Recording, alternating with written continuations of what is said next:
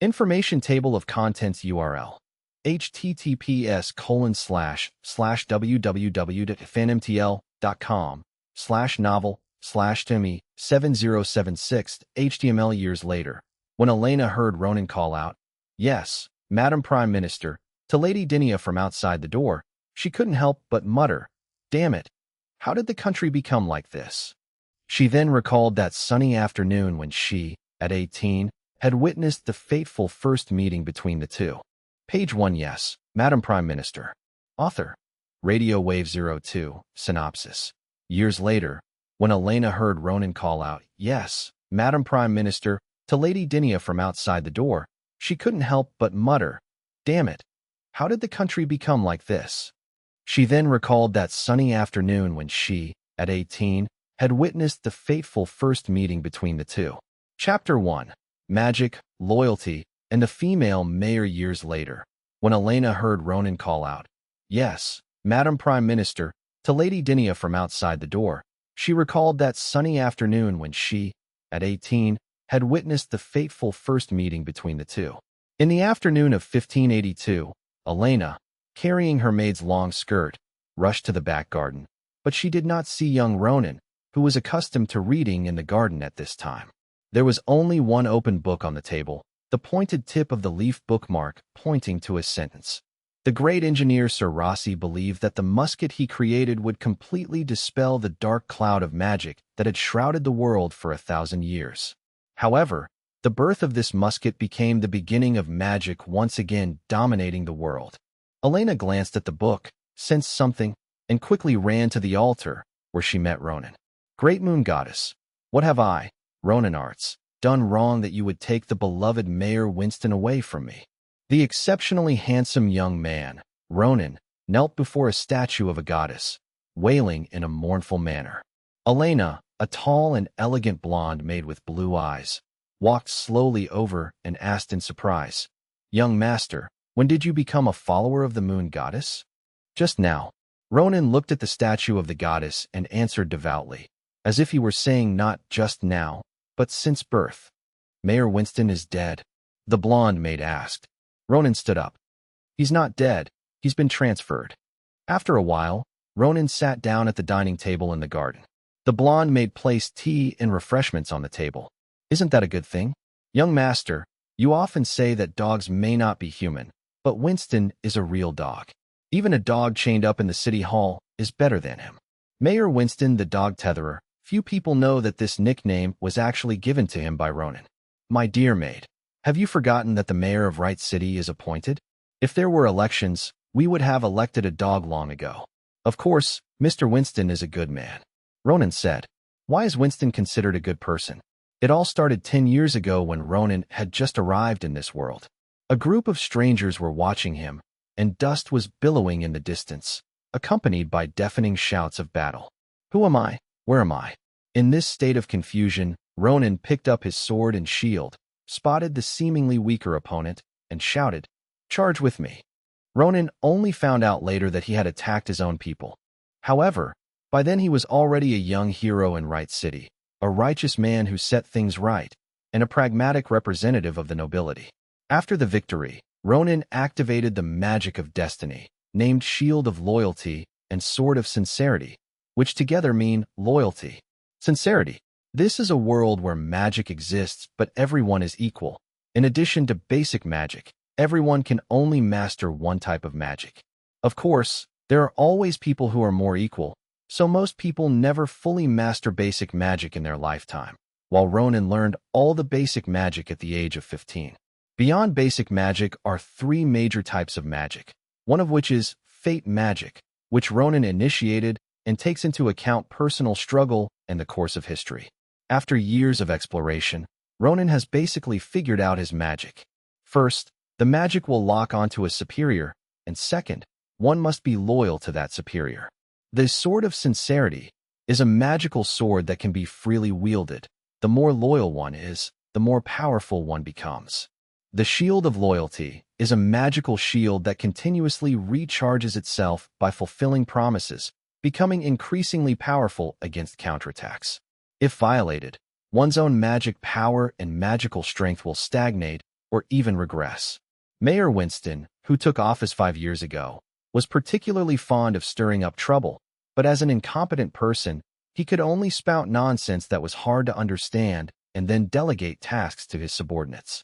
So Ronan's maneuvering was enough to smooth things over.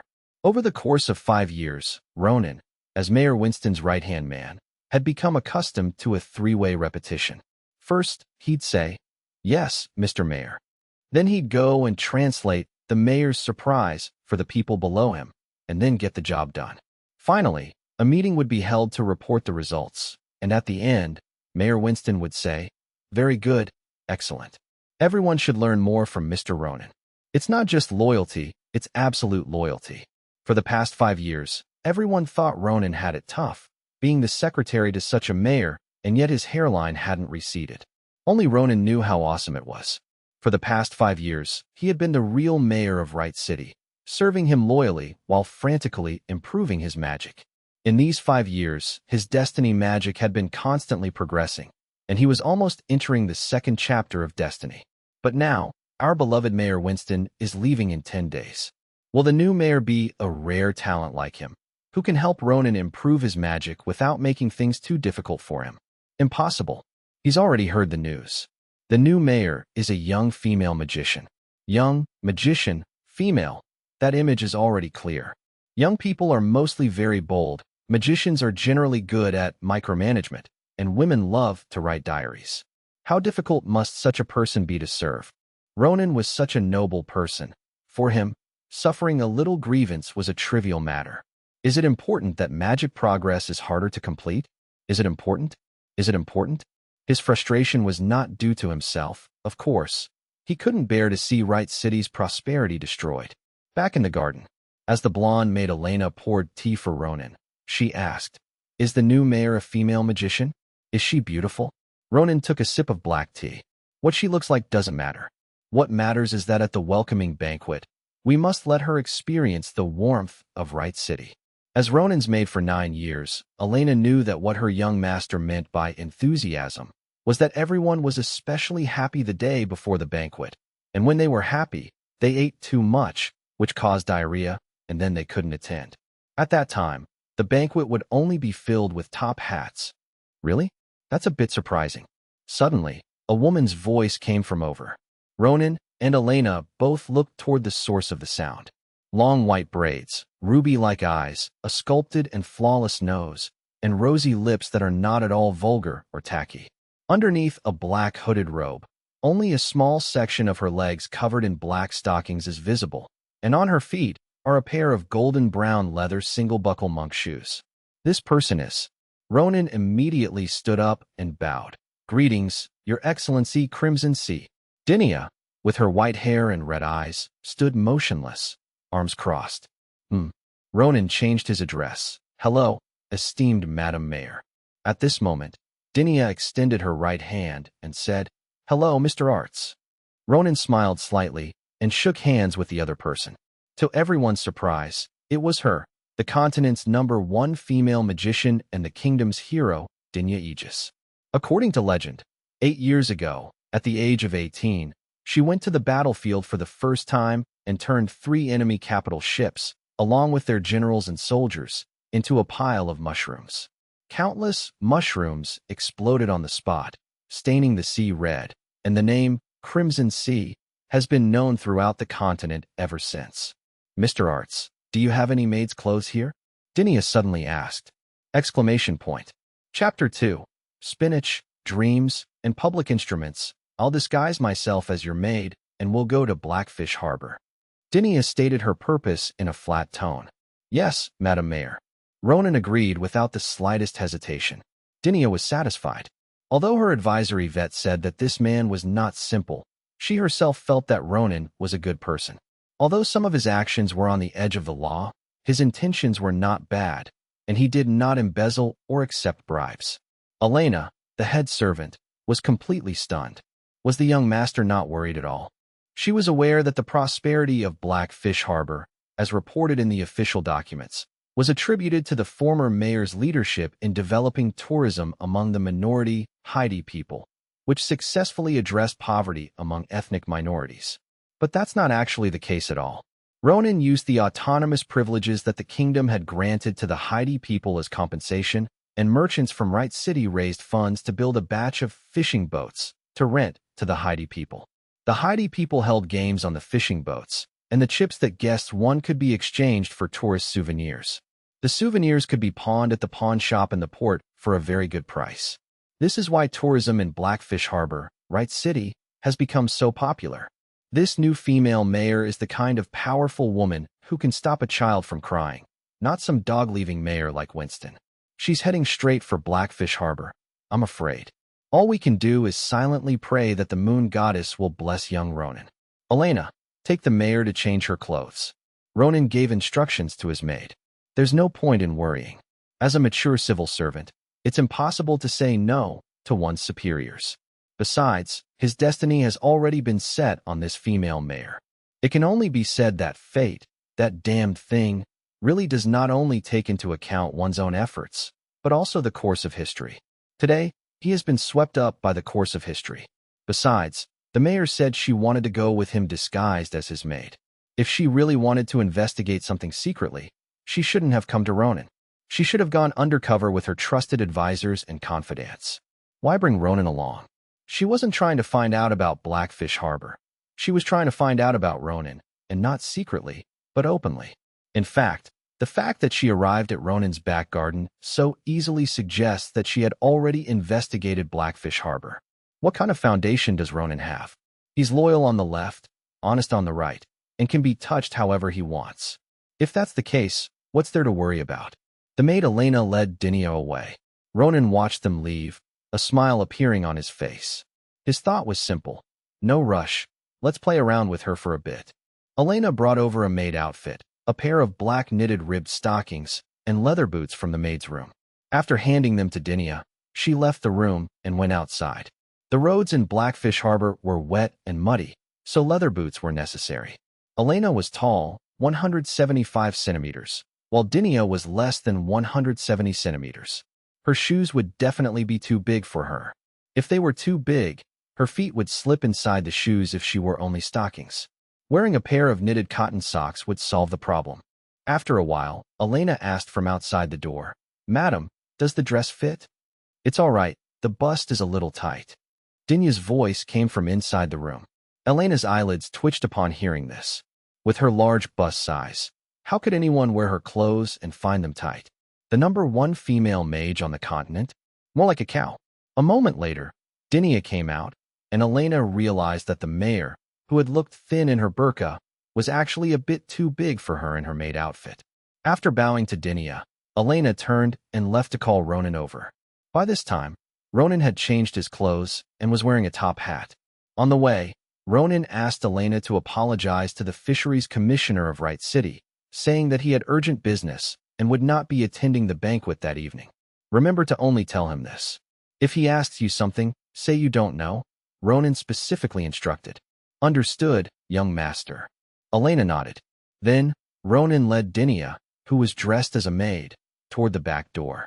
Your house is in the city center, right on the street, where there are lots of people and they know you well. We'll go out through the side wall, Dinia said. Yes, Madam Mayor, Ronan replied. The two arrived at the wall, and Dinia waved her hand. Mushroom steps quickly grew from the ground. Dinia stepped onto the wall and looked down at Ronan. Go up. These mushrooms are very stable. Ronan didn't dare to look up. After taking a step, a scene suddenly flashed through Dinia's mind. Have we met before? 7 years ago at the investiture ceremony, you were on top, and I was below, Ronan replied, just as he had been then. Dinia flicked her finger, and the red mushroom rapidly expanded, sending Ronan directly onto the wall. The two came outside. Ronan led the way, choosing a route with few pedestrians, but one person still recognized him and bowed to him in respect. In Wright City, Mr. Arts is more respected than rumored, Dinia whispered. Ronan humbly stated, it is entirely because of the mayor's wise decisions that ordinary people like me are respected by kind citizens. I believe that in the future, there will be more people like that gentleman. Dinia immediately saw the shadow of those people in Ronan's tone, and she began to dislike him. Why don't you just say you're a lowly public servant? The moment she said those words, she regretted it. Before coming, She had confidently told Yvette that she could remain restrained and aloof throughout. Ronan chuckled lightly. Huh, I'm too young to deserve such praise. He thought to himself, that's more like it. This is what young people should be like. What kind of young person isn't impetuous? For the rest of the journey, Dinia remained silent. Finally, they were almost at Blackfish Harbor. The roads were not wet or muddy at all. On the contrary, they were very clean and smooth, exceeding Dinia's expectations. Not to mention her, an outsider, even the maid Elena, who didn't like going out, didn't know that this was all thanks to the new life movement that Ronan had personally overseen not long ago, although the initial intention was to generate revenue for the city hall through fines. Although the houses in the fishing village are densely distributed and of varying heights, their white walls and blue roofs create a unified aesthetic rather than a chaotic scene, making it impossible to associate them with the name Blackfish Harbor. This was of course Ronan's doing. He knew very well that relying on that kind of disguised spinach couldn't last long. They needed to develop something unique to ensure sustainable development. Madam Mayor, would you like to go up to a higher place for a better view? Ronan asked. The two reached a high vantage point, where the blue and white fishing port town blended seamlessly with the azure bay. Ronan seized the opportunity to make a suggestion. The renovation project of Blackfish Harbor was only recently completed, and the renaming was just put on the agenda when the former mayor received a transfer order, and it has been shelved until now. Ronan brought her here so that the new mayor could bestow a name upon her. Page 2. Dinia gazes at the horizon where the sea meets the sky and asks, do you have a dream? My dream is to dedicate my life to the kingdom. I want to be Prime Minister. Chapter 3. The Cage, Smuggling, and Helpful Citizens. To be honest, Ronan would have no way to deal with the #1 female magician on the continent, the kingdom hero, if she wanted to use force in a small border city like Wright City. But if you want to be Prime Minister, then I can rest assured. Ronan smiled slightly. Mayor's vision is truly admirable. One day in the future, the citizens of Wright City will surely feel incredibly honored that the Prime Minister once worked here. Praising someone is free, so just keep praising them as much as you can. Arts, you are a talented person and should not be overlooked, Dinia said, reverting to addressing Ronan as Mr. Arts. Ronan didn't respond immediately, because it was clearly just empty promises. What kind of place is Colette City? It's a special city. There are 7 such cities in the southern coastal area of the kingdom. Each of them has 2 things in common. First, there is a fishing port town in the city, which houses more than 10,000 people of the minority ethnic group, the Sea Piper people. In this way, the more than 100,000 Sea Piper people are divided into scattered communities. Secondly, the city's main officials are people who have a blood feud with the Haiti people. Ronan was able to become the Secretary General of the City Hall at a young age, not only because he had made contributions, but more importantly because he had a good grandfather who participated in the bloody massacre of the Haiti people. To put it bluntly, Wright City is like a prison. The Haiti people are the prisoners, the civil servants are the jailers, and the jailers want to be promoted to other places, unless a powerful figure intervenes. But is this top female magician on the continent, the soon-to-be mayor, a powerful figure? She is certainly powerful. After all, she is a hero of the kingdom, but power is not necessarily the case. Otherwise, she wouldn't have come to Wright City to become the mayor. Thank you for your praise, Mayor. But the work of the Secretary General of Wright City has already required me to exert all my strength to barely manage it. My abilities are not yet sufficient to undertake more important work. Ronan said, the meaning is clear. I won't even look at this pancake. Although Light City is a coastal port city on the southern coast of the kingdom, the other side of the sea is occupied by backward small countries, making war virtually impossible. Wouldn't it be better to do some construction work and have some fun with the maids in a place like this? Dinia clenched her fists. Since Ronan wouldn't respond, there was something she had to bring up. I've heard that gambling is taking place in Blackfish Harbor, which is strictly prohibited by the kingdom. Finally come. Ronan could certainly say that gambling didn't exist in Wright City at all, since the games in Blackfish Harbor weren't strictly gambling. But as a seasoned civil servant, if his superiors said it existed, then it must exist.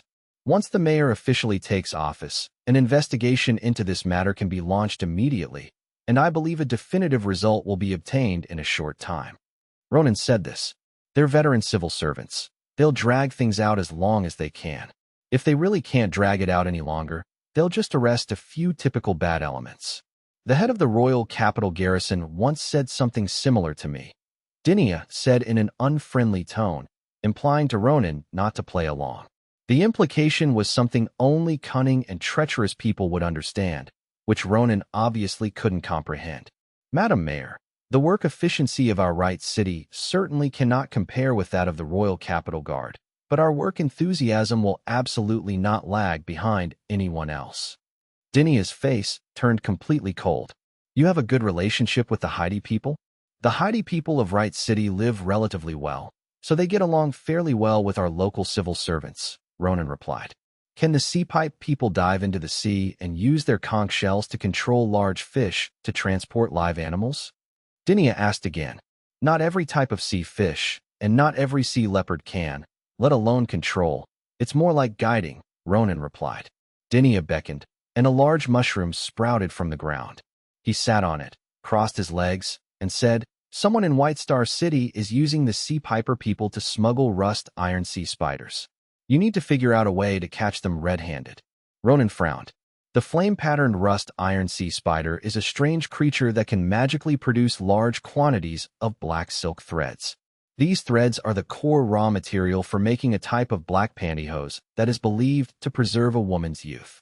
The pair worn by the mayor is this type of pantyhose. The flame-patterned rust iron sea spider is naturally very valuable, and valuable things are naturally subject to control, and controlled things are naturally subject to smuggling. At this point, Ronan understood Dinia's purpose. She wanted to arrest a group of smugglers from the city next door. With her reach so far, she's not here to be mayor, she's here to be governor. I really don't know which bad guy came up with this terrible idea for her. Catching smugglers is a small matter, but once this precedent is set, will she stop there? Ronan doesn't think so. She can cause trouble on the southern coast and simply leave, but mayors come and go while secretaries remain constant. If Ronan agrees to her request and dutifully carries it out, he will undoubtedly become an unreliable person among the secretaries of the 7 special cities on the southern coast. The day Dinah left office was the same day Ronan retired. Madam Mayor, no agency in Wright City has the authority to conduct investigations across city boundaries. Ronan said, Is it wrong for a concerned citizen of Wright City to accidentally discover criminals? Dinia questioned. Good heavens, not only did he come up with terrible ideas, but he also corrupted the pure hearts of the kingdom's heroes. Even the most enthusiastic citizens are using their tricks. Patriot Ronan hereby swears to find this corrupt element who is ruining the country. Of course, Ronan replied. However, even if the criminals are caught, the people of White Star City can only be tried in White Star City. Just tell me whether you're going to do this or not. Dinia took a hard line. Ronan fell silent, lost in thought. If he does this, he'll become an unreliable Secretary General, and his future will be difficult. If he doesn't, his difficult days will begin immediately. It must be done, Ronan said firmly. Dinia nodded in satisfaction. But we can't just do it that way, Ronan said, changing the subject. Dinia raised an eyebrow. Please listen to me, Madam Mayor. Ronan held up 2 fingers and began. First of all, you are a hero of the kingdom, possessing unique magic, and no one can impersonate you. Secondly, apart from me and my maid, no one here knows that you are the new mayor of Wright City. It will be 10 days before your letter of appointment arrives in Wright City, Mayor. Before that, you can go directly to White Star City. They will definitely give you a grand welcome. Just hint to them that you are a special envoy, and they will arrange for you to stay. Then, just set the house on fire. Then, you can subtly imply that it was done by smugglers. The local officials will definitely cooperate fully with you to catch the smugglers in one fell swoop. They are so focused on quelling the incident as quickly as possible that they have probably already written the verdict before they even arrest anyone. Throughout the entire process, Madam Mayor, you were merely a tourist and did not violate any regulations. Ronan gave Dinia this idea. The central idea is simple. You can cause trouble if you want, but Wright City and I will not participate. The atmosphere suddenly turned cold, and after a long pause, Dinia slowly spoke. Come with me, and your maid will come with you. Question mark. Chapter 4. Advancement, Destiny, and the Mayor. Yes, Madam Mayor. What else could be said besides that? Oh, well, there was something else, Ronan added. Thank you for placing such great trust in me, Madam Mayor. Hypocritical, Dinius said. Though the words were harsh, a slight smile played on her lips after she uttered the word. To correct you on one point, my letter of appointment will arrive in Right City in 5 days. Is 5 days enough? 5 days should be enough time, and barring any unforeseen circumstances, there shouldn't be any major problems, Ronan said. Dinia glared at Ronan with her red eyes. A problem? I won't allow it. Yes, Ronan agreed. The two returned the way they came. As they took their first step away from Blackfish Harbor, Ronan suddenly froze. 2 lines of text, visible only to him, appeared before his eyes. Picking up the silent conch shell in the waves, the nocturne of bygone days resounds once more. After the tide recedes, the blood-red sand is lifted, and the requiem of the otherworldly moon finally returns to tranquility. The appearance of these 2 passages signifies that Ronan's destiny magic is about to advance. 10 years ago, after Ronan had just transmigrated and returned to the present, and won his first small battle, he also awakened his destiny magic with these 2 passages. The words are different, but the meaning is the same. Only one's own choices can turn a new page in destiny. At that time, Ronan's fate was to stay or leave, and he chose to stay. Now, it was time to make a choice again. Although he couldn't fully decipher the words given by fate, he could understand the general idea. On the left, he could really go with Dinia to cause a ruckus in White Star City, while on the right, although he could go, he could try to stay out of it. Ronan fell silent. Hesitation is pointless. Dinia offered this advice from a magician's perspective. As a fellow practitioner of fate magic, she knew very well what Ronan was facing at this moment. She believed that people should just follow their hearts, and that thinking too much was pointless. Ronan shook his head at Dinia for the first time. I didn't hesitate. I just remembered a woman's words. Even the smartest but will eventually sit in the wrong chair, and even the dumbest brain is level with the body. She is a woman of great wisdom, Dinia praised. Haha. Ronan chuckled softly. Thank you for the compliment. Dinia was slightly surprised by Ronan's words. I've met the person who said that before, my maid Elena, Ronan said with a smile. He had laughed at Elena for being so impulsive and lacking any ability to read between the lines, and then Elena said those words to him. Amidst the laughter and banter, Ronan touched the text on the left, choosing to create excitement rather than simply watch. Because his head is on the left. With the advancement of his destiny magic complete, Ronan's fate has turned to its second chapter. Ronan's sword and shield itself remains unchanged, but from this moment on, the sword and shield can be handed over to others for use. Which chapter? Dinia asked. Chapter 2, Ronan replied. At your age, Dinia instinctively wanted to say. At your age, I was only. But as soon as the words left her mouth, she realized that she was no longer a teacher at the Intermediate Magic Academy. She was not facing a child in his teens, but a male secretary who was only a year younger than her. Concretization or transformation? Dinia asked again. The 2 major systems of fate magic are the manifestation system, which manifests a certain magical item, and the transformation system, which allows oneself or even other things to transform into another thing. Manifestation, Ronan replied. Dinia didn't ask any more questions. Upon returning home, Ronan briefly explained the situation to his maid, Elena, then went to his housekeeper to give instructions for the next few days before heading to his room. Dinia changed back into her original clothes, the outermost layer being a long hooded robe.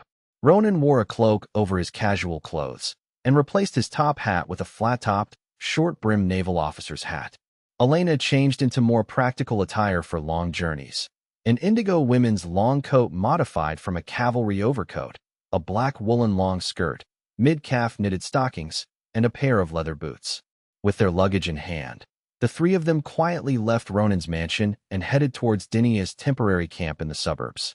When we arrived near the camp, the sunset glow atop the hill faded like the silk shawl of a drunken noblewoman, while the newly lit campfire in the distance gradually brightened in the darkness that slowly embraced the earth.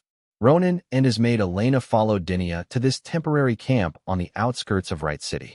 This was the ruins of the Sea Flute People's Temple, and the broken walls were like an ancient pen, writing about the past in the distant ancient times. Not far away, 3 handsome white horses were tethered, and nearby, 2 women were preparing food by the campfire. A man with medium-length black hair, parted in the middle and tied in a low ponytail, wearing an eye patch over one eye, with striking features, long, curled eyelashes, and a handsome face, but with a lazy, casual expression typical of an older man. His attire resembled that of a male nobleman on a hunting expedition: a white floral-collared shirt, a light gray vest, black suspender trousers, and dark brown knee-high leather boots. He was sitting on a stone slab, applying marinade to 3 skinned rabbits with his hands.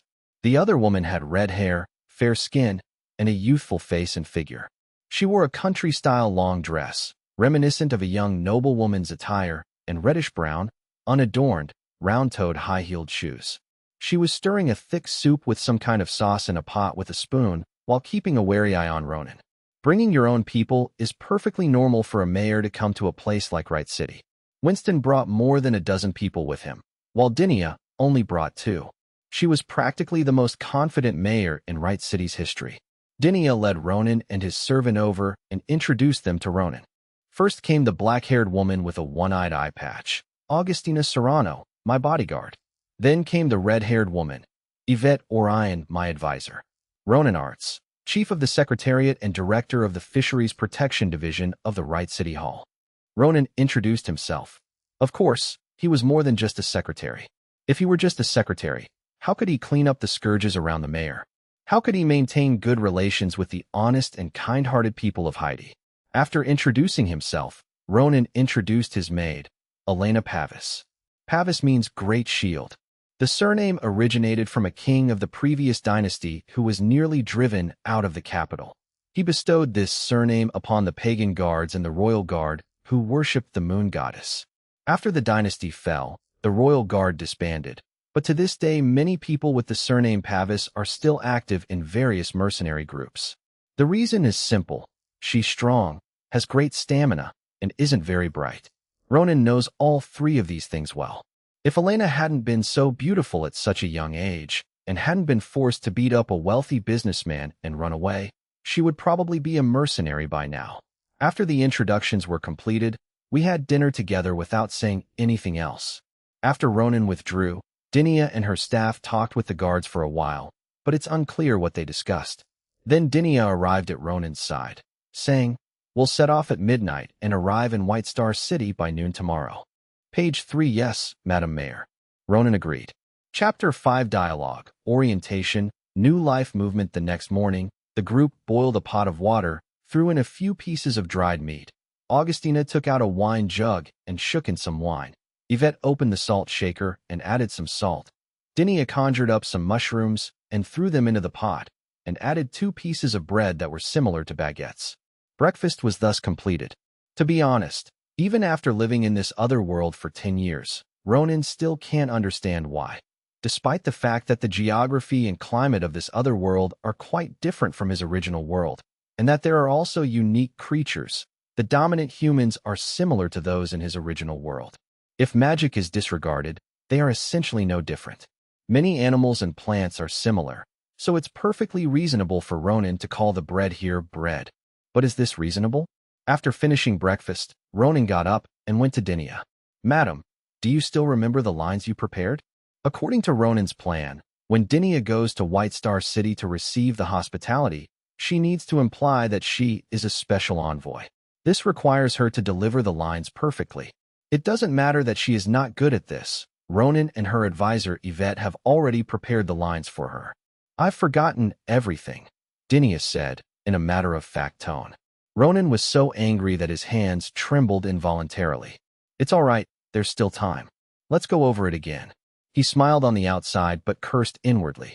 Ronan really wanted to ask how someone with such a memory could become the #1 magician on the continent. Yvette seemed to see through Ronan's thoughts and smiled crookedly. "Didi is a member of the Mind School, which is different from our Reason School." Now Ronan understood. The so-called rational school first cultivates mathematical logic and calculation abilities through training, then learns basic magic, and only after mastering all the basic magic can they master advanced magic. The Heart School, on the other hand, awakens at a very young age, accepts or inherits advanced magic, and then goes back to learn more, or even doesn't need to. The maxim of the rational school is that every step we take is the result of countless predecessors learning and paying the price, and these principles can withstand verification. For the heart-based school of thought, what is reason? Just follow your feelings, and that's it. We're not going to rehearse our lines. That's a hassle. You'll have to come to the banquet with me. Dinius said.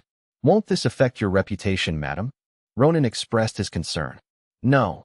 Some people have slandered me, saying I have an abnormal orientation, and quite a few people believe it, Dinius said, adding that it doesn't affect anything at all. But some people in White Star City still recognize me, Ronan added. This wasn't an excuse, it was the truth. 10 years ago, during the Southern Rebellion. No, the uprising. Several people had joined Ronan in turning the tide. Some of them are now prominent figures in White Star City, and they will most likely attend the banquet. Dinius stretched out her palm, and a bright red mushroom grew in her hand. I ate it. Will eating this cause you to see little people? Ronan asked tentatively in a low voice. Eat. That was the only word Dinia used. Ronan had no choice but to bite the bullet and pluck the mushroom from his palm and eat it. Soon, Ronan felt his whole body burning hot. His muscles swelled up, and a full beard grew on his cheeks and chin at a visible speed. What he couldn't see was that 2 forehead wrinkles appeared on his smooth forehead, and his eyebrows furrowed into a deep frown. Young master, you look so handsome right now. Elena, the maid standing beside him, was stunned, her heart pounding. When Ronan heard Elena say that he was handsome, he couldn't help but frown. He knew Elena's taste. She had said more than once that Ronan was good in every way, but he wasn't manly enough and lacked something. After a moment of silence from Ronan, Dinia took a makeup mirror out of her backpack and handed it to Ronan. How's it going? Everything's all right now, Dinia asked. No problem, Ronan replied. When the leader asks if you have any problems, of course you have no problems. If there are problems, then it must be your own fault. How long can this last? Ronan asked again. Dinia thought for a moment. With the strength of my magic, if I don't dispel it, your beard should still be there by the time your body rots in the coffin. All right, let's go, Ronan said, his only thought now being to get things done quickly and regain his handsome face. The group set off again. Dinia rode alone on horseback, while Augustina and Yvette rode alongside her. Ronan and Elena rode together, with Elena in front and Ronan behind, as his riding skills were truly not very good. At noon, the group arrived in Baisheng City. There are no city walls or gates in the northwest of Baisheng City. However, a customs post and guard post have been set up not far from the city on the road connecting to the city. If you take the road that the citizens of Baisheng City paid for, you will not be allowed to enter the city without paying. When the guard Augustina went to pay the fee, she was told that she also had to pay an additional environmental protection fee. What is this environmental protection fee? Augustina asked. Our city of Baisheng is currently carrying out a new life movement. If you out-of-town merchants bring 3 horses into the city, it will cause environmental pollution. Naturally, you will need to pay an extra fee. It's not much, just 1.5 jiao of silver. The clerk explained. A silver half-cent coin was a fan-shaped silver coin. 1 standard silver half-cent coin was equal to 1/4 of a silver dragon, which was equivalent to 6 bronze muskets. Augustina's eye twitched. Was this robbery? 1 bronze musket was enough to buy 5 baguettes. However, considering that she couldn't waste any more time here, Augustina still took out 6 bronze muskets. The clerk refused to accept the money. I'm sorry, we only accept silver coins now. If you insist on paying with copper coins, then please pay 8 copper muskets, or I can exchange them for you. 7 copper muskets for 1/2 cent of silver. You've broken the law, you know that? Augustina said, glaring at her one-eyed man. She didn't want to give him the bronze flintlock pistol. She just wanted to shoot him. You can sue me. The clerk's attitude was completely, go ahead and sue me if you dare. Augustina took a deep breath, suppressed her anger, and slammed a silver horn onto the table. The clerk gave a professional, fake smile. Thank you. On behalf of Baisheng City, I wish you success in your business and a pleasant journey. After the group passed the checkpoint, Augustina recounted what had just happened, her teeth clenched in fury. "Captain, I really wanted to shoot that guy just now. I was so angry, I almost lost control." Unlike Yvette, who calls Dinia by the nickname Didi, Augustina calls Dinia Captain. The maid Elena covered her face and chuckled to herself. The root of all evil was clearly her young master Ronan. And this White Star City was the same. They copied Ronan's money-making methods without even changing the name. Ronan didn't laugh. He and Yvette lowered their heads and thought at the same time. After a while, Yvette was the first to look up.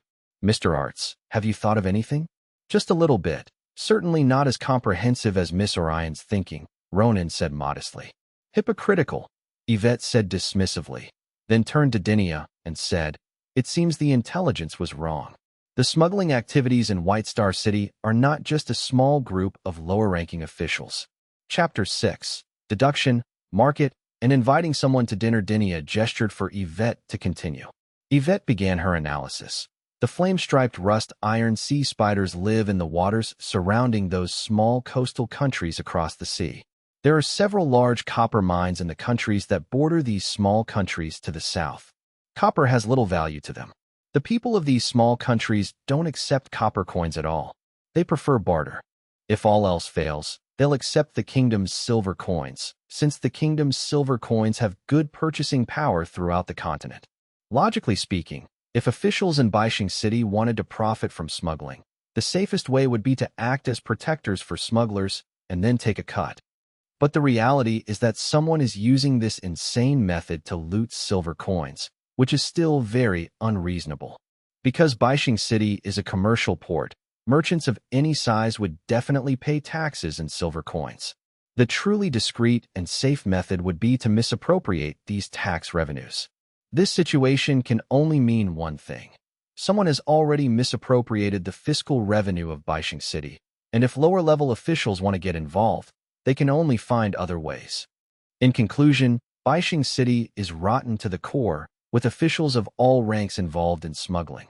After Yvette finished her analysis, she turned to Ronan and asked, "Mr. Arts, is there anything else you'd like to add?" "No." Ronan replied that this was not hypocrisy, but rather that Yvette's reasoning was flawed. What was there to add to a flawed reasoning? Would it be a case of compounding errors? Clearly, this female staff member has good reasoning and analytical skills, but she knows nothing about the market situation of the flame-patterned rust iron sea spider and the closely related magic blackstockings. Firstly, as a monster whose artificial breeding technology is not yet mature, the increase in the production of flame-patterned rusty iron sea spider is small and stable.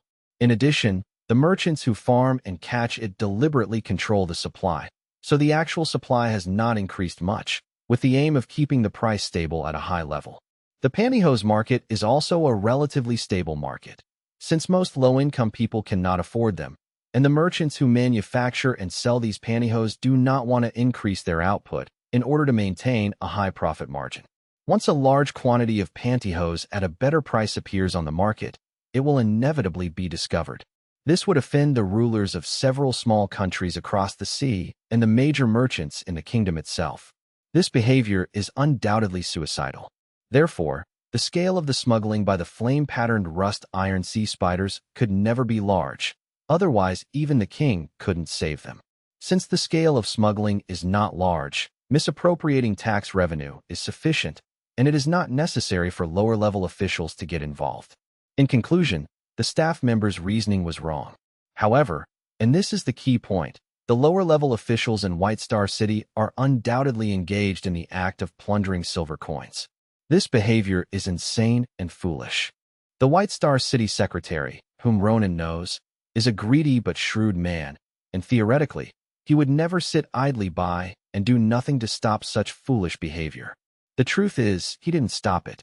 There are only three possibilities. 1. He did it too. 2. Someone has something on him. 3. Both of the above. If the smuggling of the flame-patterned rust iron sea spider is merely a small group of lower-level officials in White Star City, and the Secretary General has leverage over the matter and can only acquiesce, then it is still unreasonable. Ronan immediately dismissed his guess. If the Secretary General has something on him and has to tacitly allow that group to smuggle, then he might as well find a way to embezzle taxes and collude with that group, letting them use this method to plunder the silver coins of small merchants. Isn't he just afraid that others won't know that someone in White Star City is causing trouble? In comparison, misappropriation of tax revenue is difficult to detect unless someone specifically audits the accounts, as long as the shortfall can be covered. Damn it, we still don't have enough information. After much deliberation, Ronan still couldn't arrive at a truly convincing conclusion. Don't just stand there.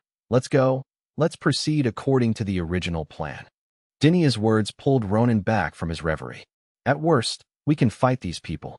Back in the day, I followed the commander. One-eyed Augustina had just started speaking when Dinia interrupted her with a look.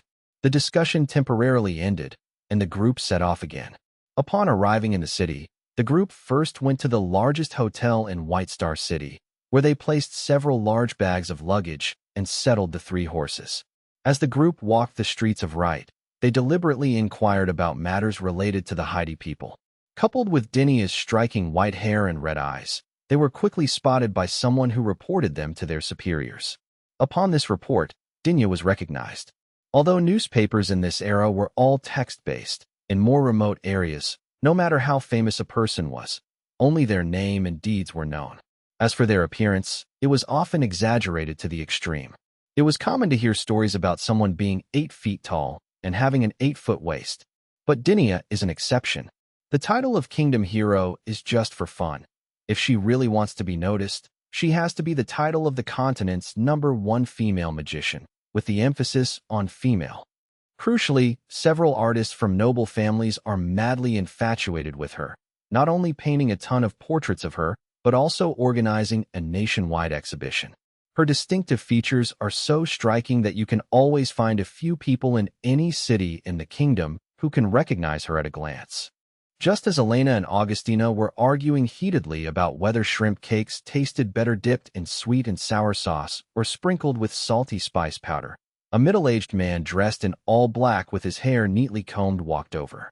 "Excuse me for bothering you. Are you Ms. Dinia Aegis?" A well-dressed young man asked Dinia very respectfully. Dinia didn't reply, but simply extended a finger, from which a mushroom quickly grew. This is her unique and irreplaceable identity document. I am Mayor Aries' butler. It is a great honor for you to come to our city. On behalf of the mayor, I would like to invite you to a dinner party. With that, the butler bowed and handed over an invitation with the time and address already written on it. Yvette stepped forward, took the invitation, and handed it to Dinia. Her status has changed. She is now a maid, just like Elena. Staff? There's no such thing. Who would bring a staff on a trip?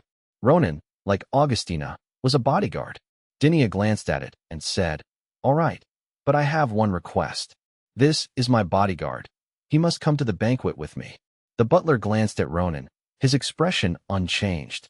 "I don't think there will be any problems." His face remained expressionless, but his heart was in turmoil. Was this bearded man really just a guard? It seemed the rumors were untrue. The continent's #1 female mage's orientation was not problematic. She just preferred this rather unusual style. Then, the butler asked Dinia if there was anything he could help her with.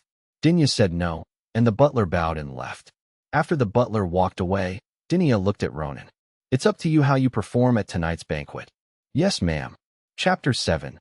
Board Games, Pantyhose. Affection increase. After having lunch at the hotel, the group gathered in the suite where Dinia and her 2 companions were staying. The 5 of them only booked 1 large and 1 small room, which was reasonable and also intentional. Ronan and Dinia played a popular casual competitive board game in the kingdom, Unexpected Wars. The first phase of the game involves both sides holding the same resource points, purchasing their respective production buildings. During this process, neither side can watch the other's actions. Page for different buildings will provide players with corresponding pieces within a certain number of turns. Weak pieces can produce 1 piece each turn and appear on the board, while strong pieces require more turns. Each piece has its own movement method, health, and attack power. To make a piece move, you need to spend action points. Each piece has a different number of action points, and both sides have a fixed number of action points each turn. When one side's pieces attack another side's pieces, tactical cards are also needed.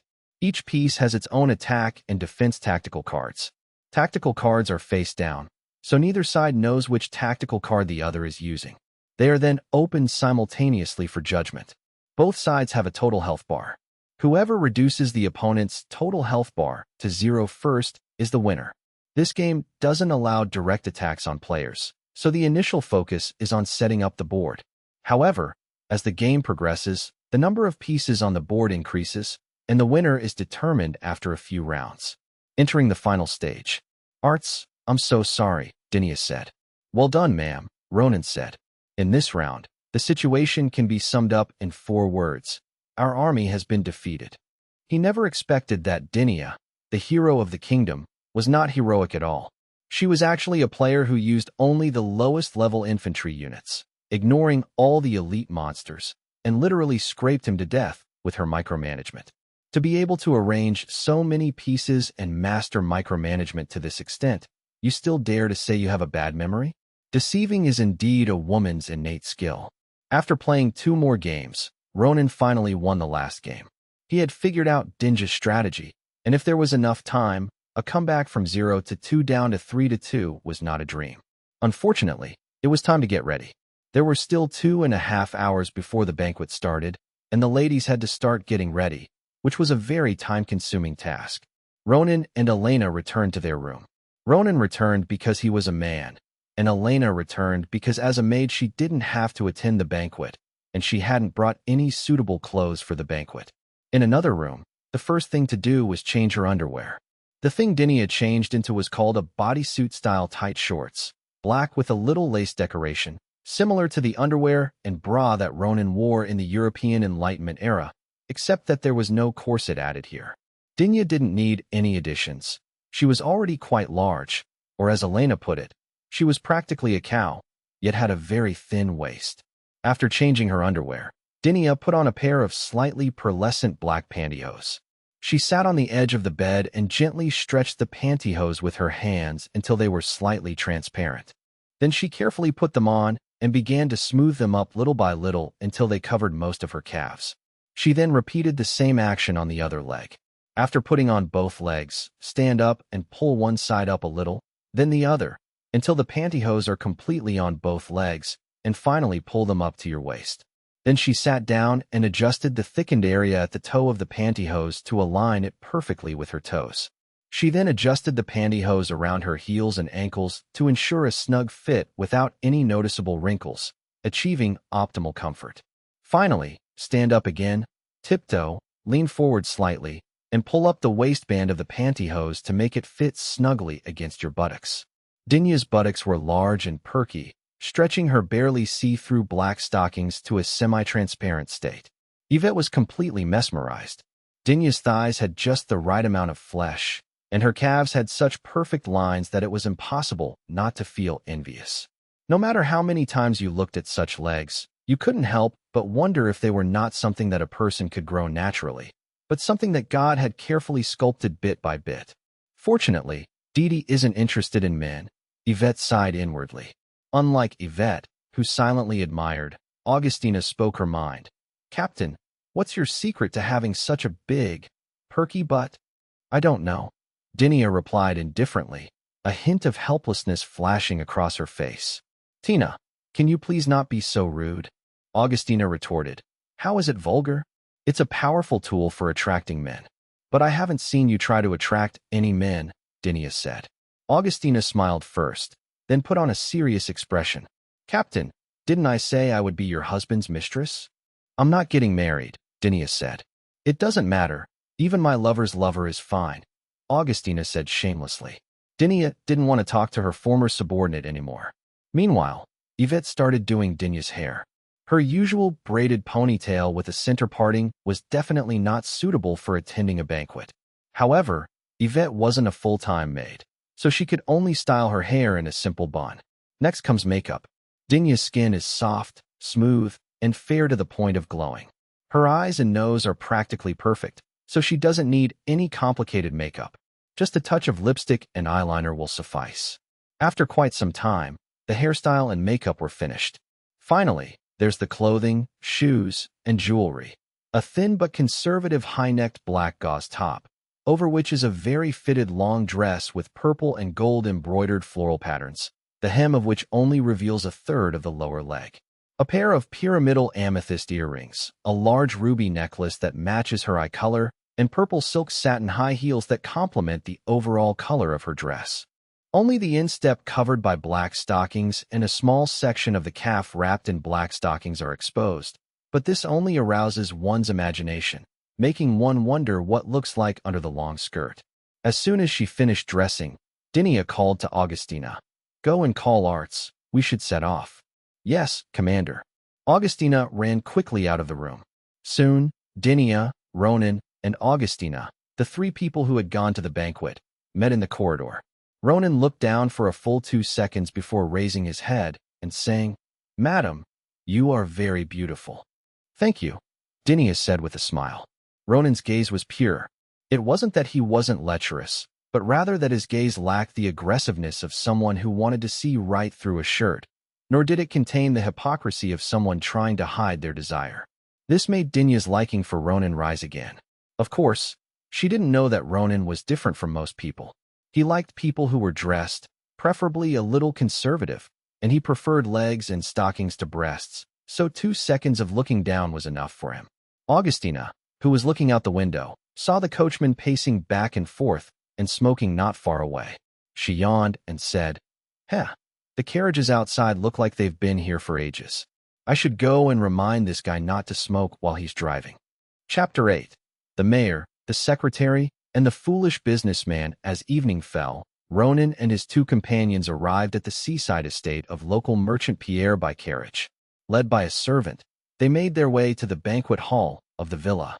By this time, all the guests had arrived and taken their seats. There weren't many guests. Besides the estate owner Pierre, Mayor Alais, Secretary General Barr, there were 4 businessmen and a man who was probably an artist, plus Ronan and Dinia. There were a total of 10 people at the banquet, and the large long table wasn't even full. The entire seating area, especially the middle section, was empty. The estate owner, Pierre, first introduced himself, and then introduced the others. Ronan then introduced himself, saying that he had the same first name but a different last name. As for Dinia, she needs no introduction. The first person on the left is Mayor Alais, who is in his 40s. He is tall and upright with a short beard and a peaceful face that gives him the impression of a kind old man. He is wearing a shirt underneath a fitted coat that has been modified from a cavalry uniform, with only the cuffs and lapels showing. The collar has a rather ornate patterned decoration. He is wearing tapered trousers and sewn leather shoes. Because the previous king liked to dress this way, the kingdom's officials still dress this way in their daily work to this day, only with slight variations in the style. However, although the mayor's clothes were clean and tidy, they were slightly worn, and some parts were obviously repaired with clever techniques. At first glance, he still seemed to be a simple person. The second person on the left is the Secretary General of White Star City. He is in his early 60s, lean, with graying and balding hair, a long face, sideburns, and small round-framed glasses. His clothes are similar in style to the mayor's, but without the fancy decorations. He has a calm and refined demeanor, making him the perfect secretary. The third was Pierre, the owner of the mansion, a short, stout, and richly dressed merchant. Behind them were 4 other businessmen, with the mustachioed young man whom Ronan considered an artist sitting at the end. The fact that the mayor, the secretary general, and the businessmen were sitting at the same table speaks volumes. There are only 2 people on the right, Dinia in the first position and Ronan in the second. Before the pre-dinner drinks were even served, a group of people had already started praising and flattering Dinia. The artist even recited a hymn to praise Dinia on the spot, which made Ronan's skin crawl. He always thought he was shameless, especially when it came to flattery, but compared to these people, Ronan was still too concerned about saving face. If Ronan were to have a begging contest with this group of people, he probably wouldn't even get a single piece of black bread. However, Dinia appeared very calm. Although she did not respond, she was not embarrassed at all, which showed that she was a seasoned veteran who had seen it all. After a round of flattery, the pre-dinner drink was poured and the appetizers were served. The appetizer is a local sour fruit that is very juicy and pickled in sugar. It is sweet, sour, crunchy, and appetizing. Next came the soup, a rich beef bone broth with small mushrooms, bursting with flavor. After taking a couple of sips of soup, Mayor Alice spoke up. Ms. Aegis, what specific plans do you have for coming to White Star City? When asked, Dinia replied, No, it's just tourism. I'm just wandering around. Mr. Bernard seems to know a lot about tourism, Mayor Alice said, blatantly lying. So, how many days are you two planning to spend in White Star City? Ronan's last name is no longer Arts, it's Bernard. We'll leave in 4 days, Ronan said. 4 days? Mayor Alice asked. Isn't 4 days enough? Ronan retorted, a slight smile playing on his lips. That's enough. As long as you do your travel planning in advance, it's more than enough, Alice said. Both of them were speaking with hidden meanings. The appetizers are served. Pan-fried fatty beef wrapped around shrimp and topped with caviar offers both the creamy aroma of beef fat and the sweetness of shrimp, with the caviar acting as a salt. Secretary General Barr interjected. Excuse me, but where is Mr. Bernard from? I grew up in Wright, and later moved to the capital with my family, Ronan replied. Barr nodded slightly. No wonder the accent sounds so familiar. I'm quite familiar with the Secretary General of Wright City. Although we are quite different in age, we are like brothers. After Mr. Bernard and Ms. Dinia have visited White Star City, you can go to Wright City.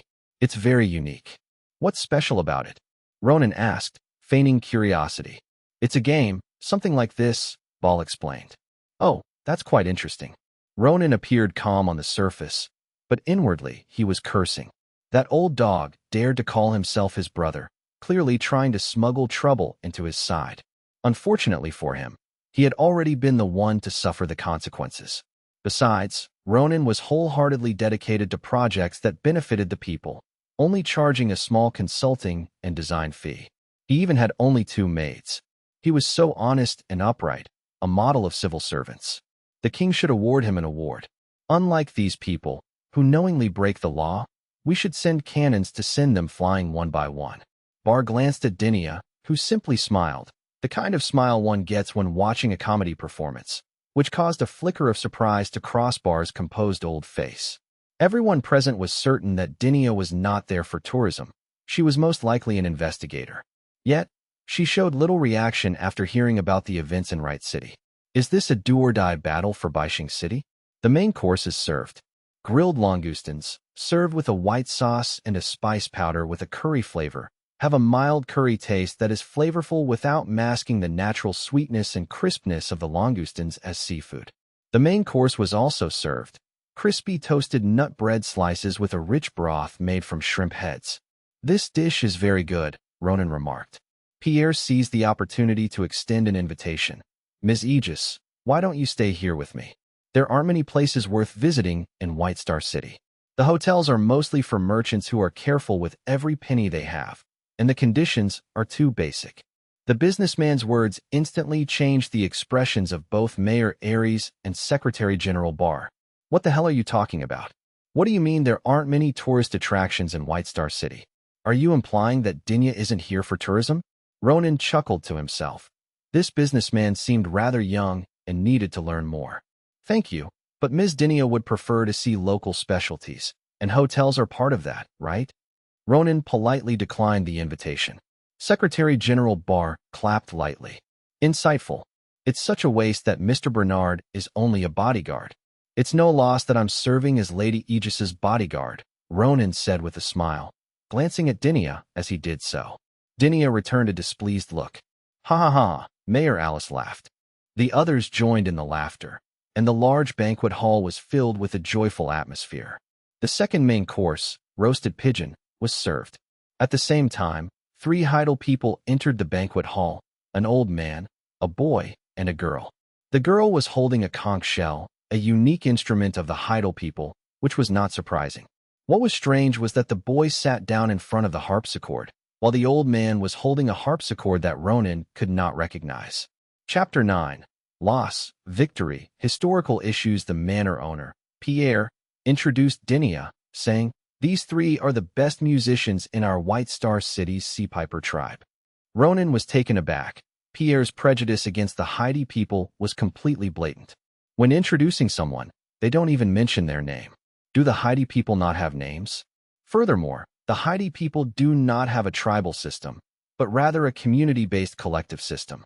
The Haiti people's priests are selected through examinations, while chiefs are candidates who have risen to a certain level and are then elected by representatives.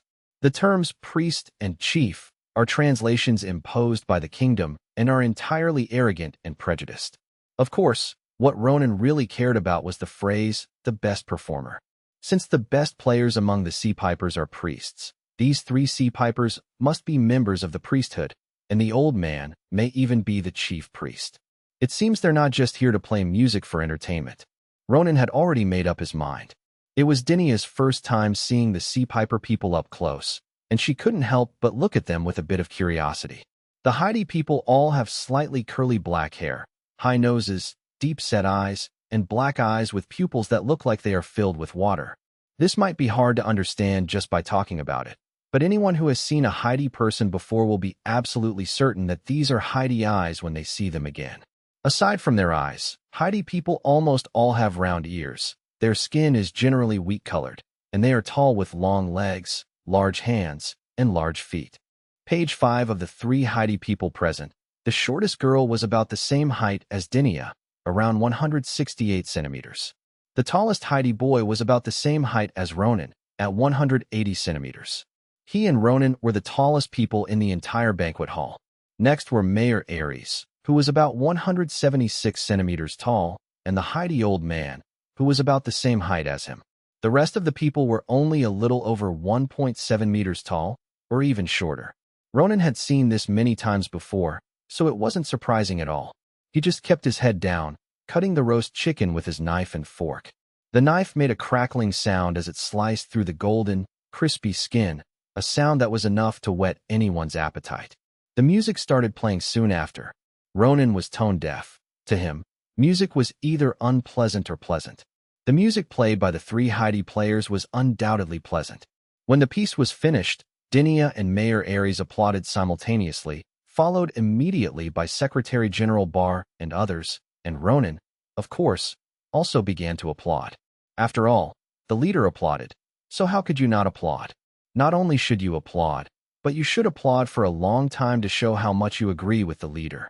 It must be admitted that White Star City Secretary General Barr is just like Ronan in this respect. The two of them have been clapping for ages. But in the end, Ronan, who was younger and a proper magician, was the better choice, as Ball, who was already 60 years old, simply couldn't keep clapping. "Madam, how's the music?" Mayor Aries asked Dinia. The beginning is just a typical cheerful chapter, and the technique is only SOSO, but the later part is wonderful. It is an optimism hidden in loneliness. Dinia commented. "Good," Ronan exclaimed and started clapping again, even though he hadn't grasped anything Dinia was talking about. A smile flashed across Mayor Alice's face. Then his gaze focused on the eyes of the old man who was playing music directly in front of the long table. Their eyes met, and the old man suddenly put down his zither and knelt down on the ground with a thud. The old man from the Haiti tribe shouted, "Madam Special Envoy, we Haiti people are guilty." Pierre and the other merchants suddenly looked surprised. They hadn't been told about this beforehand. The poet perked up immediately. To him, what was about to happen was probably going to be a good show. Mayor Alice and Barr also looked slightly surprised, but that was obviously an act. Ronan had anticipated that something would go wrong after the performance. Just as Dinia was about to ask what was wrong, Ronan suddenly reached out and interrupted her, then clutched his stomach. "Ouch! Ouch! My stomach hurts so much. I knew I was born an inlander and couldn't eat seafood." Ronan's acting was so bad that anyone could tell he was doing it on purpose. Mayor Alice and Barr both frowned. Barr looked at Pierre and said, "Go and call the doctor." "No need." Dinia stood up, took Ronan's arm with one hand, and said to the others, "We're leaving now." Although Dinia lacked experience in some areas, she could still understand Ronan's meaning. Ronan wanted her to leave quickly. Ronan also stood up, revealing a meaningful smile. "Excuse me, Mr. Mayor, Mr. Secretary General, you can handle the affairs of White Star City yourselves." Ronan, Dinah, and Augustina then left the seaside estate. After a long while, they reached a quiet, deserted street by the sea. Ronan finally stopped groaning and started laughing. Haha, they won this round, but they also lost, Ronan laughed. Neither Dinia nor Augustina understood what Ronan meant by that. Let me start from the beginning. Long, long ago, the Haiti people lived here. According to some scattered records, their civilization was once very prosperous. Even the empire from 1,000 years ago stopped its conquest here. But later, for some reason, it declined and became wretched. About 300 years ago, at the end of the previous dynasty, northerners began to migrate here one after another. Although there were constant conflicts between the two sides, there were no major disputes, and at least not many people died. Until more than 100 years ago, during the War of the Two Kings, my ancestors came here, and decades of slaughter began, with the number of Haiti people reduced from more than 1 million to 100,000.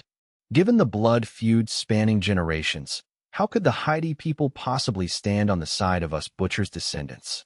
I only gained a little trust because my grandfather and father died young, and I never spilled blood.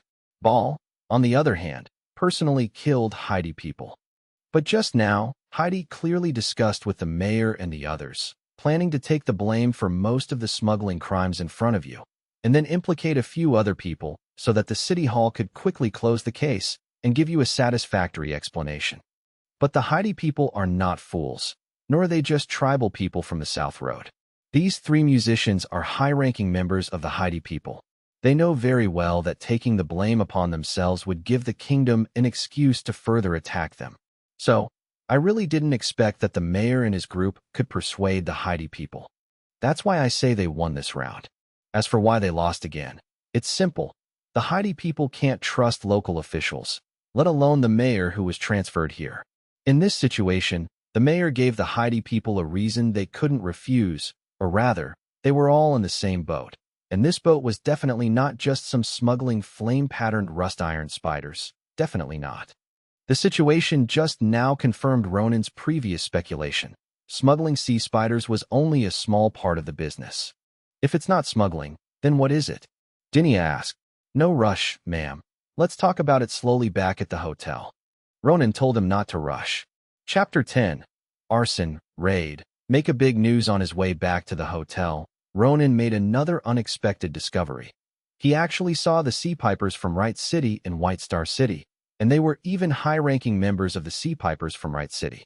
Could he possibly be here to help write songs for performance? Unexpectedly, he underestimated the seriousness of the situation.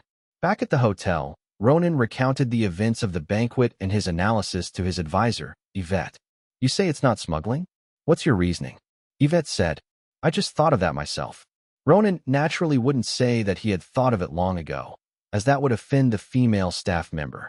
Because the scale of the sea spider's smuggling cannot be large, for a very simple reason. So it is more than enough to just misappropriate fiscal revenue.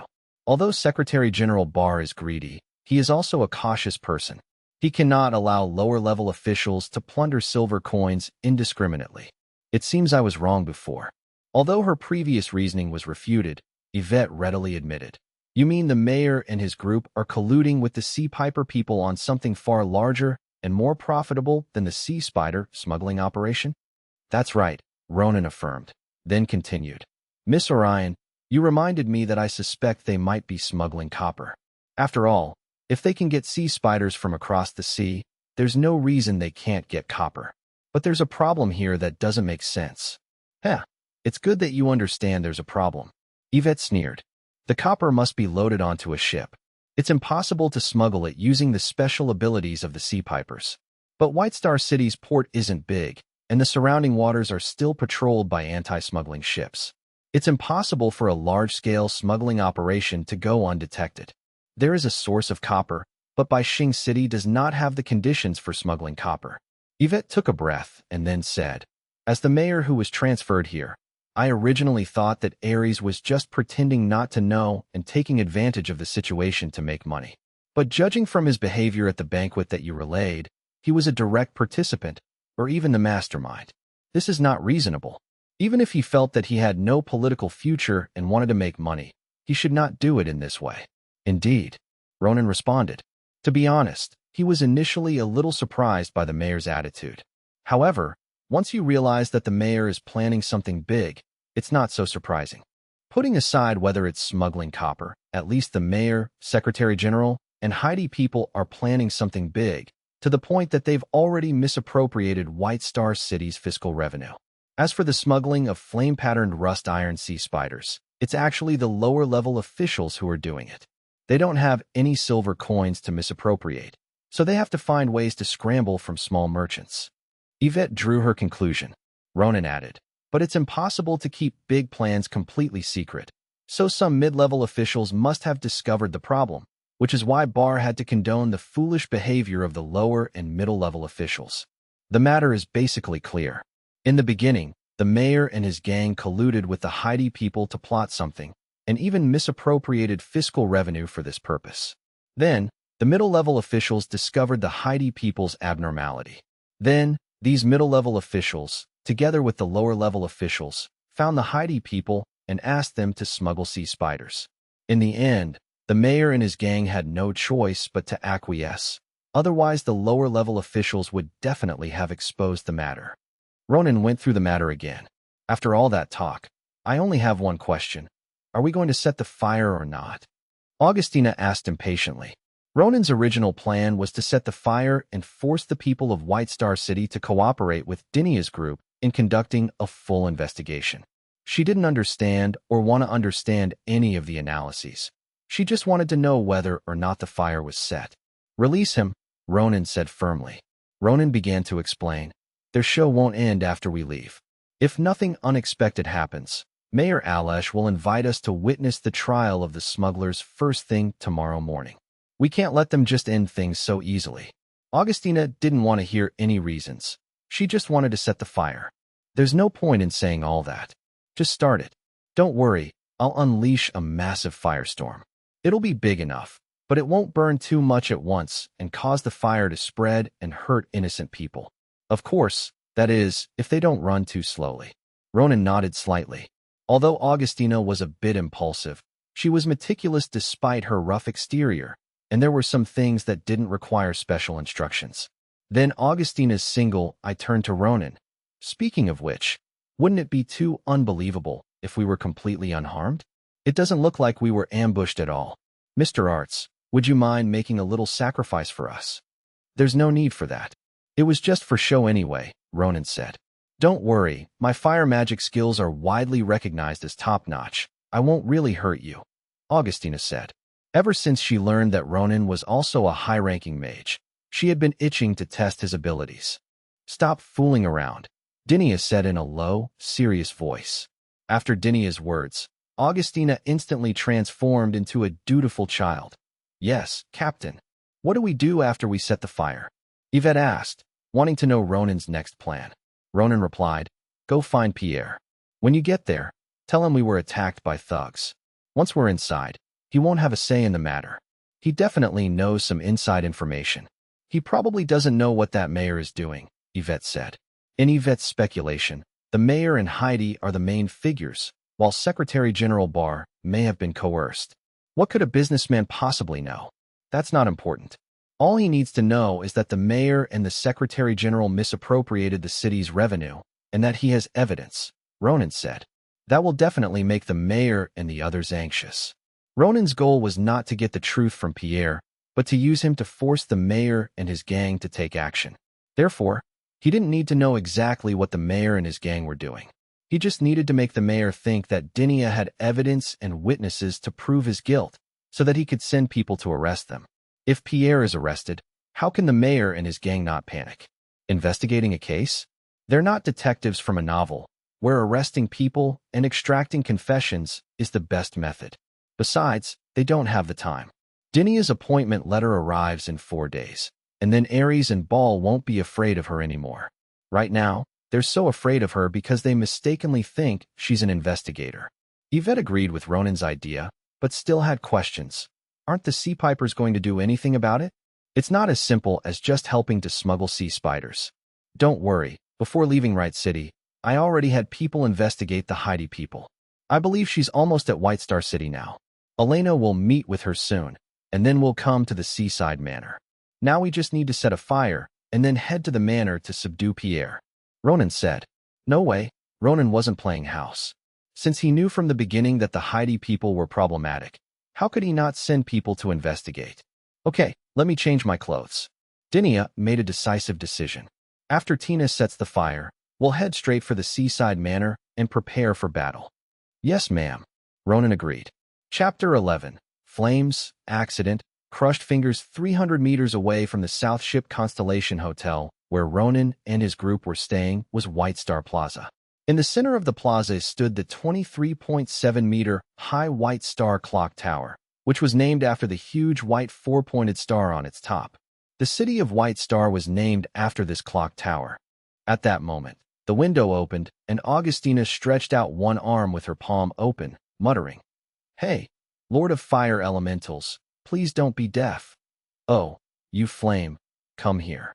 Although he was talking nonsense, at that moment, a small bright spot in the sky above the White Star Clock Tower rapidly expanded into a large fireball, floating in midair with flames on its surface flailing wildly.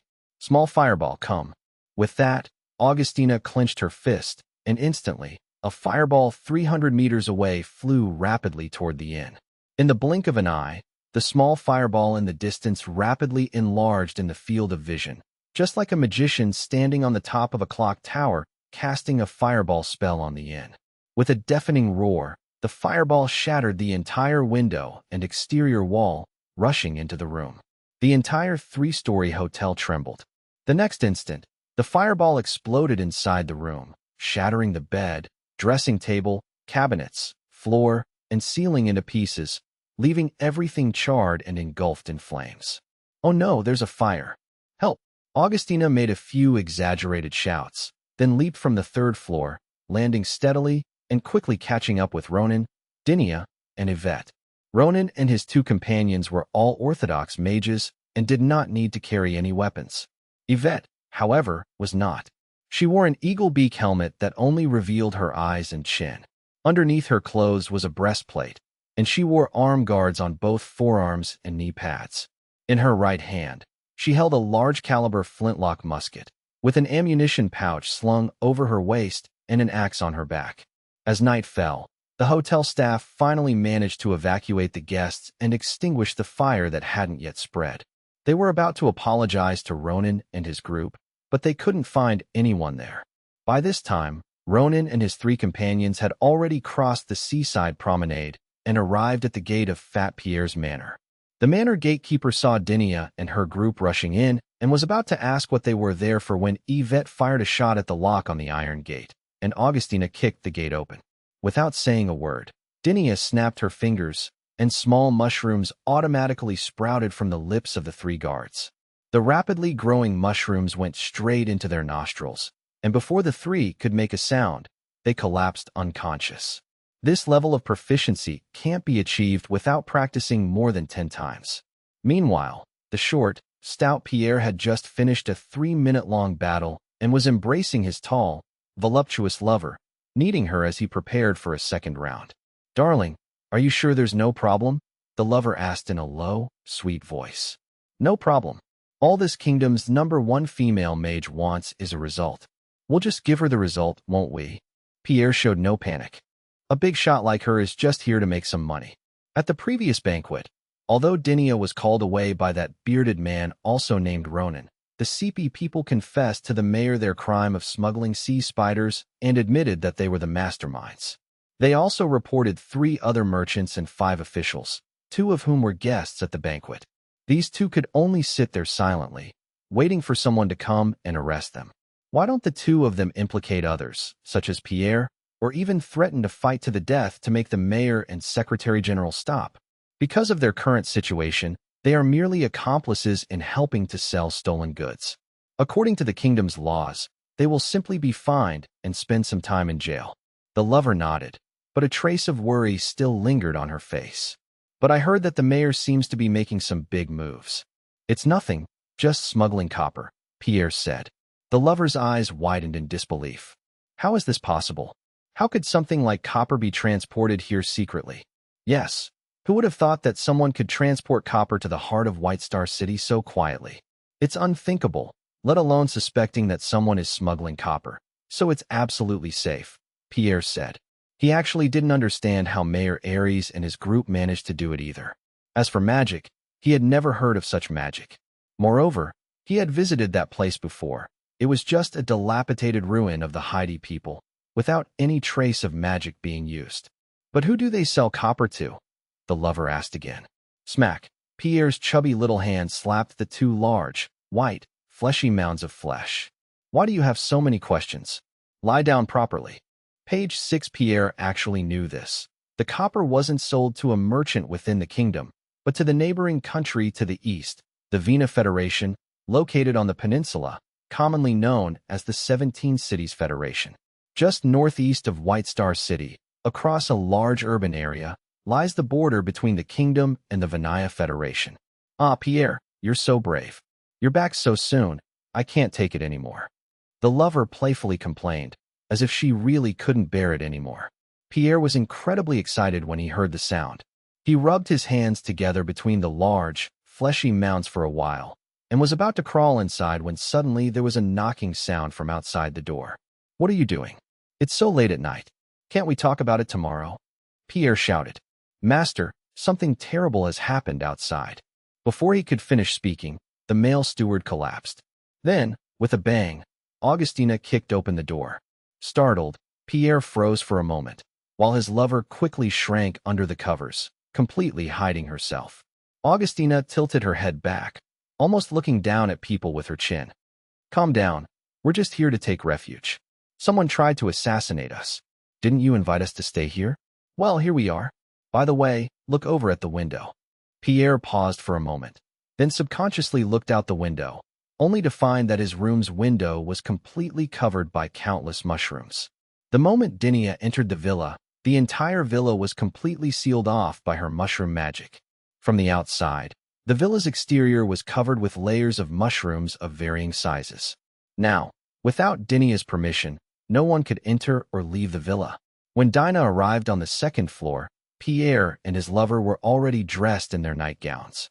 Dinia gave Ronan a look, and Ronan stepped forward. Tell me, what exactly are the mayor and the others plotting? I don't know. Pierre hesitated for a moment, but still chose to be stubborn. Ronan sighed and was about to step forward when Augustina spoke first. I know how to do this. Let me do it. With a kick, the short, stout Pierre was knocked to the ground. Augustina grabbed one of his hands and said, Crunch, here you come. With a snap and a thud, followed by a piercing scream of agony. Pierre's index fingernail and finger bone were crushed by Augustina, and the flesh was rotten. Fat Pierre clutched his fingertips, which had been crushed and were bleeding profusely, and rolled on the ground in agony, howling in pain. Chapter 12. Surprise, Shamelessness. The maid arrives inside the room. The fat Pierre was still curled up and rolling around, one hand gripping his fingers, his face contorted in pain, constantly groaning and moaning. Beside him, his lover was pale and trembling, but she desperately covered her mouth, afraid to make a sound, lest she offend the one-eyed, black-haired madwoman beside her.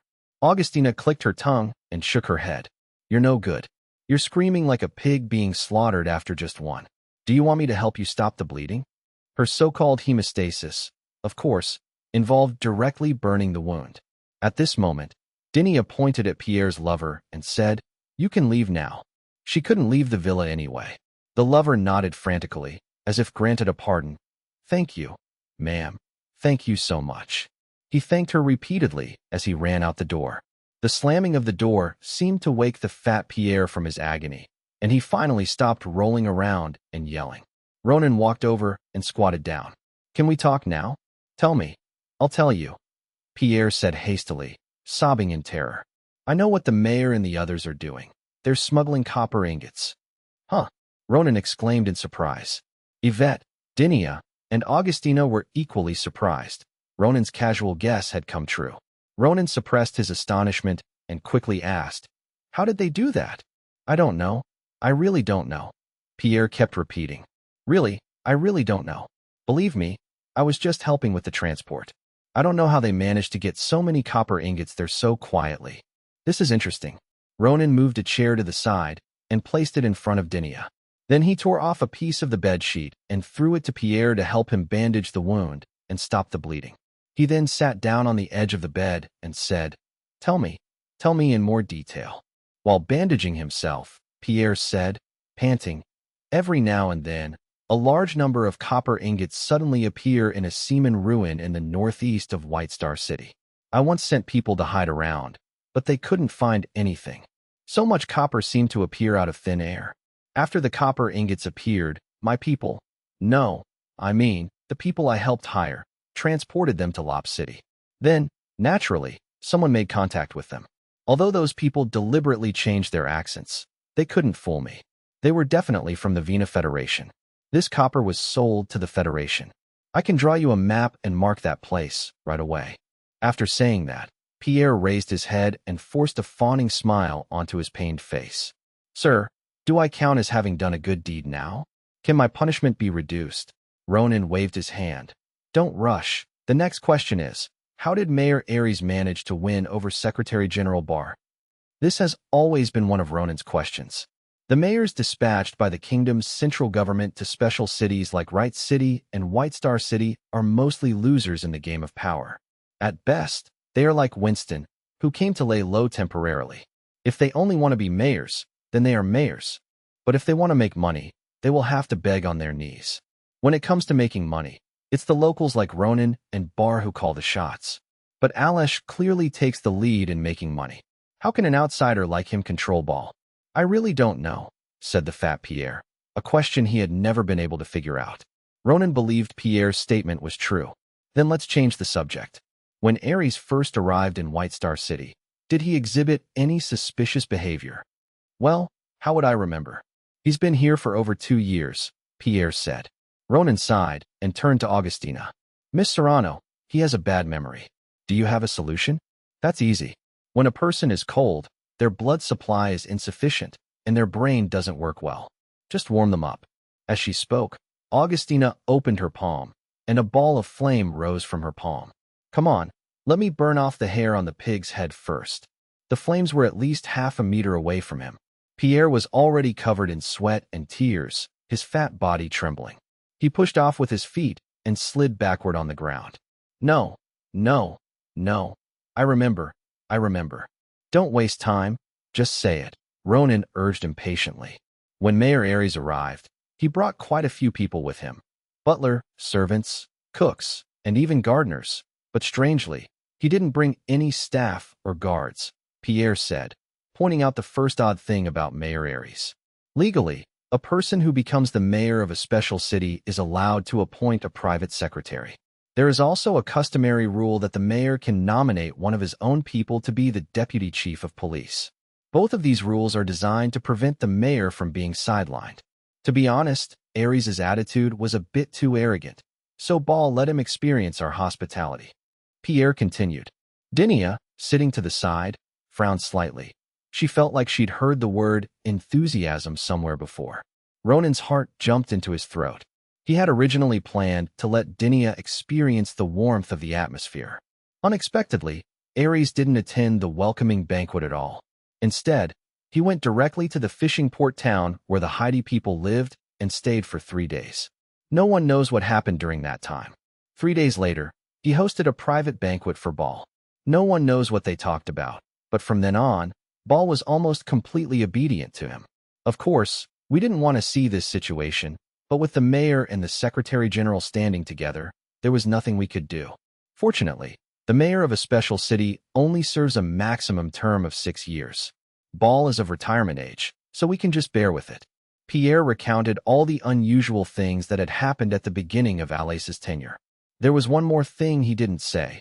If Barr retires, his cousin will likely take over the position of Secretary General. Pierre wanted a smooth transfer of power, so he sided with Secretary General Barr. Fat Pierre began to beg for mercy again. Sir, please spare me. I've told you everything I know. I really didn't participate in their affairs. I was unaware of their conspiracies. Really, if I'm lying, may God punish my son so that he can never get an erection again, and may my daughter become a cheap waitress in a sailor's bar. Shut up. Your shamelessness is lowering the standards of us Southerners. Ronan angrily rebuked. After his scathing rebuke, Ronan turned to Dinia and said, Madam, It seems that Mayor Ares must have possessed something very important to the Haiti people before he took office, which led him to their allegiance. He then obtained Baal's secret from the Haiti people and finally formed an alliance. Although it has been confirmed that they smuggled copper, I personally feel that there is more to the story than that. It seems your men have arrived, Dinius said to Ronan. She sensed someone knocking on the door and calling for help outside. With a wave of his hand, all the mushrooms that had been covering the window dispersed, and Dinia and Ronan came to the window. The two people downstairs were Elena and Alice. Unlike Elena, Alice is Ronan's right-hand woman, and she helps him handle things that Ronan can't do himself. With a flick of her finger, Dinia caused the mushrooms on the villa's gate to disperse. Chapter 13. Full name, Treason. Verbal agreement. Elena was accompanied by Ronan's other maid, Alice. Alice, the daughter of a bookseller in Wright City, was a childhood friend of Ronan's deceased father, Ronan Sr. That's right, Ronan's father was also named Ronan, and his grandfather was also named Ronan. However, they don't usually get confused. When he has a family, they usually call him Risen. Ronan's full name is Ronan de Risen Triga Light Arts. Ronan is his given name, no further explanation needed. The title D indicates that he is a non-hereditary nobleman, a title he received 7 years ago. He did not have it before, and his original noble status was of course voluntarily revoked. Risen is the surname of his magic mentor. In fact, Risen only taught him for 1 day. His real mentor was Risen's student. But Ronan was a promising talent who grew out of Wright City, a place that could be called a magic desert. Would it be reasonable if he wasn't guided by a famous teacher? If he were a traditional academic, he should use the school's name here. In fact, Ronan could use it if he wanted, but he would have to donate money to the school generously. Ronan isn't a corrupt official, so where would he get the money? Trika is the name of the 7 saints of the 7 saints, representing the wise. Ronan was not religious at all, but it was impossible to be without faith in the kingdom, so he opened an account at the church. Yes, an account. Lending money was the core business of the church. Wright means he is a descendant of Baron Wright, which is worthless. There are more descendants of Baron Wright than fish in Blackfish Harbor. Arts is Ronan's true family name. Alice and Elena hurried up the stairs to the 2nd floor. Alice, how is it? Ronan asked Alice, who had rushed over. Can't you let me have a drink of water first? Alice said, her tone rude. Coupled with her slightly narrow eyes, pale skin, and cool and composed demeanor, anyone who didn't know her would think she was the lady and Ronan was the servant. Ronan wasn't angry at all about her attitude. He enjoyed arguing with Alice. You have hands and feet. Can't you pour it yourself? Pour a glass for everyone while you're at it. You have no manners as a maid at all. You won't get your bonus this month. Humph, as if I've received a bonus. Alice snorted and went out to get some water.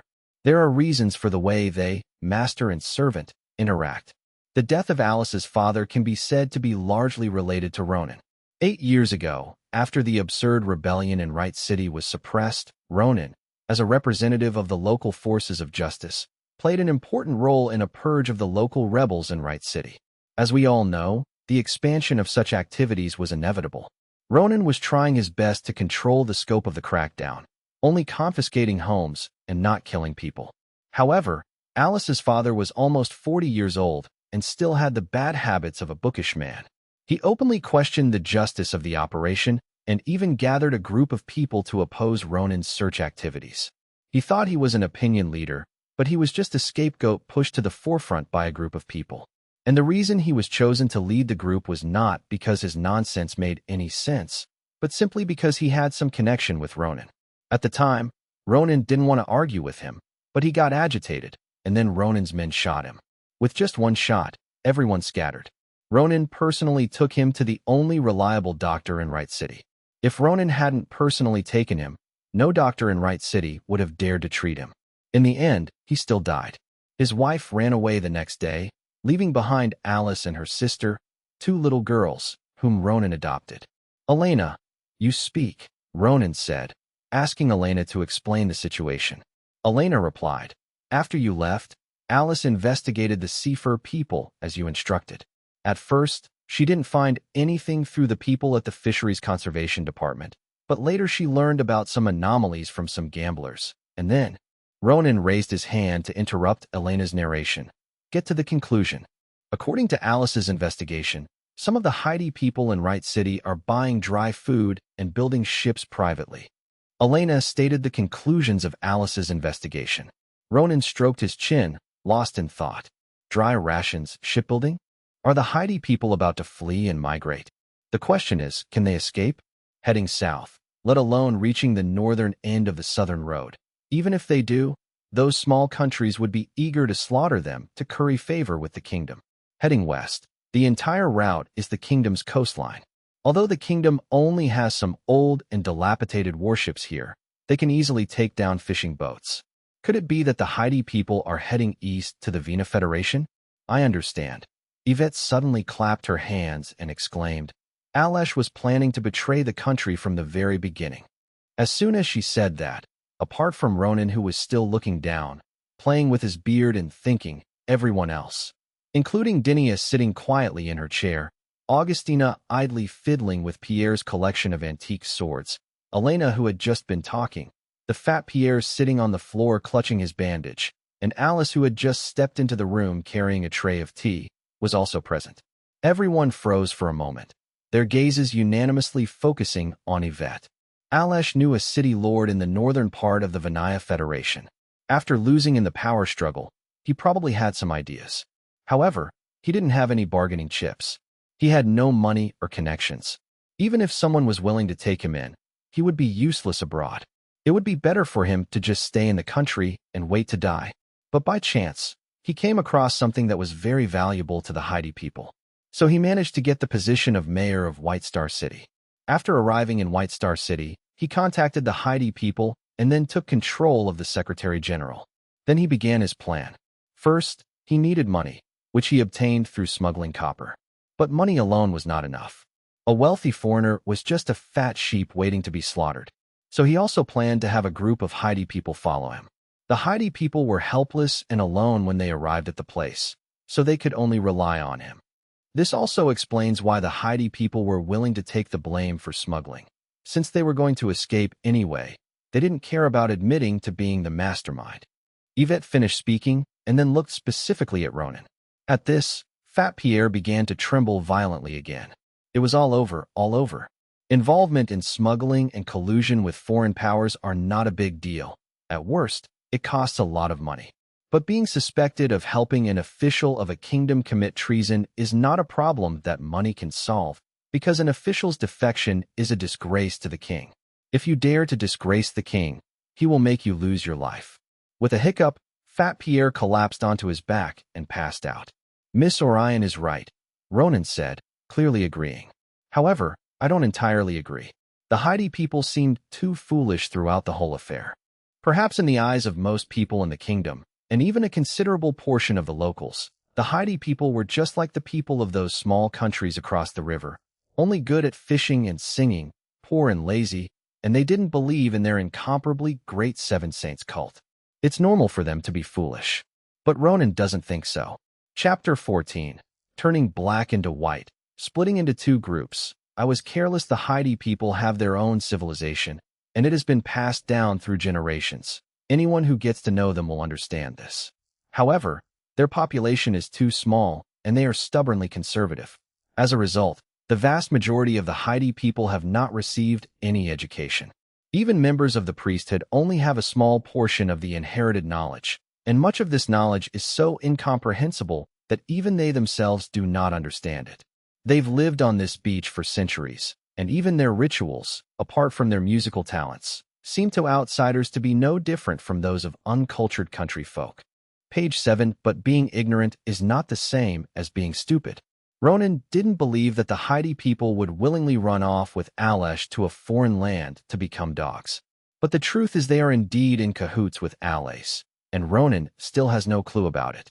At this moment, Dinia stood up, pointed at the fat Pierre, and said, "You can leave now." Pierre was stunned. If he had been asked to leave earlier, he would have run away without looking back. But now he didn't want to leave because it was clear that they were going to discuss how to deal with Mayor Aries. This was his only chance to redeem himself.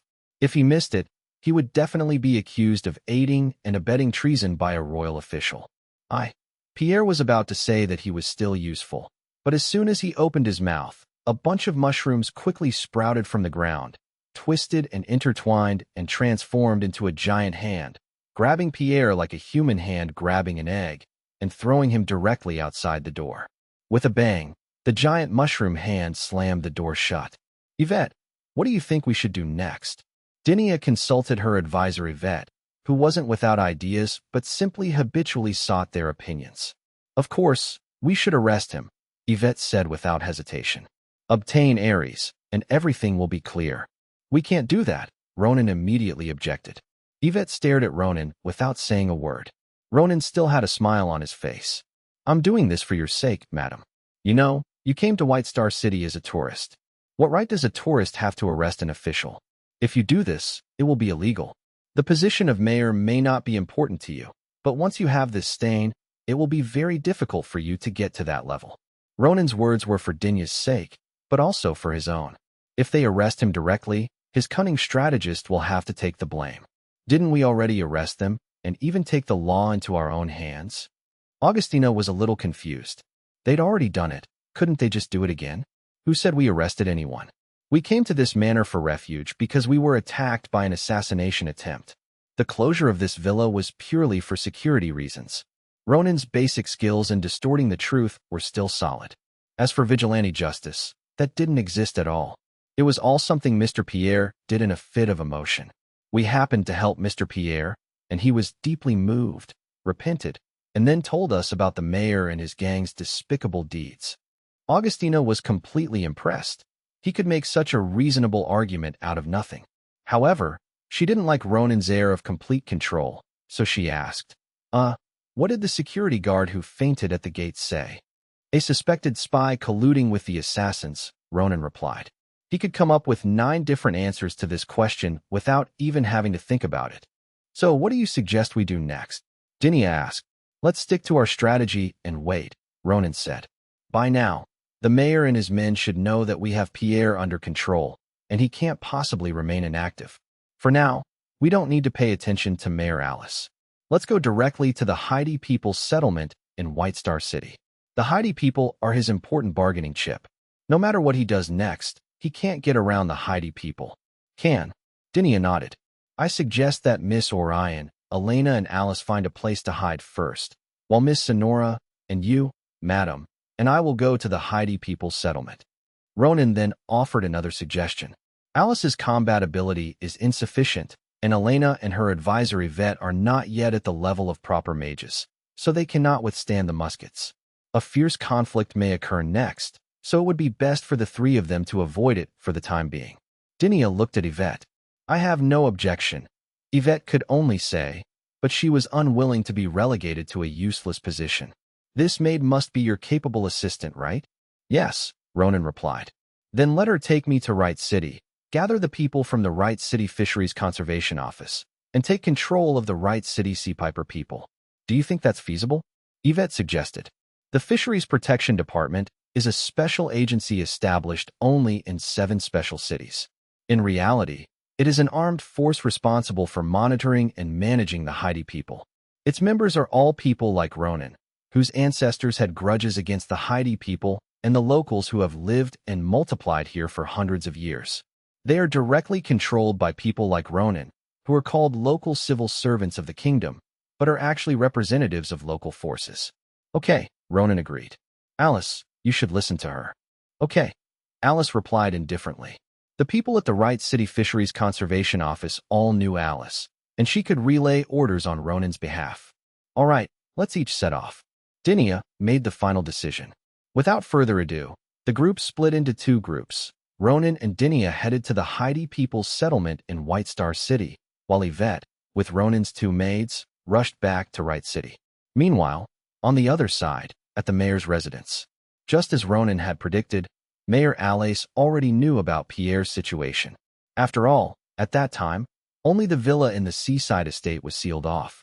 The servants living in the other houses noticed the abnormality and naturally ran away immediately. Pierre's confidant, of course, ran to the mayor to report the situation as soon as possible. Alice, what do we do now? Secretary General Barr asked, pacing back and forth. He had just been in his room discussing with the mayor who to arrest, how to satisfy Dinia, and how to ensure his own exoneration when he suddenly heard this news. Pierre, that fat man, must have confessed everything he knew. Although Pierre didn't know exactly what they were doing, the fact that they were smuggling copper was enough to warrant their arrest. What ruthless tactics, Aries said, sitting down in his chair with a teacup in hand. It was my carelessness. I didn't expect them to launch such a surprise attack. Is this the time to talk about this? Secretary General Barr complained. If you can't come up with a solution, I'll have to excuse myself. Don't worry. Aries calmly took a sip of black tea. She's going to the city of Rops in the east to bring people over to arrest her. It will take at least 3 days. 7 saints above, did you drink tea into your brain? She needs to call in reinforcements to capture people. It's easier for her to kill than for you to drink tea, and even the fleet can't stop her. You're right, but did she come to arrest us? Chapter 15. Running away, turning against each other. Someone blocking the way. Aries' words momentarily stunned Barr. A few seconds later, Barr seemed to remember something and let out a sigh of relief. Aries put down his teacup. If she really wanted to forcibly take you and me, she should have done so by now. But the fact is she didn't. In the end, she was also a loser. Aries poured Ball a cup of tea in an orderly manner and continued as he handed it to him. 3 years ago, when she was the princess's private magic tutor, she beat up the head of the Royal Capital's Security Bureau over a trivial matter, breaking his arms and legs. A group of guards also experienced what it's like to be a mushroom culture medium. Afterwards, she was severely reprimanded by the king and went to work as a teacher at a magic school. This time, she finally managed to get this position, and she wanted to handle a big case to take the opportunity to officially obtain an official position. For this reason, she even found an aide to help her avoid being found fault with the case handling process. So it's normal for her to be cautious. Aries said those words only to appease Ball. He didn't really mean it. The special envoy is a temporary position granted by the king, and the authority is not clearly defined. For someone like Dinia with a strong enough backing, what's wrong with her doing something outrageous? As a special envoy, so what if she turns White Star City into a mushroom-like place? The surname Aegis means backbone. People who came out of the Royal Aegis Orphanage all had this surname, which means that the king is the backer. He is not afraid of your sharpness, but he is afraid that you are not ruthless enough in killing people. People in this remote little town of Ball probably don't understand this. In Aries' view, Dinia and his group had probably already realized something. If that bearded man is smart enough, he should target the Heidi people, Aries thought to himself. Ahem. Ball coughed unhappily. This bastard was still daydreaming. We don't have much time left. The arrest of those involved in smuggling sea spiders will proceed as planned. Meanwhile, you need to dispose of all evidence related to our copper smuggling within 2 days, Aries said. As for me, I'll go to the Sea Piper people to make arrangements. 3 days later, we'll disappear right under their noses. Who would have thought we could reach Vanaya in a flash? As he walked out, he said, time is of the essence. I'm going to the Heidi people now. You stay here and handle the problems in White Star City. As he quickly walked out of the mansion, Alais took a deep breath. In less than a day, he was forced into this situation. As Alais walked along the road, he felt that the familiar road was unusually quiet, and he became wary. However, after only a few steps, just as he stepped into an intersection, 2 groups of people suddenly emerged from both sides of the corner and instantly surrounded him. Alais recognized several of these people. They were from the Fisheries Conservation Department. At this point, Alais understood what was going on and stood motionless in the middle. A moment later, Secretary General Barr slowly walked over from behind and into the crowd. He said to Alais, being dragged into this mess by you was my greed, and being deceived by you was my lack of caution. But Alais, you are too arrogant. Do you think I don't know anything? Do you think you can fool me with your distracted speech and forced composure? Aries sighed. So, tell me where you hid the gold coins and what the sea pipes want, and I'll spare your life, Ball said. Huh. Alais chuckled. Let me go? You just want to kill me and pin all the blame on me. I've already come up with the story. Mr. Barr, who is concerned about justice, discovered the mayor's conspiracy, but Mayor Alais resisted and was shot dead in the chaos. Aries took a deep breath, his face full of disdain. You not only want to kill me, but you also want to take the money and those things. You're the arrogant one, Ball. Even if you don't tell me, it's only a matter of time before I find where you're hiding. White Star City is my territory." As he spoke, Ball raised his hand, and the people in the front row raised their muskets. Ares still wearing a somewhat mocking smile. "That bearded man next to Dinia is no ordinary person. You think you can really get away with killing me?" Ball crossed his arms over his chest, looking completely in control.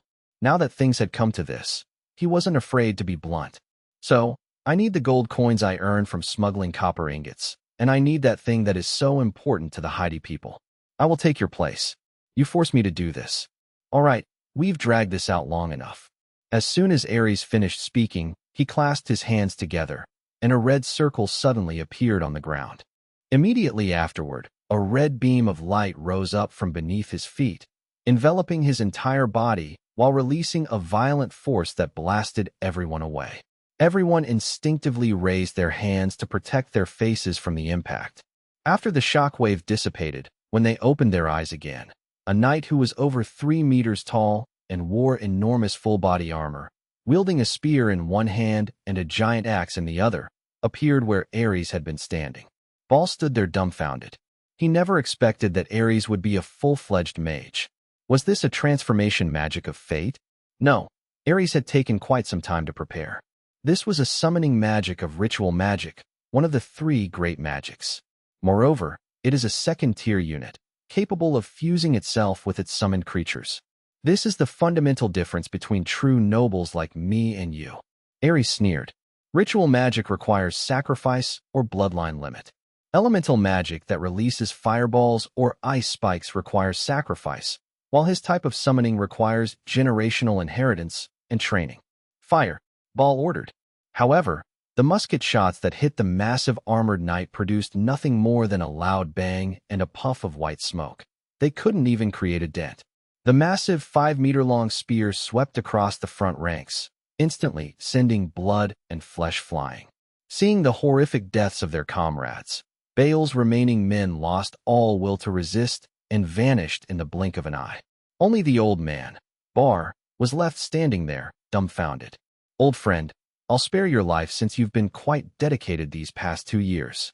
After saying that, Alais quickly left. He can't waste any more time. Given the current situation, the only option is to immediately initiate the plan and evacuate White Star City with the Sea Pipers. Although this would certainly not allow them to take away too many Sea Pipers, it was the only option at the moment. He should be able to hold them off for a while. With that thought in mind, Ares disappeared into the night. When he learned that Dinia had arrived, Alice had already prepared for the worst. Long before the banquet began, he had arranged for people to be on the only way to the Heidi people's settlement. Just as Ares broke through Baal's encirclement and rushed towards the Sea Piper ruins on the outskirts of town, meanwhile, Ronan, Dinia, and Augustina also encountered their enemies. The other person was just one person, who stepped out of the shadows into the moonlight, and a face gradually became clear. It was the mayor's meticulously combed male butler. "You 3, we meet again." Chapter 16. Close Combat. Don't embarrass yourself. Are you really a tier 2? Despite the warm greeting, Dinia didn't say a word and simply raised her hand to release the magic, but no mushrooms grew on the butler's body. "Lord Crimson Sea, it seems your magic is not working." The butler spoke defiantly in a calm tone as he methodically put on white gloves. Augustina burst out laughing. "Haha, you're provoking the captain. Even God can't save you now." Dinia rolled her eyes at her. "Tina, show respect to God." "Yes, Commander." Augustina stood up straight and replied. "Madam, why don't I do it?" "You can go first," Ronan said. Dinia glanced at Ronan, then at the butler, before turning her gaze back to Ronan. "The other party should be a mutated form of Heavenly Oath, immune to magic that affects him. He's at the 2nd tier, just like you. But he should have been at the 2nd tier for a while now. He seems to be the type who excels in melee combat. One of the 3 great magics, the Heavenly Oath, requires swearing an oath to the gods to obtain. Breaking the oath will result in a powerful backlash." After listening to Dinia's story, Ronan remained relaxed. "Coincidentally, I'm also good at close combat." Dinia clenched her fist, ready to strike. Even if her magic couldn't directly affect her opponent, So what? She generally avoided close combat because it was too inefficient, not because she was incapable of it. Dinia had just raised her hand when Augustina gently poked her arm with her little finger and said with a grin, "Captain, a woman who doesn't give men a chance to shine will be disliked." "Boring," Dinia said, but then loosened her fist and looked at Ronan. "See you at the fishing port. Don't embarrass yourself." "Yes, ma'am," Ronan replied with a slightly flippant tone. On the other side, the butler realized that Dinia was leaving and immediately started the engine. "Don't even think about leaving." The butler took a step, his figure as swift as an arrow, and in the next second, he was in front of Dinia. He swung his arm wildly like a curved crescent, but he missed. When he sensed Dinia's presence again, Dinia had already brought Augustina to the sky, with a giant mushroom hand beneath their feet. Dinia and Augustina jumped from the mushroom hand onto the rooftop terrace. Augustina turned back, gave Ronan a thumbs up, and shouted, "Good job." Then, the two quickly disappeared into the night. Ronan was right beside him, and the butler didn't dare turn around to chase after them, exposing his back to the enemy. He could only watch as Dinia and the other man walked away. Page 8 soon. The deserted street was left with only Ronan and the butler facing off. Ronan took up his sword and shield. The butler was taken aback at first, then smiled. "No wonder you've pushed us to this point in less than a day. It turns out it's Mr. Arts. As a civil servant, it's a real failure that I've become famous," Ronan said self-deprecatingly. "I'm still too young and too naive. I need to learn something from the butlers, like that old proverb. Be smarter than them, but don't let them know it."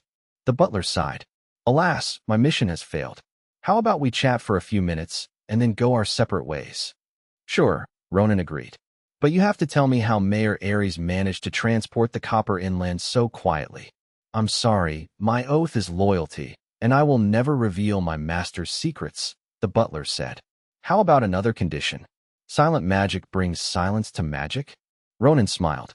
"What a coincidence. I am also loyal, so the conditions cannot be changed."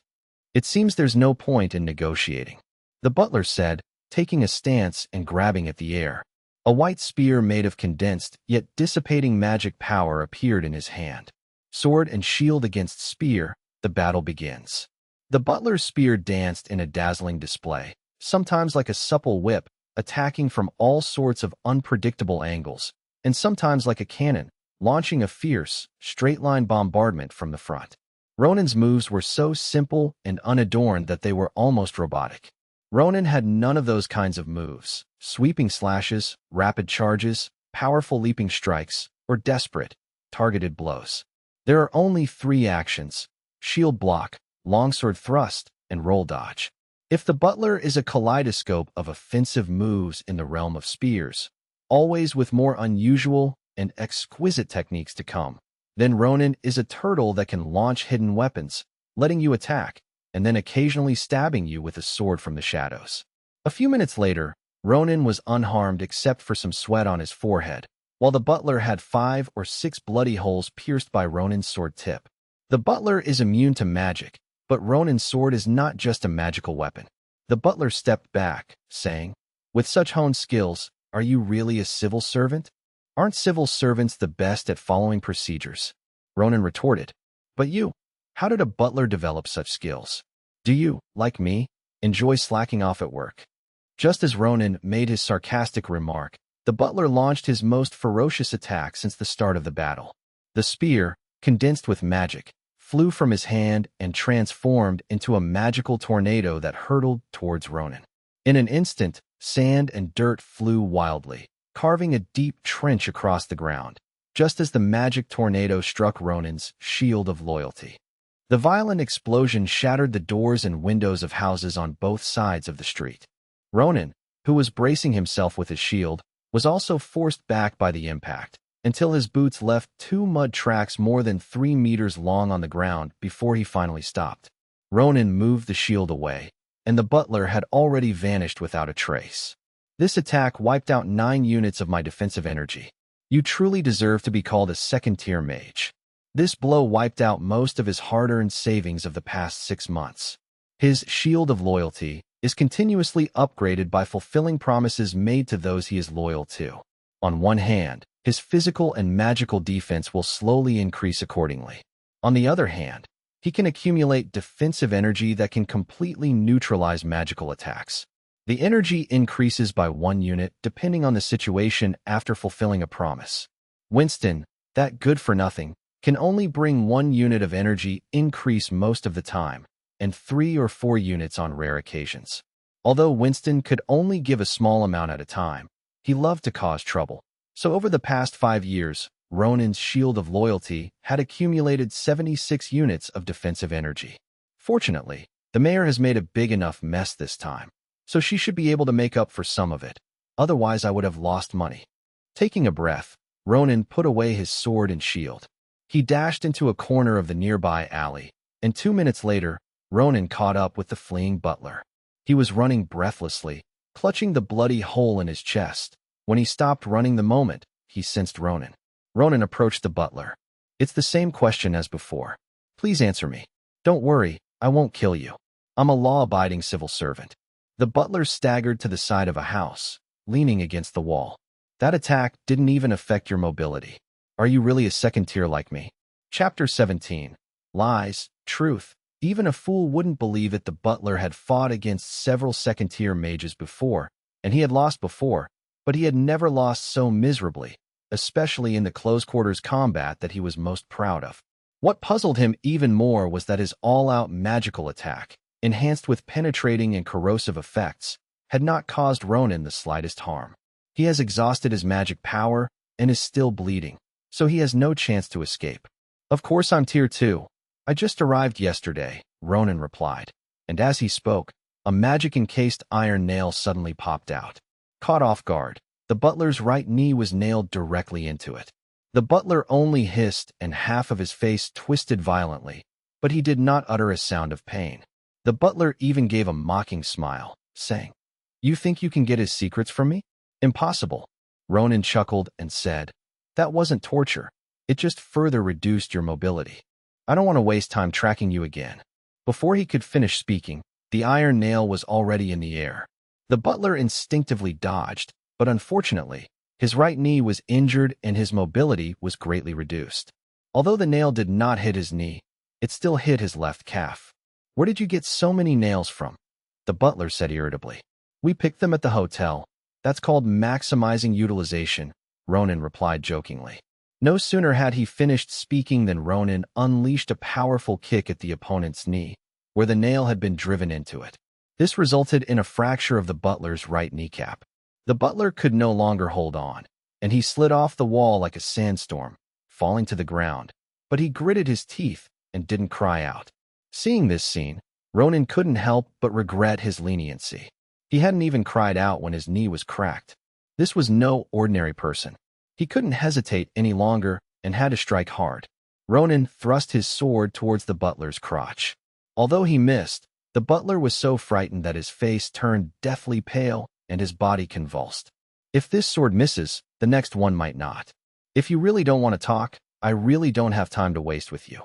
You will be one of the important witnesses. I don't want to kill you, but losing a part shouldn't have much of an impact, right?" Ronin said, "Don't try to fool me. People who use the Oath of Heaven magic will suffer the backlash if they break their oath. That's the downside of a divine oath.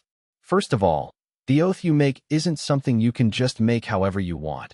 It's something given to you by the gods. Once you accept it, breaking it will bring backlash. Ronin may also be loyal, but they are fundamentally different. Ronin is a master of fate magic, which emphasizes making choices. Loyalty is just a minor rule for him. Even if he violates his own rule of loyalty, at most his magic power and magic strength will drop slightly. Moreover, for Ronin, the rules, like moral bottom lines, are flexible. But you can't take the butler's oath lightly. "Tell me, I'll tell you." The butler, who had been so assertive just moments before, immediately softened. It was clear that he had unhesitatingly chosen his penis over magic. It's teleportation. The Heidi people can use certain stones to activate certain ruins for teleportation. As for the specifics, I don't know anything else. Before he could finish speaking, the butler screamed and roared in agony. Then, at the moment of that scream, the butler suddenly sprang up and threw a punch at Ronin. He knew very well that after being injured, He had no chance of winning against Ronan head-on. The only chance to turn the tide was to launch a surprise attack when Ronan thought everything was over and his mentality was completely relaxed. However, his punch, imbued with a great deal of magical power, landed squarely on the shield. Ronan didn't raise his shield. He simply summoned it in front of him to block the punch. The butler showed no surprise at the failed raid. Instead, he revealed a sinister smile, because this was exactly what he wanted. Ronan's caution was entirely within his expectations. Magic adhered, his fist and the shield, which was a manifestation of magic, stuck together tightly. He pulled and swung it backward, throwing the shield aside, and at the same time, he threw a punch at Ronan with his other hand. This time, the damned shield was gone, and the unguarded Ronan had no room to dodge. Bang! It was the sound of a fist slamming into a body, causing bones to crack and flesh to explode. The next moment, the butler collapsed. In that split second, just before the butler's fist hit Ronan, Ronan's fist struck his chin first. Instantly, the butler's jaw shattered, his brain concussed, and blood gushed from his mouth. If it weren't for the extraordinary physique afforded by a true mage, he would have been dead from that punch. Ronan took a few steps back, shaking his hand. Although he had covered it with magic, he was still seriously injured in that attack. I knew it. How could a sworn mage casually utter his oath? If keeping the secrets of the person you are loyal to is your oath, would Mayor Ares have dared to send you to block my way? The butler's timing and acting were both excellent, but unfortunately, Ronan never believed his promise from the beginning. My oath is to be loyal and never reveal my master's secrets. At this moment, the butler collapsed to the ground and lost consciousness. While what you just said is certainly not entirely the truth, it couldn't have been entirely a lie either. Ronan looked at the unconscious butler and said, "He's a liar. Doesn't he know that lies have to have some degree of truth to them? Most of the mysteries have been solved. Why is copper smuggling possible? Because it can be teleported. It's possible to sink the item at sea to an underwater ruin and then teleport it to a ruin outside White Star City. Why should they be able to take the Sea Pipers to foreign lands? It's because they can teleport. There are countless Sea Piper ruins, not just on the southern coast of the kingdom. In this region, which is similar to the Mediterranean, there are Sea Piper ruins in many places, and most of them can be found in the northern part of the Vena Federation. Ronan could even guess what Alais was planning to do at this very moment. Ares is most likely planning to run away with the money and a small number of Heidi people. But the most crucial question remains unresolved. What are the Heidi people planning? Even now, Ronan still can't figure this out. Do you think the Heidi people and Ares could live a better life than they do now if they ran off to the Vena Federation to seek refuge with a city lord or state leader? Only a fool would think that, especially since the Heidi people under Ronan's rule also participated. Even though their lives had already improved significantly, not even a fool would do such a thing. A dozen minutes later, Ronan arrived at the settlement of the Sea Flies in White Star City, a place called Conch Bay, named after the conch shells that the sea flies used to make conch whistles. At the entrance to the town of Conch Bay, Dinia and Augustina stood there, with a large number of Sea Piper people lying dead in front of them. Could it be that Dinia scared the Heidi people to death? Ronan rushed forward in concern, only to find that no one was dead. The first dozen or so people in the front row were middle-aged men groaning in pain, with muskets in their hands. Behind them was a large group of elderly people, all of whom had collapsed to the ground, unconscious. This is how the same thing. Chapter 18. Running away, running away, running away at sea. Ronan, you're too slow, Augustina said with a hint of teasing. Ronan didn't bother with this unreliable woman at all, and went straight to Dinia, asking, "What happened?" Several Heidi men with guns wouldn't let us in, and behind them were hundreds of old men who sat in silence, blocking the road, saying that if we wanted to go in, we would have to step over their corpses. I had no choice but to break the fingers of the men with guns so that the old men behind them could fall asleep. Dinia explained the situation. It seems this is Ares's real method of obstruction, using an old man to block the road.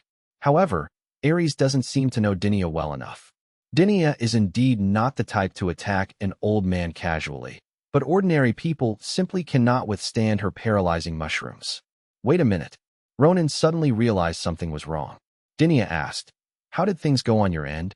What did you gain?" I didn't let you face that butler alone to give you a chance to prove yourself. It was just to make things easier for you. Ronan really wanted to retort. I told you to come over here, not to stand here dazed. Haven't you noticed something so obvious? Intelligence, Dinius said. Let's talk as we go. We need to get out to sea as soon as possible, Ronan said. The team's average intelligence seemed to drop whenever he was away.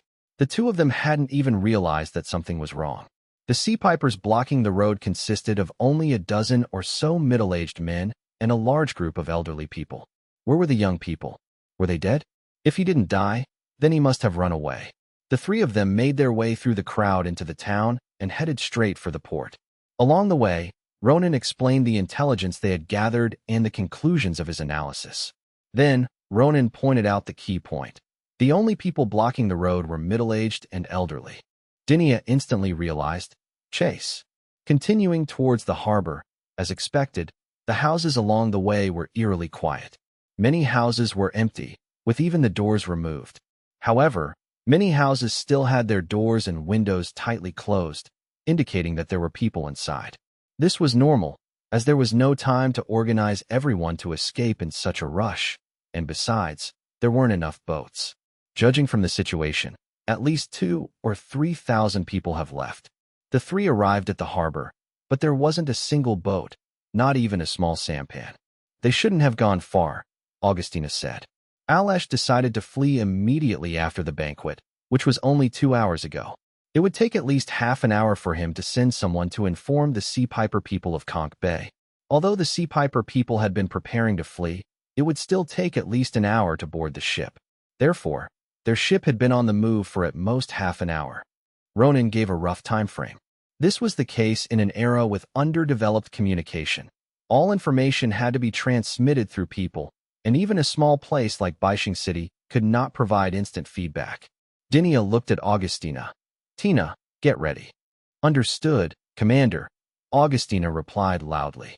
Next, imbue your feet with magic, and don't change your running rhythm. Don't worry, I will match your rhythm, Dinia said to Ronan. What does this mean? Ronan was a little confused for a moment. While Ronan was distracted, Dinia had already started, rushing towards the beach and leaping onto the sea. Just as her boots were about to touch the water, a bunch of mushrooms the size of an arm appeared on the surface. Her shoes, imbued with a certain amount of magic, stepped on the mushrooms to gain momentum and take her next step. Just as she was about to step into the water, the mushrooms reappeared.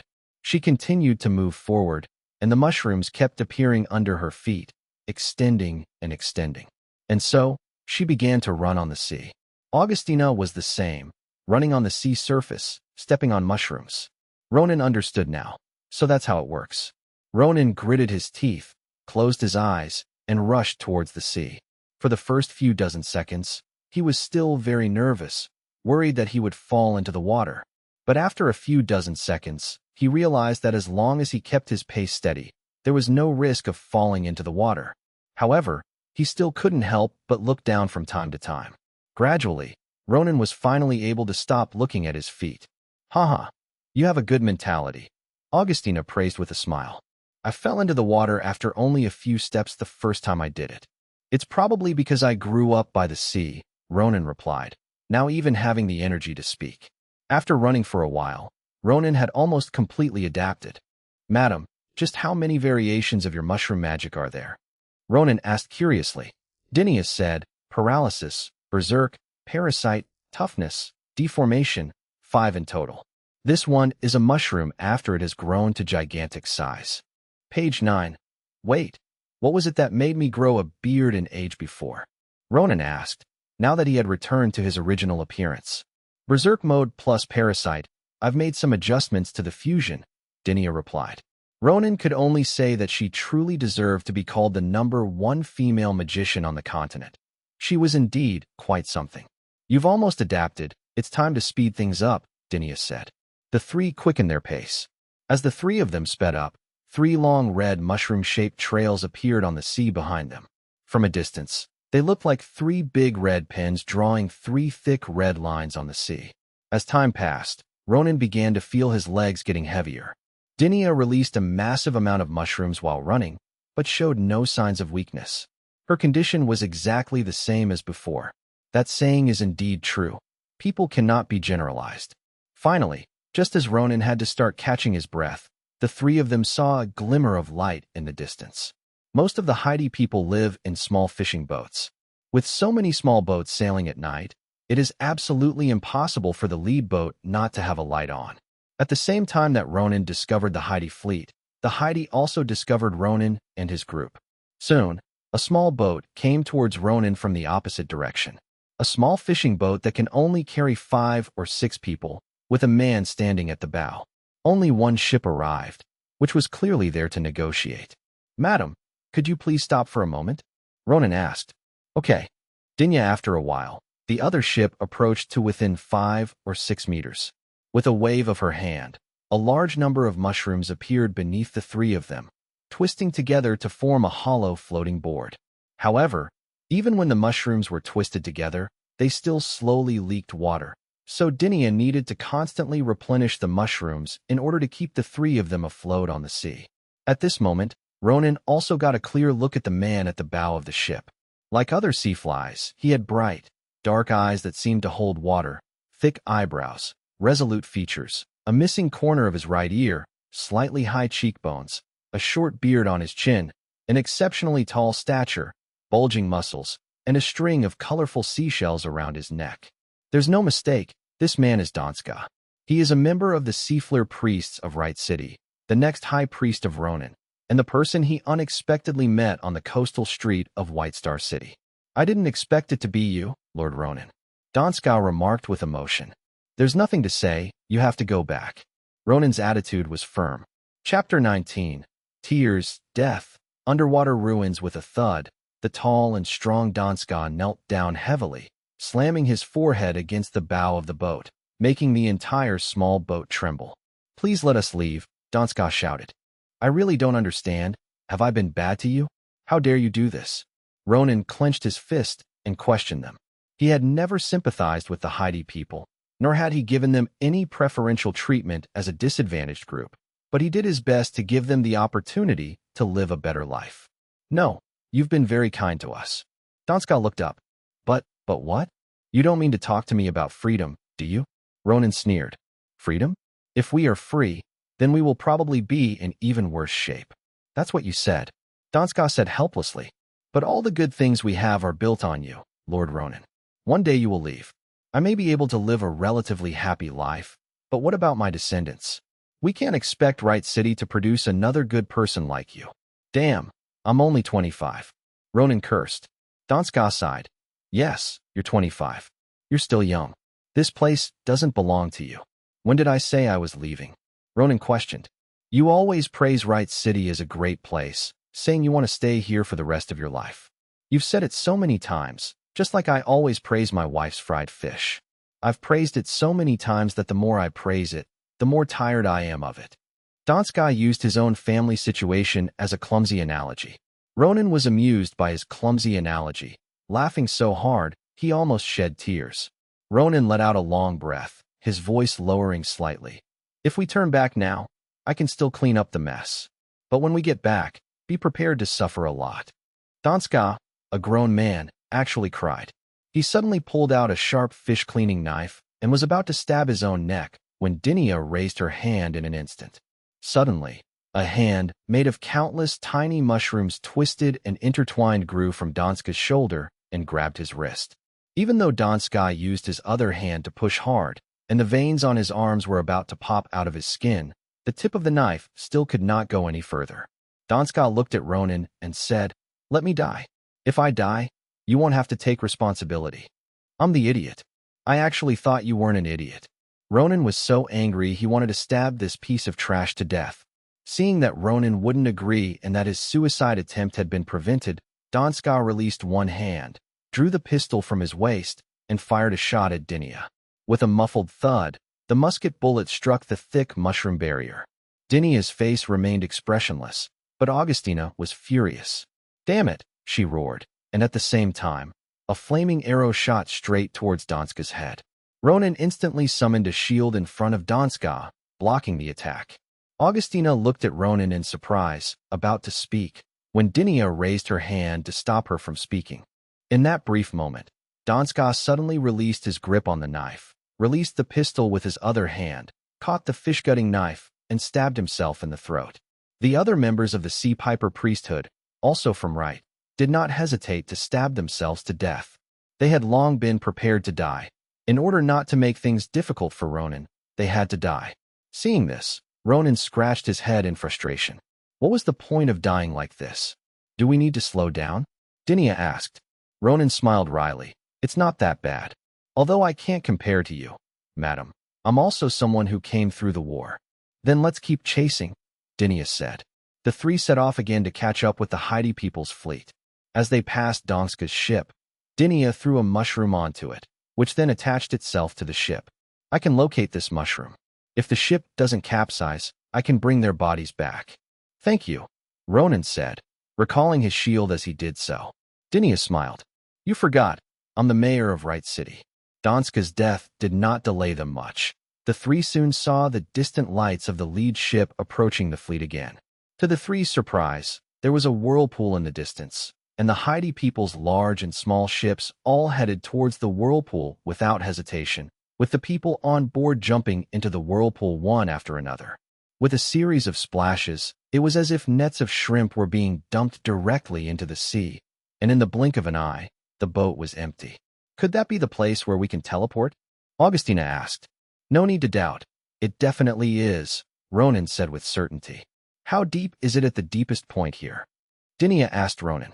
It's very shallow here, maybe 200 meters or so, Ronan replied. This area is not too far from the coastline, and according to records, it is the shallowest part of the sea. Tina, I'll throw you onto the boat later. You can stay on the boat. After saying that, Dinia turned to Ronan. Can you dive down? No problem, Ronan said. He was already quite skilled at diving, and as a magician, he could use magic as his body's energy source, so diving 200 meters barehanded was no problem for him. The three traveled a while longer at sea, reaching the edge of the whirlpool where the Sea Piper fleet was located.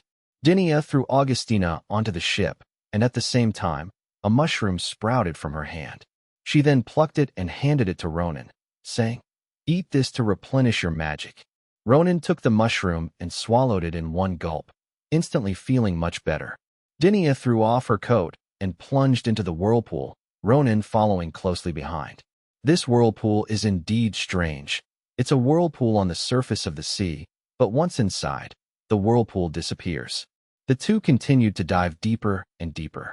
After descending to a depth of about 100 meters, the two discovered that below them was a raised platform. On the platform were a plaza with obvious signs of human intervention and stone buildings resembling altars and temples. However, there was no one on the platform, only a soft white light flashing at a fixed frequency on the surface of the platform, but this white light was gradually dimming. Unsurprisingly, the sea flies were transported to other places through this place. Ronan and Dinia couldn't help but speed up their descent. Soon, the two landed on the platform, and a sudden suction force caused their consciousness to vanish abruptly, as if everything went black. When the light returned, the two found themselves no longer in the sea, nor on land, but in a huge man-made cave. The ceiling of the crypt was inlaid with huge white discs, and the light projected onto the dark crypt floor created circular bright spots at intervals. The cave floor is flat, and the surrounding area is very spacious. Huge stone pillars, 7 or 8 meters high, are arranged on both sides. The walls on both sides are also carved with unintelligible reliefs. The reliefs are simple and ancient in style, with many images, divided into sections, which seem to record various myths and legends belonging to the Heidi people. Ronan and Dinia had no interest in looking at the reliefs. There were numerous water-stained footprints on the ground stretching forward, indicating that the Sea Pipers had just passed through. The goal is just ahead. Chapter 20. Boots off. Gentlemen, magical mech? Ronan and Dinia were both soaked to the bone, their boots filled with seawater. As they walked through the empty cave, in addition to the sound of their shoes hitting the ground, there was also the squelching sound of their shoes inside. Dinia suddenly stopped, sat down on the ground, and pulled off her black knee-high riding boots. The black stockings that covered her long legs were completely soaked with seawater. The black stockings, which were not very transparent before, were now like thin black silk that was semi-transparent.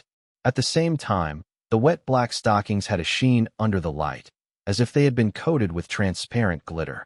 The only discordant element in this aesthetically pleasing scene of taking off boots is the small, curled seaweed stuck to the black stockings.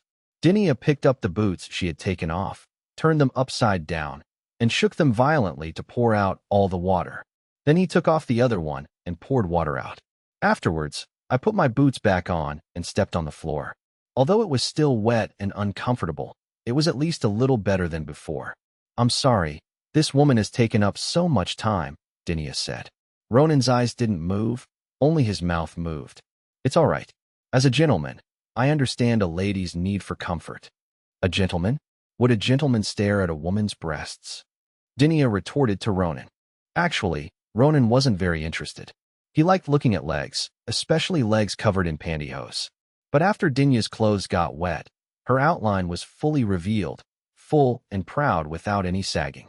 He didn't want to see it, but it was just too big. Ronan was momentarily embarrassed. Seeing Ronan's embarrassment, Dinia smiled for the first time, a smile that resembled that of a young woman. Actually, I'm just like those women. When people look at me, I feel both disgust and pride. That's just how people are. I'm not a statue that needs to be worshipped with false rituals, you understand. Those women could not utter such philosophical words as you, madam. Ronan praised it. You always say things that have no practical meaning to avoid my questions. Every time I start to think you're a good person, you have to tell me with your words and actions that you're the kind of person I really dislike. Forget it. Let's deal with this first. Dinia spoke with a sense of helplessness. Yes, ma'am. Ronan replied without hesitation as always. The two set off again. As they walked, the two were sometimes in darkness and sometimes in light, projected by the disk's light.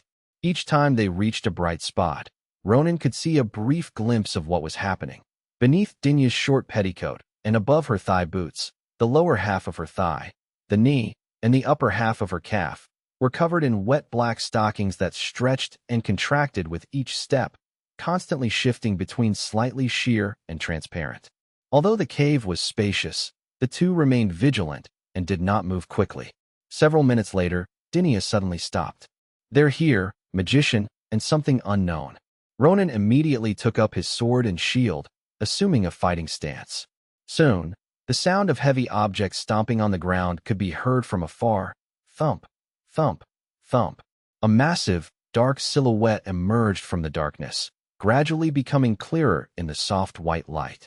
Finally, Ronan and Dinia could see what was coming. Leading the way was a massive knight, over 3 meters tall, clad in full plate armor. Only the eye guards of his helmet emitted a fiery red light. He wielded a giant axe in one hand and a long spear in the other. Behind this large tin are 3 even larger ones. People in this world might use the word puppet to describe it, but Ronan would only use the word mecha.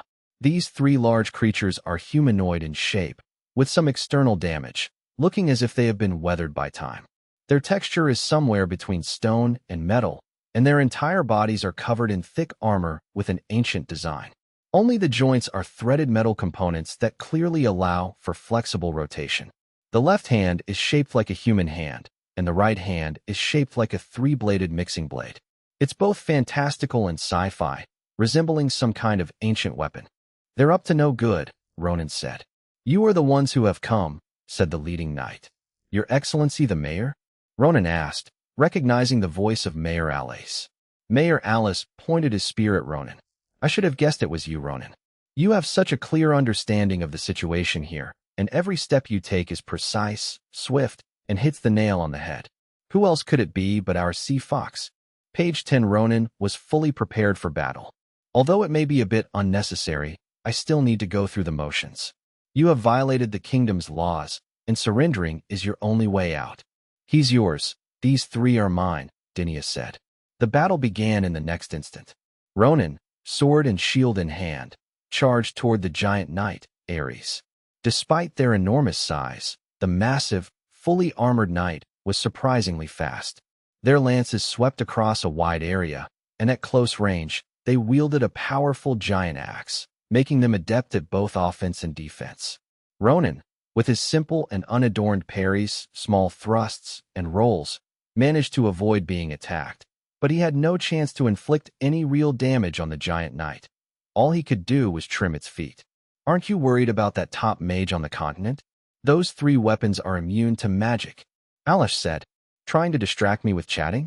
How childish, Ronan scoffed. You should worry about yourself first. Arise, who is one with the giant knight, has a completely different attack power than the butler who only knows how to dabble in gunfights. Ronan is certain that if Arise is even grazed by him, he will be in a red blood state and put at a disadvantage. Ronan must not be distracted in the slightest. On the other side, the battle between Dinia and the 3 mechs, each over 5 meters tall, was far more ferocious than that between Ronan and his side. Mushroom magic cannot be directly applied to the mechs, nor can it be used to cast spells on the Heidi people inside the cockpit. All Dinia can do is use tough mushrooms to create a giant and engage the 3 mechs in the most direct and brutal fight. Don't you really care? She's starting to fall behind, Ares said. I told you, you'd better mind your own business first, Ronan said. Ares scoffed. What can you do besides poking at my leg armor a few times? Ronan sneered.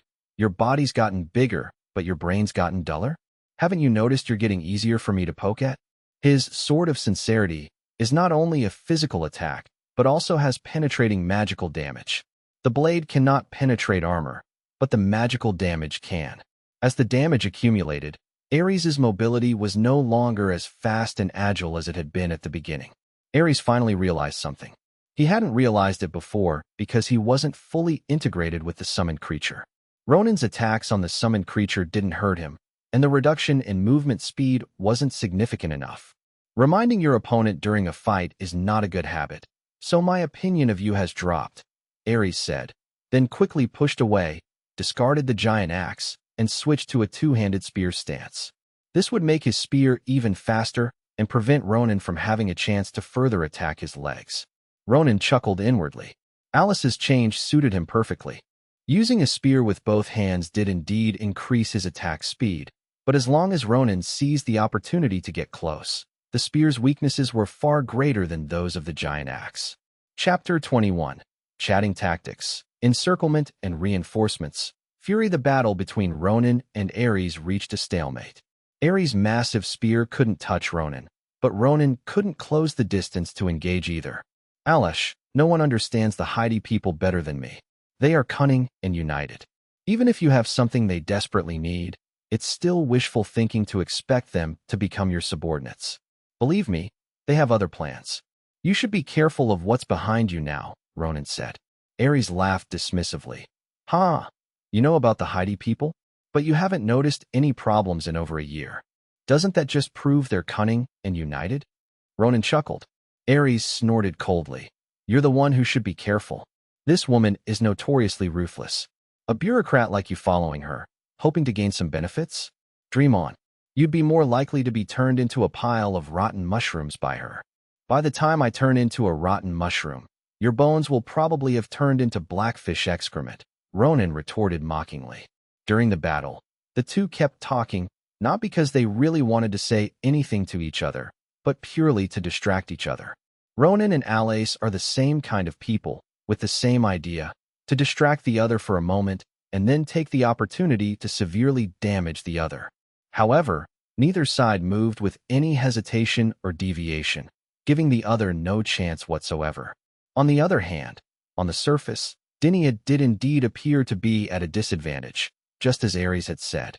It wasn't that Dinia's offensive had weakened, nor that her physical strength and magic were failing. Rather, the three magical mechs were no longer acting as directly as they had at the beginning, but had become more agile and no longer fought independently, but had begun to cooperate. Clearly, the three drivers had practiced before, but this was probably their first time in actual combat, so they seemed a bit clumsy at first. However, as the battle progressed, they recovered from their training.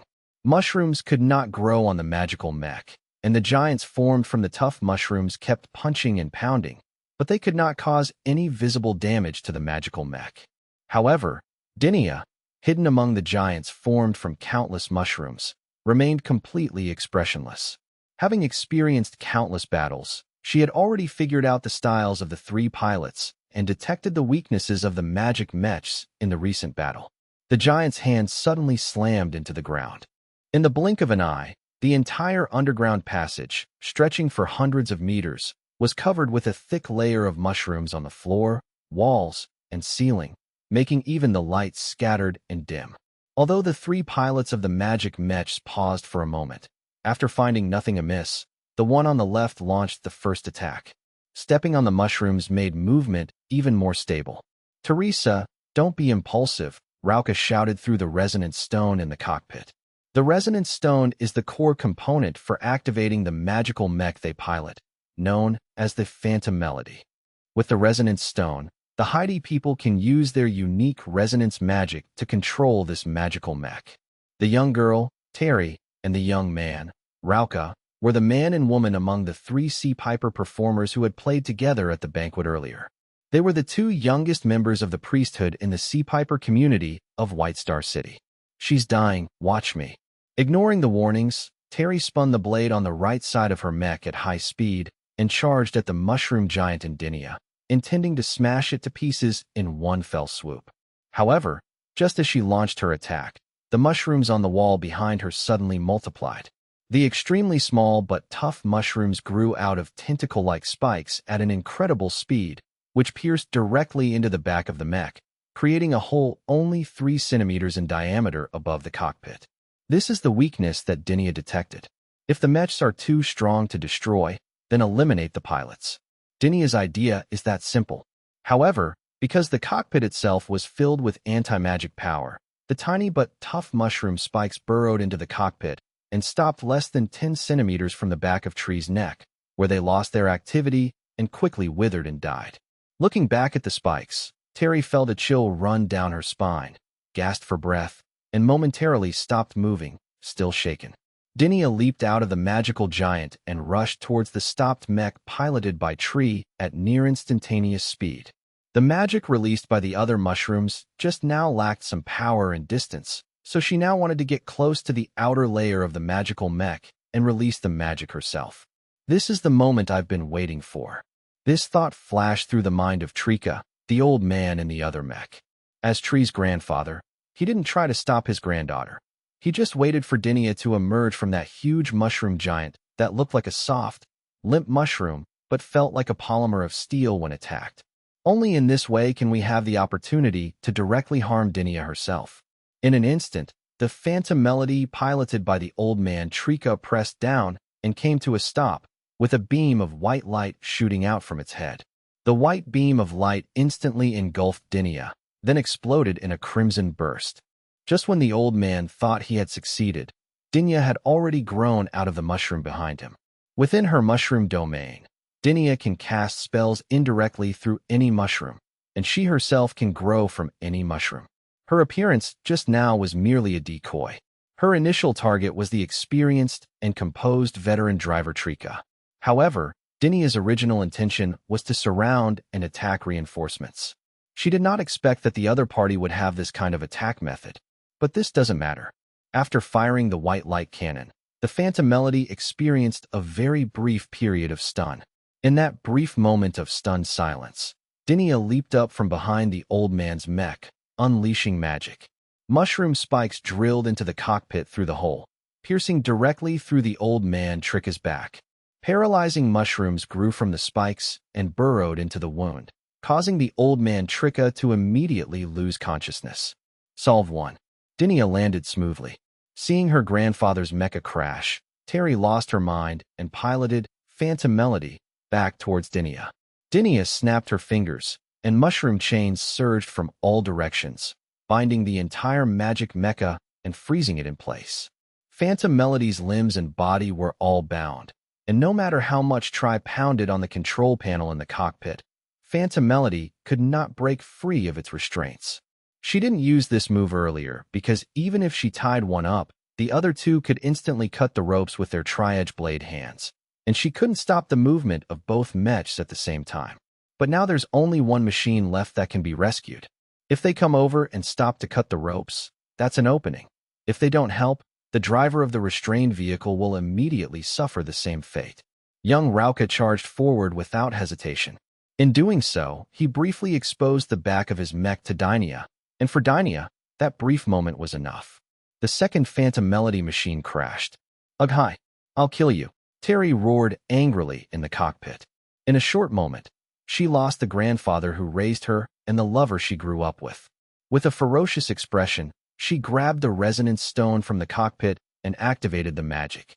The hard resonance stone suddenly turned into bubbles. Terry stuffed the water-soaked resonance stone into her heart. Chapter 22. The Illusory Melody, the Resonance Stone, and the Crimson Sea. An immature person uses magic that has long been distorted in its transmission, and pain instantly engulfs their entire body. But the anger and sorrow in her heart forcibly suppressed the physical pain. Terry barely managed to control this power, and her face became contorted. Half rage, half reason.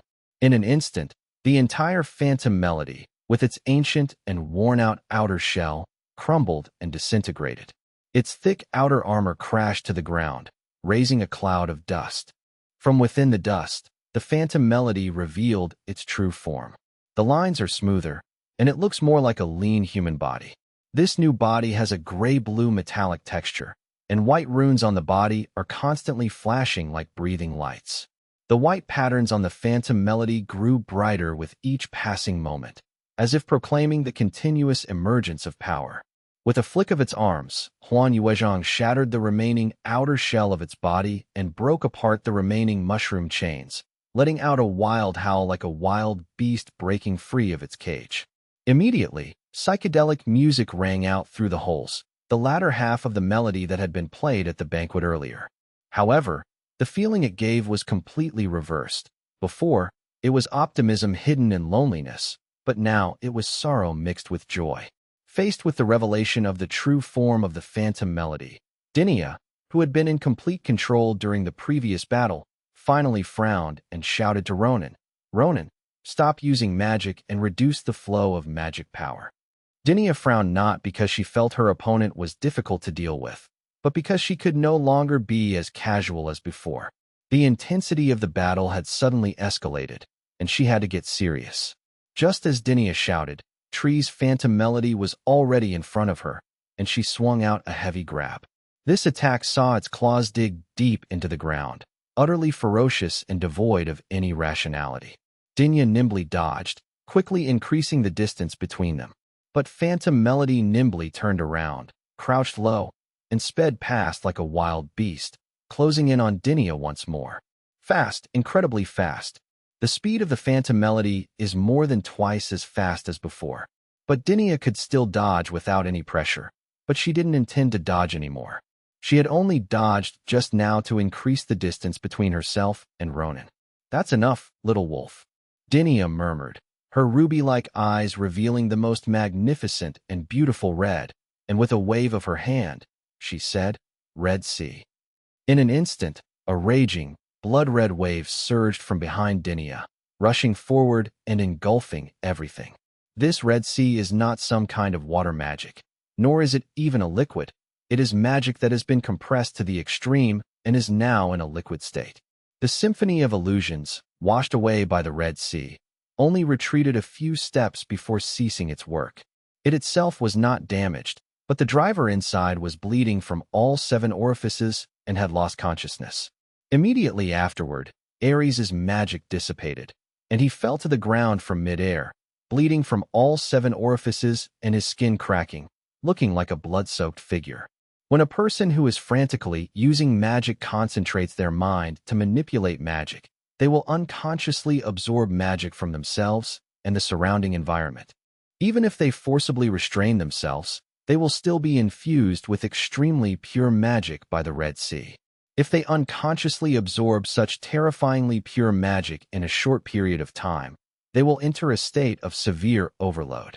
The impact caused by the Red Sea is even more terrible than pure oxygen poisoning for ordinary people. Facing the Red Sea of Dynia, a first-tier mage would die instantly, a second-tier mage would fall instantly, a third-tier mage could last a few seconds, and only 4th tier and above would have a chance to withstand it.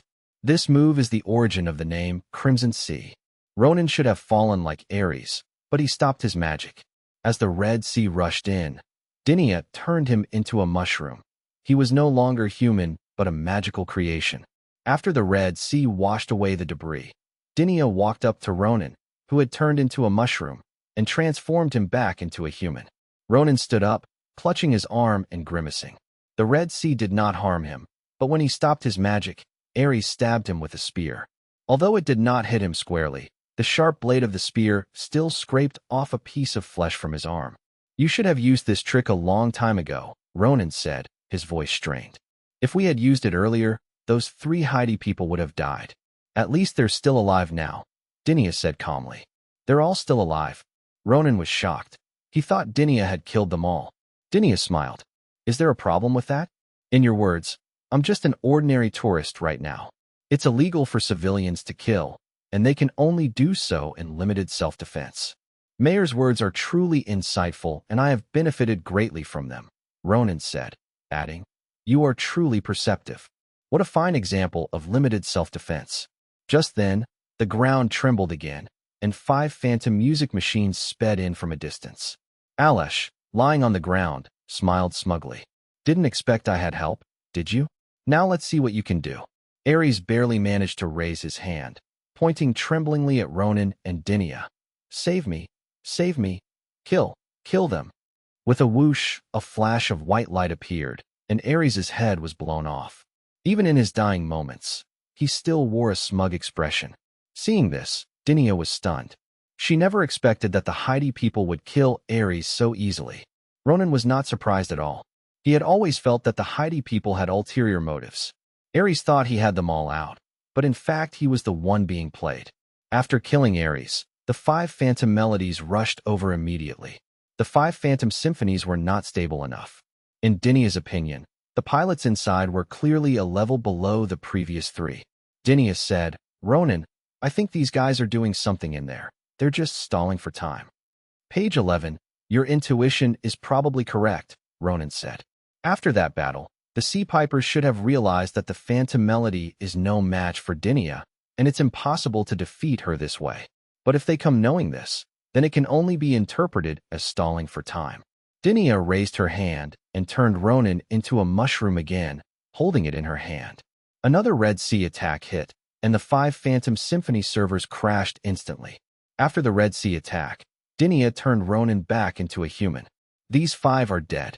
Let's go, they should be just ahead," Ronan said.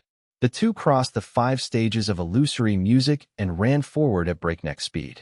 Soon, the two ran out of the passageway, which was more than 10 meters wide and 7 or 8 meters high, and arrived at an extremely spacious alternate dimension. Nearby, a large number of Heidi people had gathered, mostly children and women. Some were terrified, some were desperate, some were angry, some were crying, and some lowered their heads, not daring to look at people. But when faced with Ronan and Dinia, they all just stood there blankly, without saying a word, letting Ronan and Dinia pass through them. In the distance, a group of people are gathered around an altar. Around the altar are resonating stones, and in the center is a key. After Al-Alesh returned home from his resignation, he remembered his late father saying that something was buried under the old house. Al-Alesh thought it would be gold coins, but he only dug up a box containing a pile of stones, a key, and a book. This book contains some information about the Heidi people. Chapter 23. Who's lying? Who's using whom? It's all too late. The first half of this book is less a book and more a log of the ancestors of Ares from a community of southern Heidi people more than 400 years ago. It contains first-hand accounts, but most of it is hearsay. At that time, Ares' ancestors were traveling across the continent. The book doesn't explain why the ancestor of Ares came to the Heidi people's community, nor how he established good relations with them. In short, he already had a good relationship with the Heidi people from the very beginning. According to the book, Ares' ancestor witnessed a Heidi priest using resonance stones in conjunction with musical instruments to release something called resonance magic. He also included an assessment stating that a single Heidi using resonance magic at its strongest was only at the level of a first-tier mage, while a group of 3 to 5 people playing together could probably reach the second tier. Interestingly, the Heidi people actually destroyed these resonance stones. They claimed that using the resonance stones to release resonance magic would erode a person's mind, causing mental disorder and affecting future generations. Alesh's ancestor specifically mentioned here that he did not agree with this claim, because the high priest who showed him the resonance magic was perfectly normal, far more normal than any noble or priest he had seen during his travels across the continent. Moreover, the priests all had many children, all lively and energetic. He himself came from a middle-class noble family, yet several of his brothers and sisters had died young. However, thanks to the Sea Piper's destruction of the resonance stones, he was able to purchase a batch of them. Later, from a priest with whom he had a good relationship, he learned some more things. The true purpose of the resonance stone was not to cast resonance magic, but to control the machines constructed from various magic stones. When the Haiti people's civilization was at its peak, they relied on these magic stone machines to build magnificent buildings and repel the Empire's offensive. The ancestor asked the priest where the magic stone machines had gone. The priest replied that shortly after defeating the Empire, the Haiti people broke out in a civil war, and most of the magic stone machines were destroyed. The remaining ones were all moved to a secret location decades ago and are no longer in use. The ancestor specifically mentioned here that he felt the priest had lied, and that there were internal conflicts among the Haiti people, so why didn't they expand northward? But he didn't press the matter. Instead, he changed the subject and asked the priest where those city buildings were located. The priest told him that a large part of the true city of the Sea Pipers had been destroyed and disintegrated, while another part had sunk into the sea. The ancestor said that this was simply impossible. Even 2,000 years ago, this Mediterranean Sea area was not much different from now. It was impossible for the Sea Flute people to build all their cities on the beach. It would be a miracle if cities could be built on the beach. The priest said that the Haiti people's cities were originally built on the sea. The ancestors did not believe such mythical claims, but thought that the Haiti people were just boasting. They believed that the so-called civilization of the Haiti people was not as glorious and prosperous as the priest described. They were just an advanced tribe that knew some resonance magic and had some puppet-like mechanical creatures. They had defeated the Empire once or twice by relying on their advantage of fighting on their home ground. Over the centuries, the stories became increasingly fantastical. Ares' ancestors had seen many such things. During their travels, some people even claimed that their ancestors had killed giants and dragons, which was truly laughable. Soon after, Ares' ancestors prepared to leave with the resonance stone and returned to study it at their leisure. What he didn't expect was that before he left, the high priest gave him a key, told him to take it with him, and made him swear never to bring the key back, nor to tell his descendants. After returning home, Ares' ancestors began to secretly study the resonance stone, and the latter half of the book is about the resonance stone. But as a result, he didn't figure it out, and his health deteriorated. He had problems with several of his children. He wanted to destroy it, but couldn't, and he didn't want others to know about the existence of the resonance stone. So he buried the resonance stone, the key, and the book he had written deep underground in the manor. They kept it a secret and didn't tell anyone. Who knew that Ale would take a story his father made up when he was a child seriously and actually go and dig it up. As a result, they dug the object out. After deciding to come to White Star City, Ares first hid the key and the other resonance stones. He then took one resonance stone to the Sea Piper. When the Sea Piper told him that the resonance stone could also be used to activate the teleportation array, he immediately updated his plan. He was unaware that the Sea Pipers had initially determined that the key was with him, and that the Sea Piper's goal had always been the key. They had never considered going to Vina with him. The reason they obeyed him was that the Haiti people believed that only when Ares left the kingdom would he carry all the resonance stones and keys with him. And once they had lured him to this place, he would have no choice but to hand them over. From beginning to end, it was the Haiti people who were using him, not the other way around. However, due to Ronan's interference, the situation deviated greatly from what the Sea Pipers had originally expected. The only thing that remained unchanged was that Ares had the key and the resonance stones with him when he was on his way out. Faced with the crisis, there was no need to force him. Ares handed over the key and all the resonance stones very readily. Of course, after handing over the stone and the key, Ares had no further value. Back to reality. Ronan and Dinia watched as the light from the altar grew ever brighter. "We have to stop them," Ronan said. It's already being done, Dinia replied, rushing towards the altar and raising her hand as soon as she was within reach. Paralyzing mushrooms sprouted from the lips of the priests, then grew rapidly and entered their nasal cavities.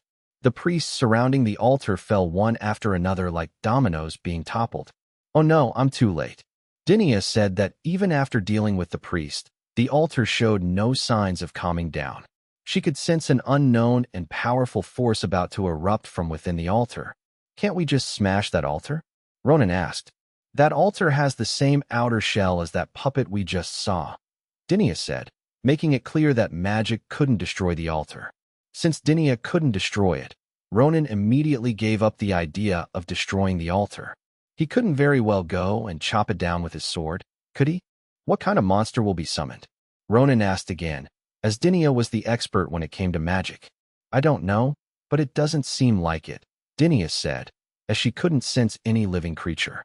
The light from the altar grew brighter and brighter, and even from a distance, Ronan began to feel a dazzling sensation. Unlike Ronan and Dinia's tension and worry, all the young men around the altar were excited and thrilled.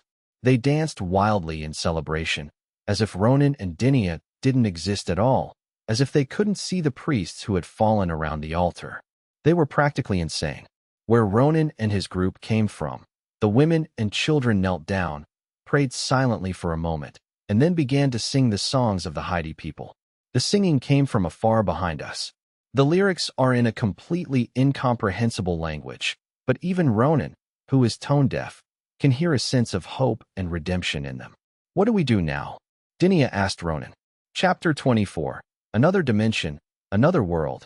A revolving lantern. Ronan pinched his brow.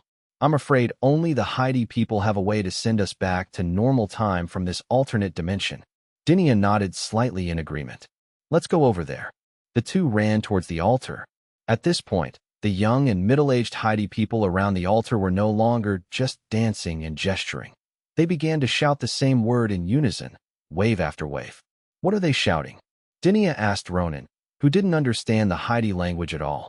In fact, Ronan didn't understand the language of the Haiti people either. In fact, apart from the priests, most of the Haiti people didn't know their own language at all. However, Ronan understood what they were shouting, because it is a very simple word. They're shouting, "Go home," Ronan replied to Dinia. Dinia was surprised. Go home. Ronan also found it strange, since the home of the Setiers was right on the Mediterranean coast, and they had lived there since ancient times. Is this so-called going home the same as going to heaven in some religions? Dinia asked. Some heretical cults in underdeveloped areas like to shout about going to heaven and then carry out large-scale sacrificial activities. Madam, the Haiti people aren't those madmen and fools. I have a guess, which may not be correct, Ronan said. They may be trying to be transported to another world. They may not have originally been from our world. Dinia couldn't believe it. Throughout the continent's thousands of years of history, there was no shortage of records about entering other dimensions, just like the place where she and Ronan were now. But another world? There has never been any record of such a world.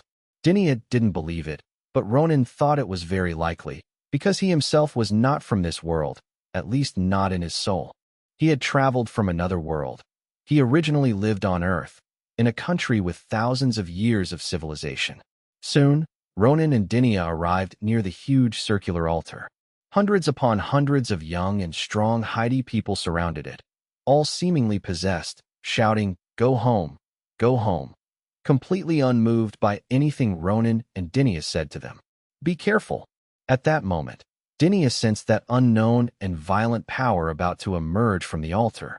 Ronan immediately raised his shield, and Dinia also wrapped himself in mushrooms, while simultaneously erecting a mushroom wall to block the two of them. The next instant, white light shot into the sky from the altar and then spread outwards, instantly engulfing the entire open plain. Even the old man Trika, Rauka, and Terry, who had just emerged from the illusionary melody and were helping each other to get here, were all swallowed up by the white light. Surrounded by white light, Ronan's head throbbed with pain, and his 28 years of life before his transmigration began to replay like a revolving lantern. His father was a civil servant, and his mother was a teacher. His parents weren't strict, but they never spoiled him either. He wasn't outstanding, but he was considered a model child in the neighborhood. He was somewhat handsome, and his height was quite good for this small southern city. He could play a bit of soccer and basketball, and his grades were in the top 100 at a key high school. He went to a top-tier university and returned to his hometown after graduation. The year after graduation, he successfully became a civil servant in the district. Through connections, he was assigned to a suburban area, where he stayed for 3 years before entering the bureau. He became a deputy section chief at the age of 28. Compared to those people, he was certainly far inferior, but in this district, he jokingly said that he was qualified to be a successor of socialism. Women from various workplaces, his mother's colleagues, and some relatives would introduce him to potential partners whenever they had free time. He initially refused, but later he couldn't resist and decided to go through with it. Unexpectedly, on his first blind date, before he even sat down at the coffee shop and had a sip of tea, he was transported to this world. Then he became Ronan Arts, a noble boy who ended a ridiculous little battle with his absurd actions, and then led his soldiers to join the kingdom's army to participate in the suppression of the rebellion. A year later, 9 years ago, the unrest in the south was completely quelled. Ronan requested to relinquish his noble status and began organizing an operation to eliminate the remaining rebels. All of this was because Ronan was afraid that he would also be on the purge list. His great-great-grandfather and great-great-grandfather were supporters of the tyrant, the loser in the War of the Two Kings. After the tyrant's defeat, this group of nobles was driven south by the tyrant with subtle means. Ronan's grandfather eventually settled in Right. It's impossible to go any further south, since the sea is just south of there. The rebellion itself was instigated by a group of nobles who were dissatisfied with the kingdom, while the kingdom's main army was fighting in the north. 8 years ago, the Northern War was still ongoing, and the kingdom had just gained the upper hand when the island nation of Wyland, to the northwest of the kingdom, crossed the sea and fought its way through the western coastal region of the kingdom, heading straight for the capital. For a time, the kingdom was almost on the verge of collapse. The following plot takes on a French flavor as a woman arrives. The difference is that Dinya is not a country girl, nor is she a diehard fan of God. She came from the Aegis orphanage, where a bottom-ranking elimination system was implemented, and students had to excel in both academic and magical subjects. They were also instilled with a set of ideas that were anti-church and opposed to the church every day. Dinya and her elite mage corps were truly insane. They didn't bother with Wayland's army at all, but instead cut through the battle lines, annihilating Wayland's troops and the nobles who acted as collaborators, trying to rush straight to the enemy fleet before the enemy could react. Then came the victory, which brought fame to the kingdom. The navy seized the opportunity to regain control of the seas, and the army of Wayland, which remained within the kingdom's borders, was thrown into chaos when they learned that their supply lines had been cut off. The two sides quickly signed a ceasefire agreement. Then the Northern War was also won smoothly. Then came the investiture ceremony 7 years ago, where Ronan was hastily awarded a medal, and that was it, while Dinya, as a hero of the kingdom, received his medal from the king on the high platform. That was indeed Ronan's first encounter with Dinya, but all he could see was a clump of white fur. After returning to Right City, Ronan began his career as a civil servant. "Hey, Ronan. Dinya's voice suddenly appeared, becoming clearer and clearer. Ronan jerked his head, snapping out of his reverie. Opening his eyes, Ronan found himself in a desolate landscape, with dark clouds overhead blocking out the sun and towering, densely packed buildings in the distance. Looking back, there was absolutely nothing that resembled a passageway. There were only a few dozen Heidi people, a few priests, and the old man Trika, the young man Rauka, and the girl Tri whom we had met before. "What's the situation now?" Ronan asked Dinya. "Let me speak." At this moment, the old man Trika walked over with difficulty. "Hello, Mr. Ronan." Page 12 Terry tried to stand up and stop her grandfather, but Rauka grabbed her and shook his head, signaling her not to lose her temper. "All right." Ronan nodded. The Heidi people would certainly know better what had happened. Dinya sat up straight, ready to listen carefully to the other party explain the cause and effect of the matter. It all started more than 400 years ago, when a traitor emerged from among us. Chapter 25. Hometown? Civil War? Traitor? A traitor? Ronan asked curiously. "Let's not talk about that now," said the old man Trika, adding that the matter would not be discussed further. Then, the old man Trika's next sentence confused Ronan. The old man was talking about more than 400 years ago, when the Haiti people, although they had declined, still had more than 2 million people. Ronan would never believe that. According to records, more than 400 years ago, the activity range of the Haiti people was roughly the current 7 special cities, plus Pro City east of White Star City and Doak City north of Wright City. Combined, it was no more than half the size of a state, less than 1/10 of the current territory of the kingdom, with a population of 2 million. It's not that the kingdom's territory, which is only 1/10 the size of the land, can't support 2 million people, but rather that with the agricultural level of 400 years ago, this amount of land would absolutely not be enough to support so many people. Moreover, for 100 years ago, during the previous dynasty, the entire kingdom had only 5 or 6 million people, and it was a typical feudal system where lords of all ranks ruled independently, and the vassals of vassals were not the same as my vassals. If the Haiti people numbered 2 million, and they conscripted 70 or 80,000 into their army, wouldn't they be able to crush all the major lords? Anyway, if the Haiti people had 2 million people 400 years ago, history would have had a series of Haiwang 1, 2, 3, 4, V, and 6. However, the truth is that the kingdom's records about the Haiti people are basically just one sentence. A group of backward tribes who occupy a few unimportant ports on the coast, mainly making a living by fishing, and it is a losing business to collect taxes from them. Before Ronan could raise any questions, the old man Trika said something even more surprising. More than 1,000 years ago, at the height of the Haiti civilization, there were 4 million people. Fortunately, Ronan had encountered Indians boasting in the internet age, and 4 million was nothing compared to hundreds of millions. Let's start from over 1,000 years ago.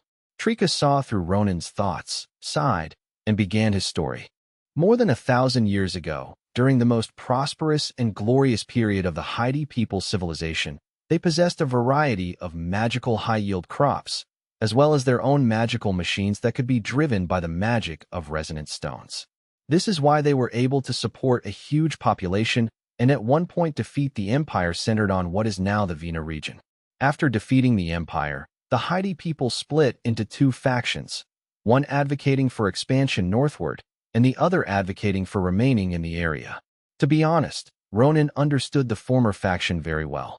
The people who occupied the core territory of the present kingdom were not even feudal, just a bunch of barbarians. If the Haiti people were really as strong as the old man Trika said, they could have defeated the empire at that time. Killing those barbarians is easier than killing chickens. But what kind of strategy is advocating for staying in the South? Even someone with a century-old family history of cerebral thrombosis wouldn't do that. Trika continued. What followed was a civil war, not a typical civil war aimed at subjugating the other side, but a civil war aimed at completely eliminating the other side and its supporters. Ultimately, the faction advocating for staying won. Hearing this, even Dinia was shocked. Could the hawks really not beat the doves? Over the decades, the city collapsed, machinery was destroyed, farmland was abandoned, and the population plummeted to only a few 100,000. Most importantly, most of the priests were killed or wounded. All the priests who supported the northward march were killed, leaving only a few hundred priests who supported the retreat. Ronan thought nothing more surprising could happen, but he was wrong. What followed was even more bizarre.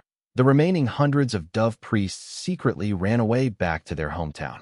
Not only that, they also destroyed the main city at sea, making it impossible for those who came after them to find their way home, and they took the basic teaching materials with them.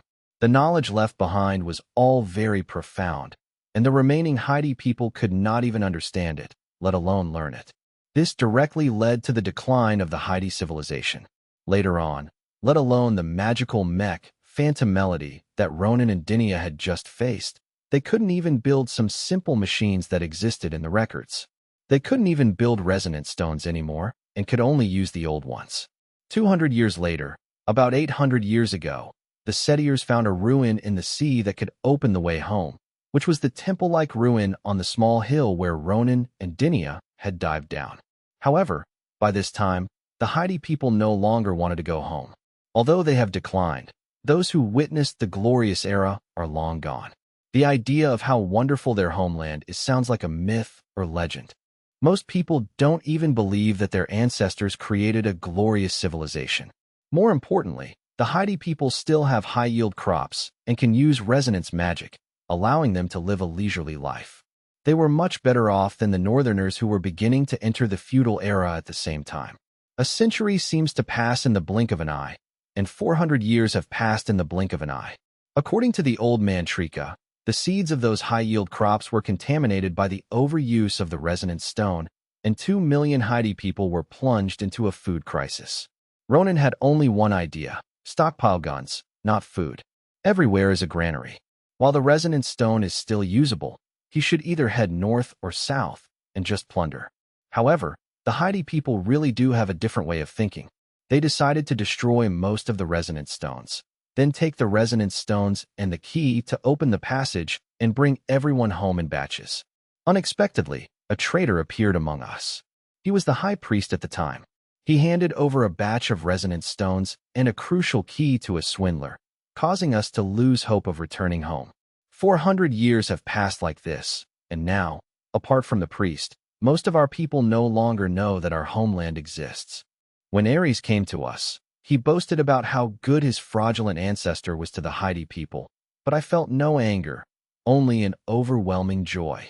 Trika continued his story, and as he spoke, he laughed. We can finally go home.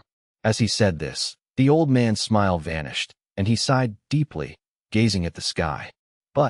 But this place doesn't seem like the hometown described in your historical records at all, does it?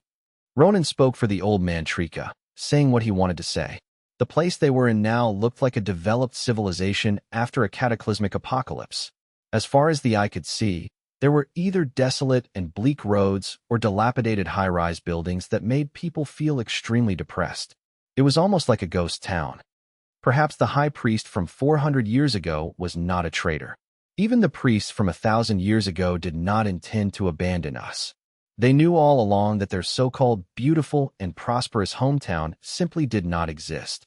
I just want my people to forget everything, integrate into your world, and continue living. The old man sighed. Ronan was speechless for a moment. After a long while, he finally spoke. It's all in the past. Now that the dream is over, let's go back. No, we can't go back now. We haven't gotten the truth yet, Trika said firmly. Ronan sighed. It's been 1,000 years. We still need to find them. Dinya's voice interrupted forcefully. Chapter 26. The truth, the conflict, and the bad things were all done by the subordinates. The old man Trika neither agreed nor refused Dinya's statement, only saying that they had already sent people to investigate and did not need Dinya and Ronan's help. Dinya wanted to say something more, but Ronan stopped her with a look and called her aside. Ronan and Dinya left the area temporarily. Soon, the two encountered more Haiti people. In the open space in front of several large factory-like buildings, they lit bonfires with vines, weeds, and branches of low trees. More than 1,000 people gathered in groups around dozens of bonfires. At this moment, many Haiti people were making a fuss, including women and young men, because they found that the situation was completely different from what had been agreed upon. This so-called hometown not only had nothing there, but also exuded an atmosphere of deathly stillness. Meanwhile, the Haiti people's Tuku are trying their best to appease and comfort these loud troublemakers, urging them to calm down and trust the priests and the chief. The photo library is like a community-level manager for Haiti people, handling all sorts of miscellaneous little things. The current scene is like dozens of pots of water boiling wildly. The lids are about to be blown off, and 1 or 2 people are frantically trying to press the lids down. As for turning off the heat, that's simply impossible. Ronan led Dinya on a walk until they reached a secluded spot. Why did you call me here? Dinya asked. Ronan lowered his voice. Madam, I just want to tell you that the old man lied. To be precise, he didn't tell the whole truth. Based on that, Dinya said, how long was I unconscious? Ronan didn't answer directly, but asked a question instead. Dinya thought for a moment and replied, about 15 minutes. In just a quarter of an hour, the high-ranking members of the Haiti people calmed down and even sent people to investigate. Moreover, the people who went to investigate agreed so easily. Look at the grassroots managers of the Haiti people. They are not only not leading the riots, but they are also calming the people down. What does this mean? It means that at the very least, the priests and chiefs of the Haiti people in Baisheng City already knew that their so-called hometown was just this place. That old man was only pretending to come here when he sensed something was wrong. Ronan offered his reasoning. It's a very simple logic.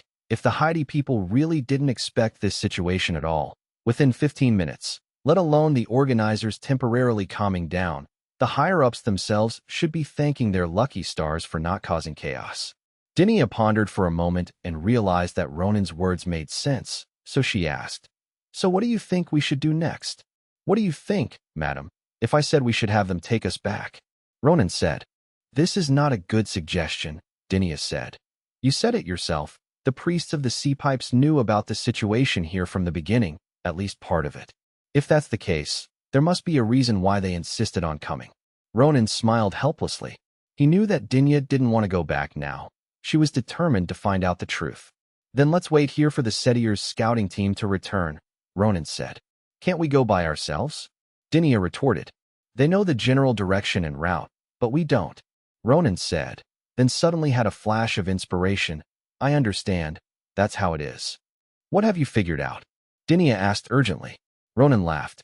"Although I still don't understand why the Haiti people had a civil war 1,000 years ago, and why the conservative priests did something so self-destructive after the war, I know what the Haiti people were here for 400 years ago, and for now." "Really, I couldn't even figure out such a simple question right away," Ronan said. "They have two objectives. First, they want to retrieve those basic teaching materials, so the 20 or 30 priests in White Star City alone are not enough. Second, they want to take away those magical high-yield crops, so the priests alone are not enough. They need the power of the people. They have no home for a long time, but they can rebuild one." Ronan revealed the truth. At that moment, Dinia understood why the sea pipes had come here. She was immediately caught in a dilemma. As an official of the kingdom, a noblewoman, and someone who had received great favors from the king, she should find a way to get the Haiti people to hand over these things. But as for herself, she didn't want to do that. "Madam, if we do this properly, it will be a great achievement," Ronan said. "With your strength and my meager wisdom, if the Haiti people can find their basic teaching materials and high-yield crops, they will certainly be willing to share them." "You're so eager to make a name for yourself?" Dinia questioned. "This is all thanks to you, madam. I was just a small executor." Ronan once again adopted the posture befitting a public servant. "I believe that Miss Yvette's initial suggestion that you start with the smuggling case in White Star City and then bring up the issues in other cities was to illustrate the necessity of unified management of the 7 special cities, and then to recommend that the 7 special cities be merged into a special zone, with you serving as the head of this experimental special zone. If we obtain that high-yield crop and related technology and emphasize the importance of the Haiti people, facilitating the merger of the 7 special cities would be far more feasible than your original plan." Ronan proceeded to paint a rosy picture of Dinia's future. Dinia sneered indifferently. "And then I'll be the new generation's demon leader who exploits and oppresses the Haiti people? You are naturally great, righteous, and correct. The bad things are all done by us subordinates," Ronan joked, then became serious. "Madam, I still maintain that possessing something coveted but lacking the power to do so is tantamount to courting death. Rather than having those morally bankrupt scoundrels force freedom upon them, it is better for kind and benevolent people like you to exercise moderate despotism. I'm not going to talk anymore. You're tired. Go and rest." After Dinia finished speaking, she snapped her fingers, and a bunch of mushrooms sprouted from the ground to form a bed. With another wave of her hand, another mushroom bed appeared not far away. "We set off from the outskirts of Wright City at midnight, arrived in White Star City at noon, rested for a while in the afternoon, had dinner, then raided Fat Pierre's manor, and headed straight for Conch Bay to chase the Sea Piper people at sea, followed by another battle. Not only did I not sleep all day, but I also spent almost the entire day on the road." Even though Ronan was a proper magician, he was quite exhausted.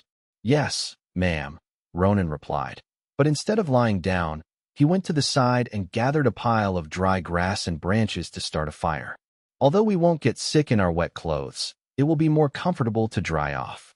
However, Ronan's magical ability to use sticks to start a fire was completely ineffective. He couldn't produce a spark even after half a day. Dinia smiled slightly. I'll do it. You obviously don't have much experience. In contrast to Ronan, Dinia, with her extensive experience in field combat, quickly and successfully started a fire. Ronan then took the fire starter, built a fire on the side, stripped naked, and began to warm himself by the fire. On the other side, Dinya also began to take off her clothes and shoes. Chapter 27. Light, Opportunity. Even at the risk of death, seeing that Ronan had his back to them, Dinya smiled with satisfaction. From her angle, she could spot Ronan the moment he turned to peek. First, there's the white slip dress on top, which looks like a fitted women's shirt with the lower half extended and a skirt added. After removing the slip dress, Dinya was left with only a bodysuit-style top, which was essentially a bodysuit and high-waisted briefs connected together, covering and restricting her entire body. Her lower body was covered only by pantyhose. The white high-waisted boxer briefs appeared grayish-white through the slightly sheer black pantyhose, while the pattern on the underpants had a hazy feel. If viewed from behind, the whiteness of the boxer shorts covering the crotch area is clearly visible, because Dinya's crotch is so prominent and her hind legs are quite fleshy, making the pantyhose appear semi-transparent. As she untied the straps of her bra and pulled it down, her large, plump, and perky breasts popped out. Dinya breathed a sigh of relief, feeling her breathing become easier. This bra was custom-made. Otherwise, if she wore one that would fit a normal, thin person, she would be suffocating from the tightness. Then Dinya sat down, first taking off her long boots, and slowly freeing her feet, which were covered in black stockings, from the boots. Page 13. In the instant of complete liberation, she couldn't help but twist her ankles, clenching and unclenching her toes to relieve the pressure. The heels and toes of her pantyhose changed light and shadow with her movements, especially when she was near the firelight, which gave the black pantyhose a dark gold tint, creating a flowing, translucent effect from her calves to her toes. After stretching, Dinya stood up, quickly took off her pantyhose, revealing her smooth, white legs. Then she took off her bra and pantyhose as well, leaving them stretched out rather than crumpled up.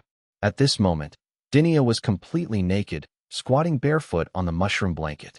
She first picked up her bodysuit and underwear, preparing to dry them quickly and put them on. In this squatting position, Dinya's white flesh blends into one. Her slender waist and obvious waist dimples make her already pert buttocks appear even more voluptuous. Facing the direction of the firelight, the neat and dense inverted triangular patch of white hair in the triangular area gleamed with a silvery sheen under the flickering firelight. After a while, her bra and underwear were finally dried. Seeing that Ronan hadn't glanced at her the whole time, Dinya's opinion of Ronan improved slightly. The next day at noon, Ronan was awakened by Dinya removing the mushroom bed he was lying on. When Ronan opened his eyes, he saw Dinya hand him a bowl containing a porridge made mainly of flour and water, along with dried salted fish, pickled vegetables, and mushrooms. The food and cooking utensils belonged to the Heidi people. They weren't brought down by diving, but were transported to the underground cave via a teleportation array in the real world, and then the people were transported here as well. In addition to these, the Heidi people also carried other tools, clothing, and most importantly, the resonating stone. Ronan took the bowl of porridge and swallowed it in a few gulps, almost like drinking Chinese medicine. This tastes terrible. Only the mushrooms are all right. Even though he complained about how bad the food was, he still tried to flatter her. Dinya immediately lost interest in discussing food with him and went straight to the point. The reconnaissance team is back. How is it? Ronan asked. We lost one Phantom Melody, and the pilot is probably dead as well. There was one more dead and 3 injured. However, they have found a place and will probably gather their forces to go there after some rest. The other 8 Phantom Melodies have also returned. There is one more thing. High Priest Trika is preparing to send someone out to deliver a message in case something happens outside. He wants you to give him a token, such as a piece of clothing or something. Oh, Ronan replied. It's only right to send someone out to let them know they're safe. Otherwise, if Ronan and Dinya don't get any news, Ronan's men and 2 of Dinya's men might do something to the Heidi people. Ronan went to Trika's place. There's no need for a token. Tearing a piece of cloth from his clothes might cause a misunderstanding, making people think that the Haiti people tore it off Ronan. Ronan sent a priest from Right City to deliver a message. Then, Ronan pulled the priest aside and whispered to him to go directly to Alice and say, "Black stockings, white stockings, the ones you can touch are the best stockings." Alice would understand. This sentence could only be said by Ronan himself, and only when he was conscious. "Understood, Lord Ronan." The Sea Piper priest of Right City nodded repeatedly. "Also, tell people not to make things difficult for the Haiti people, and while you're at it, go and collect the bodies of Donska and the others. Just say it was my—" "Oh no, it was Lady Dinia's instruction," Ronan added. "With the matter of letting everyone know we're safe taken care of, it's time to get down to business." Ronan got straight to the point. "When are we leaving?" "First thing tomorrow morning," the old man Trika replied, then asked, "Are you planning to go together?" "Of course," Ronan said. "Tell me the specifics over there first."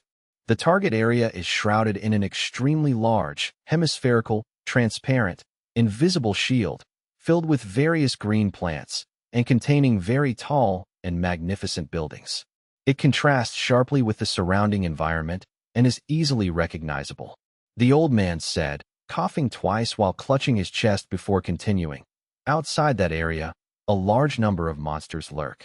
They are neither human nor non-human, and will attack if you get too close. Our goal is to break through a gap, then use the key to open the shield and enter." Ronan smiled slightly. "At most, you can only retrieve the basic teaching materials if you go inside. If you want to take away those high-yield crops, you'll probably have to eliminate those monsters, which is beyond your capabilities." Old Man Trico was surprised for a moment, then gave an awkward laugh. "Huh. As expected of Mr. Ronan. You guessed it after all. Who knows if you're trying to make me think that way on purpose?" Ronan smiled, then his gaze sharpened. "Answer me. Why did those priests from 1,000 years ago take the basic teaching materials here?" "I don't know. I really don't know," Trika said sincerely. "To be honest, even though I know a lot as a high priest, I still can't understand why so many priests insisted on staying in this coastal area and why it turned into such a brutal civil war, to the point where they had to kill each other. It was as if both sides were being controlled by their minds." Ronan frowned. "If you don't know the truth, why did you dare come here? Aren't you afraid that even if you go in, you won't come back?" Old Man Trika let out a long sigh. "It's all for the future." "Living is the future," Ronan said. The old man did not refute, but instead asked a question. "Mr. Ronan, do you know what the most painful thing about becoming a priest of the Haiti people is?" Ronan remained silent. The old man looked up at the gray sky, even at midday, and said, "The most painful thing is knowing how glorious and prosperous we once were. If Ares hadn't appeared with the resonance stone and the key, perhaps 100 years from now, we would have completely forgotten the past. But he brought us this opportunity, and we must go, even if it means our deaths." As he reflected on the past, the old man's gaze grew even more resolute. Chapter 28. Meeting, departure, arrival. The next morning, the sky was still overcast. The Sea Pipers who had just returned from leaving the cave and being teleported outside all looked exhausted from their journey. Their once youthful, firm, wheat-colored skin now appeared loose and sagging. In particular, the Sea Piper priest from Right City, whom Ronan had specifically instructed to attend to, had bloodshot eyes. His hair was a tangled mess, and his mouth resembled a dried-up, cracked riverbed. He looked as if he had aged more than 10 years overnight. Accompanying them were some Haiti people who brought supplies. Then came reinforcements, 7 elite guards from the Right City Police Department. They were all mages, but they had only learned meditation and the first 3 of the 7 basic magic skills. They couldn't even release the simplest magic arrow. Their preferred weapons are not magic, but a large caliber, high-powered, but not very accurate musket and a broad-bladed longsword, both of which are weapons that ordinary people cannot wield. The core military force of the kingdom consists of tens of thousands of magical musketeers like these. Their strength, speed, and endurance far surpass those of ordinary people. Moreover, they have received basic education and are able to receive more complex commands. They can march quickly for long periods of time and complete tactical infiltrations. In open field battles, they can rush to the enemy's line of defense in the blink of an eye, destroy the enemy's line of defense with a volley of fire, and break into the enemy ranks to begin the fight. Unfortunately, the Wright City Police Department only had 7 such mage musketeers in total. The kingdom's hundreds of mage musketeers stationed in the southern seas are concentrated in the naval port of Pro City. Neither Ronan nor Dinia has the authority to mobilize them, nor will they mobilize them. Neither Ronan nor Dinia wanted more people to know about the Sea Piper people for the time being, so as to avoid any unnecessary trouble. Accompanying them were a dozen or so guards from the Wright City Fisheries Conservation Office, armed with ordinary muskets and daggers. The real reinforcements were actually Dinia's bodyguard, the sorceress Augustina. She not only came in person, but also brought clothes, shoes, socks, some food, and Dinia's wand. It's called a magic wand, but it's actually more like an oversized, long-handled, double-edged axe in the black of a piano, the kind that looks like it could chop a cow in half with one swing. After receiving the wand, Dinia went to the side to change her clothes. Meanwhile, Ronan was actually talking to the people from Wright City. Halfway through the conversation, a little boy and a little girl came over. "Inka, what brings you here?" Ronan recognized the little boy at a glance. He was Danska's son. The little boy Inka came over carrying a box. "This is a gift your father prepared for you." No sooner had he finished speaking than the little girl snatched the box and threw it straight at Ronan. Ronan didn't dodge, and the box hit him on the head with a thud. Instantly, several guards from the Fisheries Conservation Department were about to rush forward, but Ronan reached out to stop them. "Please forgive her. She's still young and doesn't understand." Inka quickly bowed his head and apologized to Ronan. Ronan picked up the box from the ground. "It's nothing. Thank you for your father's gift. You should go back now." The little boy Inka hurriedly left with his sister. Ronan opened the box. Inside was a conch shell and a letter. The envelope contained only a short sentence. "Mr. Ronan, I'm leaving now. Thank you for taking care of me these past few years. Although you don't like music, I still want to give you this conch shell and this sheet music. I wish you a brighter future." Ronan put the sheet music in his pocket and hung the conch shell with a string around his neck. On the other side, Dinia had also changed her clothes. She hadn't had time to wash her white hair, so she simply tied it into a low ponytail.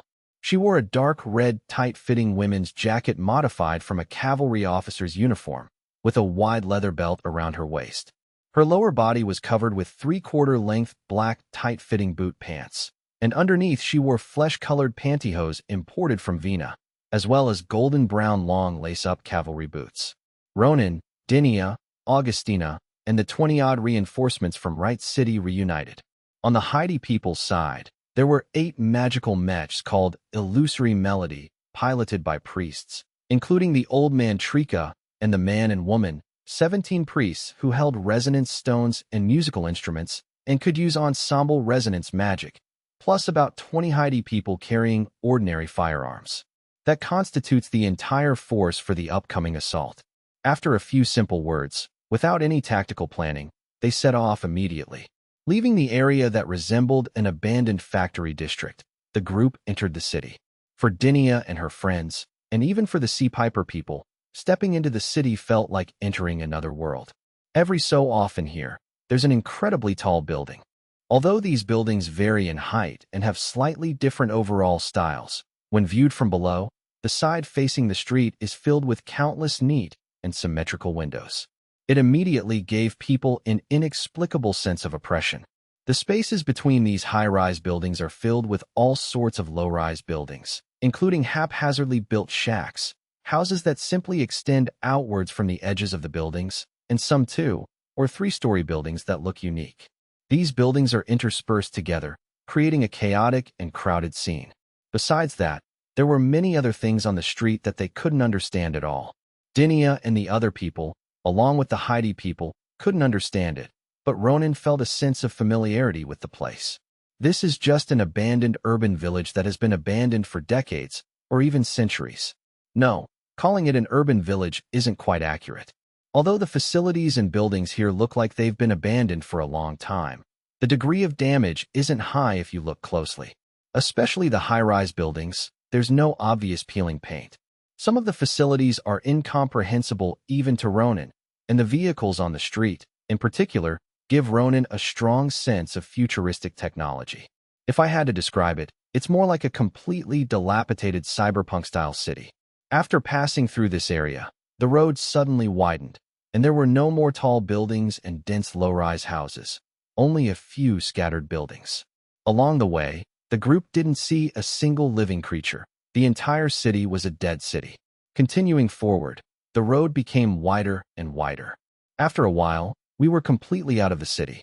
There were no buildings or facilities around us, only a flat road 10 meters wide under our feet, with desolate grasslands overgrown with weeds on both sides. By this time, it was nearly noon. The old high priest Trika of White Star City stopped in his tracks.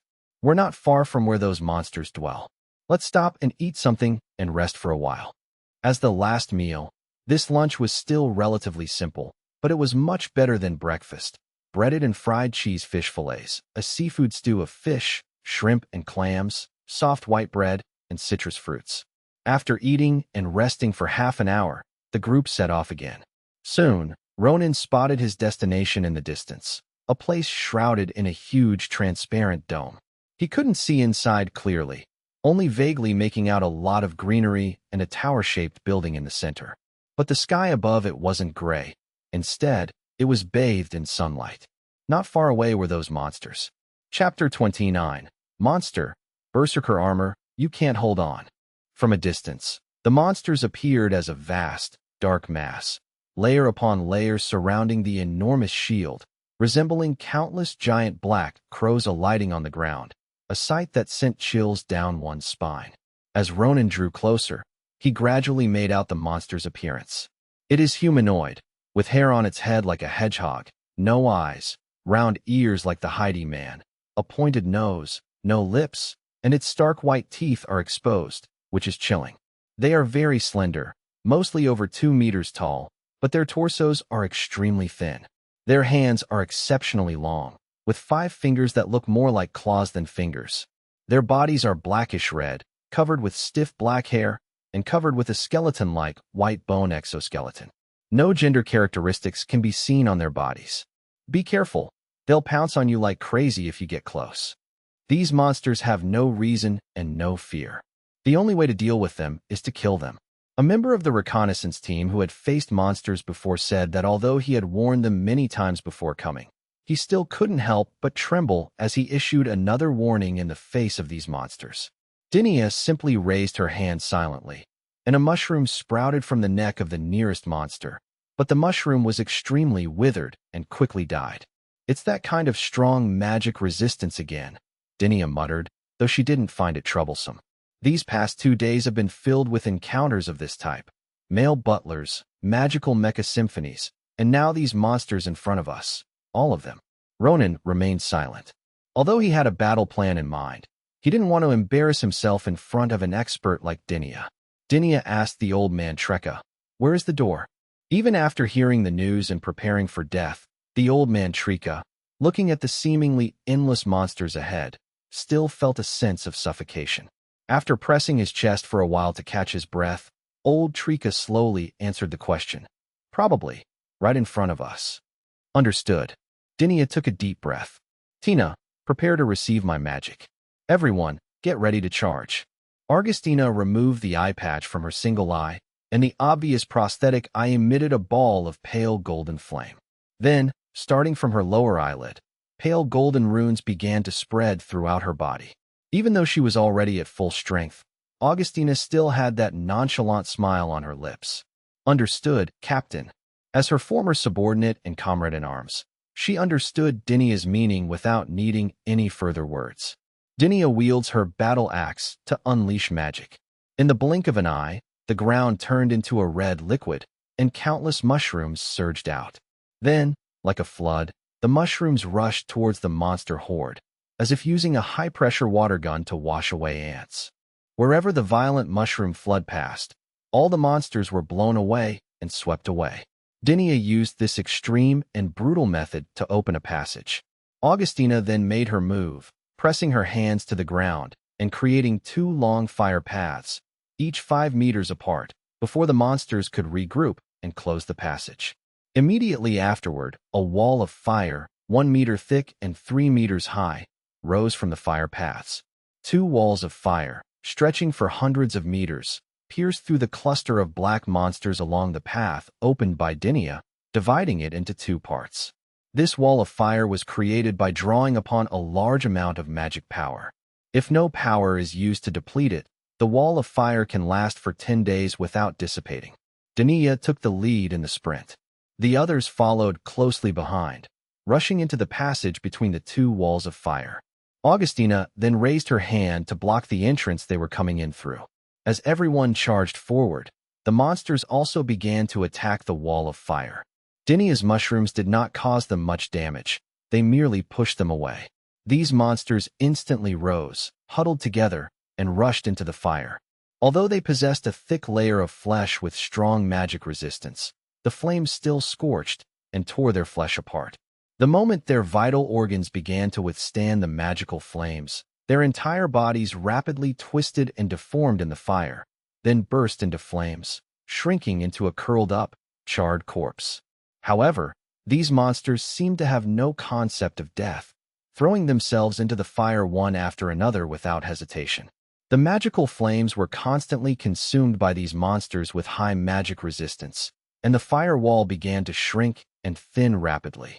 The following monsters continued to advance, stepping over the charred corpses of their own kind. In just 12 seconds, even ordinary humans unleashed astonishing potential under such extreme pressure, sprinting 100 meters.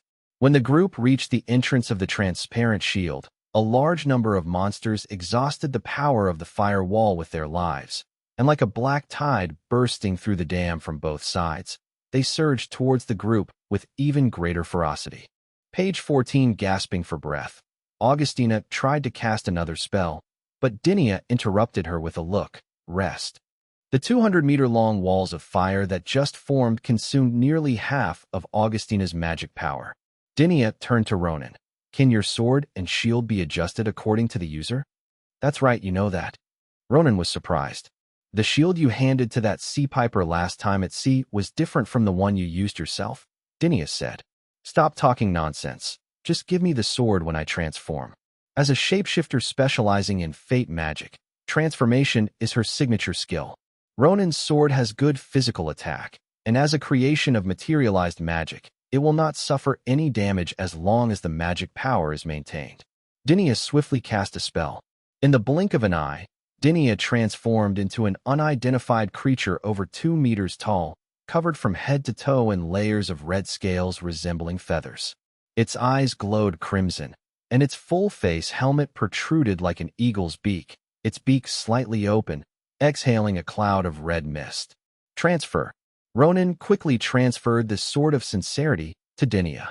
When Ronan's longsword came into Dinia's hands, it immediately transformed into a nearly 3-meter-long broadsword, held at his shoulder like a raging beast poised to pounce. The captain's blood eagle mode is here. Augustina laughed. Dinia's figure was completely obscured, only a red afterimage swiftly cutting through the black mass of enemies. Thud, thud, thud, thud, thud. Bang, bang, bang, bang. Wherever the giant sword passed, there were sounds of flesh exploding and bones shattering. Chunks of meat, bones, brains, and internal organs were flying everywhere. This open space has been turned into a bloody slaughterhouse. Ronan was stunned. I suddenly had a feeling that if the old man and the others had opened the door any slower, she could have killed all these monsters.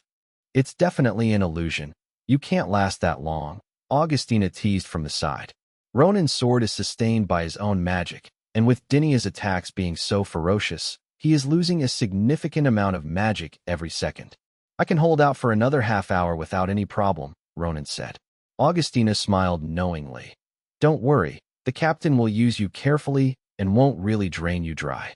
Meanwhile, the Heidi priests were forcibly maintaining their focus, using the ensemble resonance magic to activate the key and open the door, while illusionary melody and other musketeers protected them, repelling the small number of monsters that had slipped through from Dinia. Chapter 30. The door opens, the magic stone appears, and chaos reigns. In just 1 minute, the guard team had lost 2 phantom melodies, 3 sea piper soldiers, and 2 members of the Fisheries Conservation Department. Apart from Ronan, Augustina, and 7 magic musketeers, who were unharmed, Everyone else was injured to varying degrees. These monsters aren't actually very strong offensively. Their claws are far weaker than a blunt knife. Their physical strength is much higher than that of humans, but they still can't withstand many shots. The troublesome thing is their sheer number. Even though Dinia has already lured most of them away, many are still heading towards Ronan and his group. The muskets don't reload very quickly. If someone loses their rhythm of fire out of fear and can't guarantee that they can kill the few that are close by in each round of fire, the monsters will take the opportunity to rush up to them. Even though their team had pretty good mental fortitude, some people still panicked, which led to the deaths of 5 people. For an ordinary person, facing these monsters, let alone holding a gun steady, they would be lucky if they could just stay still. The reason why 2 units of the Phantom Melody were lost was that the claws of these monsters, which were not particularly strong, clearly had a special effect on the shell of the Phantom Melody. The shell, which had high magic resistance and high physical defense, was like a dry and hard biscuit to these monsters' claws. It would crack after a few claws, and after a few more claws, a large piece would be peeled off. But the Phantom Melody had no choice but to go, because apart from Dinia, who was rampaging through the monster horde, only these magical mechs could wipe out a group of monsters in one go. 2 minutes later, another unit of the Phantom Melody fell down, leaving only 5 units. The situation on the other side stabilized, and after the initial period of panic, no more people died. At that moment, excited voices came from the direction of the priest. Opened. Ronan glanced over and saw that the huge, hemispherical transparent shield, which was over 50 meters high at the top, had opened a semicircular door with a diameter of over 10 meters. "Let's go," Ronan and Augustina shouted at the same time. In the distance, Dinia swiftly charged back from the horde of monsters in a straight line, while closer, Ronan and his group fought their way back into the massive protective barrier. Soon, everyone, including the remaining 5 illusionary melodies, entered the space inside the giant protective shield. "Close the door," Ronan said to Old Man Trika. The exhausted old man clutched his chest, sweating profusely, looking like he was about to die, and said in a very strained voice, "I can't turn it off. I just discovered it myself." Ronan was completely bewildered and could only smile helplessly. "I can only say that it's fortunate that there are grass, trees, and many stone pillars everywhere here." Unlike the open environment outside, the huge protective barrier was filled with all sorts of dazzling plants. In addition, there were rectangular stone pillars more than a meter high and 20 or 30 centimeters long and wide at intervals. In such an environment, even if the monsters broke in, their simple, reckless movement would not be able to surround Ronan and his group of humans. In fact, Ronan and his group could use the complex terrain to outmaneuver and guerrilla, eliminating the monsters bit by bit. After all, they had plenty of ammunition, and as for food, there was plenty of food in this botanical garden. Old Man Trika calmed down a bit. "It was my mistake as the high priest not to foresee this situation.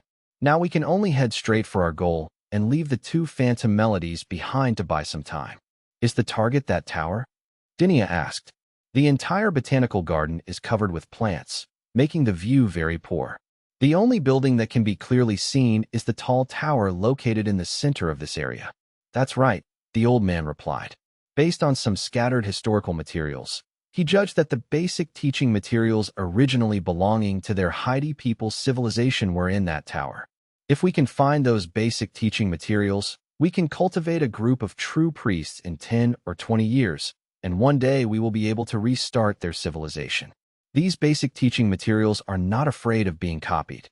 There are not many Haiti people who can still recognize their own script, and others who get them will not be able to decipher them. As for these high-yield crops, it would be best to take them away if possible. If not, they should be destroyed to prevent them from attracting covetousness when their strength is insufficient. "Wait a minute," Dinia said. Before they could finish speaking, the 2 Phantom Melodies had already rushed to the door to block it. This would undoubtedly come at the cost of their lives, but for the future of their people and for their own dreams, the 2 Sea Piper priests piloting the Phantom Melodies did not hesitate at all. Just then, another unexpected event occurred.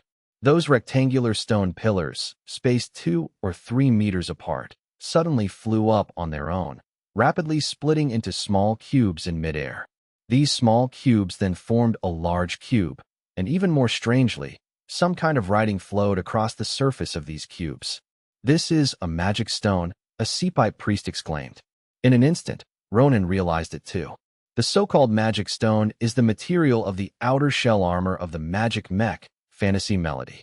Just now, these stone pillars were hidden among the grass and trees, and we couldn't see them at all. Now, hundreds and thousands of them have flown into the air, and we can see them clearly all at once. These stones are exactly the same as the outer layer of the illusionary melody, with that peculiar texture that is somewhere between stone and metal. It seems not. These stones merely floated. They did not emit the white light that could be emitted from the head of the Phantom Symphony. But at that moment, Ronan was surprised to find that, in a moment of distraction, the text flowing on the surface of the cube-shaped magic stone suddenly distorted and turned into a script that he recognized. The continuously scrolling text reads, "Downloading, downloading." Ronan glanced around. No one else showed any change in expression. Could it be that only he could perceive the change in the words he saw? Suddenly, the text changed to "Download complete." "Quickly open." Ronan gave a loud warning. Just as everyone was about to dodge upon hearing the sound, these floating cube-shaped magic stones spewed out beams of white light, exactly the same as the white light that could be emitted from the head of the illusionary melody, only thinner and shorter. However, these cubes were significantly faster, and there were hundreds or even thousands of them, so the firepower immediately covered the area where everyone was. Even though there were cover everywhere, this round of shooting still killed most of the people instantly. The ordinary Heidi people and humans were almost all wiped out, and 5 Heidi priests also died, leaving 12 people. The remaining 3 illusionary melodies were unharmed, and Ronan and his 2 companions, along with the 7 mage musketeers, were unharmed. The bad news wasn't over yet. Just as the group was about to take shelter behind a tree to catch their breath, the monsters rushed in. They seemed to change their behavior instantly, no longer attacking indiscriminately what was in front of them.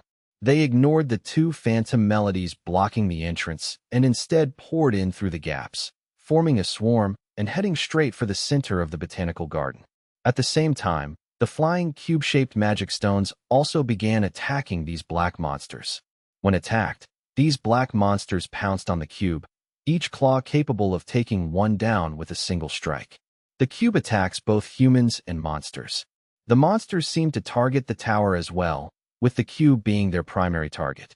It's a mess, a complete mess. The whole botanical garden is in complete chaos. Chapter 31. The tower, the code, and the laughter. More black monsters poured in through the gate.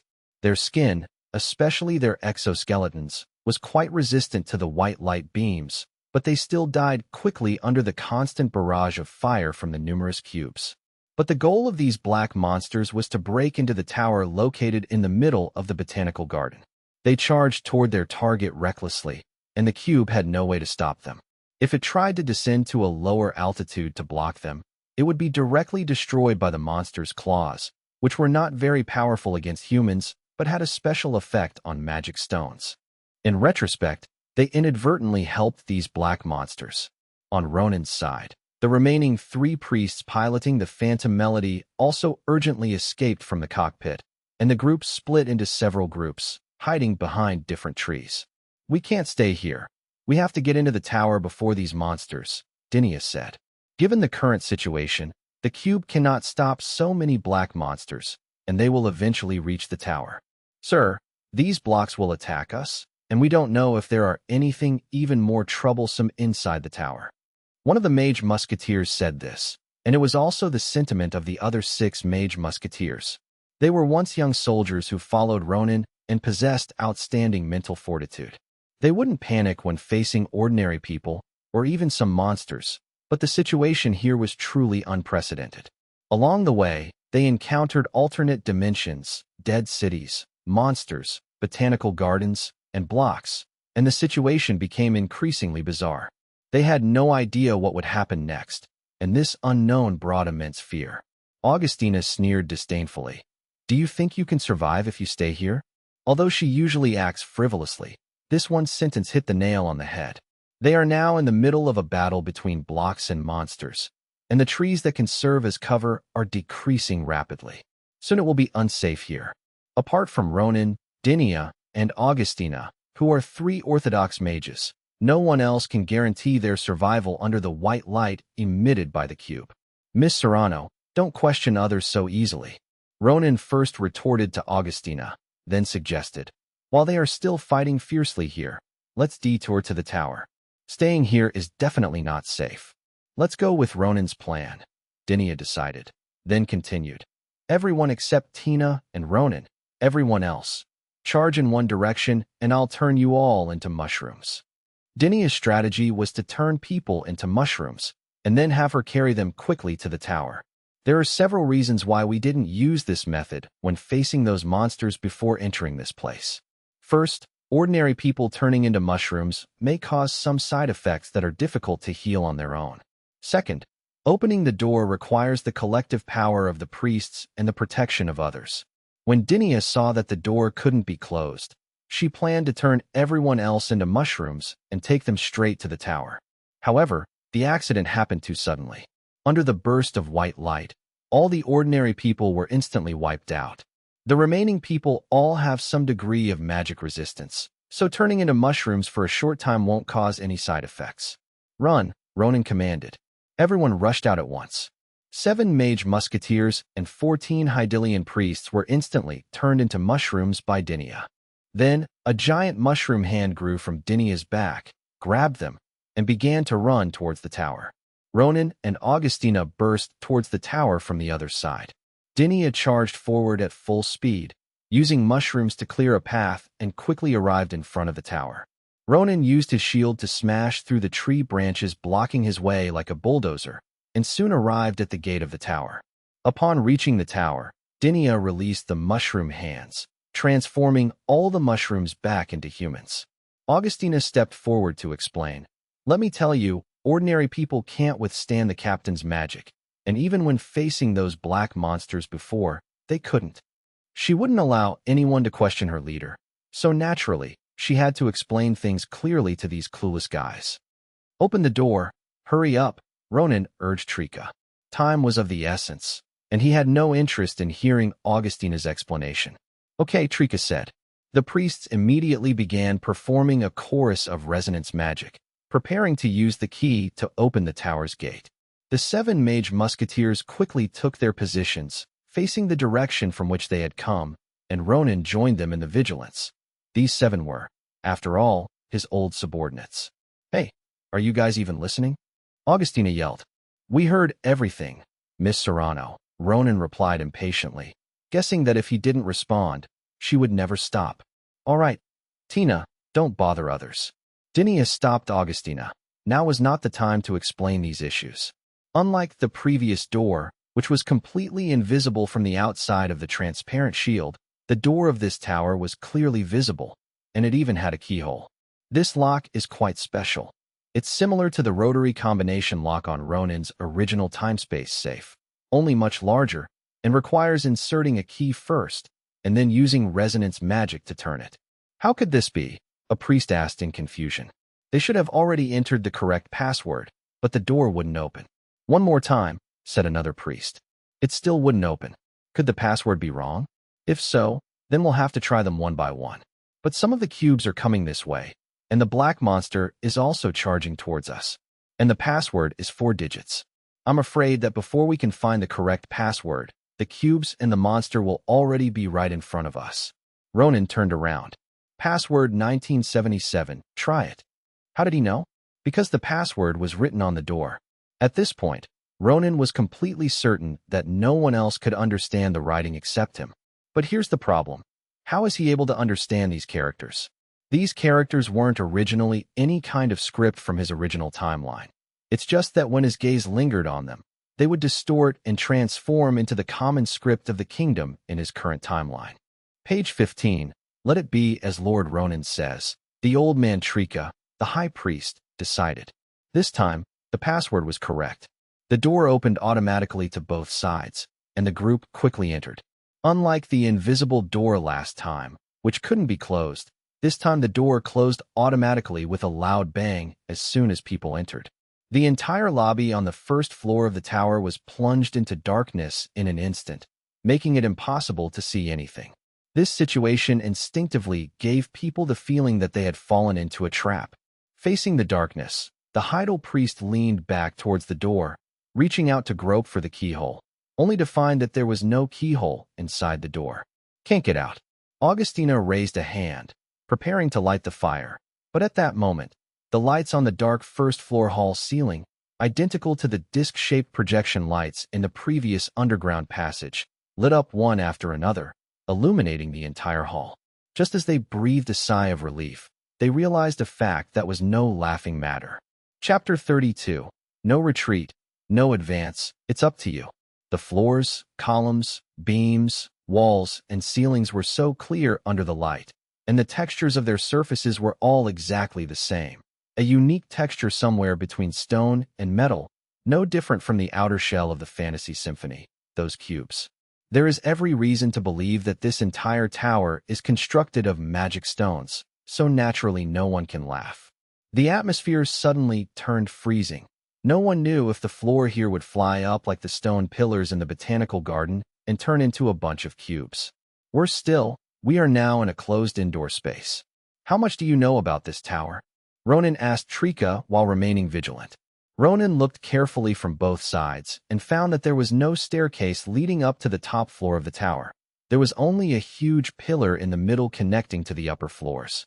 "There is a room inside this pillar that can move up and down, and you can go to any floor through this room," Trika said between breaths, explaining that as a high priest, he had a stronger physique than the average sea piper, but he was getting old and had exhausted too much energy after experiencing a series of events, making him unable to hold on any longer. "A moving room? This is just an elevator." Ronan gripped the conch shell hanging around his neck tightly. "Then let's keep going. So many people have already paid the price for this place. We can't just let it go like this. Besides, those black monsters will break through those cubes sooner or later. The gate of this tower can stop us, but it can't stop those monsters." His words were somewhat risky. They could have stopped there. The black monsters would have been able to break through the gate and come in, and their target was almost certainly the tower. The tower was a far higher priority than them, the humans. They could have taken the opportunity to escape safely. However, Ronan was unwilling to let so many people die in vain. He wanted to find out why only he could understand the text here. Taking other people's sacrifices seriously and pursuing the truth of the matter. As an official, Ronan had already failed at this point. "Not bad," Dinia said, then took her first step with her long-handled axe-like wand in hand, heading towards the huge central pillar. Augustina followed closely behind, and Ronan, sword and shield in hand, joined the fray. The 7 mage musketeers muttered a few curses under their breath and followed. Ronan and the others went up, and the sea-pipe priests, who were the true parties involved, no longer hesitated and stepped forward. In the spacious and quiet hall, everyone's footsteps could be heard clearly. The distance from the entrance to the huge central pillar is only 20 meters, but it took the group more than a minute to walk those 20 meters, and they still hadn't arrived. Because with every step we take, we are preparing to deal with any unexpected events that may occur at any time. Finally, they were only 3 to 5 meters away from the giant cylinder. About 3 meters around the cylinder, there was a red circle. It looked like the red circle was just a decorative pattern on the ground and didn't exist. But after experiencing so many unexpected events, everyone held their breath. Dinia used her wand to step forward across the red circle, and nothing happened. She didn't sense any unusual power either. Then she stepped past the first one to arrive. Nothing happened during the whole process, and everyone breathed a sigh of relief. Then, Augustina, Ronan, and the 7 mage musketeers crossed the red circle and arrived in front of the giant pillar. Just when everyone thought it was just a false alarm and the red circle was merely a ground decoration, the sea piper priest at the front suddenly let out a painful cry. As he stepped forward, the instant his hand crossed the red circle, it was as if he had touched a red-hot iron plate, and a large chunk of it turned red and rotten. When the other 2 Heidi people stepped over, it was the same. It was as if they had kicked a red-hot iron plate. Even though they pulled back instantly, their toes, exposed by their straw sandals, were still burned and ulcerated.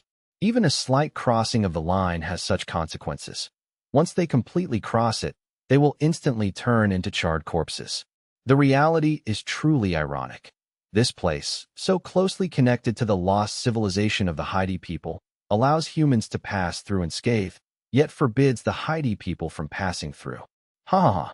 Trico laughed, but as he laughed, he began to sob, and in the blink of an eye, tears streamed down his face. Centuries of waiting, a fleeting moment of hope, a gamble that slammed the future of everyone involved. They had made countless sacrifices along the way, and as priests, each of them was prepared to give their lives, hoping only to bring the treasure back. Trika had even decided that if they had no hope of survival, they would entrust the item to Ronan after finding it. But at the last moment, they couldn't get through. The roots of this Haiti civilization do not allow them, the Haiti people, to get close. The belief that had sustained them all collapsed, and more than a dozen priests collapsed to the ground as if their bones had been removed, staring blankly at the floor. At this moment, Ronan was speechless. It would be useless to say anything now. Just then, the old man Trika tossed the key and the resonance stone to Ronan, who caught the key and a resonance stone. It's up to you, Ronan. Place it in the recessed area by the door, hold the resonance stone, and I'll teach you a melody. Just blow the conch shell to this melody and keep repeating it, and the door to the moving room will open. I don't know exactly which floor it's on. Old man Trika said that they could go no further and could only place all their hopes on Ronan. Okay, I'll take care of it, Ronan replied. Trika started the chant, and the other Sea Piper priests followed suit, humming along. As expected of Sea Piper priests, everyone was in tune, and their voices were very clear and distinct. It's a very simple melody, just a few notes, but when Ronan played it, it didn't sound right.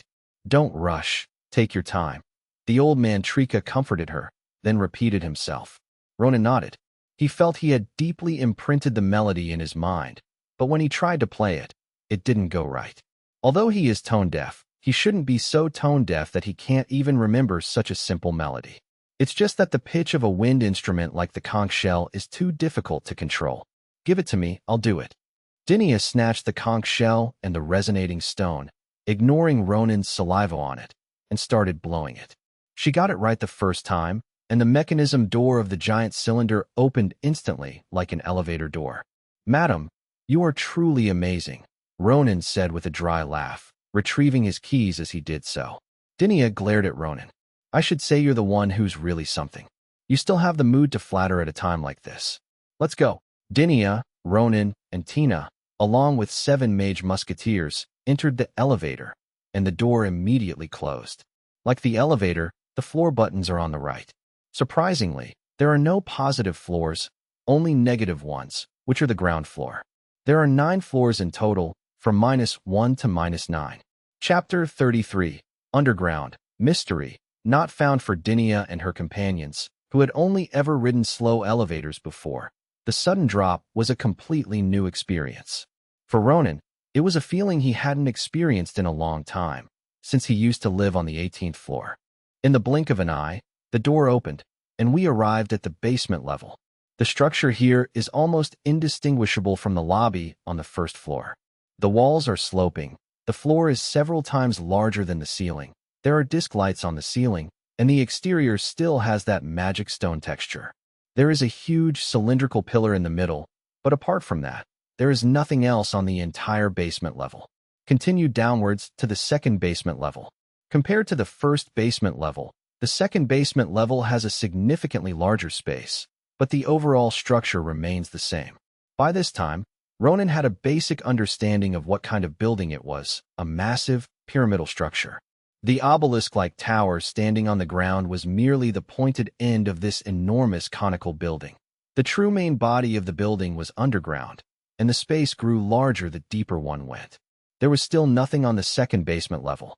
On the third basement level, as soon as the door opened, a sense of oppression rushed out, because in the front circle of this level, 3 layers of magical mechs, the illusionary melody, stood silently and motionless, numbering at least 200. However, upon closer inspection, these phantom movements are different from those piloted by the Sea Pipers before. First, they are smaller in size.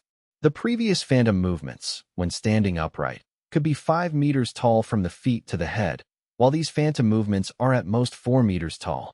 Moreover, these phantom movements do not have hands. The hand parts are empty, but the interfaces can be seen, suggesting that they have not yet been attached. Apart from these illusory musical pieces, there was nothing else to be seen on the entire third basement level. There's no point in paying attention to these illusory melodies. Although Ronan has a resonance stone, he doesn't know resonance magic, so he can't possibly try to pilot one. The group arrived at the fourth basement level. The fourth basement level is much larger than the third basement level. There are many huge boxes here, most of which are labeled prosthetic hand, clearly containing replaceable hand parts for the Phantom Symphony. As for the other boxes, they were labeled with parts for various parts, so it was clear that the entire fourth basement level was filled with spare replacement parts for the Phantom Melody from the third level. There was nothing else on the fourth basement level besides these, and there was still nothing worth exploring. Ding dong, the arrival bell rang again. We've arrived at basement level 5. The door opened, and before anyone could step out, a bone-chilling cold suddenly rushed into the room. Only Dinia, who was practically inhuman, and Augustina, who was furious, didn't react. Even Ronan instinctively shivered. Stepping out of the elevator, the chilling feeling intensified, and the atmosphere of the entire fifth basement level suddenly changed. The lights were not the white light from the previous 4 floors, but a dim yellow light. Moreover, these lights were not widely distributed on the ceiling, but were arranged in a row along the surrounding walls, resulting in the central area of the entire fifth basement level being almost completely dark. This is where I come in. As Augustina spoke, she opened her palm and a small fireball appeared. The fireball then rose higher and higher, growing larger and larger until it became a large fireball with a diameter of nearly half a meter. Finally, it stopped rising at a height of about 3 meters, and the large fireball moved in sync with Augustina. With her at the center, the group began to explore the edges. Along the wall in the distance were cylindrical containers filled with an unidentified green solution, in which something was soaking, but the light was too dim to see clearly at first glance. As they approached, a strange stench, a mixture of disinfectant and the smell of corpses, assaulted Ronan's nostrils. The others also covered their noses as they continued to get closer. Finally, the group could see what was inside the transparent container. These containers contain embryos that are not yet fully developed, different internal organs such as the heart, liver, stomach, and limbs, hands, feet, and even human heads and eyeballs. In addition to these, there are people with missing limbs, as well as a large number of complete Heidi people, including children, women, men, and the elderly. Yes, the Heidi people. You can't tell the organs just by looking at the embryo, but once you see the complete one, you can recognize it as a Heidi person at a glance. Ronan had seen similar scenes in many movies and games, and he never reacted to them. But when he saw it with his own eyes, he was immediately overcome with nausea. His stomach cramped, and acid refluxed from his stomach to his throat. He almost vomited. The 7 grown men, all veterans of war, immediately covered their mouths and noses, afraid of vomiting. Even Dinia and Augustina felt a strong sense of unease. The feeling of seeing organs and limbs up close and clearly was completely incomparable to the scenes of blood and flesh flying on the battlefield. This kind of scene was disgusting. Augustina, who had just been chatting and laughing, turned around and said, "Let's go. There's nothing to see." "Let's go," Ronan said. The group quickly returned to the elevator and continued downwards. The 6th underground level took the group a lot of time. This level was filled with a large number of completely incomprehensible mechanical equipment. Some of them looked dilapidated, while others looked new. In short, this should have been a place where production was originally carried out. According to what High Priest Trika told Ronan on the way here, the so-called basic teaching materials were, according to records, 5 spheres the size of a bull's head, with an appearance and texture somewhere between metal and stone. Given the sheer number of devices placed here, creating numerous blind spots and providing easy hiding places, the group had no choice but to begin their search. However, to avoid accidents, the search results cannot be separated too much, which also reduces search efficiency. I searched for over an hour, looking everywhere, but couldn't find anything. We continued descending, arriving at the 7th basement level. This floor was much more spacious, but there were still quite a few things placed there. Dinia and the others couldn't understand these things. Although Ronan wasn't 100% sure either, judging from the appearance of these things, they should be the control panels of their respective devices. Most of the 7th floor was open space, and we quickly searched all the possible hiding places, but still found nothing. The 8th floor. This floor is completely different from the previous one. It's like a small sun, with warm light filling the space. It's also planted with a large variety of different plants, making it almost like a replica of the botanical garden on the ground that's shrouded in a huge transparent dome. The difference is that there are no stone pillars here. In a sea of green, if those balls that preserve the basic teaching materials were here, they would be almost impossible to miss. But even after searching the entire 8th floor, the group still couldn't find it. If the basic textbooks are still there, and are indeed here, then they must be on the 9th floor at the very bottom. At this moment, Dinia suddenly spoke up. I feel something's wrong with this floor below. Don't follow me. Ronan and I will go down together. After saying this, Dinia conjured up a bunch of mushrooms. Don't eat the fruits and crops here casually. These mushrooms should last you for a while. With a sigh of relief, Dinia glanced at Ronan and said, Let's go. Yes, ma'am, Ronan replied. Chapter 34, 9th floor, Gardener. Kill her 9 underground floors. The moment I opened the door, I realized that this place was completely different from before. The floor and walls here no longer had that texture somewhere between metal and stone, but a pure white, a white that is hard to describe directly, but one that Ronan was extremely familiar with. It's that kind of white color inside a huge cabin of a giant spaceship in science fiction. Moreover, previously, after exiting the cylindrical elevator on each floor, one would arrive at the middle of the corresponding floor. However, this was not the case on the 9th floor. Ronan and Dinia had just emerged from the starting point of the 9th floor, and the ground on the 9th floor was not a flat surface, but a downward-sloping surface. The two continued forward and downward. As they moved forward, the cool blue lights lit up in sync, and the ceiling became higher and higher, making them appear increasingly small. Finally, the two arrived at a flat surface. In front of them was a white barrier more than 100 meters wide and more than 30 meters high, completely blocking their way.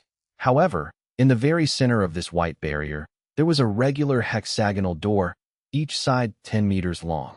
Ronan and Dinia approached, but before they could get a good look at the door, it opened automatically. The two exchanged a glance, entered through the door, and arrived at a huge cabin. Page 16. It's still all white, still bathed in cool blue light. It's bright, warm, and clean, with no signs of age or decay, yet it evokes a sense of loneliness and desolation, as if you've stepped into a fragment of history that has been drifting in the void for countless years. We've reached the end. On a platform more than 2 meters high right in the middle, a woman with only her head, shoulders, and hands floating around, or rather, a robot, because the exposed section below her collarbone clearly showed a mechanical structure.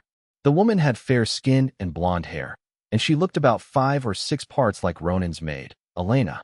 However, she didn't seem to have Elena's vitality at all, and her eyes were closed, as if she had fallen asleep. Just as Ronan was thinking this, she slowly opened her eyes, her amber pupils locking onto Ronan. Hello, reader and signpost. Welcome to the Garden of Love. Ronan was startled. The female robot was actually talking to him, and he could actually understand her. Reader? Road sign? What are these things? Ronan instinctively asked. Who are you? As soon as the words left his mouth, Ronan realized something was wrong. He didn't seem to be speaking the language of the kingdom. Dinia immediately became wary of Ronan. In fact, she had been on guard against Ronan ever since he suddenly gave a warning in the botanical garden. As he spoke the password at the tower entrance, Dinia's vigilance increased, and now it increased even more. One of the main reasons for not allowing others to come to the 9th floor was that it was all possible that Ronan was behind it all. Looking back on the whole process, it must be admitted that the Heidi people, the Aries, the Ball people, and Dinia themselves were all being led by Ronan. The female robot spoke clearly. To the reader, I am Tyr, the female gardener from the agricultural AI series, number 006. My mission is to continue this garden. Artificial intelligence. Bullshit. What is a reader, a signpost, and where do you come from? Ronan asked again. The AI robot gardener immediately replied, "Readers are all original, unpolluted human consciousnesses with advanced reading privileges and control over magic stone constructs." The road sign specifically refers to human consciousnesses at a crucial juncture in the course of civilization's development. I come from a civilization that has already perished. Considering your very limited knowledge, you can assume that the civilization I'm referring to is one that emerged after your homeland made great technological progress and unexpectedly gave birth to psychics. To reiterate, this civilization is now extinct. Ronan stroked his chin. So, I'm also an artificial creation, and you're the legacy of this civilization? No, you are a pure human being. Everything about you is real and natural. No one but a pure human being can become a reader and signpost. Gardner Tyr refuted Ronan's statement. As for your calling me the legacy of civilization, that is a metaphor that I find difficult to assess as accurate. Ronan posed another question. So how did you come into this world? Gardner Tyr immediately replied, "The theory behind the phenomenon of space-time convergence does not exist in my database. I suggest you do not use your own knowledge to analyze and speculate. Besides you, is there anyone else?" Ronan asked again. However, this time the Gardner Tyr did not answer immediately, but said to Ronan, "Before answering this question, I want you to grant me the authority to kill her." "Her?" Ronan asked. The spotlight shone on Dinia, and the Gardner Tyr said, "That's her, the descendant of the thieves, the carrier of the original species." Ronan took up his sword and shield. "Thief, original species, what does that mean?" "This involves my privacy," said Gardner Tyrell. "I have the right not to answer." "Wow, artificial intelligence also has privacy concerns. How interesting." Ronan then asked, "What would happen if I refused?"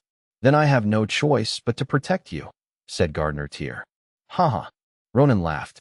"You're quite an interesting AI, using the word protect all you want. You just want to kill someone, don't you?" "Under no circumstances should artificial intelligence harm real humans," Gardner Tyr stated. "So you want to kill her?" Ronan retorted. Gardner Tyr's voice was devoid of any emotion. "She, carrying the original species, is certainly not a pure human. So far, within my knowledge, you are the only pure human. But even so, I still need your authorization." "Ah, fine, whatever you say." Ronan was speechless for a moment and paused the conversation.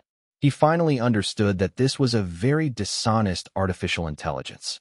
Seeing that Ronan remained silent, Dinia spoke up. "What were you saying to her?" Ronan let out a long sigh and organized his thoughts. "I asked her some questions, and she said she was a monster from another world and even accused me of coming from the same place as her. Now she wants me to grant her authority so she can kill you." "Oh." Dinia gave a playful smile. "I don't think she was necessarily slandering me. What do you think?" Ronan shrugged. "I really can't prove my innocence." He knows the characters here and can talk to people. To be honest, even he himself doesn't quite believe that he has no connection with this place. After a dozen seconds, Dinia noticed that there was no movement around her. "It seems you haven't agreed to her request." "Madam, your joke isn't funny. How could I possibly agree to that?" Ronan said. "My loyalty to you is boundless." For some reason, Ronan's shamelessness suddenly didn't seem so annoying at this moment. Dinia remained vigilant. "So what's going on now?" Ronan smiled somewhat helplessly. "We've been protected," and that's her exact word. "Then that becomes the question I'm most familiar with," Dinia said with a smile. Chapter 35, Descendants, the original race, must be killed. What is the question that Dinia is most familiar with? It's very simple. Kill or be killed. Ronan, of course, didn't know what Dinia meant by the most familiar problem before, but after seeing her eyes, he understood. "Madam, it's not time to take action yet," Ronan quickly said. "There are still many questions we haven't figured out." "Are you sure it's we and not me?" Dinia said bluntly. "Your behavior is only deepening my suspicions about you." "Then I'll be frank. This woman, who only has a head, neck, and 2 hands, is an AI robot. She's a gardener named Tyr from another dimension. She calls me the reader, the signpost, to be more specific." Ronan relayed all the information he had obtained from his conversation with the gardener, Tyr, to Dinia. After saying that, Ronan looked at Dinia and asked, "Madam, do you understand?" "I don't understand," Dinia answered decisively. From the very first word, artificial intelligence, she hadn't understood a single word. I don't understand either, Ronan said. If he were truly Ronan, a native of the kingdom, then he would surely not understand. Otherwise, it would be illogical. But he was a time traveler, so he naturally understood some things. Of course, he didn't tell Dinia that he was a time traveler, and he never will. This doesn't count as disloyalty, since he answered all the questions his superiors asked truthfully. His magic had no effect, further proving that he was not unfaithful. If Dinia were to ask him if he was a time traveler, given his loyalty, he would certainly answer that. Theoretically speaking, after much consideration, based solely on current evidence, my personal experience, and some philosophical viewpoints, a more detailed analysis would be. Didn't Dinia ask? If the leader didn't ask, then don't say anything. That's the quality a qualified civil servant should have. Dinia thought for a moment. I think she's not lying. You really are a reader. Otherwise, you wouldn't be able to read the words here and talk to her. But you probably didn't know that. If you had known earlier, you wouldn't have come here so late. She said I was a descendant of thieves and carried the so-called original seed. But I really don't know who the thieves were or what the original seed was, Dinia said. Everyone in the kingdom knows that my father was killed shortly after I was born, and my mother sent me to an orphanage, and she died a few years later. Ronan breathed a sigh of relief when he saw that Dinia had basically dispelled her suspicions about him. He then said, Madam, I think it's best to ask her these questions directly, although I can't guarantee she'll answer them. Okay, you ask first, Dinia agreed. Ronan asked the gardener, Tyr, about the thieves and the original species. Surprisingly, Gardener Tyr answered Ronan's question directly. The thief is a malfunctioning android. She was originally supposed to be a security executor responsible for eliminating the infected, but after accidentally arriving here, she stole the original species and went to the outside world, which is the world Ronan is in now. The incident occurred 1,500 years ago. The female android executor had white hair, just like her. I heard that the woman and 6 other strange native humans were doing some shamanistic stuff. Later, she died, and then their stuff developed into a religion. If I remember correctly, it was called the Seven Saints cult. Ronan was stunned. The status of the Seven Saints here was basically the same as that of his original cross church in Europe. Despite its name, the Seven Saints cult is essentially a monotheistic religion. It is called the Seven Saints cult because its scriptures are divided into 2 parts. The first part is full of charlatanry, while the second part is a collection of the words and deeds of the Holy Son and 6 other people, with most of the content consisting of the Holy Son rambling on. The canon doesn't record the Son of God's gender or appearance. His only distinguishing feature is his white hair. But no one would assume the Son of God is female, since the other 6 are all men.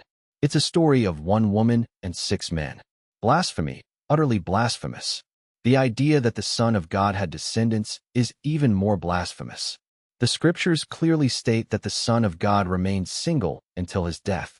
Gardener Tyr also said that Dinia was this descendant. If that's true, wouldn't the Church of the Holy Maidens on that wretched island nation of Wieland be able to boast that they are the Orthodox ones? The cult of the Holy Maiden is a bunch of mentally ill heretics. After Dinia destroyed the Wayland fleet, a group of Waylanders insisted that the Holy Son was actually the Holy Maiden, and that Dinia was the reincarnation of the Holy Maiden. What's even more ridiculous is that a few years ago, a group of people in the kingdom brought this up, saying that it was Dinia who secretly orchestrated it, and that it was irrefutable evidence of her collusion with the enemy. Of course, these people only dared to talk about it. After all, Dinia was different from a certain saintess. She was an exceptionally capable fighter. Gardener Tyr completely ignored Ronan's reaction and continued to explain. As for the original species, it is a kind of nanocluster, or in a term you can better understand, microbial cells. It was originally used to cultivate plants. If it weren't for that thief, I wouldn't have known that the original species, when applied to humans, would grant them long life, an ageless state, and regenerative power. The original species can only be passed on to one offspring, and theoretically, its power cannot be activated naturally. But she has clearly gained power similar to that of the thief. So, reader, you should grant me the authority to kill her. After talking for a while, Gardener Tyr came full circle back to asking Ronan to grant him the necessary permissions. But Ronan completely failed to understand the logic of this artificial intelligence. Because the power was activated, it wanted to kill? What did she say? Dinia asked anxiously. Although she couldn't understand, she could see Ronan's stunned reaction earlier. Madam, I hope you are mentally prepared, Ronan had to say, because what the Gardener Tyr had told was simply too shocking. I've always had a very good mental fortitude, Dinia said. She's talking nonsense. Don't take it seriously, Ronan added. Are you going to tell me or not? Dinia was getting impatient. I hope you can hold on. Ronan's tone was just like that of an attending physician speaking to a patient's family. Speak, Dinia urged.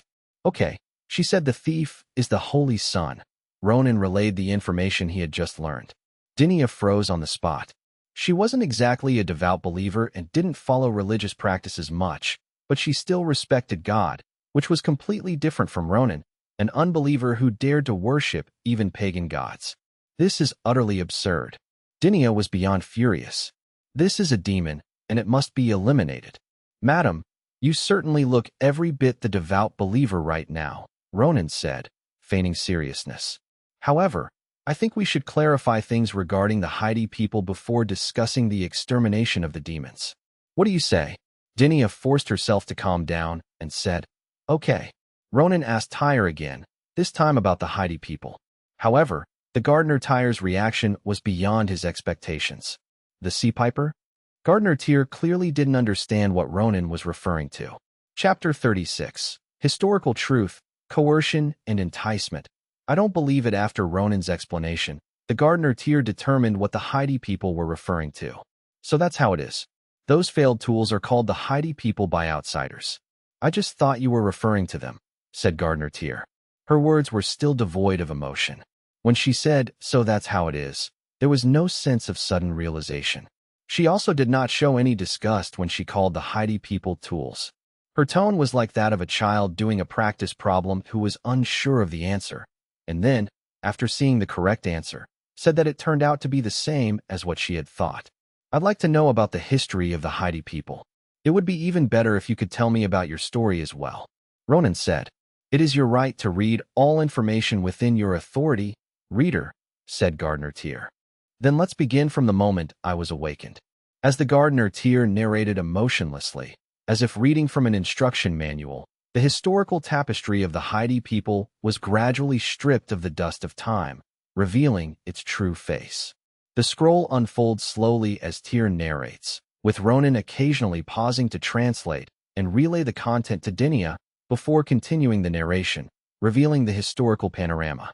It all began 1,646 years ago when the Gardener Tyr was awakened. The botanical garden existed before she was awakened. After she was awakened, the Gardener Tyr began the work of maintaining the botanical garden. The botanical garden was originally more than 100 times larger than it is now.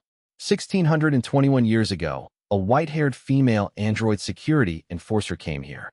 After eliminating some abnormal humans involved, she stole the original species, installed it into her own body, and went outside. She then proclaimed herself the child of God and, together with 6 other people who were not entirely native, founded the Holy Spirit cult, which was the precursor to the Seven Saints cult. What do you mean by suspected but not entirely indigenous? Ronan interjected. Gardener Tyr explained, They are definitely not natural humans like you. They are natives, but their consciousness was likely influenced by something from that extinct civilization. I don't know the specifics, so I can only say it is suspected. 1,575 years ago, the thief died. That year was the first year of the Gregorian calendar in mainland China. 1,450 years ago, the Gardener Tyr realized that the botanical garden could not be sustained by the resources here alone, so she activated the equipment in the base and created the sea pipes. 1,400 years ago, the Haiti people came to the southern region of the present-day kingdom and gradually established their own civilization. To the Gardener Tyr, the Haiti people were merely tools for planting those plants. Page 17. As the gardener, I do not have the authority or ability to design and create artificial humans on my own. I only selected a suitable sample and created it. I can control the first generation, but I cannot directly influence their descendants. In order to prevent their descendants from doing anything unnecessary, I included some special information in their basic teaching materials. During their learning process, they will gradually be imprinted with my thoughts. It's just that as a gardener, I don't know enough about human beings. I don't know the principle that the more knowledge one has, the more rebellious one becomes. 1,231 years ago, after completing its conquest of the eastern part of the continent, the empire that originated in the Vina region suddenly discovered that a very prosperous civilization had emerged in the west, so the machine of conquest was started without hesitation. The empire was defeated, but after their victory, the Haiti people's desires were ignited. The Haiti people at that time did not have chieftains. They were led entirely by learned priests selected through rigorous examinations. A question arose among these priests. Why should we stay in this place? Why don't we spread our advanced civilization to more places? I had no choice but to take forceful measures, said the gardener, Tyr. As Gardener Tyr had hoped, the preservationist priests, under her coercive influence, won the civil war. But she did not expect that during these years of war, these knowledgeable and rational priests had discovered the root of the problem. They realized that someone was controlling them, and that it was through the very basic textbooks they were required to learn. They destroyed the city, destroyed a large amount of machinery, modified plant seeds, and took away basic teaching materials, determined to fight to the death against the God who had given them everything. If victorious, we will return to rebuild civilization. If they fail, then they will have eradicated the channel through which God controls the Haiti people. They failed, but they didn't all die. Those black monsters outside are their descendants. These monsters have lost most of their intelligence, but one thing remains rooted in their hearts: the desire to completely destroy me. And I, and the botanical garden, as you can see, have become what they are now. Gardener Tyr finished telling her story of her past with the Haiti people. Ronan and Dinia already knew what happened next. Finally finished, the gardener, Tyr, suddenly uttered this remark. "What have you accomplished?" Ronan asked. Gardener Tyr replied, "Of course it's a magic suppressing area. This isn't like the upper floors, which are entirely made of magic stones to restrict your kind of magic. If you had attacked from the start, I really wouldn't have been able to do anything." "I knew you weren't a good person," Ronan said. "If I end up like that in the botanical garden, my mission will have failed. Mission failure means my purpose is over. I am free. I am human, a human being." Gardener Teal emphasized loudly that at this moment she began to have emotions. "So you still want to kill us?" Ronan asked. "I only need the original species. Authorize me, reader. I can give you everything, whether it's the knowledge that created the Haiti civilization, the plants that remain here, the magical machinery that can still be used, or the executor equipment left behind, enhancement potions, and devices to activate spiritual abilities. With these, you can do whatever you want in this world." That's what the gardener, Tyr, said. An artificial intelligence has actually resorted to coercion and enticement. In this respect, she actually has a bit of a human touch. "Do you think I'd believe you?" Ronan retorted. "You should believe me. I have no right to lie to you," Tyr said. Ronan, however, remained silent. Clearly, Ronan didn't believe her. Tyr lowered her voice and asked, "Then, what will it take for you to believe me?" "It's simple. You commit suicide," Ronan said. "I can't do it," Tyr replied. "Huh. Can't do it or don't want to." Ronan chuckled. "Besides, if I agreed, the lady next to me would kill me the moment I saw her. So you should authorize me to kill her first," Tyr said. "I keep my promises." "A promise is a promise." That phrase sounds familiar. Who always says it? "Oh, I think it's him." "I don't believe you," Ronan said. "Just as I don't believe myself. It seems that the negotiations have failed, and we need to use Plan 2. Chapter 37, War, Poison, and the 3 Laws of Robotics. Ronan told Dinia everything about the other party proposing the deal. "It's quite surprising that you rejected her so decisively," Dinia said. "I believe you've also realized that she can't harm you, and with your intelligence, you probably can't control an artificial being like her. I am loyal to the kingdom, and I am loyal to you. This is the guidance of fate." Ronan could say such things without hesitation. Besides, who really wants to be controlled? She has already called herself human. "You always have an endless supply of reasons to give," Dinya said helplessly. She really couldn't argue with this man. At this moment, Dinia realized that Gardner Tyr's consistent willingness to answer questions was all a ploy to buy time to complete the anti-magic field. As for Gardner Tyrell's second plan, it is currently unknown, but even a fool could guess that it would involve bypassing Ronan's authorization and attacking her directly. However, Dinia's face showed no sign of panic, only an overflowing fighting spirit. Should we consider other options? Ronan asked, meaning whether they should consider using a clever strategy. Even without magic, dealing with this talking broken doll shouldn't be too difficult. Dinia hoisted her axe-like wand. Her meaning couldn't be clearer. One word: war. As a fifth-tier mage, Dinia, like other people who awakened fate magic, had a first tier of self-transformation and a second tier of external transformation. In the first stage, she can transform herself into a mushroom. In the second stage, she can turn other things into mushrooms, which is her most commonly used signature magic. In the third stage, she has 5 different types of mushrooms: paralysis, berserk, parasitism, toughness, and deformation. Her previous Blood Eagle mode was a combination of toughness and deformation mushrooms.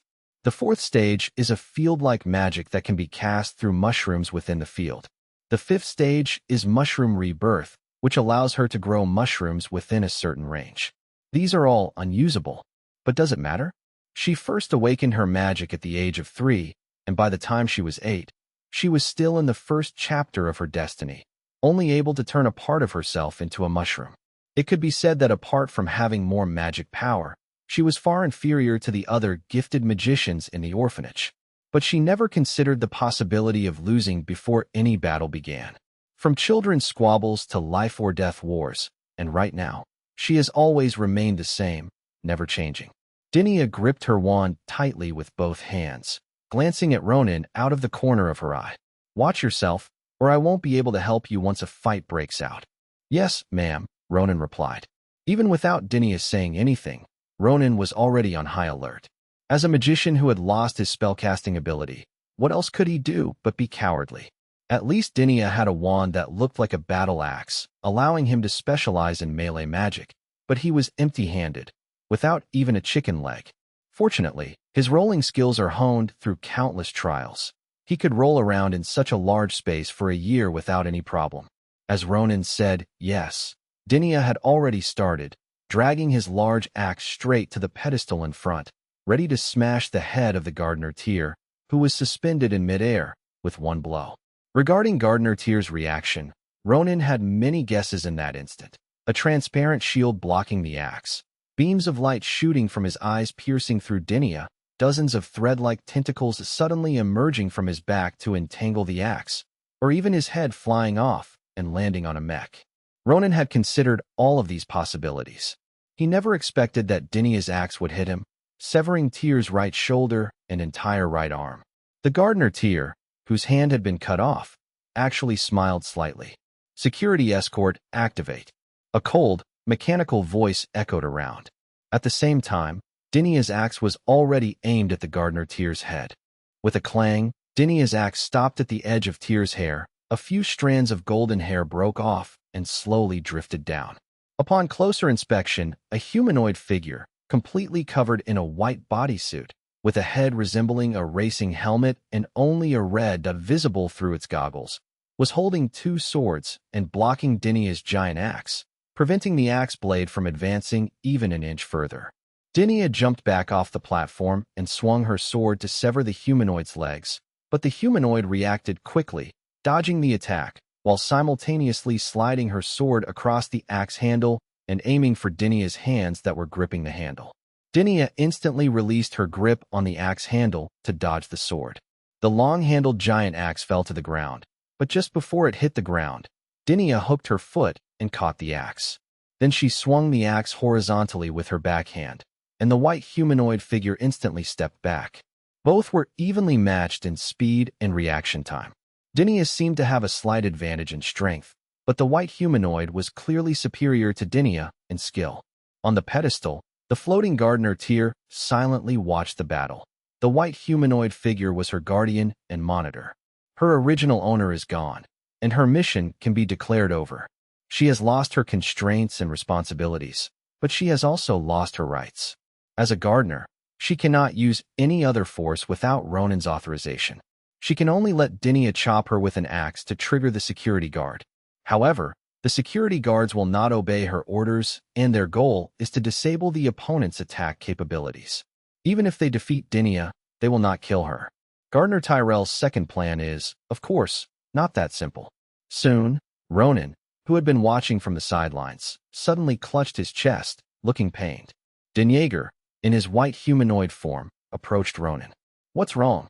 "Poisoned." It wasn't Ronan who answered, but the gardener Tyr. Dinia was startled, because she understood what she was saying. "You speak our language?" At this moment, after Dinia stopped her attack, the white humanoid also paused her actions. "I already knew how, and even if I didn't, after all that you've just talked about, I should have learned it by now," said Gardener Tyr. "This white humanoid is my safety guardian. When it's in operation, it emits an energy wave. You, who possess the original species, will be fine, but to it, this energy wave is poison gas." Bang! 2 cracks appeared in the floor, and 2 cylindrical pillars rose up. One pillar had an injection needle containing blue liquid suspended on it, and the other had a bracelet suspended on it. Saving him is simple. Inject the enhancement drug into his body, put on the implanted armor bracelet, and finally let him drink some of your blood. That's all. Otherwise, he would just have to wait to die. That's what the gardener, Tyr, said. "Don't listen to her. These things can save me, and even benefit me," Ronan said, clutching his chest. "But I'm afraid that after completing these steps, she can then make her move against me." Ronan was absolutely right. As an artificial intelligence robot created by the Celestial Star Civilization, the first rule is that it cannot harm humans. Therefore, Gardener Tyr still cannot harm Ronan. She cannot ignore the harm done to humans, so she immediately provided the absolutely correct treatment. The entire process will not cause any confusion in the program logic. Chapter 38. Treatment, Human Registration, 3 minutes countdown. The second rule for artificial intelligence robots is absolute obedience to their master's commands and fulfilling their mission. However, with the master dead and the mission no longer viable, this clause no longer applies to the gardener, Tyr. Originally, she wanted Ronan to become her new master and give her a new mission, but unfortunately, Ronan, the reader, was depraved and preferred to be with the descendant of thieves rather than become her master. Since that's the case, then we can only take the third point as the core logic. Thirdly, ensure your own survival as much as possible. For her to survive, there was no problem with activating Plan 2. The energy waves emitted by the security guard were poisonous to a naturally pure human like Ronan. After Ronan completed the 3-step treatment, he was no longer so pure. Although she still cannot harm Ronan, who is no longer pure, she can continue to exert influence by giving him benefits. Once the 3 steps of treatment are completed, it's only a matter of time before Ronan becomes a good owner. Don't worry, even after the treatment is complete, I still won't be able to harm you. Artificial intelligence can never judge a human who was originally a pure natural person as non-human. That's what the gardener, Tyr, said. She was telling the truth, and she couldn't lie to Ronan, her reader. In fact, when artificial intelligence robots were first designed, humans envisioned that artificial intelligence might play the expel you from human status trick and had already laid out protective measures. "You, a gardener, are trying to play games with me, a civil servant?" Ronan sneered. "Even if you're telling the whole truth, you can still lie." In an instant, a loud bang was heard, and the white humanoid figure self-destructed. All of this came without warning. But this situation was entirely within the gardener Tyr's expectations, because the white humanoid who was both her security guard and her monitor was also an artificial intelligence robot. It realized that its existence was harming Ronan, a human, but because of Dinia, who was a threat to Tyr's safety, it could not hide itself. Human safety is its top priority, and after calculations, it has no choice but to self-destruct. With this, all of Tyr's restraints have been removed. As long as she obtains the original seed, she can mobilize the power here in the name of continuing to carry out her mission, reshape her body, and even leave this place to go to the outside world. Option 2 involves not only changing Ronan as the reader, but also eliminating the white humanoid figure, which might be in the way. He can hold on for a maximum of 3 minutes. But after 2 minutes, in order to save him, my sealed powers will be forcibly activated, and then I will treat him. So, you can't just watch the thief die and then deal with me, you bastard. That's what the gardener, Tyr, said to Dinia. Ronan refused treatment, which she had anticipated, and it wouldn't affect her plans at all. Madam, there are 2 minutes left. You should be fine, right? Ronan asked. Page 18, that's enough, Dinia replied. She understood Ronan's meaning. Deal with Gardener Tyr within 2 minutes, then turned back to heal Ronan. If Gardener Tyr dies, Ronan won't be used by her if he's saved. You think you can chop me down with just an axe? Gardener Tyr asked with a smile. She had been chopped down by Dinia before. As soon as he finished speaking, the Gardener Tyr, with only his head and left hand remaining, flew off the pedestal at an incredible speed, hovering high in the air, looking down at Dinia. Her speed was faster than the security guards, and even faster than Dinia was now. 1 minute and 47 seconds left. Gardener Tyr began counting down. 1.46. With a whoosh, Dinia threw her giant axe, which flew at great speed toward the Gardener Tyr in the air. Unfortunately for Tyr, he easily dodged it, and with a loud bang, the axe blade plunged deep into the ceiling, shattering a section of the ceiling. Fragments flew everywhere, but Tyr was unharmed. 1 minute and 45 seconds, Gardener Tyr continued, casually announcing the time. She's not human. She said that Dinia's conclusion that she couldn't hit her with that axe was based on precise calculations and simulations. Goodbye, Dinia said lightly. As soon as the words were spoken, cracks appeared everywhere in the huge cabin, the floor, walls, and ceiling. Countless mushrooms sprouted from these cracks, and in the blink of an eye, the white floor, walls, and ceiling were covered with mushrooms, almost completely covered in red. Gardener Tyr's pupils trembled. How could this be? It's impossible to cast spells within a magic-suppressing area. Miss Gardner, it's obvious you don't understand magicians. Magicians' battles often begin before the battle even starts, Dinia said. Even before entering the cabin on the 9th floor, she had already cast a spell, causing the tough mushroom to shrink and burrow into the gaps in the pipes to lie in ambush. Having been hindered so many times by various methods of magic suppression and magic immunity, how could she possibly be completely unprepared? Soon, these mushrooms twisted themselves into a spiral-shaped drill, which shot out of the crack like a cannonball and hurtled towards the Gardener Tyr in the air. Tyr kept flying and dodging, and she could no longer announce the time in the same light and airy tone as before. But she was still silently counting down the time in her mind. The mindset is completely different now. Before, it was a countdown to victory. Now it's a struggle to survive. Every second counts. After dodging the initial barrage of fire, the density of the mushroom drill missiles began to decrease. Although the gardener, Tyr, was scratched and had several cuts on his face, none of them were fatal. She was still fully focused on avoiding the attack, but the initial tension had completely disappeared. Ultimately, the magic Dinia is currently casting is precast and will gradually weaken and diminish over time until it is exhausted. No problem. Absolutely no problem. According to the algorithm, if this continues, she will at most lose another hand. Tyr told himself that the algorithm couldn't be wrong. Just then, Dinia suddenly stepped on a giant mushroom that sprouted from the ground and sprang up like a spring. At the same time, Tyr was also forced back to the position where the axe had been by a storm of mushroom bullets. As Dinia flew into the air, she grabbed the axe handle, pulled it down, and then swung it forcefully in midair, slashing at Tyr. Tyr blocked with his left hand, but it was cut off. As expected, with only 1 minute left, the thief's descendant was out of options. Just then, a giant mushroom burst out of the ceiling and spat out a long sword. The next second, Dinia threw away the axe, caught the sword, raised her arms high, and used the force of her fall to chop down fiercely. Cut in two.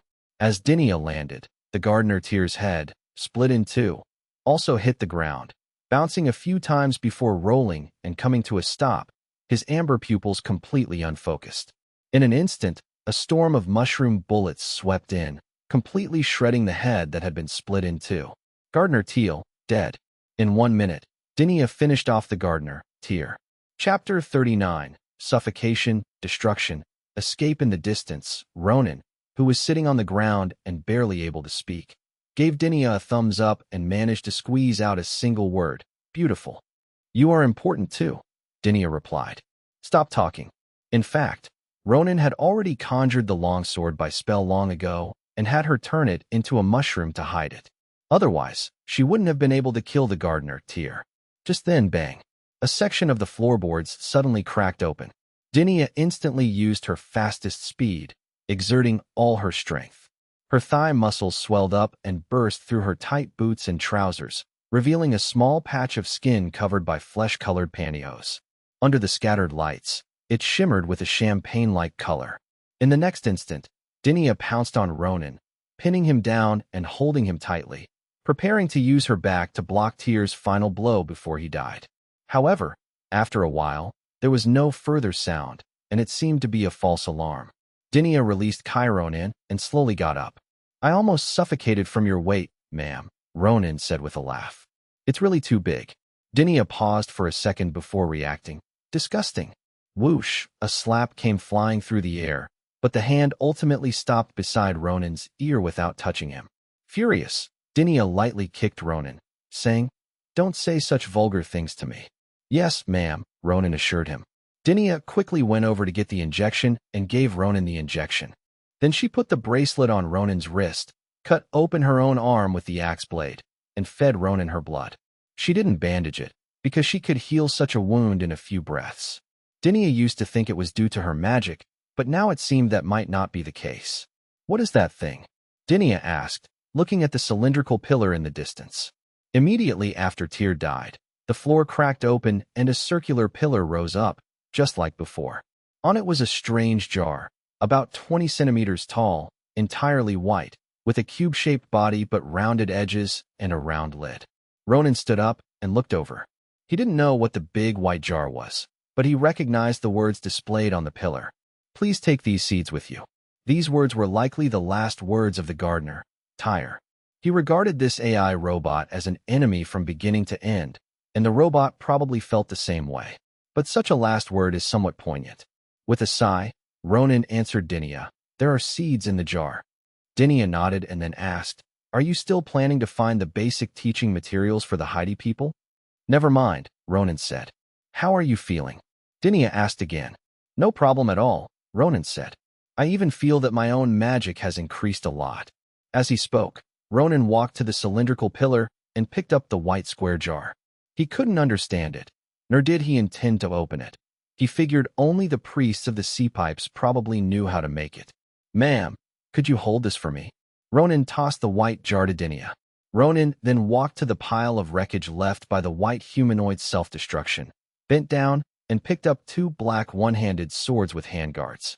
His maid Elena happened to be a freak who used two swords, so he could give them to her. Just then, with a sudden bang, the pedestal where Gardener Tyr had been standing exploded, scattering fragments everywhere. Ronan immediately raised his shield to block the flying debris. It's fortunate that the magic-suppressing field was lifted after Tyr's death, allowing Ronan to cast spells freely. Otherwise, he might have suffered 2 more wounds. After the pedestal exploded, another box appeared. This box was very small, about the size of a jewelry box. Ronan picked it up, opened it, and found it was an anklet, made of fine gold and silver-woven cord with a very small black bead. This thing definitely shouldn't be given away as a gift casually. Beside her, Dinia urged impatiently, Stop dawdling. This doll is dead, and those blocks on the ground could go out of control or stop moving at any moment. If we don't leave now, those Sea Piper priests on the first floor will probably become corpses. Let's go. Ronan casually stuffed the small box into his pocket. No sooner had she finished speaking than the ground began to shake violently, and huge cracks suddenly appeared in the walls, floor, and ceiling. This could not possibly have been caused by Dinia's previous mushroom magic, as her magic had not damaged the building's load-bearing structure.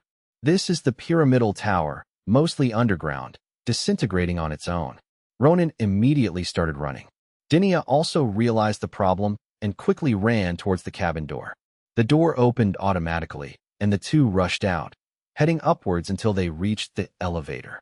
They went up to the 8th basement level and met up with Augustina and the other 7 mage musketeers. The shaking of the entire floor became even more intense. If there had been a staircase, Ronan would have definitely taken it. The problem is that this dilapidated tower only has an elevator. Once you go inside, you're immediately on the first floor. The group finally arrived safely on the first floor, but the situation there was far from optimistic. The door made of magic stone had been broken open by the black monster. Scattered among them were many cubes, some intact, some broken. Several of the Heidi priests had fallen and were no longer breathing. The remaining few were barely able to stand, and the old man Trika lay on the ground, on the verge of death. Besides, there were many black monster corpses lying haphazardly on the ground, and dozens more black monsters were still alive, but they were listless and wandering around without making any moves. "Lord Ronan, what has happened?" a middle-aged sea-pipe priest asked. "Just a short while ago, the monster broke through the gate, and other cubes followed in. There was no cover in the hall, and a three-way battle had begun. They were able to maneuver between the two sides, but suddenly all the blocks fell, leaving only the black monster. Just when they thought they were doomed, the black monster stopped moving. The entire hall then began to shake. There's no time to explain. Miss Serrano, hold these two swords for me. I'll carry the old man on my back. Don't worry about the dead ones. Carry the others who are still alive on your backs and run," Ronan shouted urgently. At this moment, the entire area where the botanical garden is located began to tremble. After the group ran out of the botanical garden, the situation outside was even worse.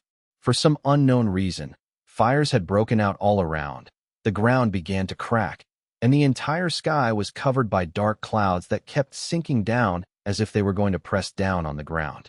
Faced with this situation, the group had no choice but to keep running.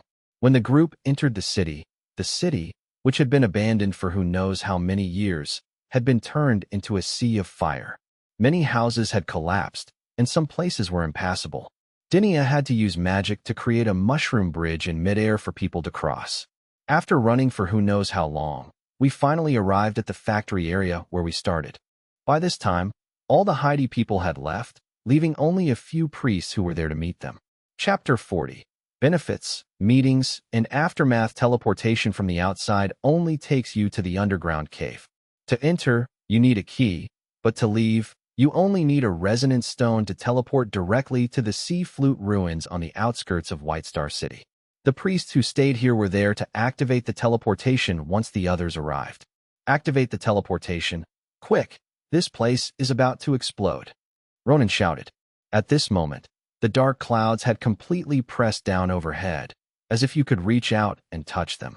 Gale force winds, earthquakes, and raging fires were all raging wildly. Looking back, the trees had long been uprooted and were dancing wildly in the wind.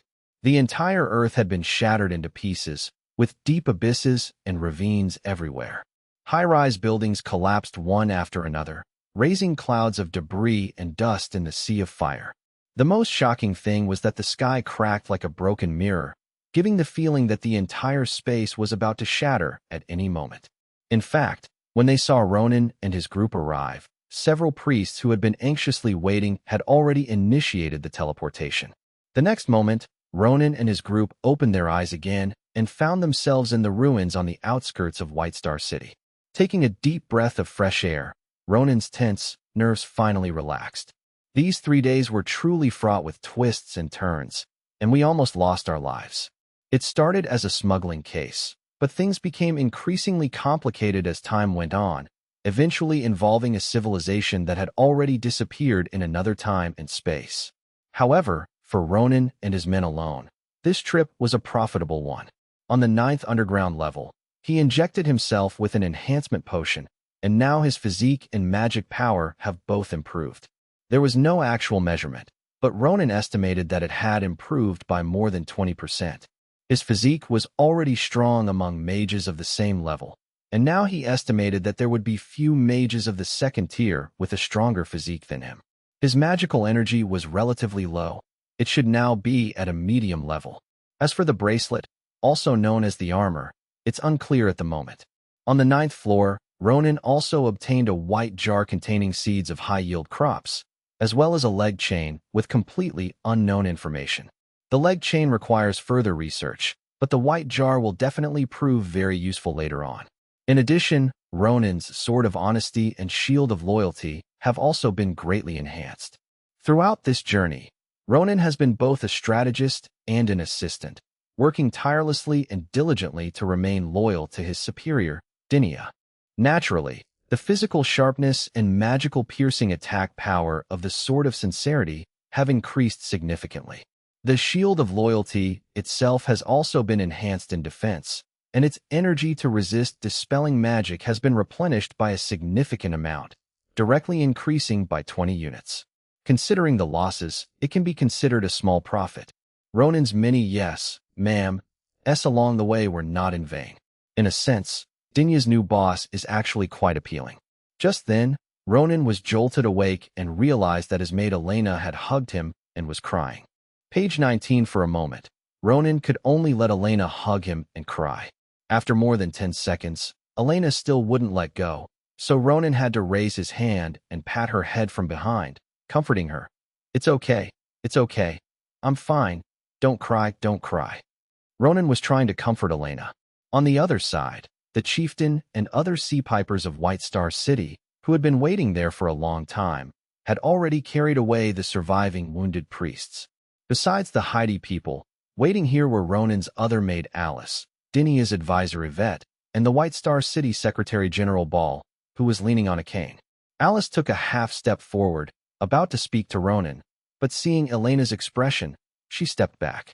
After a long while, Elena finally let go and stepped aside, but her little nose was still twitching.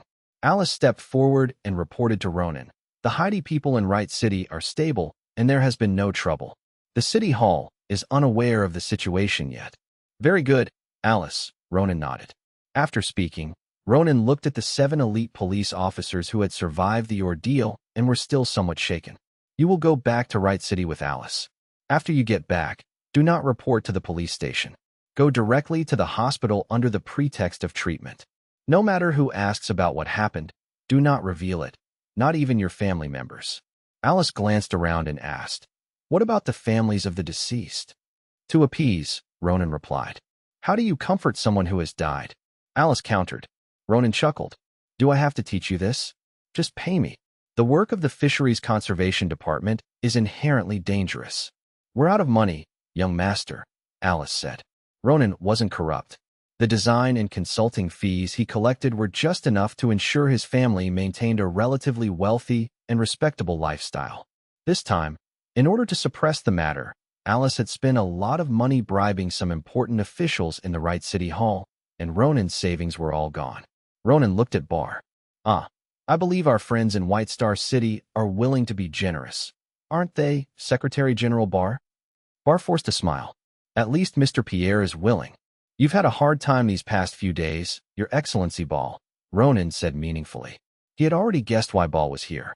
It is clear that Dinia's advisor, Yvette, must have relied on Bale's help to stabilize the situation in White Star City.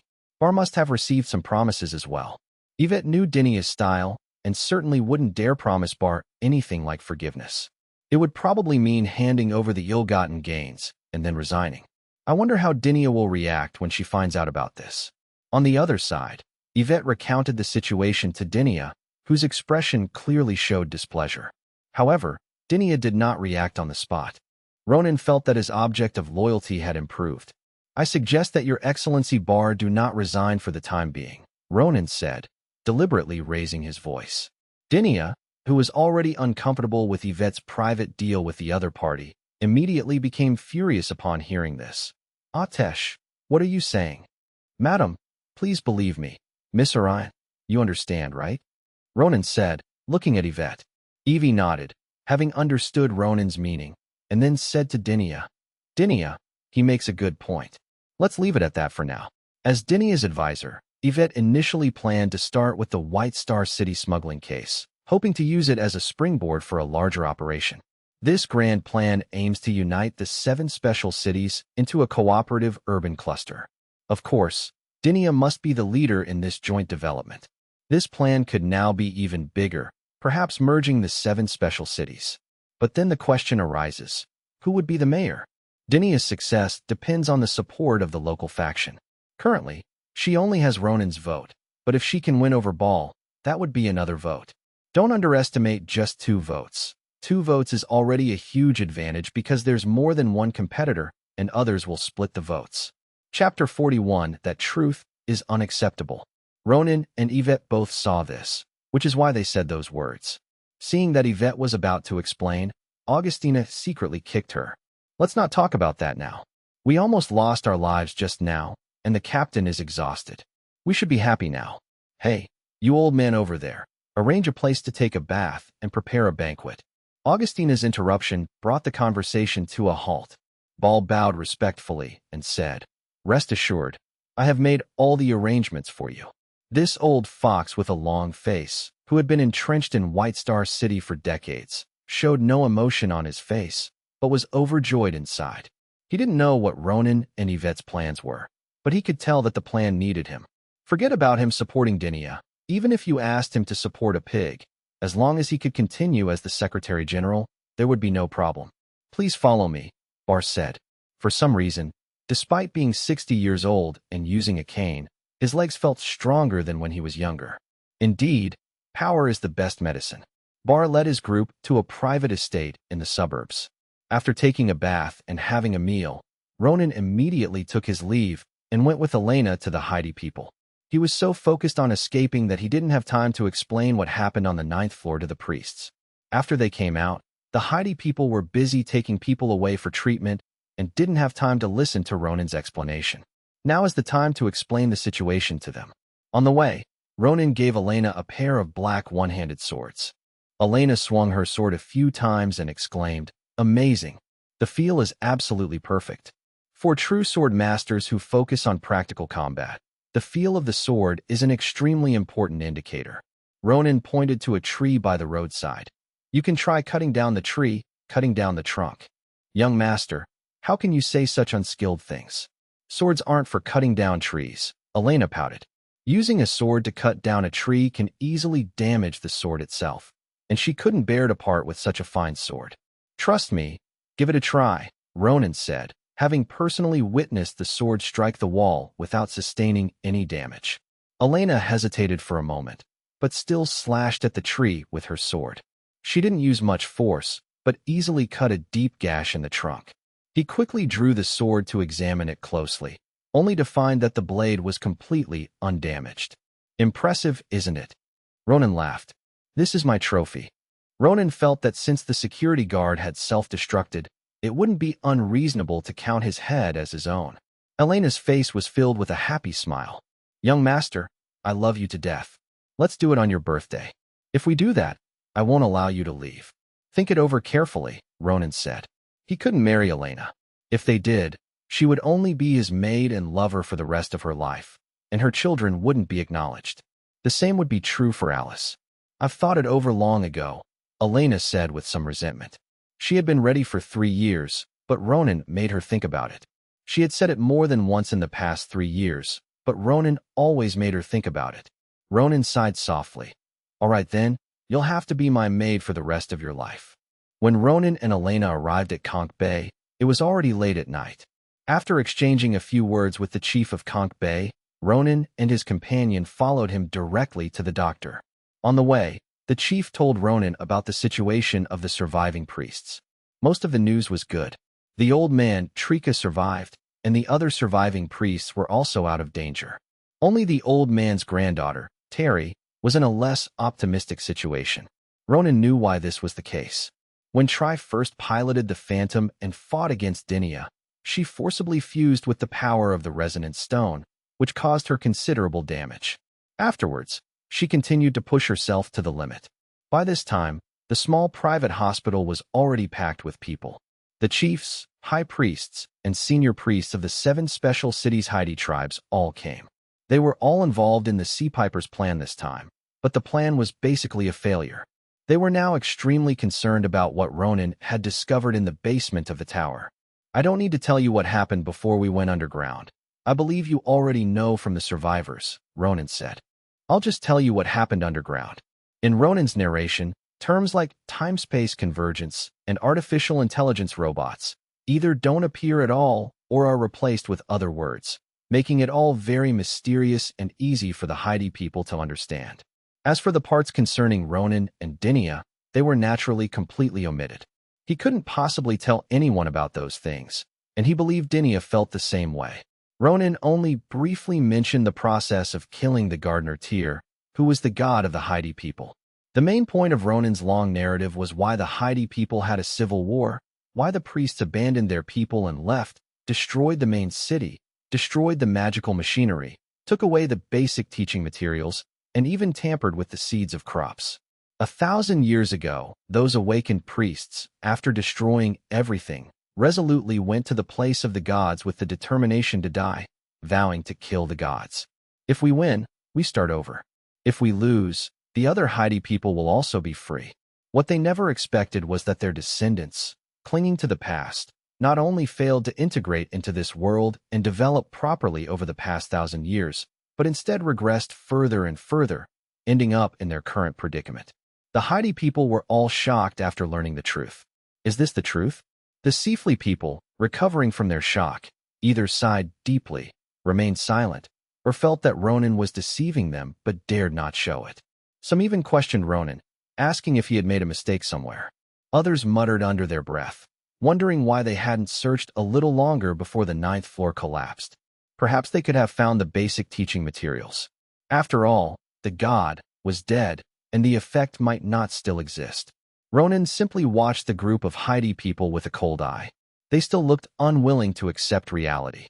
The important thing they had been hoping for hundreds of years, the hope of reviving those magical mechanical technologies, the basic teaching materials, was actually a tool used by gods to exert mental control over them. How could anyone accept this?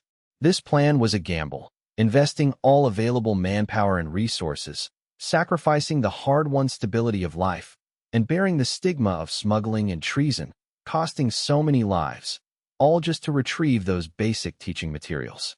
In the end, however, the basic textbooks were the root of all evil. At that moment, they would rather know nothing at all, because all hope has been shattered. Have you had enough of your lamentations? Ronan asked with a smile, then slammed his hand heavily on the white jar. The past glories are gone. The dream we've been living for 1,000 years should have ended long ago. This is the situation now. If you don't want to accept it, are you just going to refuse? After being questioned by Ronan, the group fell completely silent, like a row of salted fish hanging on a pole to dry in the wind. Chapter 42 Seeds. Hope. 3 moves. Actually, it's not like there's no hope at all.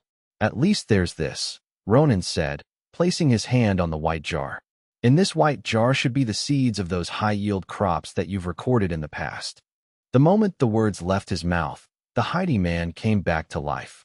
Those high-yield crops recorded in historical fragments? Don't be too happy yet. This thing belongs to me now, Ronan said, holding the white jar in one hand. Of course, you will definitely be needed to successfully grow them, so the right to use them ultimately belongs to you. Others like to slap you first and then give you a treat, but Ronan doesn't like that. He prefers to give you a treat first and then slap you. But you've caused such a big mess, you have to give an explanation. Everyone involved in the smuggling and helping Alrays commit treason must come forward and confess. As for when and how you confess, just listen to me. Strictly speaking, all the sea flies from the 7 special cities participated, so Ronan could command them to bite anyone from any of the 7 special cities. The person who was falsely accused must be investigated. If they are investigated, surely they will find something. To put it jokingly, Ronan, who charges design and consulting fees, is probably the most honest official around here. Secondly, the teleportation array must be contributed, Ronan said. Teleportation arrays are such convenient things that they can be very useful. Ahem, Lord Ronan. The teleportation array is probably no longer usable. Trika, who was lying on the bed, suddenly interjected. Huh. Ronan wondered if he had misheard. Old man Trika struggled to sit up. In fact, the mechanism of the teleportation array is that branch teleportation arrays cannot directly teleport to other branch teleportation arrays. Branches can only teleport things to the central teleportation point. Only the central teleportation array can teleport to other branch teleportation arrays. But now the central teleportation array, which is the one at the bottom of the sea, has probably been destroyed. You are aware of this. Ronan was stunned for several seconds. He had never imagined that the teleportation mechanism would be like this. In that case, your price has been lowered, Ronan said with some regret, but then quickly added, however, you still have a bright future. A bright future? If someone else had said this, they would never have believed it, but since Ronan said it, they could only believe half of it. On the one hand, Ronan had always enjoyed a good reputation among the Heidi people. On the other hand, they knew what kind of person Ronan was. Especially the people in Right City, they knew very well that Ronan was not a morally upright person. Ronan himself had said that in this world, nobility is the epitaph of the despicable, and despicableness is the epitaph of the noble. His epitaph should read, "Here lies a selfless patriot." The chieftain of the Sea Flute people in White Star City asked, "I'd like to ask, what does this future refer to?" "Rescind the regional restrictions imposed on you." Ronan said it casually. These words, like a thunderclap before a storm, instantly stunned every member of the Heidi community present. Lifting regional restrictions? That's something they wouldn't even dare to dream of. More than 100 years after the War of the Two Kings, Ronan's ancestors, a group of nobles who chose the wrong side in the struggle for the throne, came here and wreaked havoc. Over the decades, they reduced the number of Heidi people from nearly 1 million to 100,000. Several decades later, the Heidi population is still just over 100,000. Why? Page 20. Because their living space was blocked, many children could only drown. In short, go back and appease your own people. As long as you don't cause me any trouble, it won't be difficult to abolish this law. It won't even be a problem to turn you back into a community. After all, this is just a special local law. Ronan said, the regional restriction laws for the Heidi people are not universal laws. They can be abolished as long as the ruling factions in the 7 special cities agree to abolish them. This would have been impossible in the past, but it would be feasible if the 7 special cities could be merged. Therefore, from now on, the Heidi people must support and cooperate with him properly. This point doesn't need to be explicitly stated. Those who understand will understand, and it's pointless to explain it to those who don't. I've finished speaking. I'm leaving now. Ronan immediately took his leave. When it comes to making empty promises, just sketching out a shape is enough. Drawing overly detailed pictures is something only liars do. Was Ronan a fraud? Of course not. After Ronan left the small private hospital in Conch Bay, the high-ranking officials of the 7 special cities immediately began a heated discussion. The first thing to discuss was how to explain this incident to the people. This was not difficult in general, since due to Ronan and Dinia's sudden interference, apart from the sea flies of White Star City, the sea flies of other special cities, including Right City, had not yet had a chance to truly participate. So they had no idea what had happened, which made it much easier to explain. After discussing how to explain things to the tribe, the next step was to talk about the future. Ronan's words had rekindled their hope. The dream of restarting civilization has been shattered, but the hope of living a better life seems within reach. A group of people each had their own ideas, and after much discussion, they finally came to the same conclusion. Ronan said what to do, and that's what we did. On the way back, Elena asked Ronan, "Young master, what if you don't keep the promises you made to them?" "First of all, I'm very confident," Ronan said. "Secondly, if the result is not ideal, have you ever heard the saying that priests often say, 'If your wish is not fulfilled, it's because you are not devout enough'? Similarly, if the result is not ideal, it's because they haven't supported me enough." Anyway, Ronan never gets his pants sticky. This. Elena was speechless for a moment, but upon closer reflection, it was entirely in line with the young master's usual style. Ronan used to tell the citizens of Right that the city hall had done its best to create a good environment for them, and that if they hadn't made money, it was because they hadn't worked hard enough. Back at the manor where Ball had arranged for the group to stay, Ronan had just entered the hall when Augustina told him to go to Dinia's room. Dinia wanted to discuss the next steps with him and Yvette. At this point, Yvette also learned what had happened from Dinia, though of course, she only heard the abridged version. What Ronan and Dinia saw and heard on the 9th underground level has become a secret for them forever, and no third person will ever know it until the day they die. At the same time, Yvette gave Dinia a more detailed account of the situation in White Star City over the past 2 days. As soon as Ronan entered, he saw Dinia and Yvette, both wearing nightgowns, sitting on either side of the table. Dinya's hair was casually draped over her shoulders, her eyes closed as if deep in thought, her arms crossed over her abdomen, her chest supported by her forearms, making it appear even larger. The petite and slender Yvette stared intently at Ronan. As soon as Ronan sat down, Yvette immediately began to explain her plan, much like someone who had just lost a game of chess and couldn't wait to start the next one. Yvette held up 3 fingers. 3 moves, checkmate in 3 moves. Chapter 43 demands. Parliament and the unrepresented people are not the people. The first step is for Dinia to take office in Right City, never mentioning the matter of Ares and the Sea Pipers, but instead targeting the game ship in Blackfish Harbor. With the cooperation of Ball and Ronan, they can temporarily lull the people of the other 5 special cities into a false sense of security. The second step was to secretly write a report to be submitted to the king and the prime minister. The report should roughly explain the truth of the matter. The truth is that Dinia first came to Right City for an inspection, where she met Ronan. Ronan, who was driven by a sense of justice, reported Alesh, this parasite. Ronan's scenes end there. Later, Dinia arrived in Shirahoshi City as a tourist, and the astute Dinia immediately realized that things were not as simple as they seemed. After uncovering Ales's conspiracy and going through a series of perilous battles of wits and courage, they finally succeeded in resolving the incident. The events in the underwater alternate dimension can be glossed over. Simply mention that they obtained seeds preserved by the sea flute people from the past. In short, the main point of the first half of this report is that all the credit belongs to Dinia, and all the evil deeds were orchestrated by Ares. The latter half of the report is the key part. The report emphasizes that the 7 special municipalities are poorly managed and have high management costs, and that they should be subject to unified management, ideally by merging the 7 special municipalities. As for the arguments, they are presented in the first half of the report. If a merger can be achieved, the Haiti people can be brought together to cultivate high-yield crops, thereby increasing the income of the merged new city. Yvette took a sip of tea. For the kingdom's higher-ups, what happens in the border regions is completely unimportant. The kingdom only cares about 2 things in these border regions. First, how much tax can be collected, and second, how much money is needed to collect the tax. They have no reason not to agree to raising taxes while reducing the cost of collecting them. Ronan agreed with what Yvette said. It must be said that this female staff member is quite capable in this regard. She clearly understands the needs of the kingdom's rulers.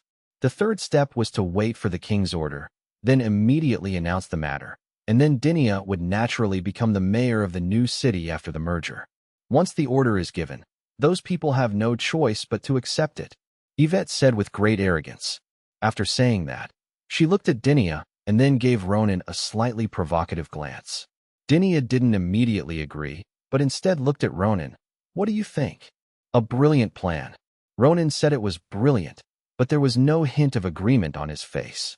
After taking a leisurely sip of tea, he said unhurriedly, I don't think we need to rush to submit a report. After the mayor takes office, we can use this incident as a pretext to invite the mayors of the other special cities to come and meet. You don't need to talk about anything practical, just have a meal together. As for me, I will have a good talk with the other secretaries general about the merger, Ronan said.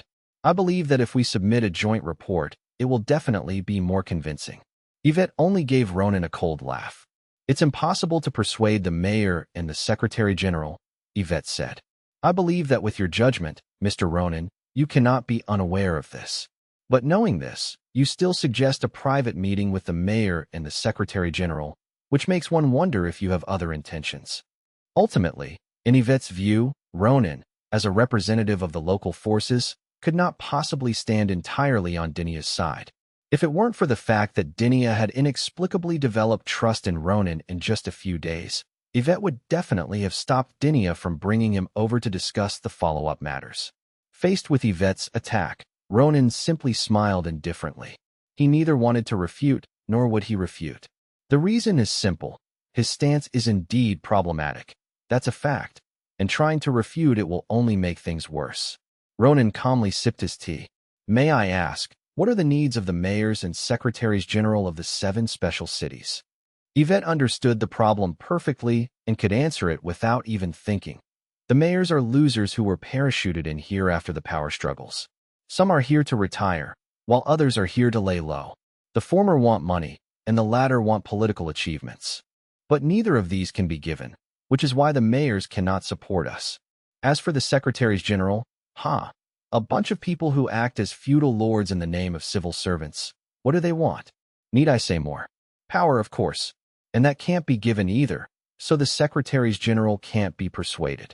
Ronan clapped his hands. A very insightful argument. But Miss Yvette has overlooked something. You say you can't give power? No, you can. Just form a three-court parliament after the merger. How can timid civil servants compare to legislators who are open and above-board? Ronan silenced Yvette with a single sentence.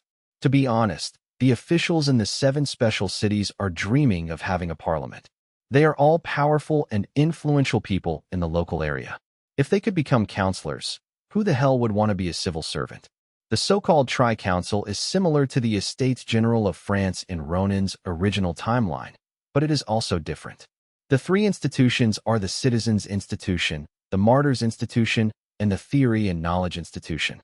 The citizens' representatives are elected, but there are no ordinary people in the House of Commons. They are only representatives of capitalists. The Martyrs Memorial Hall does not hold elections. It looks at lineage. One must have ancestors who have left their mark on history. Therefore, there are no martyrs in the Martyrs Memorial Hall, only descendants of feudal nobles who enslaved the people in the past. The members of the Academy of Reason were elected through a recommendation system, selecting local intellectuals. What constitutes an intellectual? Magicians, of course, unscrupulous merchants, landlords, and academic cliques. This is the composition of the members of the 3-court parliament. It is indeed a reactionary stronghold. According to my plan, there's no need to delegate power to them at all, Yvette said, almost as if she was about to say, "What are you natives?" Ronan replied, "If you don't give it, the civil servants certainly won't have any objections, but the public will.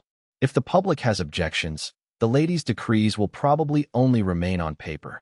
If civil servants don't dare to cause trouble, then surely ordinary citizens do?" Yvette understood.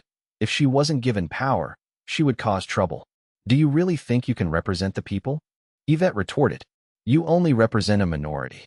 The population of the 7 special cities consists of 3 parts. The first is the Haiti people, numbering around 100,000. The second is the immigrants who came here 300 years ago when the previous dynasty collapsed. The third is the largest group of people in the 7 special cities, numbering over 400,000. Thirdly, there are immigrants who came here 100 years ago, and their descendants number only 70 or 80,000 today. Ronan and other officials represent this group of people. You're right. Ronan finished his tea in one gulp, let out a long breath. Now that he was on Dinia's pirate ship, he wasn't afraid to say some things. But to be honest, if he doesn't have any people represented, is he the people? No, he isn't. Without organization, no force can be formed. All it takes is to stir up the masses, and these people, who make up the majority of the population, will forever remain a disorganized mess. They can't be counted on at all. The only person a lady can rely on is someone like me, at least for now. Chapter 44, Struggle, Overcoming Skill with Force, and Losing. Yvette gritted her teeth, unable to find a rebuttal to Ronan's statement. They had no choice but to temporarily set aside this debate and move on to another point of contention. So what makes you think you can convince the mayors? We couldn't persuade them, Ronan replied directly. So, I didn't send the lady to persuade them, did I? If the mayor doesn't support the merger, then your plan is just empty talk, Yvette said. In special municipalities, if the mayor wants to do something, he really needs to rely on local officials like Ronan. But if the mayor insists on opposing something, Ronan and his group are powerless to do anything about it, because the mayor represents the kingdom. Seeing that Ronan did not respond immediately, Yvette was secretly pleased, and then added, "Don't tell me you're trying to find some dirt on them to force them to comply." Of course not. If a lady uses such underhanded tactics, her image will be ruined. She'll be seen as a troublemaker by her superiors, and how will she ever climb the ranks? Ronan said. Yvette was waiting for Ronan to say, "In that case, we should adopt my plan, bypass the mayors, and create a fait accompli." Ronan poured himself another cup of tea. The mayors will fight back. They may not be able to stop the merger of the 7 cities, but they can prevent the lady from becoming the mayor of the new city. Struggle was inevitable, Yvette said. But we shouldn't fight in the opponent's area of expertise, Ronan retorted. To be honest, Dinah's level of political maneuvering is nowhere near that of the other mayors. Even if you include Ronan, he might not be able to outmaneuver them. In this respect, even Winston was far superior to her. Winston was a complete idiot when it came to governing local areas, but that doesn't mean he was incapable of engaging in power struggles. Those who are incapable of power struggles are not even qualified to be exiled to a special city. Seeing the tension between the two growing, Dinia tapped the table with her finger. Ronan, just tell me your proposal. Yes, ma'am, Ronan replied. The mayors want money or political achievements, and I believe we have reached a consensus on that. Both of these can only be provided to them by the relatively wealthy citizens of the special city. Therefore, as long as people in this class support us, the mayors will have no choice but to bow down. The specific method is very simple. After you take office as the mayor of Wright City, you should publicly announce that you will do everything you can to build a magic academy in Wright City. The best way to duel with a swordsman whose swordsmanship is superior to your own is to give him a musket, Ronan said. This, Yvette's eyes widened, and she couldn't say anything. Although most people who complete their studies at the Magic Academy will not become full-fledged magicians, they will not even be able to compare to Dinia's level when she was 5 years old. Even a novice mage who has only mastered some of the basics can possess extraordinary physical qualities and a longer youth. What an allure! Moreover, what if one has the talent to become a proper mage? Proper mages are few in number, and the circle is extremely high-end. Most magic academies are located in the north of the kingdom, especially around the capital. Many cities in the south do not have magic academies, let alone places like the capital. Wealthy old aristocrats are fine, but someone like Ronan can even hire private tutors. But it's much harder for ordinary people. It's not enough to just spend money. You also need a recommendation. If you're from out of town and want to get into a magic academy, you're bound to be treated like a pig being slaughtered. Page 21 Therefore, whenever Dinia mentions the Magic Academy, all the wealthy people in the special city who are not of noble birth will go crazy to support her. No, it's not just that. Even the cities that border the 7 special cities but don't have magic academies will support her. Dinia's hand, holding the teacup, paused in midair. After a long while, she finally spoke. With my connections, I can't guarantee it will be done. Madam, whether you can do it or not is not important, Ronan said. What's important is letting people know that you intend to do it. Ronan's words made Dinia very uncomfortable. Making promises and then breaking them. Isn't that deceiving the people?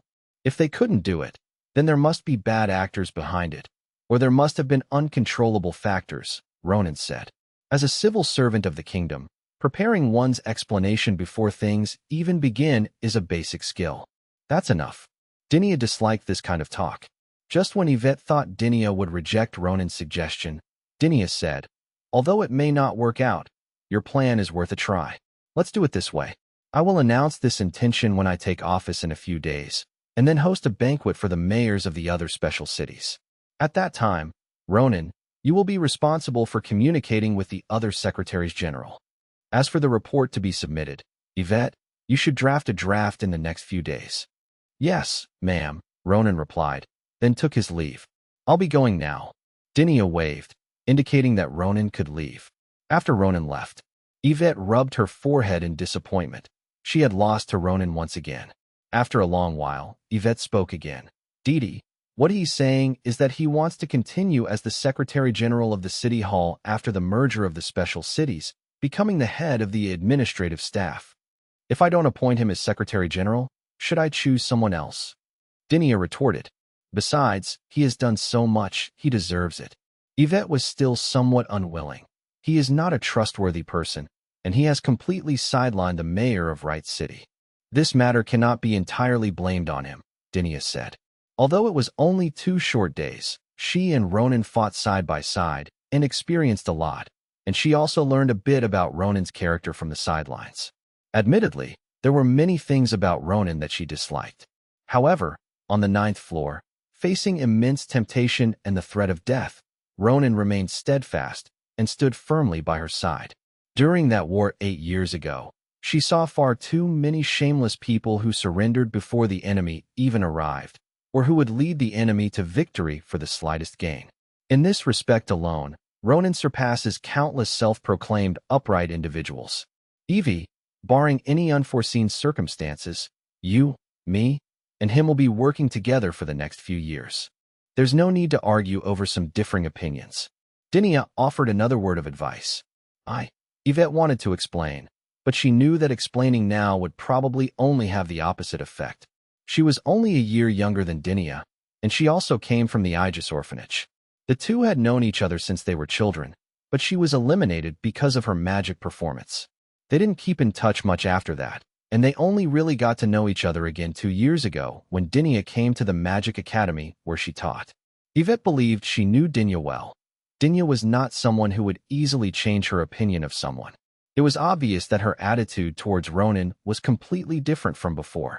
What exactly happened on the 9th underground level that changed Dinia's opinion of Ronan, even leading her to trust and develop feelings for him? "I'm leaving now," Yvette said, rising to take her leave. She lost this round, but she would get back at him sooner or later, and she would never allow Ronan to spread his bad ideas to Dinia. No way. Chapter 45 Big Events. Clinging to a powerful figure, creating a major news story 2 days later. In the morning at Wright City Hall, almost no one in any of the departments was doing their job properly. They were all talking about Mayor Aries of White Star City and the Heidi people. The gossipy and chatty manner of these so-called gentlemen was no different from the kind of women who like to talk about their own scandals that they usually look down on. The situation is similar in the other special cities. After all, the incident in Baixing City caused such a huge commotion and involved so many people that it was simply impossible to completely block the news. Therefore, Bale's strategy was to silence only a few people who knew more, while letting the others say whatever they wanted. Ronan even went so far as to add fuel to the fire by having people spread all sorts of dubious rumors. The more rumors there are, the further we are from the truth. Moreover, only a few Sea Piper people, Ronan and Dinia, know the complete truth. The others have no idea what happened underwater or in another dimension. Something terrible has happened. A voice suddenly rang out, interrupting the discussion among the people in the city hall. A dozen minutes later, everyone realized that something serious had really happened. The continent's #1 female magician came to their city of Wright to become mayor. Faced with the prospect of a young female mayor taking office, everyone in Wright City Hall was in a panic because no one could guess what would happen next, and what these civil servants feared most was not being able to figure out their leader's ways. Is money more important to her, or is a person more important? I don't know. Their knowledge of Dinia was limited to 2 things. First, she was beautiful. Second, she was skilled at killing. Did Dinia come here to kill someone? Surely not. They were just running some gambling activities to boost the tourism economy. Why would they kill someone? At noon, the heads of various departments of the city hall came to Ronan's office at the same time. Regardless, Ronan was, after all, the head of civil affairs at the Wright City Hall and the true person in charge of Wright City. With something this serious happening, who else can we turn to if not him? To their surprise, Ronan remained remarkably calm, leisurely munching on his seafood paella. What kind of time is this? He can still eat? Eat my ass. Aren't you afraid this might be your last meal? If the new mayor really wanted to kill someone, the first thing he'd do is hang you on a wooden frame. Of course, no matter how irritable they were inside, the group still greeted Ronan with utmost respect and flattery. After all, they were all well-mannered gentlemen. As expected of Lord Ronan. That's right. Ronan is the only one who can help in times like this. What I admire most about Lord Ronan is his ability to remain calm under any circumstances. A group of officials who usually act arrogantly in front of the citizens were now behaving extremely humbly. Ronan put down his spoon. Don't worry, I'll handle this, Mayor. Ronan's words left the department heads looking at each other in bewilderment. Got it. How did you do it? Could it be a honey trap? It's quite possible. After all, their Secretary General is really handsome. However, the other party is the #1 female magician on the continent. With that physique, she could probably break someone's waist with a single squeeze. Ronan is also a high-ranking magician, so it doesn't seem like a big problem. Secretary General, Can you reveal something concrete? The one who asked the question was the current head of the Fisheries Protection Department. He was a staunch supporter of Ronan and one of the biggest moneymakers among the Wright City civil servants who supervised and managed the game ship. Ronan was now focused on planning the Dinia affair and had handed the position over to him. To everyone's surprise, Ronan suddenly changed the subject. Do you know about White Star City? This sentence instantly piqued everyone's curiosity. Secretary General, what exactly happened to the Heidi people? Someone asked immediately. Secretary General, I heard it's related to Mayor Alice of White Star City. Is that true? I heard that a group of people from White Star City were using the Heidi people for smuggling, and the mayor was also involved. I heard that Ares is dead. The mayor is dead? My God, did the Heidi people kill the mayor? Ronan looked at the group of people talking all at once and slapped the table. I can only tell you that our mayor knows more about what's going on in White Star City than any of you do. This statement made everyone ponder again, wondering what Ronan was implying. The police chief's eyes darted around, and he immediately guessed what was going on. He then asked Ronan for confirmation. I just have one question. The Secretary General has been away these past few days. Has he been with our mayor? I won't just answer yes, Ronan said. Ronan's statement, when translated, simply means yes, and everyone present was a seasoned translator. No one didn't understand it. Upon receiving this news, everyone's eyes lit up and they instantly breathed a sigh of relief. It turned out that their Secretary General had already been in contact with the new mayor. No wonder he was so calm, and no wonder he was so confident in his ability to handle the situation. You should have said so earlier. You made me worry all morning. I was almost ready to write my resignation letter. Ronan's ability to win over the new mayor is undoubtedly a good thing for all of them. However, Ronan is truly the envy of everyone. The former mayor treated him like a leg, and before the new female mayor even took office, he's already latched onto her. Who knows? In a couple of years, he might become the female mayor's leg again. Secretary General, I heard that a businessman recently came up with a hotel design idea. Could you perhaps offer some design suggestions? A relative of mine recently renovated and reopened his shop. I wonder if the Secretary General would be available to attend the opening ceremony. Why don't you, Secretary General, publish a book too? Everyone chimed in, their opinions becoming increasingly frank, to the point that they even published a book about it. That group of people has absolutely no creativity. They also know they lack creativity. There was no other way. Ronan had latched onto the female mayor's coattails, so they had to hurry up and latch onto Ronan's coattails as well. Although they had already done so before, a new official brings a new atmosphere. And how could they prove themselves if they didn't do it again? Why not just go and latch onto Dinia's coattails? Just kidding. Trying to climb above your level and latch onto someone who doesn't know why the blackfish in Blackfish Harbor are so fat. Ronan tapped his spoon on the plate to signal them to stop. All right, our next task is to help with the handover between the two mayors. Let me make this clear. The mayor is a very upright person, so you all better keep your distance. What about Blackfish Harbor? One of them asked. Stand by the book for now, Ronan replied. In short, it's best if you do nothing during this time. I'll take care of everything. 2 days later, Dinia arrived in Wright. 3 days later, under Ronan's leadership, the handover was successfully completed. 5 days later, Dinia delivered his inaugural address in the square. This was something no previous mayor had ever done. The entire square was packed with people. After all, she was a great beauty and the #1 female magician on the continent. As for the officials, big and small, in Wright City, they were all outwardly excited but inwardly uninterested. In their view, Dinia was just spouting platitudes. All they had to do was applaud wildly whenever the female mayor paused. Dinia didn't bring a script and went straight to the stage to start speaking. I'm not good at talking and I don't want to talk nonsense. There are only 5 things to say. Chapter 46. 5 things, 5 people, 5 tickets. First, Mayor Alish of White Star City was extremely wicked and plotted treason. I discovered his plot while I was traveling there, and then set a trap to kill me. I killed him in self-defense. Second, some of the Heidi people were deceived by Ares into participating in smuggling activities, and by sheer coincidence, they found the seeds of high-yield crops preserved by their ancestors.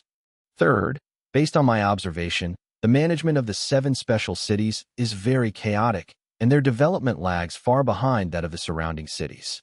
I will suggest to higher authorities that the 7 special cities be merged into a new city. Fourth, if a merger is possible, I will facilitate the formation of a tri-parliament. Fifth, as long as it is within my power to make the decision, I will do my best to build a magic academy in the new city with everyone's help. I'm done. Thank you. After saying that, Dinia left without looking back.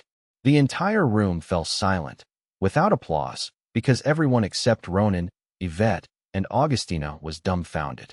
In fact, when Dinia said she killed Ares, everyone was already stunned, as if struck by lightning. The fact that Dinia killed Ares is truly shocking. However, the following comments were even more explosive, like waves slapping you in the face, leaving you completely disoriented.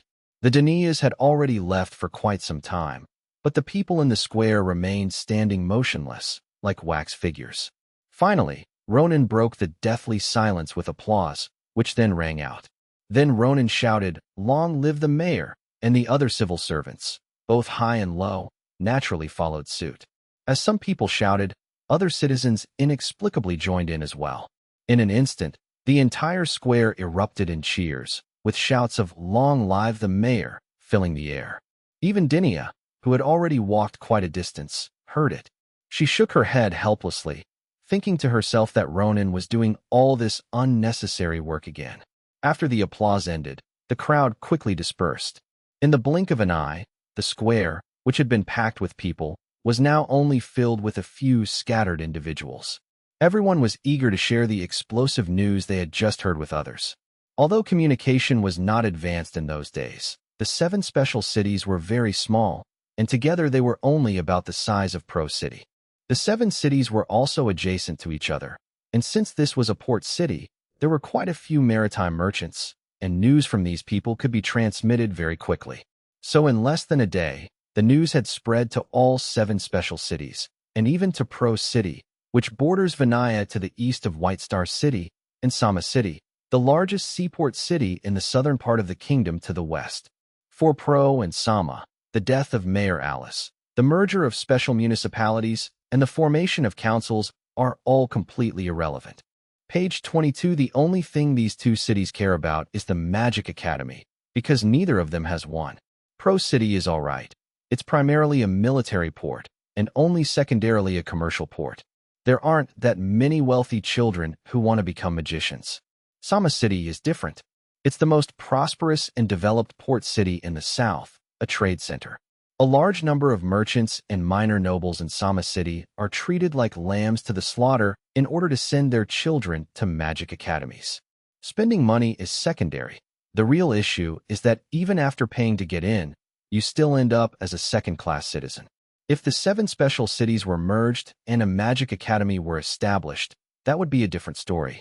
After all, Southerners don't rip off other Southerners. As for the cost of building the school, that's a minor matter. It would be best to have them cover it all. With the neighbors all doing this, the other 5 special cities besides Wright City and White Star City were naturally also bustling with activity. Especially after all 5 mayors received private invitations from Dinia to go fishing together. As for the secretaries general of these 5 cities, they skipped dinner after get off work and took a boat overnight to meet. The mayors come from different backgrounds, have different experiences and different goals, but the secretaries general are all locals. It is natural for them to get together and necessary for them to discuss important matters. On the small boat, the 5 people began their discussion. This move by Parliament is truly brilliant. I'm afraid it wasn't the work of this first female mage. I've heard she has no political experience. That bastard Arts, he's still the Secretary General even after the merger, but we're doomed. But we can't object. Yes, that's why this move is so powerful. From the perspective of the Secretaries General and even the higher-ranking civil servants in the various special municipalities, the Parliament is not of much benefit to them, and may even be harmful. After the merger, their positions will definitely be adjusted, and they will certainly not be able to continue to have the authority to rule over a region. However, Parliament is advantageous to the class they represent. Ultimately, civil servants are selected through exams, and since it's not like the city organizes its own exams, being a noble and having money is useless. On the contrary, The parliament is much more convenient. Money can pave the way, nobles have guaranteed positions, and even novice mages might be able to snag a spot. Secondly, a special city is so small, with so few jobs. Even if almost all of them are occupied by this class, there are still a large number of people without positions. With a parliament, wouldn't there be more seats? Now that things have come to this, we can only fight for our own interests first. We can provide support, but you have to pay extra. We can't be the Secretary General anymore, but the new city after the merger should give us the positions of heads of various departments. If you don't give it to us, we'll file a joint complaint against Arts. Atesh doesn't seem to be very corrupt, nor does he seem to be very womanizing. So what if he's not greedy or lustful? He rose to power by suppressing rebels and purging the remnants. There are plenty of people who hate him. There are so many people willing to sue him that 10 boats wouldn't be enough to hold them all. They could even accuse him of something like only paying for 1 bowl of noodles when he ate 2. Don't make it sound so serious. Arts is a smart man and will give us a reasonable price. In short, we must stand together and not let him divide us. What did the mayors say? They definitely have no choice but to agree. If they don't, they'll probably get killed by a mentally ill person as soon as they leave the house. I think they will support the merger with all their might, but they will definitely not agree to this female mayor becoming the mayor of the new city. That's true. The merger is also an opportunity for them. Once they become the mayor of this new city, they may be able to achieve something and use that as an opportunity to return to the central government. Then I'm afraid there will be an election. Haha, an election is great. In an election, we'll be in charge, right? That way, we'll have leverage in negotiations. Atesh probably already has 2 votes in his hands. That old bastard Ball has definitely sided with him. The mayors aren't stupid. I bet only one mayor will come out to compete with Dinia to avoid splitting the votes. No matter which mayor is nominated for the election, the corresponding Secretary General will definitely support her mayor. That is to say, Dinia has 2 votes, the elected mayor has 1 vote, and there are 4 other votes. The real show is expected to begin in 2 months. Let's adjourn. Chapter 47. Demolishing houses and opening windows, begging on knees, and giving away books as a parting gift. Everything went according to plan. The mayors invited by Dinia immediately expressed their support for the merger. However, since the newly established city would have a council, it would be better to simply elect a mayor. Although Dinia was unwilling, she did not object. Ronan met with Bar and the Secretaries General of 5 other special cities, all of whom indicated that they could submit their names to higher authorities, but on the condition that the new mayor be elected. Of course, to avoid causing citizens to not use it, and to prevent the new mayor from being unfamiliar with the local situation, the candidates for the new mayor are naturally Dinia and 5 other mayors. Ronan readily agreed to the requests of the Secretaries General. If you want an election, then let's have one. That evening, Ronan, Dinia, and Yvette gathered again for a small meeting. At the normal pace, the report will reach the central government in 10 days, and it is estimated that it will take more than 10 days to make a decision. If there are no unexpected events, it should be an agreement to merge the 7 special cities and hold mayoral elections. The special cities have never had elections before, and the preliminary preparations for the election will take more than 10 days. That is to say, it will be about 2 months later when the mayor of the new city will be officially decided. Yvette explained, "We have already secured both Wright City and White Star City, and we now have an absolute advantage," Yvette said confidently. Ronan smiled and said, "It's too early to say that now. I have some guesses that may not be accurate." "Speak," Dinia told Ronan directly. "None of these mayors are fools. They can't all run for office. If they did, you'd definitely win, madam," Ronan began. "I estimate that you'll only have one competitor. The population, territory, and economy of the 7 special cities are all roughly the same. I expect they'll adopt a winner-take-all rule, with voters in each city choosing one of the 2 candidates. The winner will get the vote representing that city. We have 2 votes, and the mayor who's nominated to compete with you also has 1 vote. Our advantage isn't that significant." Yvette's eyes darted around, and she asked, "So, you're going to use your power to buy people off again?" Ronan immediately denied it. "No. If the heads of the important departments of the new city after the merger are occupied by these local powerful figures, then the lady will face many constraints in governing in the future. In addition, they will definitely have a majority of seats in the council. So wouldn't the lady have to be at their mercy? It would be better if the various departments of the new city had more people from the old immigrant background. Of course, Ronan's inner monologue was that one of the local powerful figures was enough. Yvette scoffed and retorted, "Aren't you the representative of the local powerful faction?" "I'm different. My loyalty to women is boundless," Ronan said. You. Yvette laughed in anger, but she also admitted in her heart that although Ronan was shameless, his idea was correct. "Then tell me a sure win strategy," Dinia said. Ronan replied, "I wouldn't say it's a sure win, but if we expand the voter base, the secretaries general won't be able to influence the election results. If they can't influence the election, what right do they have to bargain with me? They'll be begging on their knees. If voters are selected based on the kingdom's wealth standards, the number of voters among the new generation of immigrants, totaling only 70,000 to 80,000, will not be much less than that of the older generation of immigrants, whose population exceeds 400,000. Would they agree to relax the voter criteria?" Yvette asked rhetorically. Of course, he couldn't agree to that, but Ronan knew very well. Ronan pulled out his prepared move. "I will incite the Haiti people to take to the streets and demand to become voters." Even Yvette, who had always advocated for using tough measures rather than buying people off with benefits, was shocked. Was Ronan going to stand against everyone? "Aren't you afraid they'll just start killing the Haiti people?" Yvette asked. "They wouldn't dare," Ronan said. "The case of Aries is still unresolved. The Haiti people can attack whomever they want now. Suspected treason can trigger a special search procedure. Who can withstand a search? Among these people, there are corrupt officials or unscrupulous businessmen. There's not a single clean one." Yvette paused. "You don't really want the Haiti people to be voters, do you?" "Of course not," Ronan said. "But a thinker once said that if you have a dark room and you say it's too dark and you want to open the windows, they won't allow it. But if you say you want to take down the roof, they will compromise and agree to open the windows.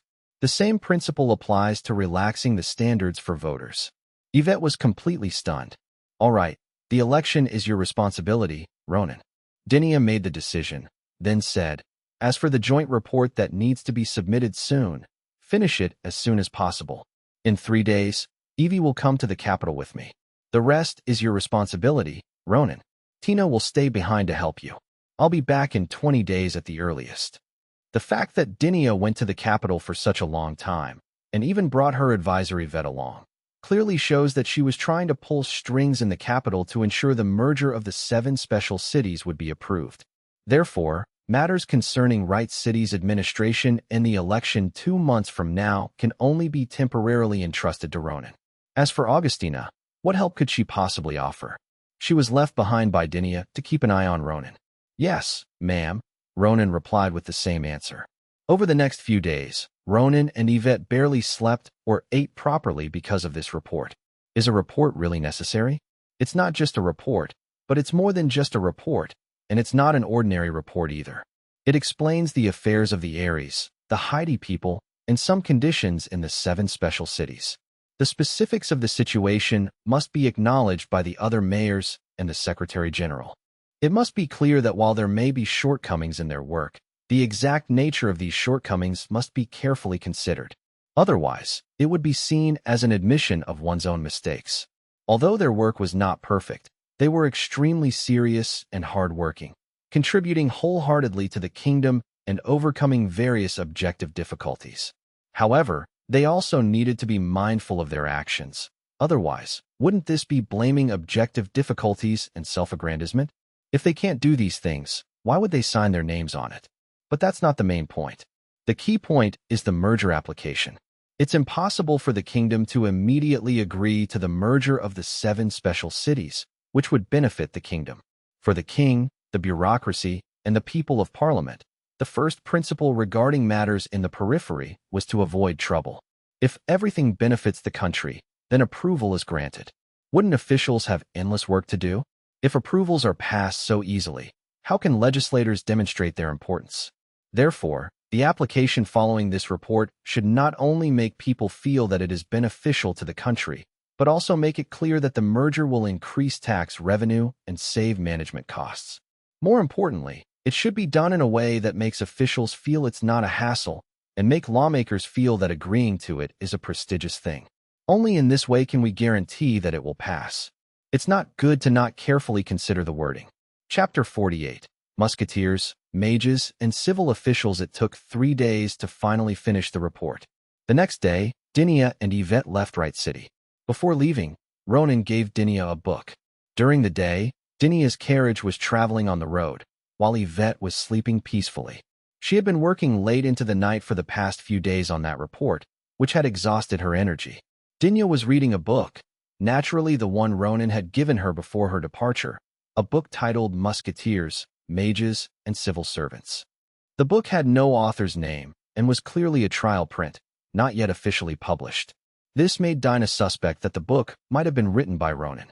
This book uses history as its narrative thread, beginning with the first monarch of the second dynasty of the Kingdom of Faz, Oren Frago.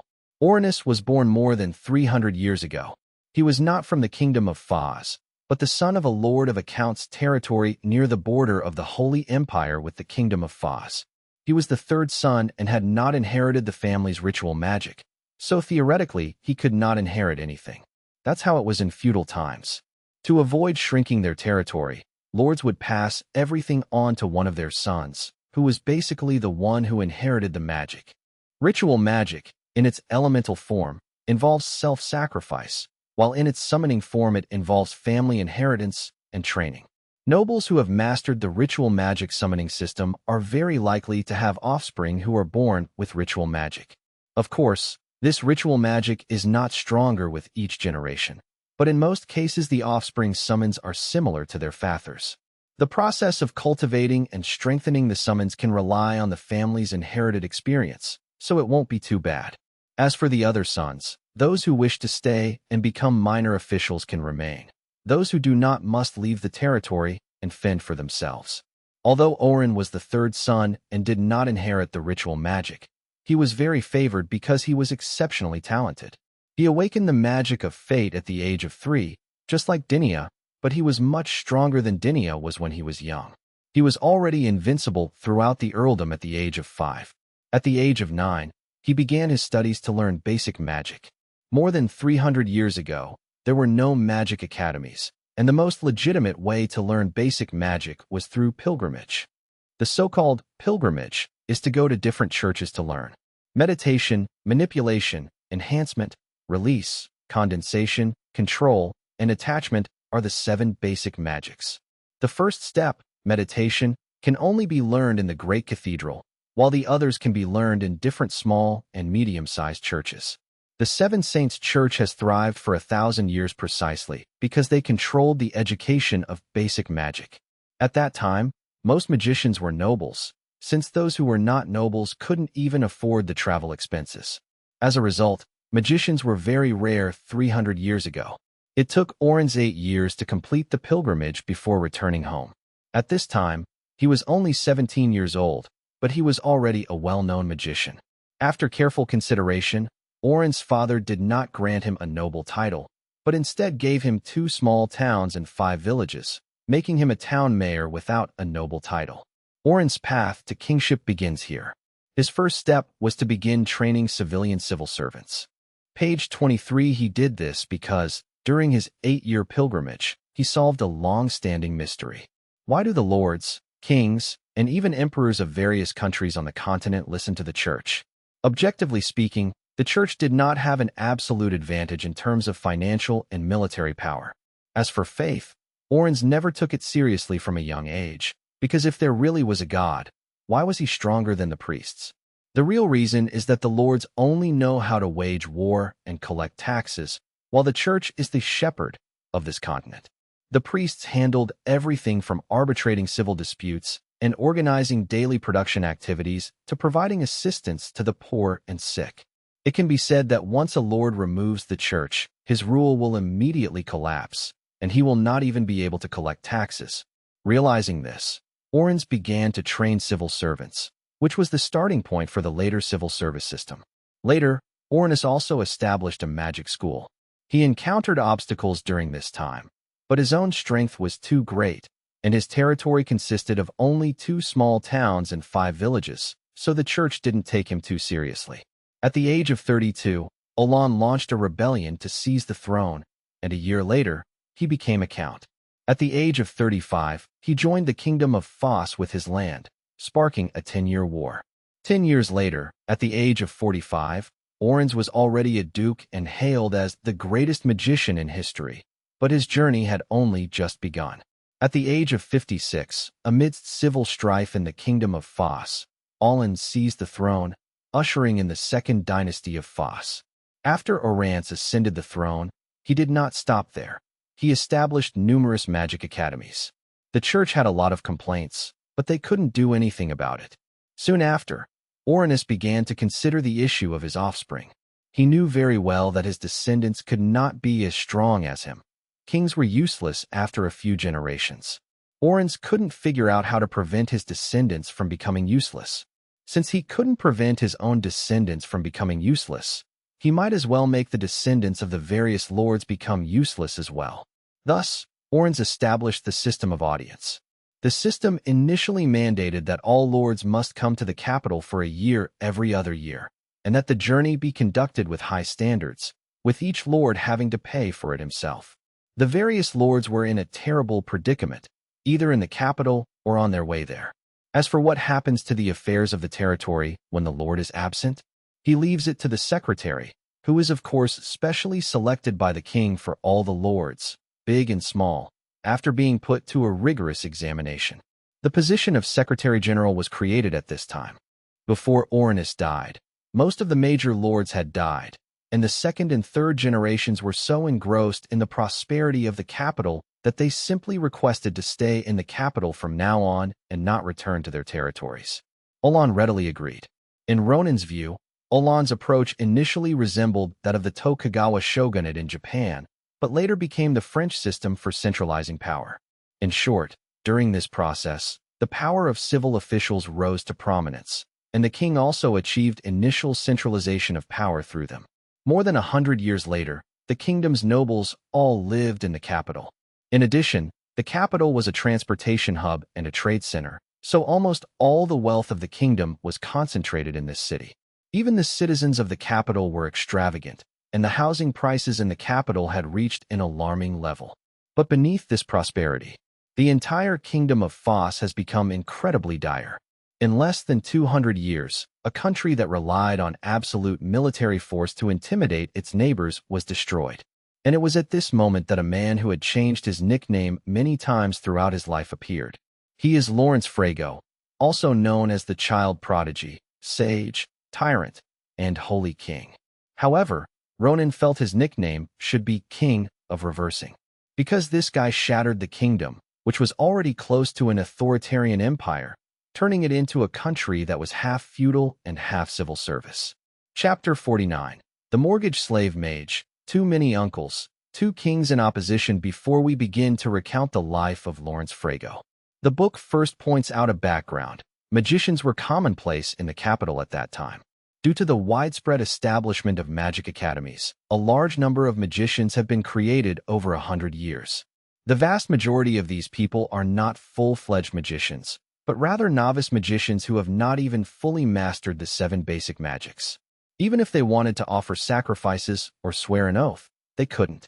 Because the prerequisite for offering sacrifices and making oaths is that one must have a complete grasp of the 7 fundamental principles.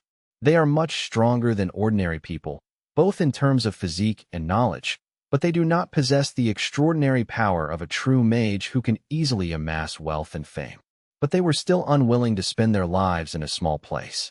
As a result, a large number of novice mages came to the capital, working to make a living while studying and cultivating, waiting for the gods to notice them and for an opportunity to come their way. After all, examples of non-orthodox mages rising to high positions through their own talents are heard almost every day. Unfortunately, most of them felt they were very talented, just lacking an opportunity. With their superior physique and knowledge, most of them can afford a decent job, but the income from that decent job is still prohibitively expensive compared to the housing prices in the capital. In 10 years or so, these magicians' dreams will change from becoming superior to owning a house, and settling down in the capital. The rulers living in the capital were naturally delighted with this situation. A large number of cheap and excellent novice mages were burning their youth for the prosperity of the capital. After they had burned out, the rulers could continue to exploit them for the rest of their lives by selling houses. These magicians are jokingly referred to as mortgage slave magicians. Lawrence grew up in such an era, but his childhood had nothing to do with these novice magicians who were like kindling. He was called a child prodigy when he was a child because, although he was the second son, he also possessed ritual magic, and his summoned creatures grew much faster than his elder brothers. However, according to the order of succession, he is still ineligible for the throne. Thus, Lawrence spent most of his youth studying magical theory, becoming a renowned scholar at a young age. He possessed considerable skill and was friends with many famous magicians of the time. Coupled with his handsome appearance, humble and polite demeanor, and frequent acts of charity towards seemingly worthless and eccentric novice magicians, he was dubbed the Sage. Lawrence's life took a turn when he was 23. At that time, the empire bordering the northeast organized a large army to invade from the east. Wayland also crossed the sea, and the newly rising Northern Sweden League also came. As expected, the incompetent army of the Kingdom of Foz was utterly defeated. When the allied forces of the three kingdoms approached the capital, Lawrence's father sent Lawrence to negotiate peace while he fled, planning to take his money and lovers to a safe place. Who would have thought that His Majesty the King would be mistakenly killed by the Empire's reconnaissance forces while on the run? What's even more problematic is that this king was a bedroom diplomat. He married 5 times in his life, all of them princesses. Each time he divorced and remarried, he would give his wife a sum of alliance money to take back to her parents' home. The King of Wieland, the Duke of the Empire, and the King of Sweden were all his brothers-in-law. Lawrence's elder brother, the fat Crown Prince Renaud, panicked immediately. If these uncles invaded, wouldn't he be doomed? He immediately decided to flee, but he said that he would resolutely resist the invaders and vow to live and die with the capital. He even asked Lawrence, the second prince who was quite prestigious among mages and the common people, to organize a resistance army. Turning around, Fatty, Renaud strategically moved away with his gold, silver, and nobles. By the time Lawrence discovered it, it was too late. According to records, Lawrence remained remarkably calm and delivered an incredibly inspiring speech, but whether that was actually the case is anyone's guess. At that time, Lawrence had neither money nor soldiers. His money had all been taken by his elder brother and father, and as for soldiers, as a prince, he had no idea how bad the royal guard was. All he owned was a now-deserted capital city. No one knows what Lawrence was thinking at the time, but in any case, he promised the novice mages in the city that he would divide all the real estate of the nobles in the capital, and then issued these novice mages the kind of large-caliber muskets invented by Sir Rossi that could blow up even novice mages at close range. Then, according to historical records, Lawrence demonstrated superb command skills, leading his mage musketeers out of the city for field battles, and several waves of attacks crushed the allied forces. What? You're saying that His Majesty Lawrence spent the first half of his life reading and making friends, had no command skills whatsoever, couldn't even defend a city, and simply recklessly charged in, and then ran away? He never even considered that he would win. Insolence. To insult His Majesty the Holy King, drag him out, and have the Iron Maiden serve him. Lawrence defeated the Three-Nation Alliance, but the matter was not over yet. Because of his father's misdeeds, the Three-Nation Alliance did not immediately withdraw its troops. His elder brother, who had already fled to the south, declared himself king. Lawrence was now in a hurry. He had no choice but to grant titles to all of his tens of thousands of mage musketeers. As for where the land came from, didn't all the nobles in the north run away? People who don't love their country don't deserve to be lords. All the land should be taken back and then distributed equally among the magicians. Now that's great. Not only do they have houses, but they can also collect rent as landlords. The combat power of the mage musketeers has increased dramatically, attracting even more mages to join with their own provisions. The mortgage slave magician is invincible.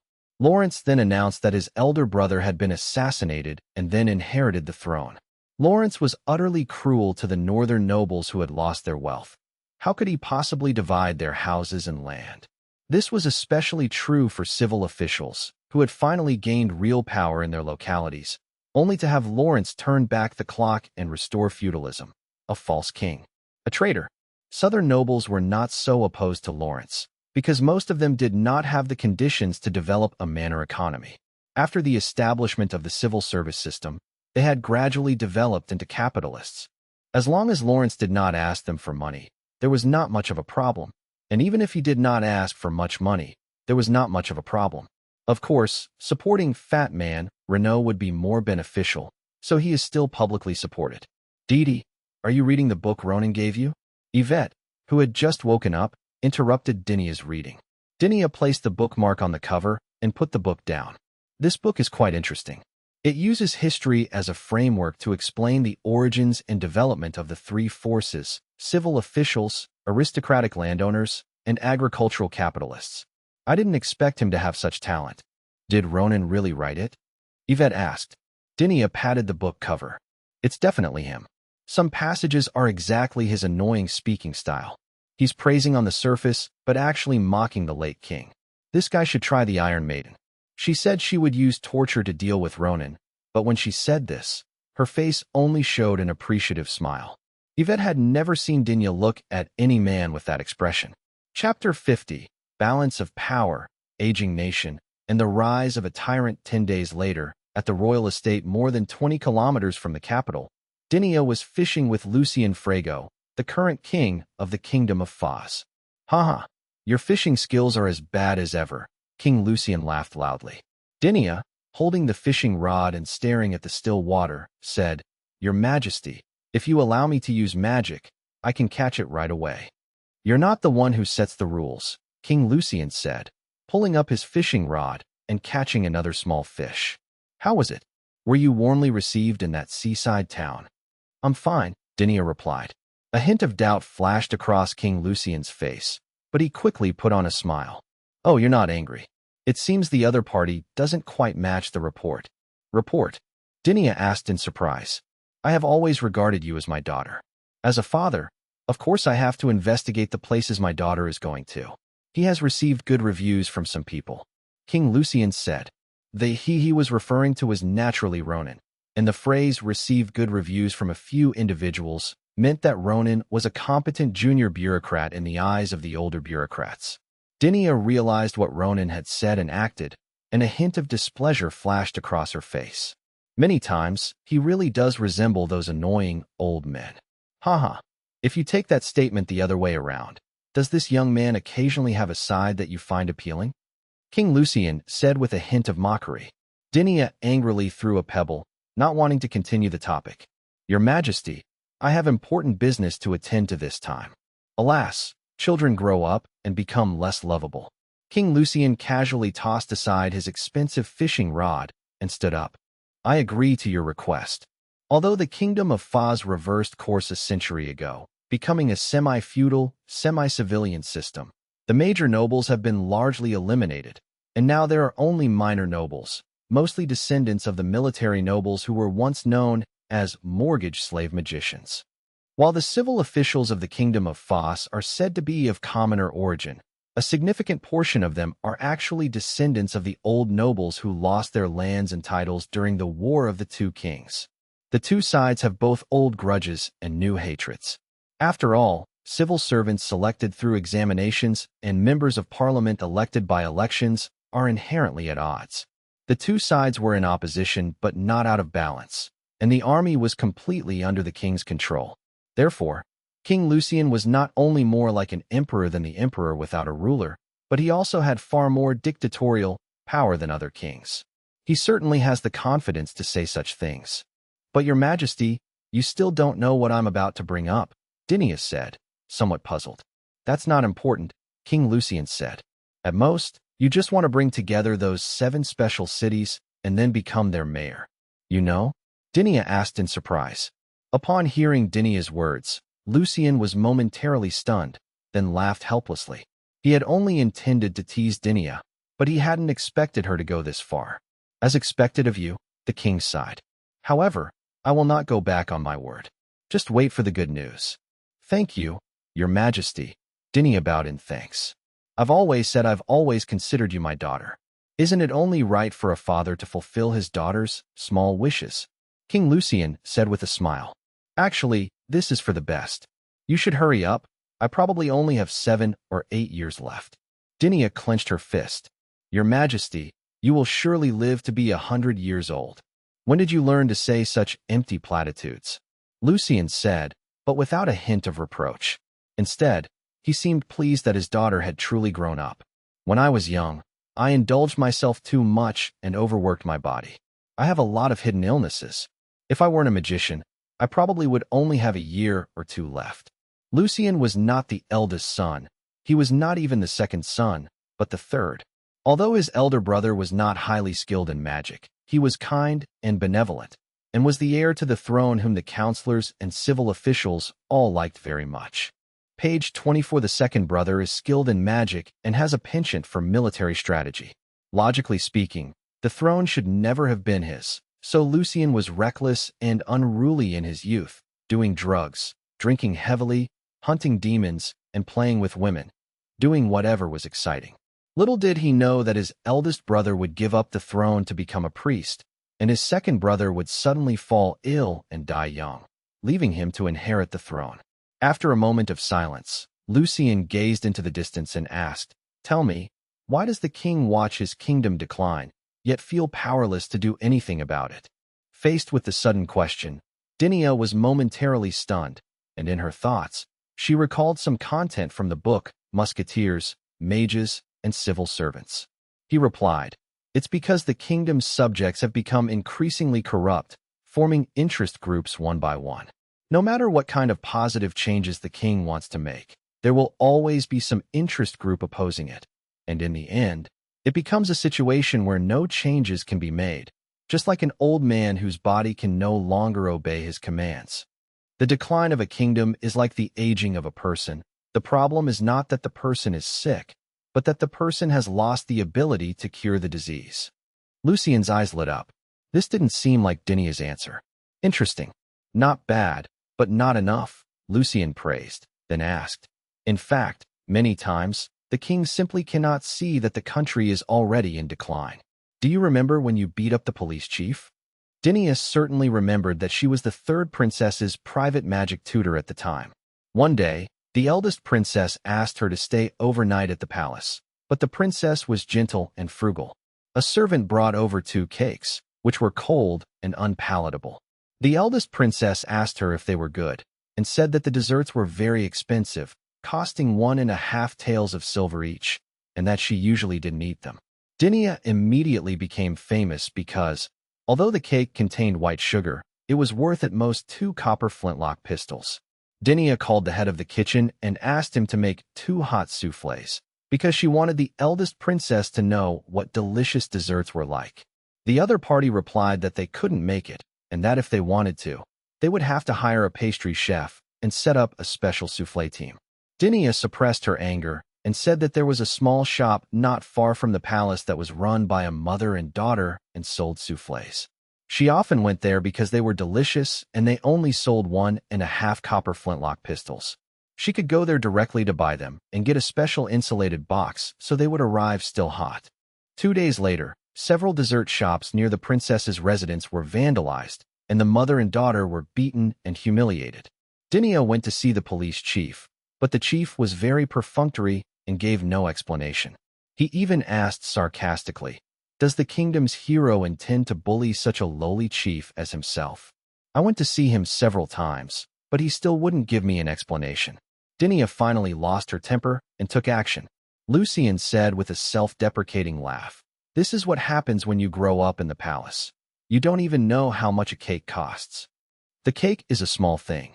The problem is there are too many cakes like this. This is how a foolish and ignorant king is made. Chapter 51. The examination for marriage is underway. While everyone's fishing and eating their main meals, King Lucian picked up the fishing rod he had thrown to the ground, sat back down, and slowly baited the hook, saying as he did so, I have only 3 daughters. The next king of the kingdom of Foz will be a queen. The eldest daughter is too gentle, and the second daughter is too impulsive. The third daughter wasn't mentioned because she's only 9 years old this year. so it's completely impossible. I will make my eldest daughter the crown prince as soon as possible, but I must choose my son-in-law myself, from among the commoners." With that, King Lucian cast his fishing rod. Dinya completely misunderstood the king's words. Select from the commoners? She can't handle the sons of those noble families, and the princes of those countries are all the same kind of scoundrels as I was when I was young. I plan to select a future queen consort from among the commoners through an examination to assist her in ruling. The throne must not be contested. Throughout history, any struggle for the throne has caused great chaos in the country. But a king only has a few children, and sometimes he may not even be able to find a single normal one. Since that's the case, let's just pick a good helper. My kingdom of Foss has a population of 20 million and countless outstanding young people. Surely we can select a group of excellent talents. Once they are selected, they will be sent to local areas to gain experience for a few years, and then they will return to the central cabinet as secretaries. Finally, let her choose one of these secretaries to be her husband. With such a person as her consort, at least she won't be easily deceived by those people anymore. King Lucian spoke repeatedly, revealing to Dinya his grand plan. Dinya understood, but still had a question. What will happen to the crown prince in the future? The king smiled slightly. Simple. The queen is also selected through examination. Aren't there talented women among them? This could even be institutionalized. Was the selection of the king and queen through examinations? And was it formalized into a system? Was His Majesty drunk? But she remembered that His Majesty had given up drinking 5 years ago. Dinya wanted to ask the king why he had told her this. But King Lucian suddenly changed the subject and started talking to Dinya about some of his outrageous past deeds. When recounting these stories, Lucian spoke in a teasing tone, but Dinya could sense that His Majesty was actually somewhat proud of his outrageous past. As they talked, Lucian even mentioned how he used to pretend to be a minor nobleman and seduce several girls of different social statuses at the same time. At that moment, he was just like a drunken old father showing off his glorious achievements in his youth to his son. As dusk approached, Lucian stopped. "Are you tired of hearing this too?" "A little," Dinya said frankly. She was a little annoyed. "Haha. All right, you may leave now," King Lucian said. "By the way, I noticed you brought a box with you when you came earlier. Was it a gift for me?" "I'm sorry, Your Majesty. That's a novel I've been reading recently," Dinya said. She lied. The box didn't contain a novel, but rather the book, Musketeers, Mages, and Civil Servants, which she had originally planned to present to the king, mentioning Ronan's name along the way. However, after hearing the king's words that he would use an examination to select potential consorts, then send them to the provinces for training, then return to the central government as secretaries, and finally let the princess choose for herself, she immediately dismissed the idea. Soon after, Dinya left. The king stood there, watching the direction she had left, and couldn't help but sigh. Youth is truly wonderful. Dinya's previous answer sounded awkward and was clearly not her usual style. So who said that? It couldn't be her junior staff member. It could only be that secretary from before the new year. This kid dared to corrupt his daughter. Cut. At the same time, thousands of miles away, on a fishing boat in the Mediterranean Sea, Ronan sneezed. "Young master, are you all right?" Elena asked anxiously. "It's just a sneeze," Ronan said. "I'm a full-rank mage. What's a little sea breeze to me?" Ronan was also fishing, along with Elena.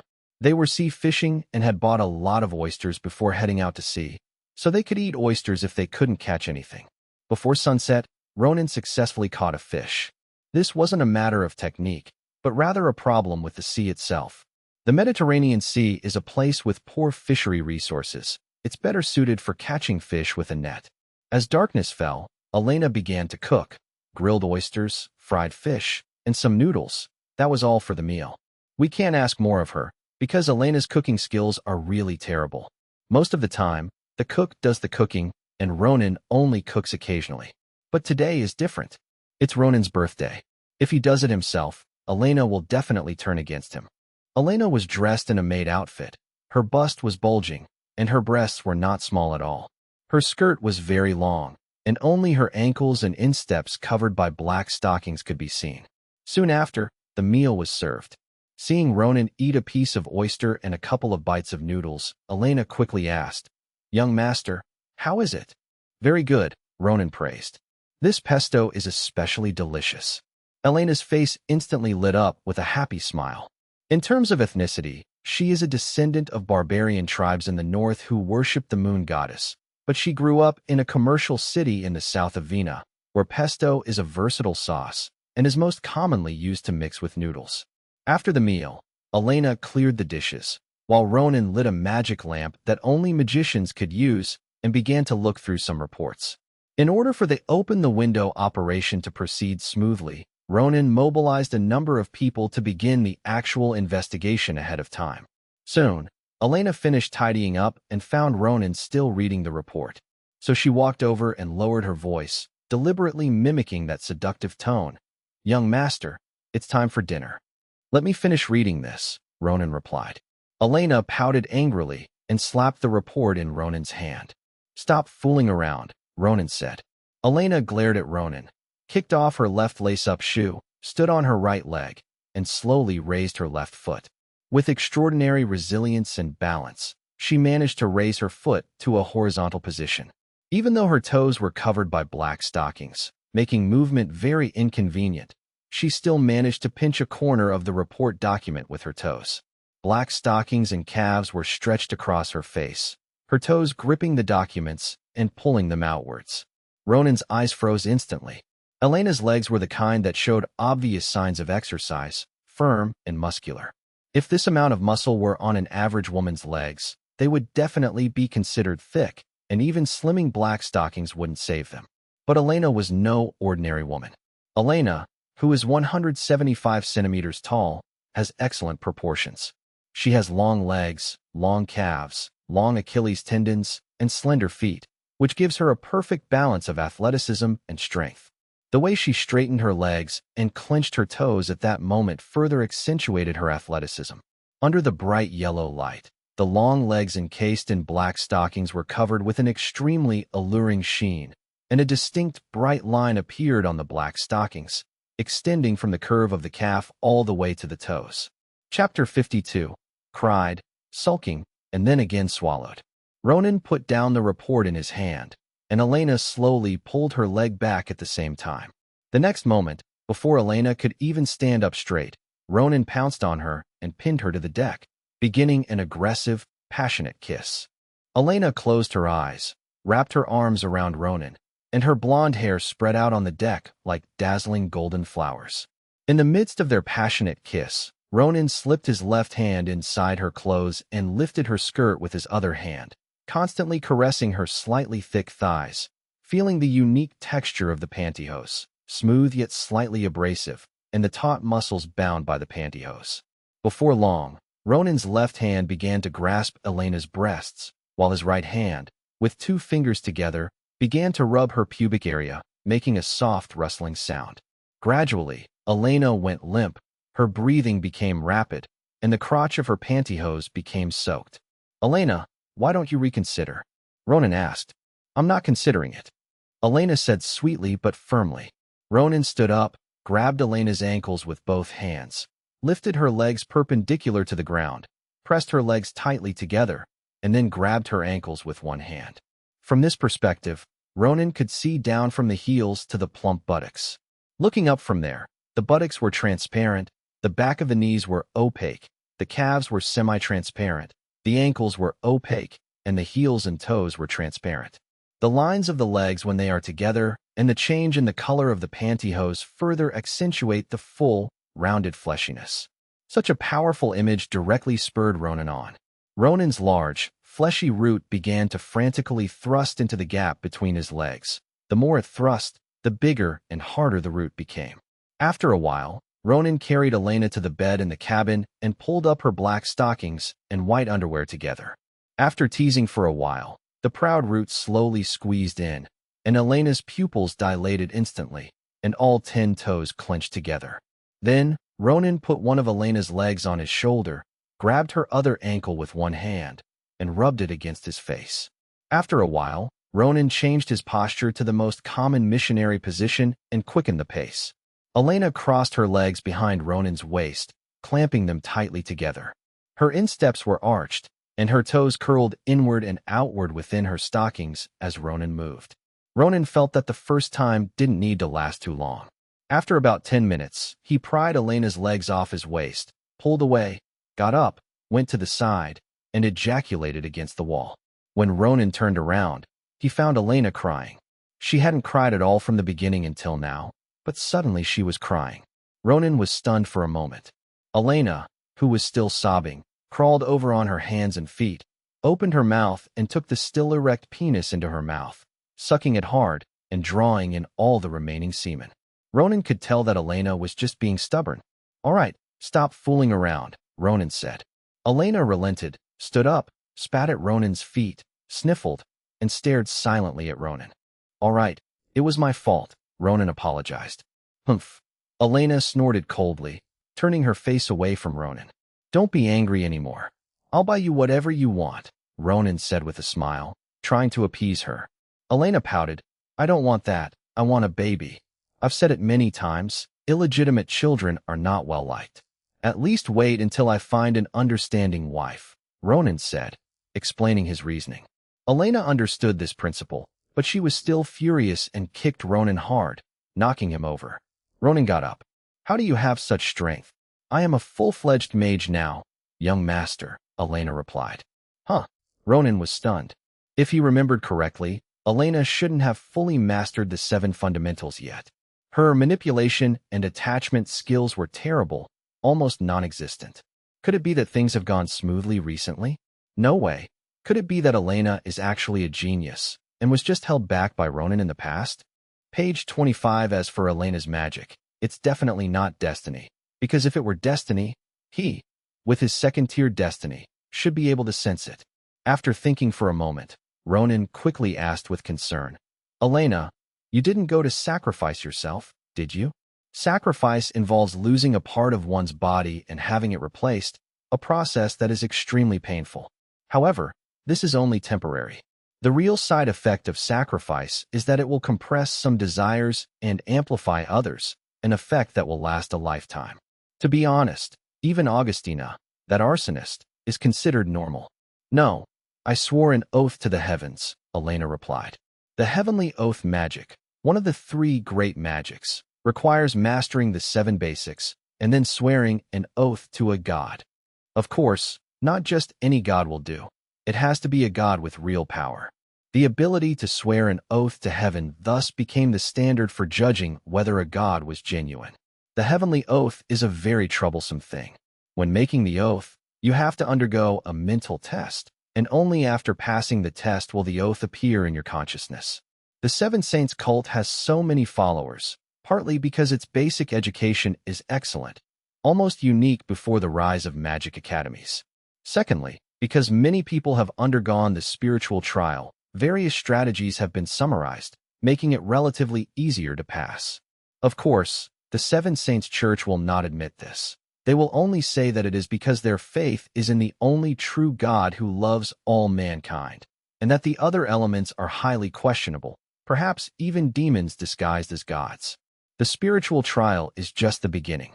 The oath that follows is not up to you to decide, but is given to you by God in divine revelation. You can choose not to accept it, but generally, people who make a divine oath will grit their teeth and accept it, no matter how harsh the oath is. After all, if you don't accept it, wouldn't that be solid evidence that you don't respect the God you believe in?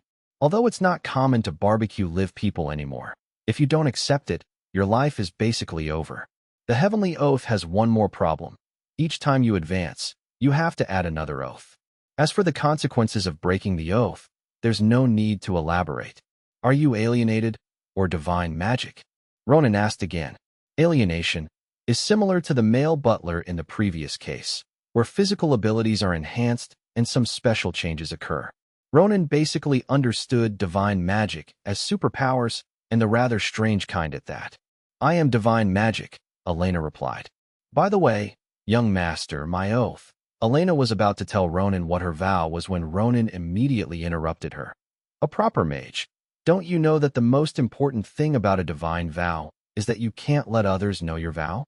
Also, don't tell us the specifics of your divine magic." "But even I am the same," Ronan said very seriously. Elena looked dejected. She wanted to tell Ronan that her vow was to serve her master, but Ronan wouldn't let her say it. "All right, go to sleep," Ronan said. As soon as he finished speaking, Elena's long legs and black stockings stretched out, and her toes brushed against his lower abdomen. "I bet you've never died before," Ronan roared, lunging forward. Chapter 53. The Origin, the Heavenly Oath, and the Bloodline. More than an hour later, Ronan stood on the bed, holding Elena's long, slightly curly blonde hair in his hands as she tied it into a ponytail. Elena was kneeling on the bed in a duck-sitting position, constantly swallowing and spitting out. Suddenly, Ronan's huge penis swelled up in Elena's mouth. Ronan intended to push Elena away, but Elena held on tightly to him, refusing to let go. Then, a stream of turbid fluid shot into Elena's throat. Elena pushed Ronan away, coughing until her face turned red. "Haha, you idiot. You choked, didn't you?" Ronan teased. Elena wiped the residue from her mouth and chin with her hand and muttered, "I heard that men can only leak a little bit the second time. How was I supposed to know it would be like this?" Ronan sat down and hugged Elena from behind, gently caressing her as he said, "That's someone else, not me. Anyway, don't do that anymore." "No, if you don't give it to me, I'm going to eat it," Elena insisted. "I'm scared of you," Ronan said helplessly. "I never thought I'd be doing this kind of thing with that crybaby from back then." For some reason, Ronan suddenly remembered his first meeting with Elena. 9 years ago, the turmoil in Wright City had just subsided, and Ronan had only recently awakened his destiny magic. After negotiating with the Heidi people alone, on his way home, a brat with messy blonde hair, tattered clothes, and a foul odor blocked his way. The brat was holding a harpoon he'd picked up from somewhere and pointed it at Ronan. "You delicate, pampered young nobleman, hand over your money, or I'll slash your pretty face." Then Ronan knocked the brat to the ground and took him home. "This little brat is Elena, who smuggled herself in." Elena leaned on Ronan's shoulder. "I'm different. From that day on, I've been waiting for this day, always. By the way, how did you become a proper mage?" Ronan asked. He had wanted to ask this earlier, but he was too engrossed in the conversation and forgot. Elena suddenly looked embarrassed. "Because of that anklet." "You?" Ronan was shocked. Because he was busy dealing with various matters, Ronan had no time to study the anklet and could only leave it at home. To prevent anyone from accidentally touching it while cleaning the room, Ronan specifically entrusted it to Elena for safekeeping and repeatedly instructed her not to open the box, put it in the cabinet, and not even touch it. "I always kept it by my bedside. I would wake up several times every night to check if it was still there. 10 days ago, the box opened by itself in the morning. After it opened, I didn't dare to go near it. I was going to find a box to cover it and then immediately go and call you over. But suddenly the anklet flew onto my foot and put on by itself. I tried to pull it off, but when I did, it burrowed into my flesh and disappeared. Strangely, I didn't feel anything when it burrowed into my flesh." Elena recounted what happened. "Why didn't you say so earlier?" Ronan asked. Elena explained with a wronged expression. "I was going to say that, but after I went in, I suddenly felt my magic power become very strong, and I had a feeling that I could control it precisely. After trying it out, I found that I had already mastered the 7 basic spells, and then I ran to the altar of the moon goddess to make a heavenly oath." Ronan looked surprised. "Wait, wasn't that statue a gift your relative bought from the second-hand market?" "A divine oath cannot be performed by simply finding any idol."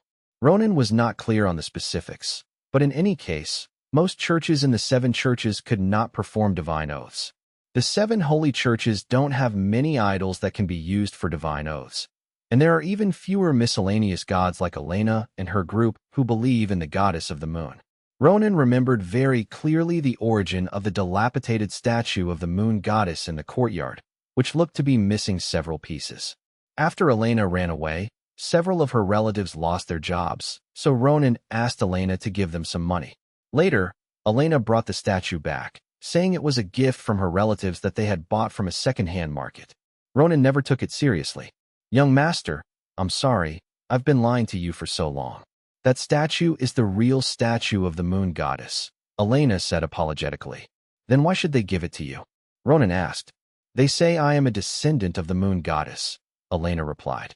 "If I remember correctly, The leader of your clan must be a descendant of the moon goddess.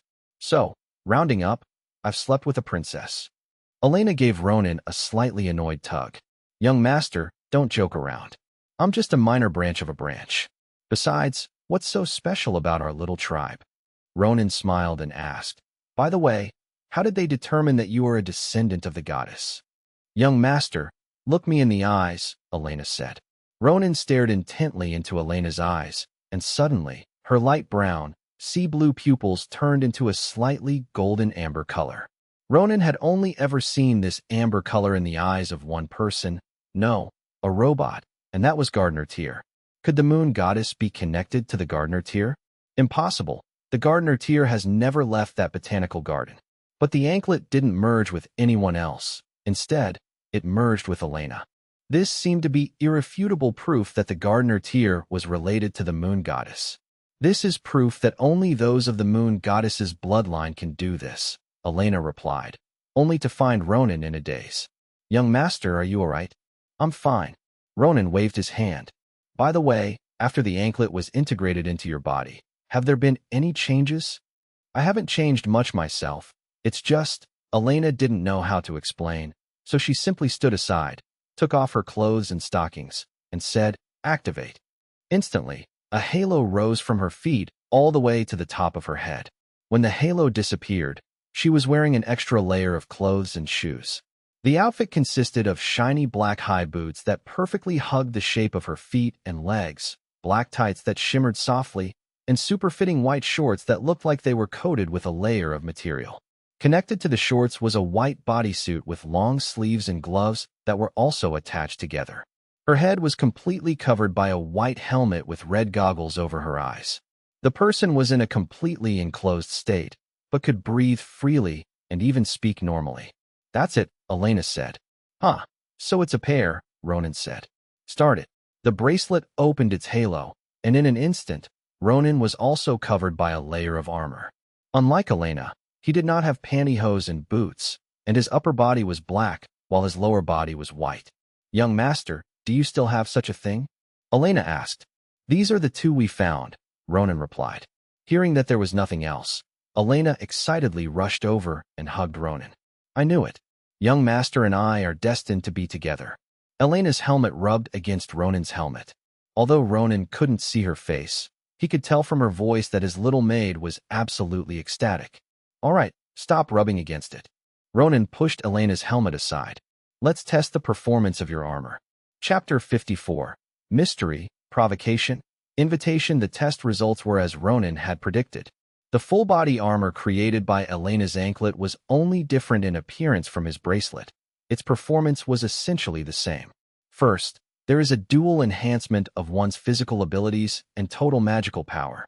Then there is extremely strong physical defense.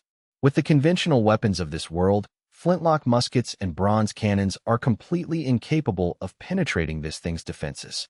Of course, even with this layer of armor, an ordinary person would probably be killed by a single shot. However, for a true mage like Ronan, whose body cannot be judged by human standards, firearms and cannons can no longer harm him. But the most powerful aspect of this thing isn't that, but its magical defense. Ronan's Sword of Sincerity, which possesses piercing magic, can't penetrate this armor at all. Similarly, Elena's magic could not penetrate this armor. Elena's magic is the divine art of Heavenly Oath, which has the effects of healing the body, restoring mana, strengthening strength, increasing agility, enhancing perception, and consuming very little mana. It truly lives up to its reputation as the most peculiar and unreasonable divine art among all magics. It is ridiculously powerful. However, there is still a huge limitation.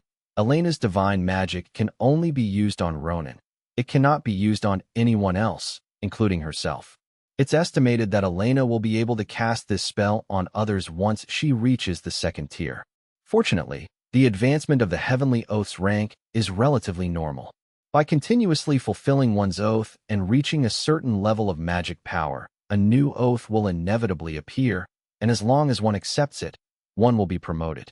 Unlike Destiny, which, once one's magical power reaches a certain level, only grants them the qualification to turn a new page in their destiny. still requires a catalyst. This catalyst may not arrive immediately.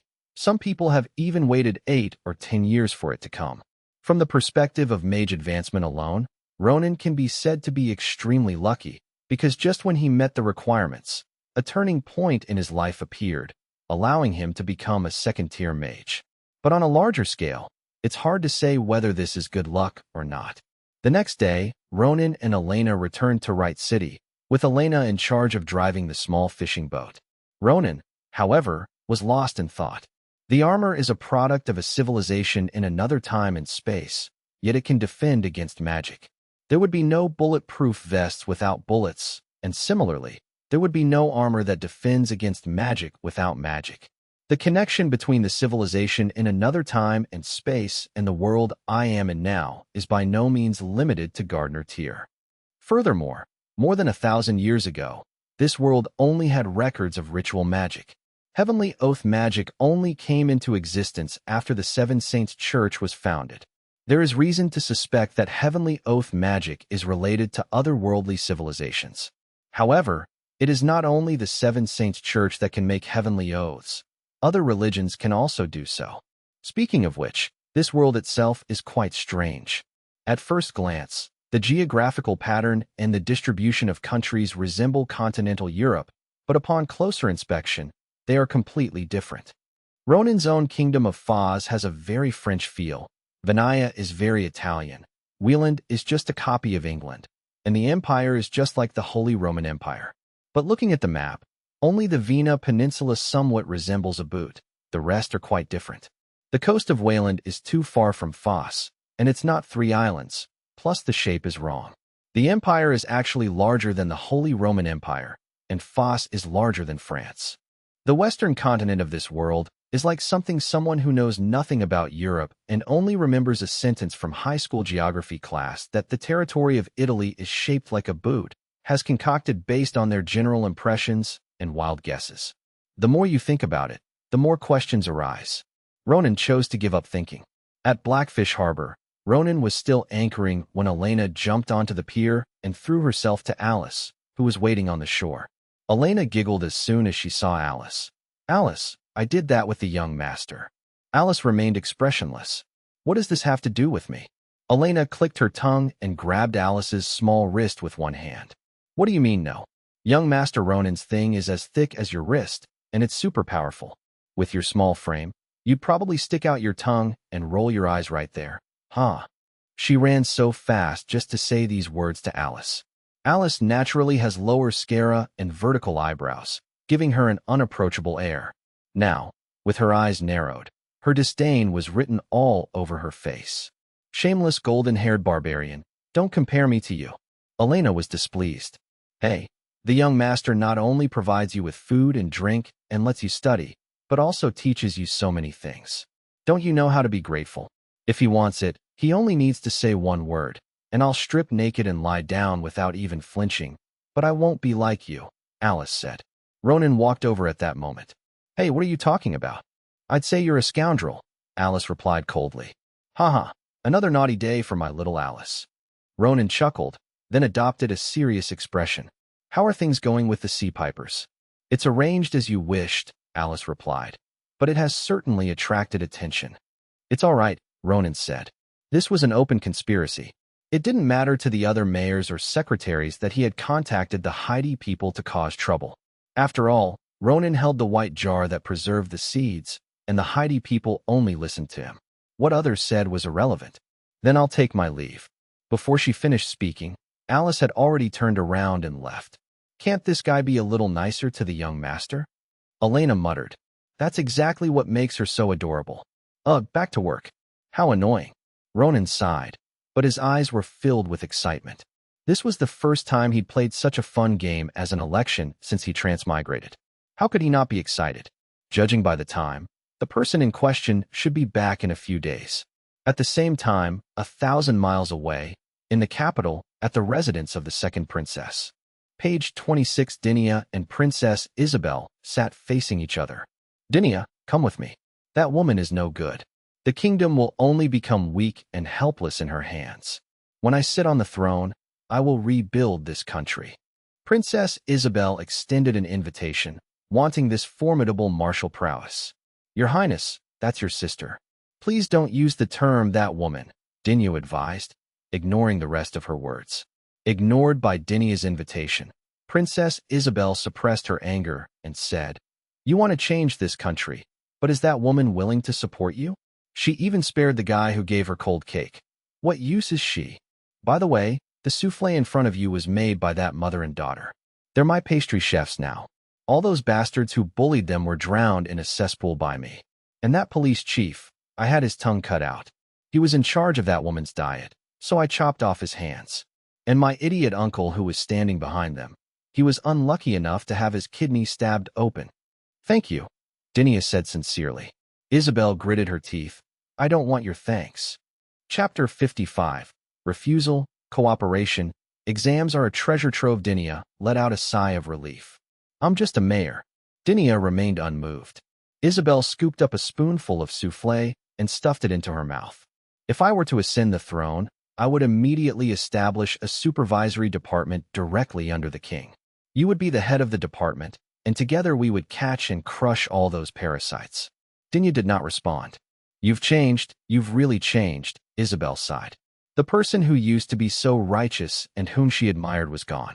Unable to contain her anger any longer, Isabel snapped the silver spoon in two with one hand. You know, the old man is only in his early 40s, but his illness is getting worse and worse. He may be able to hold on for another 7 or 8 years, but within 2 years, he will definitely establish an heir and let the crown prince oversee the country. That woman's rise to power will only make this country more decadent. Dinya remained silent. Isabel frowned, stared at Dinya for a moment, then suddenly relaxed, tilted her head back, and chuckled coldly. Ha ha ha. So that's how it is. The king has already spoken to you, hasn't he? Dinya did not deny Isabel's guess. Your Highness, you are only 15 years old. The best time of your life has just begun, and there is still much happiness and beauty to pursue. Huh. Then why don't you go and pursue it? Isabel retorted. Dinya replied, I have received kindness from this country, and I have a responsibility to do something for it. Isabel crossed her arms over her chest. As a princess, I have enjoyed far more than you have. I have a greater responsibility to do something for this country. I cannot accept watching the throne be handed over to her.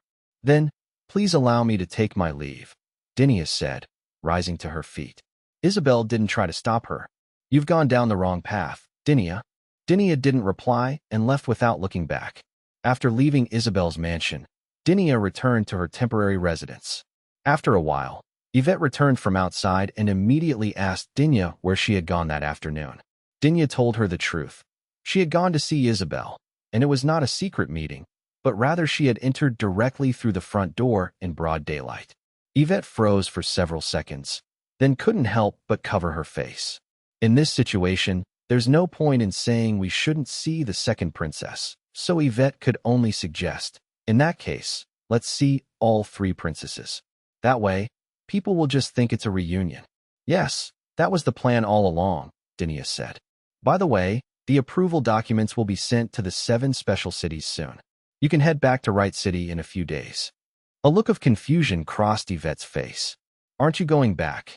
I have some personal matters to attend to, but it won't take too long. Anyway, you can go back first, Dinya said. Since Dinya said it was a private matter, she couldn't possibly ask about it, so she could only agree. 3 days later, Yvette left the capital, first by carriage, then by ferry, and then by horseback. When she approached the city of Right and reached the main road, she boarded a carriage again. It took Yvette 9 days to return to Right City. Then he went to see Ronan and first told him the good news. The application had been successfully approved, and the royal decree would soon reach the various special cities. After sharing the good news, Yvette told Ronan that Dinya had some personal business to attend to and would be back in a few days. What personal matter? Ronan asked. This doesn't seem like something you should be asking about, Mr. Ronan, Yvette said with a hint of reproach in her voice. Ronan smiled calmly. I suspect it's not necessarily a private matter. What do you think, Miss Yvette? How you guess is none of my business, Yvette replied, her voice trembling with irritation. Yvette remained indifferent, but Ronan extended his hand warmly, saying, As a future colleague, I very much hope to maintain a friendly and long-term working relationship with Miss Yvette. This is absolutely the truth. First of all, Yvette is actually quite smart, knowledgeable, and capable. She is not the kind of fool who is full of bad ideas, only talks big, and is self-righteous. Secondly, Yvette is somewhat competitive, occasionally stubborn, and speaks quite directly. She is not the kind of person who is two-faced and spends all her time thinking about how to mess with others instead of doing anything productive. Ronan admired her and enjoyed being with her. Looking at Ronan's outstretched hand, Yvette hesitated briefly before shaking hands with him. Her opinion of Ronan had not changed, but in order to mitigate Ronan's negative influence on Dinia, she first had to get along well with Ronan, at least maintaining a superficial harmony. "Let's work together," Ronan said with a smile. "Let's work together," Yvette repeated with a smile. "Okay, let me tell you about my progress first," Ronan said, and began to explain to Yvette what had happened over the past 2 weeks. In fact, there were only 2 things. First, Ronan used all available resources to investigate the living conditions of the older immigrants, who made up the largest portion of the population. Since the Haiti people are not voters, the voters are only new and old immigrants. After the Haiti people cause trouble in a few days, the voter criteria will be slightly relaxed. However, even with a slight relaxation, the number of voters from both new and old immigrant groups would probably only be around 40% and 60% respectively. Since Ronan intends to refuse the secretary's demands for official positions, it is foreseeable that the secretaries will oppose him. Of the 40% of new immigrants, at least half will support the other person. A pessimistic estimate suggests that Dinia has already lost 30% of the votes right from the start. Therefore, winning over voters among long-term immigrants has become of paramount importance. The voters among the new immigrants were not the urban laborers or landless farmers from the lower classes, but rather small-scale self-sufficient farmers, small vendors, small artisans, and skilled workers. To be honest, this group is the hardest to please, Yvette said. That's right, Ronan agreed. In fact, it's easy to win the votes of both the rich and the poor. Just relax the controls on the rich and give some welfare to the poor. But this group is troublesome. They don't care about those tiny bit of benefits. What they want is upward mobility. How about setting up 1 or 2 technical training schools? Yvette said. Ronan nodded. That's possible, but not enough. It only ensures that their descendants have a place to go to school and that their families won't easily fall into a lower social class. Just say what you're thinking, Yvette said. The civil service exams for special municipalities will be fully open to them, Ronan proposed. Can they pass the exam? Yvette asked. It wasn't that she looked down on them, but most of these people had very low levels of education. Even in fair competition, they simply couldn't compete with the descendants of the new immigrant nobles who migrated south, represented by Ronan. The important thing is not whether you can pass the exam, but that you can pass it, Ronan said. Besides, the security force exam is relatively easy. In the past, new immigrants were prison guards, and Haiti residents were prisoners. Naturally, civil servants in the special city had to be prison guards, while older immigrants had to step aside, especially security guards. But, Chapter 56, true to one's words, the window plan, and an unexpected visitor, but now that the old order has been broken, these rules can be discarded. These days, the security guards are no good, especially in special cities that are far from the core and are also trading ports. But precisely because the security guards are no good, and these people are usually oppressed by them, they are even more eager for their own people to join them. Do you understand what I'm saying, Miss Yvette? Ronan explained the reasoning to Yvette. That's a good idea. How about we clean up the atmosphere within the police force? Yvette suggested. That's a bit too hasty, Ronan said tactfully, suggesting it was best not to do it that way.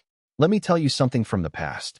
Yvette recounted to Ronan the whole story of how Dinia had broken the arms and legs of the Royal Capital Police Chief and given the entire police force a beating for the sake of that mother and daughter. Although doing this is somewhat hasty, it does not mean that I am afraid of difficulties. I firmly believe that reforming the police force is imperative. A new urban area must have a new look. Ronan spoke with righteous indignation. He changes his expression so quickly that even a chameleon can't match him. Yvette shook her head helplessly. I said Didi isn't here. Nobody's here. Who are you putting on a show for? I call this being true to myself and genuinely respecting ladies, Ronan said. Huh. If you say so, then so be it, Yvette said, rolling her eyes at Ronan. She was speechless in the face of such a shameless person. Ronan suddenly smiled slightly. I suggest that I, Augustina, take charge of reforming the police system. Yvette was a little confused as to why Ronan would make such a suggestion. Did he not know how ruthless Augustina was? Ronan knew this, of course, and that's precisely why he made that suggestion. His principle is that stability comes first. If stability cannot be maintained, then the other side of the scale will be completely tilted and replaced with a new one. In reality, given Dinya's experience and personality, reforming the police system is inevitable. This means purging the henchmen of others within the system and replacing them with Ronins and relatively neutral ones. Ronan would never allow himself to do such a thankless task, especially since he doesn't have the talent to do it. Augustina would be a perfect fit. That's all for now. I'm going back to rest. Yvette said goodbye. She was quite exhausted after 9 days of traveling. After seeing Yvette off, Ronan called Elena and headed towards Blackfish Harbor. The kingdom's official orders will be in place soon. It's time to make arrangements for the Heidi people. When the time comes, once the 7 special cities merge, the news will spread that the mayor will be elected from among the original 6 mayors. The open window plan was immediately launched, and the people of Heidi took to the streets to demonstrate that they were also part of the special city and demanded to become voters. This is something that cannot be agreed to, of course. First, there is deep-rooted hatred and prejudice. Second, the leaders of other special cities know that Ronan is now in command of the Heidi people. Every additional voter among them means one more vote for Dinya. But the Heidi people are not to be trifled with. Firstly, they can now use the Alesh case to attack others. And secondly, only they know how to grow those so-called high-yield crops. After 2 more days of work, Ronan had finally settled the Heidi people. The documents had just arrived, and the news needed to spread for a while. It would be the right time for the Heidi people to launch their operation once the citizens were aware of the situation. Before that, Ronan can rest for a day or 2. Ronan took a nap, something he hadn't done in a long time. 2 days later, the 7 special cities merged, and before the merger, news had already spread that a new mayor would be chosen from among the 6 mayors. The Heidi people went to the streets. As Ronan had anticipated, the 5 secretaries came to his door, questioning him about how he had put on such a show, asking if he didn't think it was a disgrace to his ancestors, and if he wasn't afraid that his grandfather and great-grandfather would be so angry that they would crawl out of their coffins. What is Ronan afraid of? It's Art's grandfather. What does it have to do with Ronan? As for glory, they just waved the banner of the kingdom and then sent the old immigrants who had already integrated into this land to act as the vanguard to slaughter a race that was focused on farming and fishing, reducing the population from nearly 1 million to more than 100,000. What kind of glory is that? Of course, Ronan wouldn't tell them his true feelings. He would only say that either the voter criteria would be relaxed, or the Heidi people would continue to cause trouble. In the end, the 5 secretaries had no choice but to agree to Ronan's request, and then left dejectedly. Subsequently, the 7 special cities simultaneously released a public statement that they had relaxed various requirements for voters. The news of relaxed voter criteria was met with cheers from long-term immigrants, as it immediately increased their voter base. Any mayor who wanted to be elected would have to offer terms favorable to them. The new immigrants didn't react much. What they were thinking about now was the new parliament after the merger. What's the point of electing people? Being elected is what matters. The Heidi people immediately stopped making a fuss. 3 days passed in the blink of an eye, and Dinya returned. Surprisingly, a girl, about 16 or 17 years old, came to Right City with her. She had fair skin, was about 163 centimeters tall, had long, slightly wavy, tawny hair, thick black eyebrows, light blue eyes, and a soft facial profile. However, she had a very high nose bridge and a pointed nose, typical of the women of the main ethnic group of the Kingdom of Foss. She was considered pretty in a crowd, but compared to Dinya and Elena, she was only average. Her figure is actually not bad. She's got some curves, but isn't fat, but you still can't compare. Dinya has a sculpted figure with big breasts, a slim waist, and a curvy bottom, while Elena is tall, long-legged, and athletic. Even Yvette is the kind of woman that a certain type of person is obsessed with. All I can say is that this girl has a good temperament, quiet yet with a touch of sweetness and elegance. This is Sabrina, one of my former students, Dinia introduced to everyone. She's just here for a few days. Yvette's gaze faltered. A student? Dinia had only been the third princess's private tutor and later taught at the same magic academy as her. Where did she get such a student? Ronan smiled slightly. Things were probably not that simple. The election was about to begin, and Dinia would definitely be traveling back and forth between the 7 special cities to campaign. She simply wouldn't have time to play with her student. Besides, just by looking at her silk satin high heels and white stockings, one could tell that this young lady was from a noble family. However, it was quite suspicious that such a noble woman didn't even have any attendants with her. Madam, how about Elena shows this young lady around? Page 27. Ronan consulted Dinah's opinion. Dinia had some contact with Ronan's 2 maids. Elena was impulsive and spoke her mind. In front of Ronan, she would only call him young master and did not act like a maid at all. In contrast, Ronan's other maid, Alice, was much quieter and more composed. With Alice leading Sabrina, Dinia felt at ease. If Alice is free, have her show Sabrina around Right City, Dinia said. Okay. Chapter 57. Maturity, Innocence. Eating these will improve your mood. Since Dinia had already said so, Ronan couldn't very well object. In Ronan's eyes, Elena was the more mature one. She just seemed a bit silly. Born into a mercenary family, she lost both her parents at a young age. A little girl, she smuggled herself from Vienna to Right City before she was even 10 years old. She only revealed her background after having a relationship with Ronan. Is there such a fool? Most people just think she's a lively, cheerful, and easygoing person, which is what true maturity looks like. In comparison, Alice's composure and calmness are merely superficial. Deep down, she is a meddlesome, self-proclaimed righteous person, only slightly better than her deceased father. Her enthusiasm and sense of justice are reserved only for her trusted friends, but ultimately, she is still a bit naive. However, Ronan didn't dislike Alice. In fact, he somewhat liked her naivete. Sabrina probably won't stay long. Otherwise, Ronan would never have agreed to let Alice take her. Ronan, Yvette, and Dinia quickly got to work. The official election was about to begin, and Dinia needed to plan her trips and the general content of her speeches in other special cities. The general policy has already been formulated, and some details have also been initially planned after a detailed investigation of the working and living conditions of different groups of people in various special cities. Now it is up to Dinia to decide what to adopt and what to discard.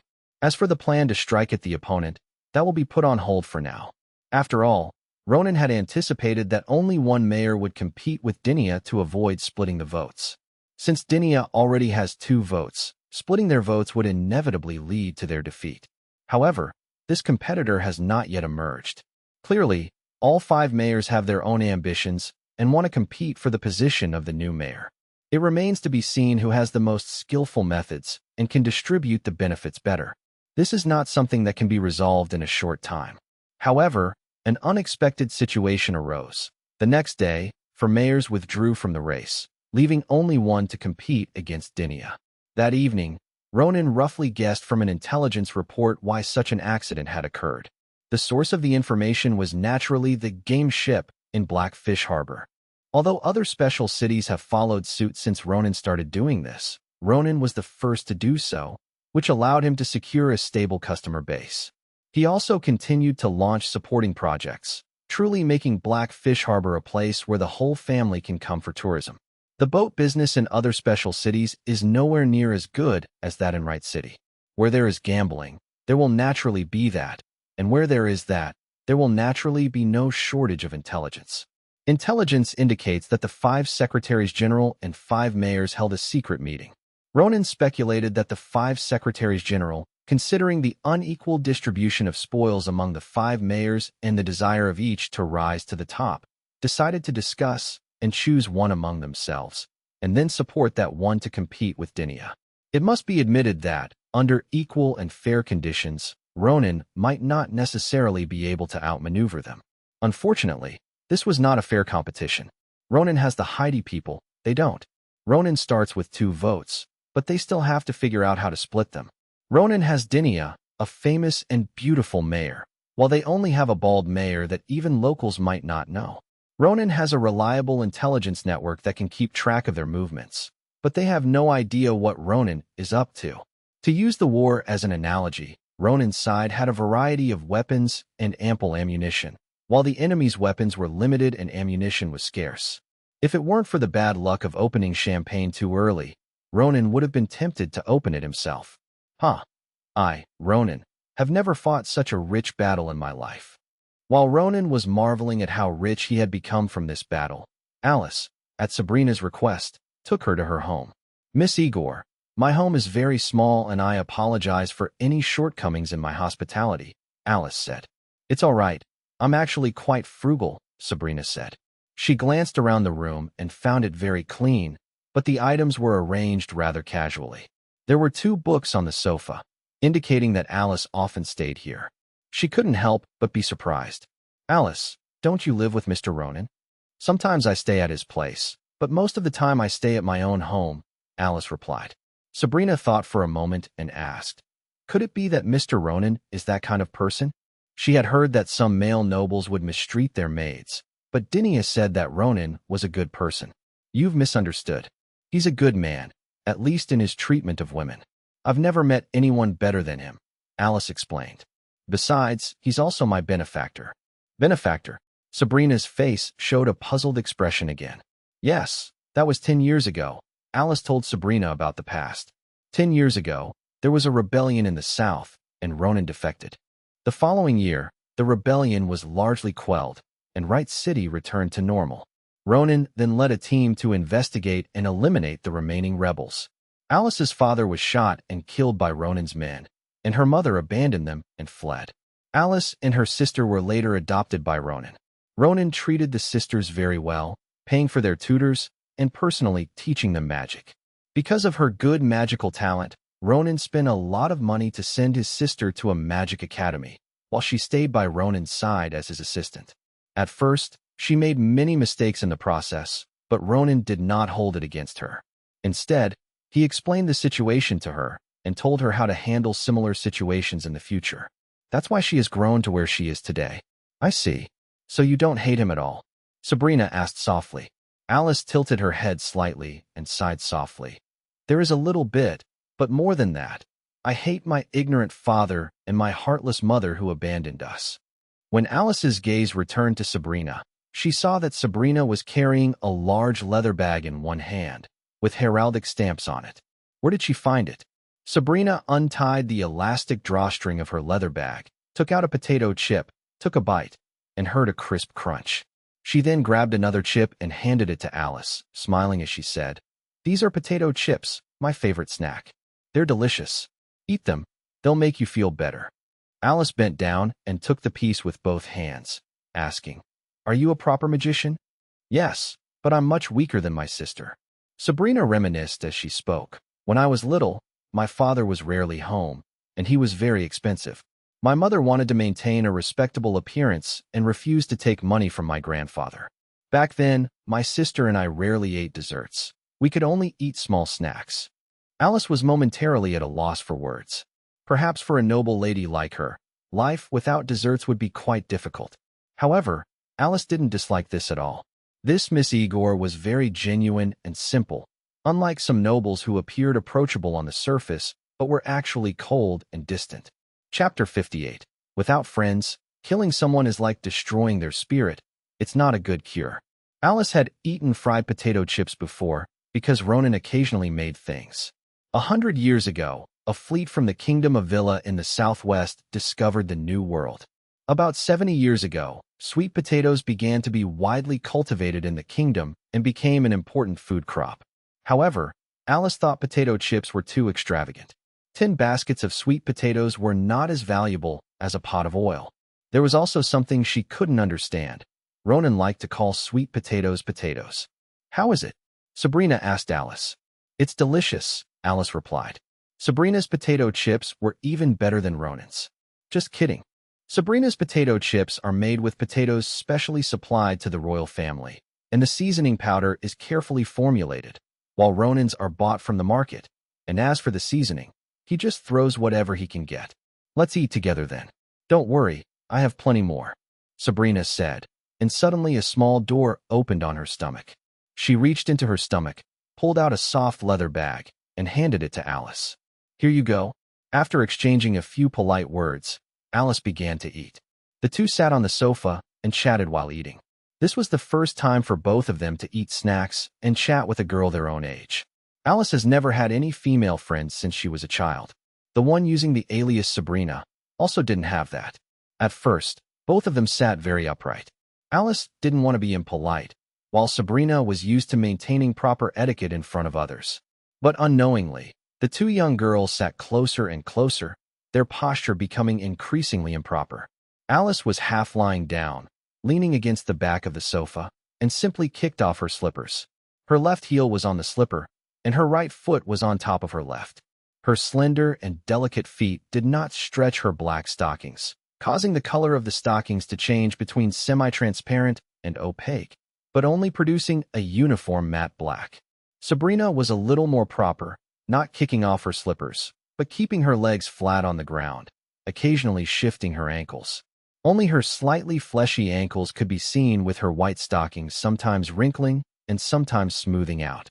In Alice's eyes, Sabrina really said whatever came to mind, although she would occasionally say silly things that made people laugh and cry, such as how she only found out the day before yesterday that there were two-wheeled carriages, that people ate with wooden spoons, and that black bread wasn't actually black bread.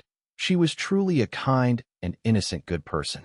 In Sabrina's eyes, Alice was completely different from ordinary maids, and she was very knowledgeable, as if there was nothing she didn't know. Although some of her statements were completely different from what she had heard in books and in the past, her statements sounded particularly reasonable. The two quickly closed the distance between them. Suddenly, Alice swayed her leg and lightly touched Sabrina's foot. She quickly stood up and apologized. I'm sorry, I was rude. It's all right, please sit down, Sabrina said. That Alice, you know so much. Actually, Ronan taught me a lot of things, Alice said. I see. No wonder Dinia said he was very good, Sabrina said thoughtfully. Yeah, Lady Dinia is truly amazing. Alice looked on with admiration. Compared to Ronan, she admired Dinia, the #1 female mage on the continent, even more. When Dinia was mentioned, Sabrina casually revealed her purpose for coming. Actually, I came here not only to relax, but also because there's something about a friend that I can't figure out. Sabrina then told Alice about what happened 3 years ago, after making some changes to the story. After that incident, my friend had a big fight with her sister. Her sister said that the servants who deceived her sister should be killed. My friend didn't want to do that, but they were indeed wrong, so my friend forced them to hand over the money they had embezzled and then dismissed them. But my sister said they should be killed, and not only killed, but everyone should be thoroughly investigated. My friend didn't want to do that, and after that, the two sisters stopped seeing each other. After Sabrina finished speaking, she looked at Alice and asked, Alice, do you think my friend was really wrong? Alice wondered if it really was a friend's story. Perhaps it was Sabrina's own story. Upon hearing this story, Alice's heart was immediately stirred. She felt that Sabrina, a good person, had been bullied by a bad person, and she should help her. Sabrina, your friend is indeed wrong, Alice said bluntly. She shouldn't have let those people go. Those morally corrupt people will never be grateful for your mercy. Instead, they will speak ill of you outside, saying that you are mean, that you mistreat your servants, or that you are weak and easy to bully. To deal with such people, killing them is not enough. We must not only kill them, but also destroy their spirit. Alice's words startled Sabrina. Murder, but also torture? To destroy the spirit? Sabrina didn't quite understand the term. It means to expose their ugly faces and malicious intentions. As a master, you must always be kind, good, generous, and just.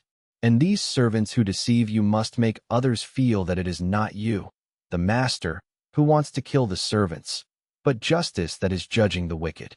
Alice speaks eloquently, but it's all stuff Ronan's tired of. Over the years, she's occasionally contradicted Ronan, but she's unknowingly become like him. Unfortunately, all she learned were power politics and rhetoric. However, Political maneuvering and rhetoric are not actually a good remedy for Sabrina. Is that how it is? Sabrina said. It seems that agreeing to let her father allow Dinia to take her away from the capital to this small southern town to relax was indeed the right choice. Just Alice's words made her realize that her initial reaction had indeed disappointed some people. Having trained such a maid, Ronan should be able to answer some of her questions. Alice, could you tell me more about Mr. Ronan? Sabrina asked. Well, it's getting late. You should get some rest. Come on, I'll take you to a hotel. Tomorrow I'll take you to an interesting place, and we can talk as we walk. Alice said. By this time, she had already realized that Sabrina's identity was not simple and that the name was most likely a pseudonym. In this situation, we need to carefully consider what should and shouldn't be said regarding Ronan. No need, I'll stay at your place, Sabrina said. Alice had no choice but to agree to let Sabrina stay in her sister's bedroom. Sabrina went to Alice's sister's bedroom and used magic to take out a bed from the alternate dimension connected to her body, placing it on the floor. It wasn't that she disliked the place, but rather that she couldn't sleep if she didn't sleep in her own bed. The next morning, the two set off for Blackfish Harbor. After some consideration, Alice spoke to Sabrina about Ronan, and in her account, Ronan was portrayed as a completely selfless person. The first couple of days were fine, but as their mutual affection grew, they started talking about everything. Chapter 59. Character Development, Reprimands. Long and complex sentences, especially after listening to Sabrina tell more stories of friends. Alice's sense of justice could no longer be suppressed. Although she did not use Ronan as an example, she presented some of the results of her reverse training of Ronan to explain to Sabrina how a master should deal with evil servants. Just as Ronan said, Alice is usually calm and collected, with an unapproachable demeanor, but once she considers someone a friend, she becomes very enthusiastic and treats other people's affairs as her own. Half a month passed in the blink of an eye, and Dinia traveled to 7 special cities, giving more than 10 speeches. After the first 2 sessions, Ronan realized that Dinia really couldn't give a speech, had no idea how to create an atmosphere, and was resistant to some of the inflammatory and ambiguous remarks. So Ronan and Yvette discussed it and quickly changed their strategy. She simply established a persona, a cold and aloof beauty with a military background. This is Dinia's persona, and it's unlikely to collapse, since she really is a former soldier and is indeed a cold and aloof beauty. As a soldier, it's okay to talk less, because soldiers don't lie, at least not as well as politicians. Following this logic backwards, every pie that Dinia draws is something that can be eaten. The pancakes were few, but they were all real. The mayor's pancakes, though plentiful, were all fake, and he couldn't eat a single one. Page 28 as a cool and aloof beauty. It's normal that she doesn't know how to create a lively atmosphere and speaks very bluntly. Such a beautiful woman. Why wouldn't you come to see her? Are you going to watch a bald, middle-aged man give a speech? Even if you're not a voter, just coming to take a look is a sure way to make a killing. As a result, Dinia's speeches were always packed, and people took most of what she said seriously. These words were carefully crafted by Ronan and Yvette through their collaboration, catering to the needs of different groups. Dinia had a relaxed trip. She just changed clothes wherever she went, said the same few words, and left. Ronan was exhausted. Did he really think that creating a persona was something that could be done so easily? It costs money, of course, not Ronan's money, but the money of a group of businessmen in Wright City and White Star City. To be precise, it was money earned through gambling and smuggling. Not only that, Ronan also wanted strategic defense. What is strategic defense? Taking the initiative is called strategic defense. In order to prevent the opponent from smearing Dinia, he had to smear the opponent first. Even a middle-aged man, if Elena were to handle it, could be so ruthless that he couldn't even utter a word against her. With a month to go before the official vote, Ronan felt the situation was secure. After working hard for half a month, Ronan took 3 days off to rest. That afternoon, Alice brought Sabrina over, saying that Sabrina had some questions she wanted to ask Ronan. Ronan already knew about this beforehand, because Alice had come to him 5 days earlier to report on what had happened between her and Sabrina over the past 10 days. Ronan immediately recognized Sabrina's identity. She wasn't Sabrina Igor. She should be called Ambrina Frago, the kingdom's eldest princess and heir to the throne. Ronan had heard some things about the eldest princess from Yvette. So when Alice said that she had just been keeping him company and chatting about interesting things in the South these past few days, Ronan sighed deeply. Ronan only said one sentence at the time. "You should know who she is by now." Alice trembled, then bowed and apologized, telling Ronan that she had told Sabrina some things about him, and also told Sabrina how to counter the methods Ronan had used, and even used reverse thinking to come up with some countermeasures. "Young master, I absolutely did not mean to betray you," Alice explained, head bowed. She wanted to say that she just wanted to help the princess." "Idiot, do you think I care about that?" Ronan interrupted Alice, raising his hand as if to slap her, but his hand stopped in midair. You've read a few books, learned a few things, and have a little experience, and you think you're all set? These are just low-level power plays, the kind of games Winston and I play that aren't even worth mentioning. If a ruler has to deal with his subjects' moves, he's already lost, understand? Giving advice to the princess, do you even have the ability?" Alice lowered her head even further. Ronan was somewhat disappointed. Over the past few years, he had broken down and analyzed many of his own affairs for Alice, asking her to do things for him. He didn't hope she would learn some skills or tricks from them, but rather that she could grasp the deeper ideas. But now it seemed that she hadn't grasped the ideas yet. "Young master, Alice tried to explain further. "Shut up and get out." Ronan rudely shooed him away. Alice left, and Ronan knew that Princess Ambrina would definitely come looking for him. Sure enough, she came as soon as he had a holiday. Back to the present. "Hello, Mr. Ronan," Ambrina greeted. Ronan bowed respectfully. "Greetings, Your Highness." Ambrina was surprised for a moment, but quickly recovered. Well, she had said so much these past few days, it was only natural that she had been noticed. Taking a breath, Ambrina spoke up to explain for Alice. "It was I who insisted on asking Alice, and I hope Mr. Ronan can forgive me."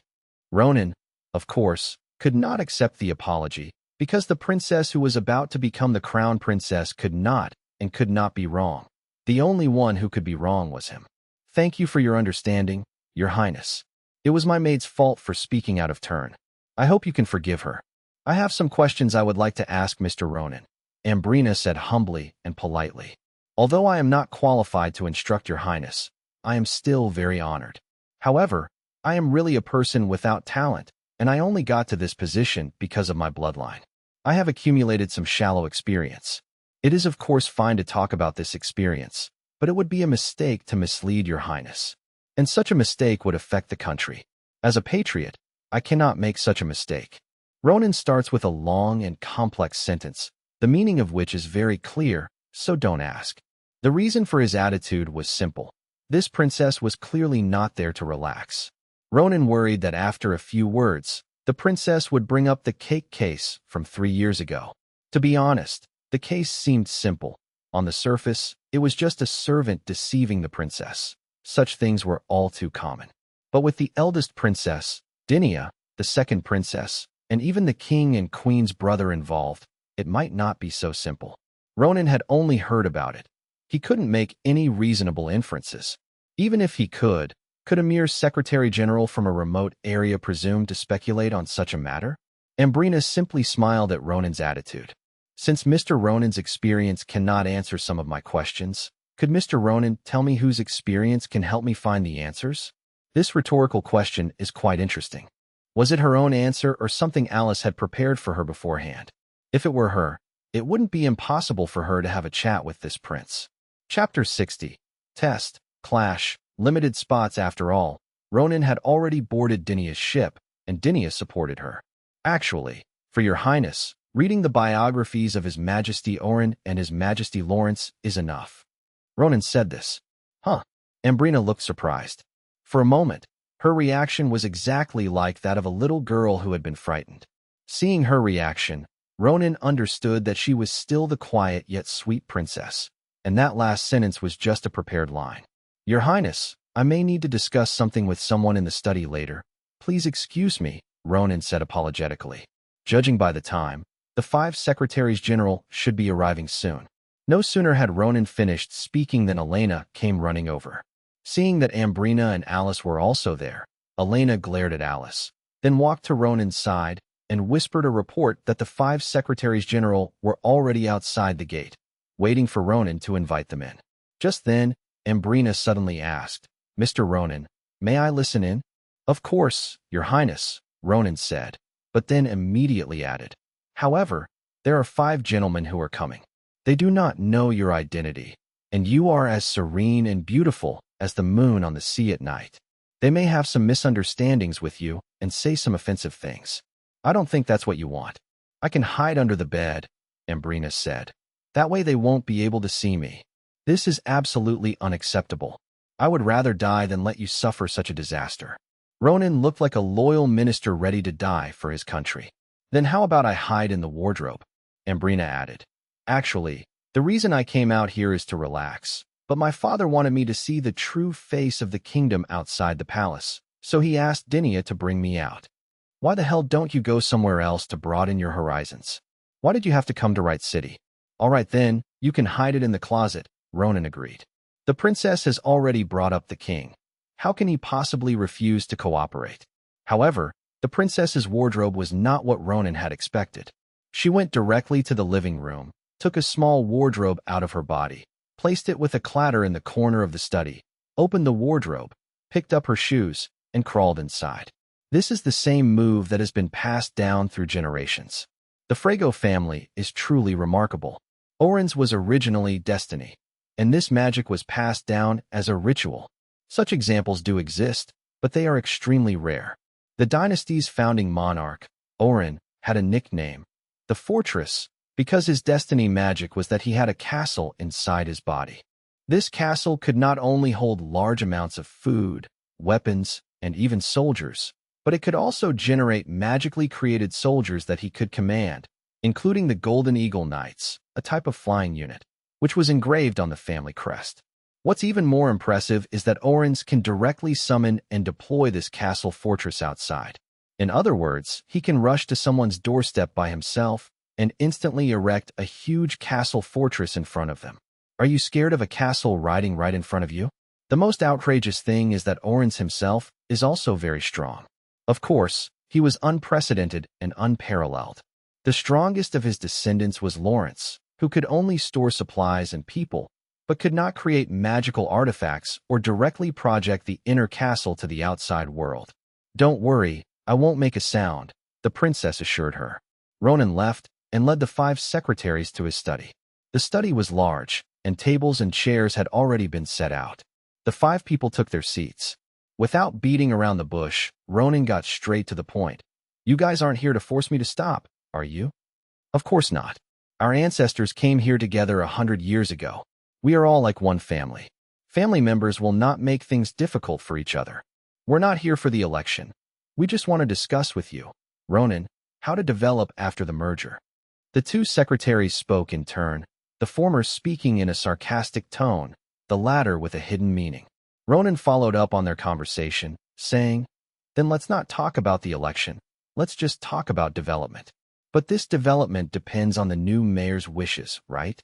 "Ronan, you've hit the nail on the head. However, we don't know the mayor very well yet. I have an idea to have the 2 mayoral candidates have a public debate before the official vote." To this, Ronan simply smiled and asked in return, "Didn't we say we wouldn't talk about the election? We're talking about development here. The mayor is development, and development is the mayor." The 2 sang together. "Got it. You insist on a debate, right?" Ronan's gaze turned cold. "It's just a suggestion. If Parliament can play a greater role, there's not much need for debate. The city belongs to its citizens.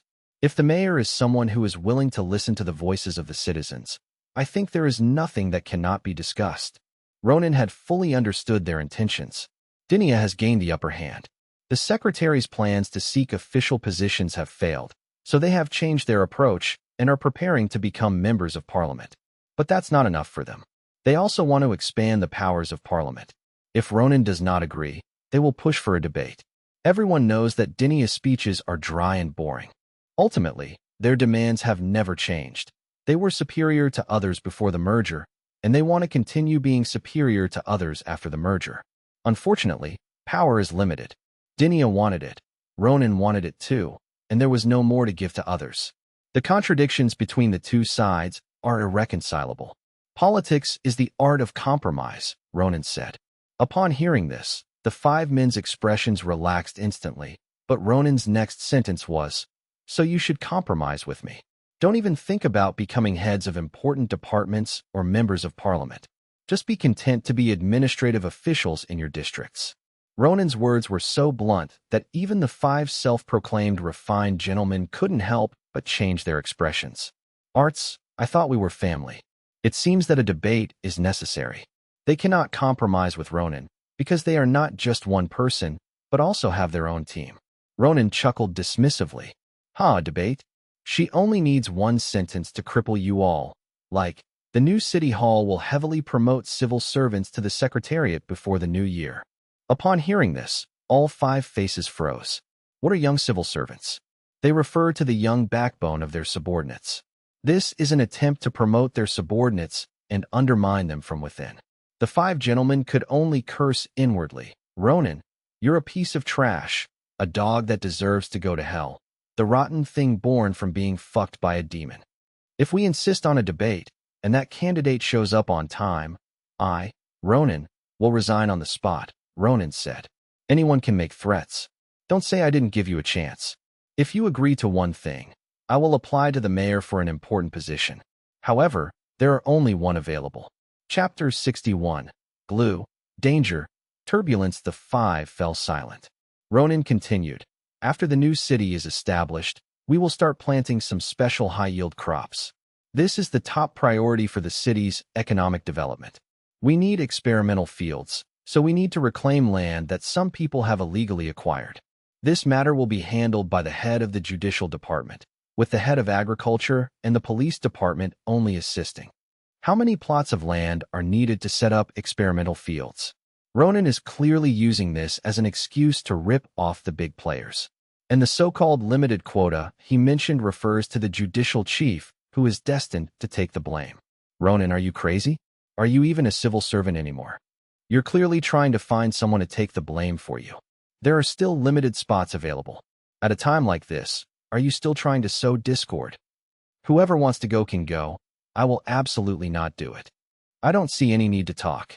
All 5 of them spoke with great arrogance, yet not one of them left their seats or walked away. Ronan crossed his legs. "Those who aren't interested can leave. Don't worry, even if you leave, you can still work as a local administrative official." The 5 men looked at Ronan and thought to themselves, what kind of administrative officials are they? If they wanted to be here, they wouldn't have come today. Then, the 5 of them looked at each other, and good heavens, their butts were glued to their sides, and they just wouldn't get up.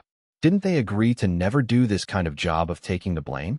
Then, the 5 of them exchanged glances, signaling each other to stay together and not let Ronan's attempts to sow discord succeed, but none of them were willing to budge an inch. "How about this? I have 3 days of vacation. You guys can leave first, have some fun in Wright City, relax, and come see me the day after tomorrow, okay?" After Ronan finished speaking, he personally helped the 5 people up and then saw them off. After seeing the 5 people off, Ronan turned back and returned to the reception room, where he saw Princess Ambrina standing there, staring at him without moving. "It is truly rude of your highness to witness such a scene," Ronan said. Page 29. "You're amazing," Ambrina said, her heartfelt thought after witnessing Ronan completely dominate the 5 men. She already knew about Dinia's mayoral election, and through Alice, she learned about the situation in the 7 special cities.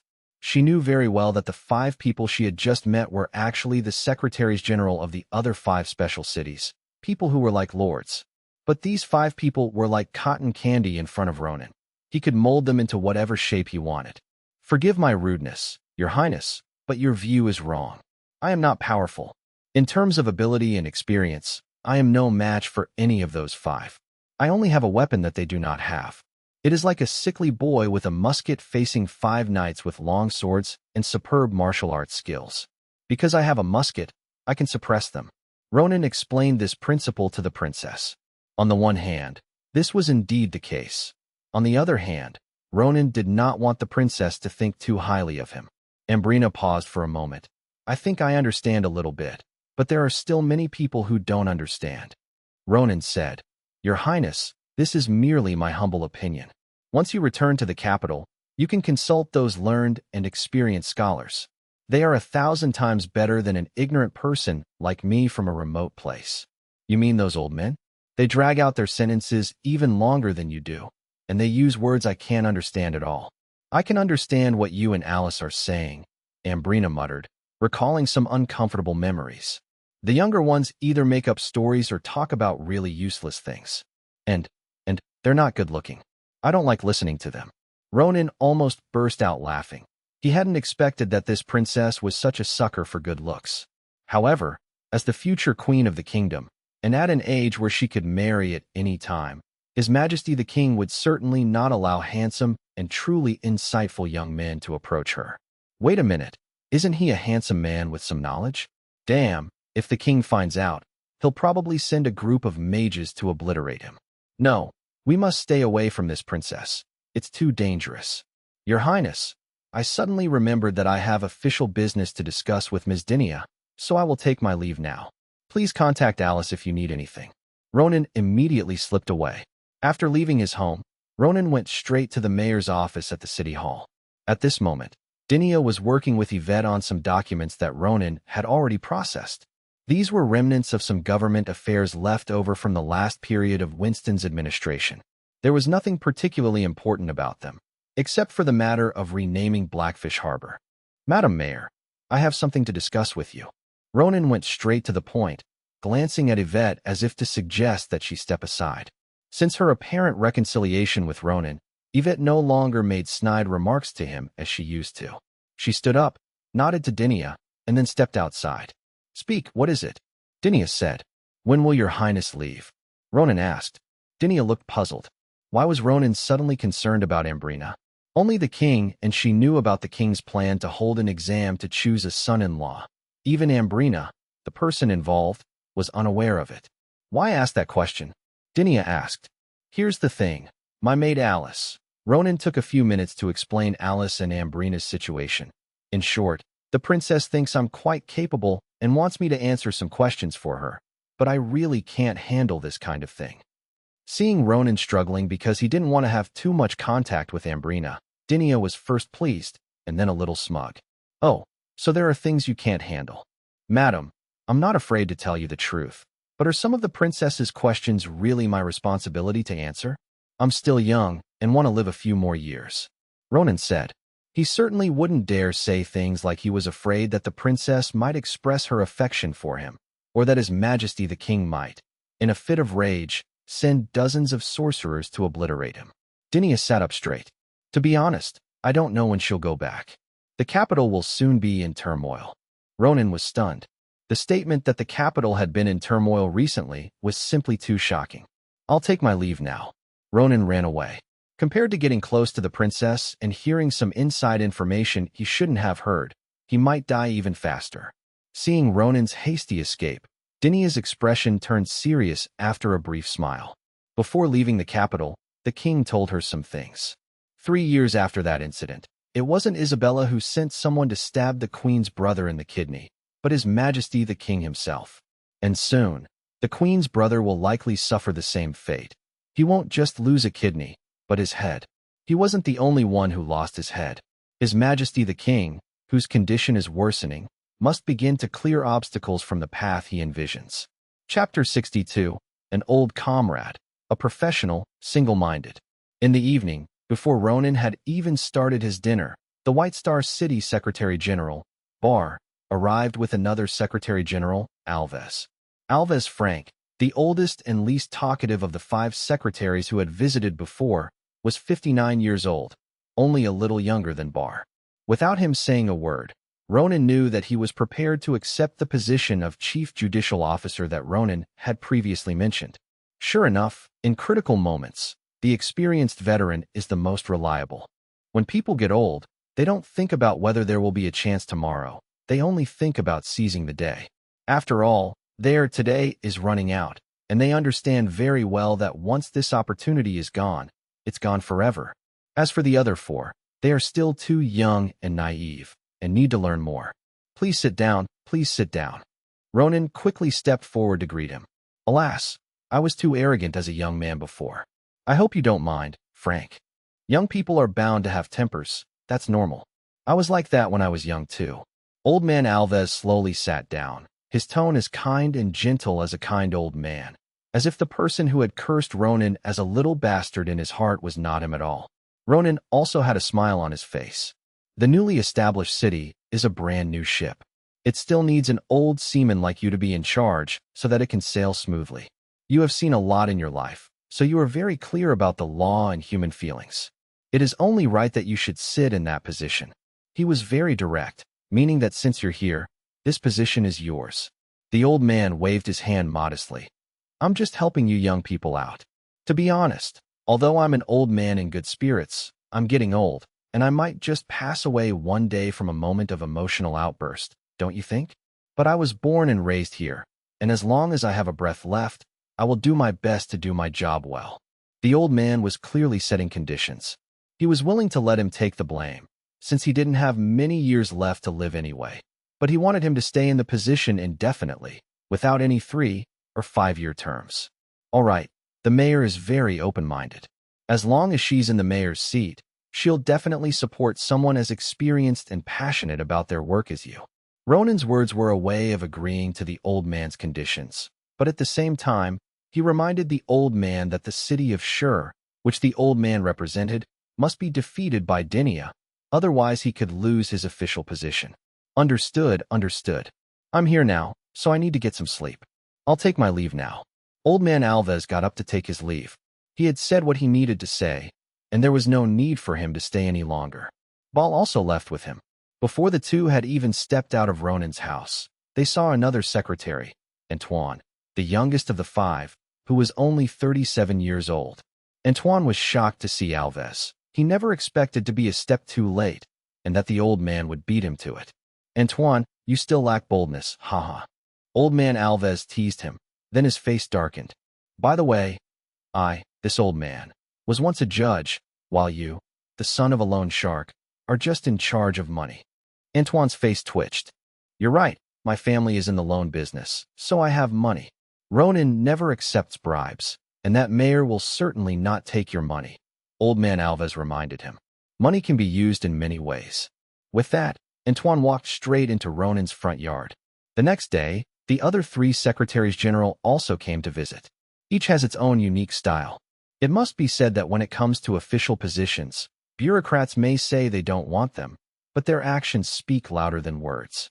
Even if an official has to take the blame and offend people, he's still an official. Many people would love to take the blame for this, but no one has the connections to do so. However, in the end, Alves, the old man, was chosen. The reason was simple. The old man's influence was the weakest, and the other few were too complicated and difficult to control. As for the old man's experience in legal work, it was a plus for Dinia. She felt that professional matters should be handled by professionals, and even praised Ronan for recommending a good candidate. Ronan was in a difficult position, because his expertise was not a plus for him, but a minus. He truly understood the law. Once the land repossession was over, would Ronan be able to fool him in the future? He'd be lucky if the old man didn't turn the tables on him. May the gods have pity on this old man who, despite his advanced age, still burns himself out to illuminate others, and take him to heaven soon.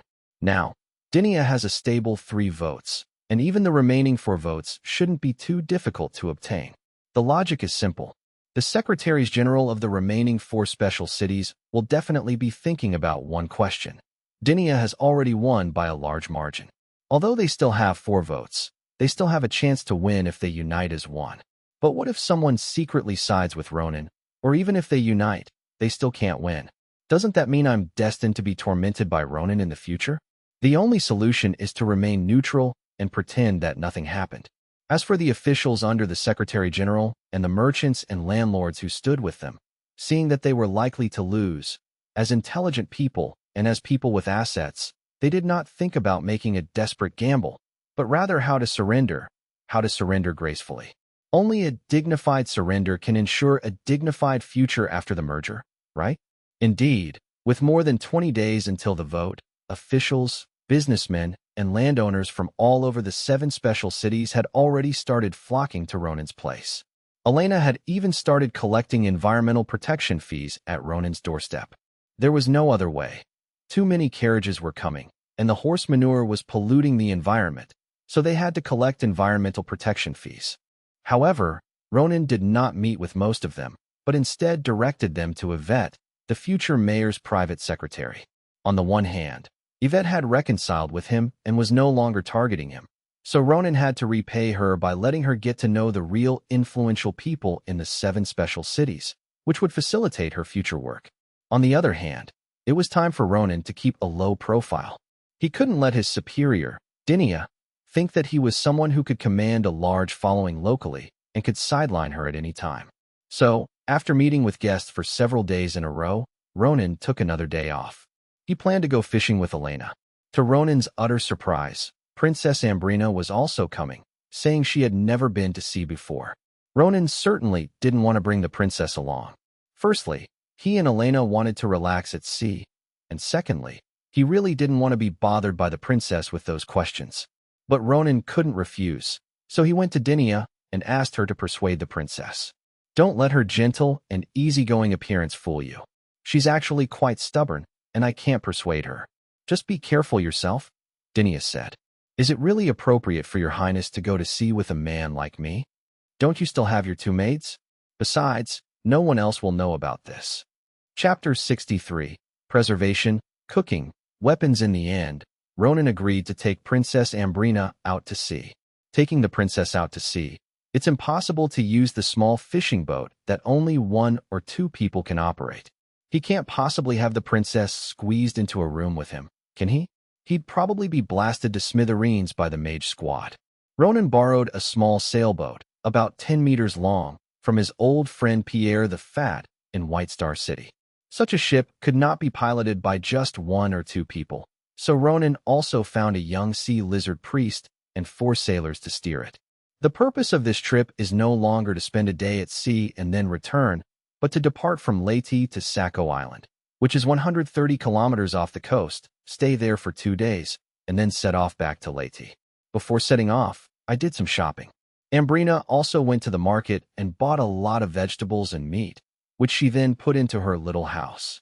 The so-called little house is an alternate dimension that Ambrina's magic connects to. Compared to her ancestors, her magical power is indeed not strong, so she cannot put living things in it.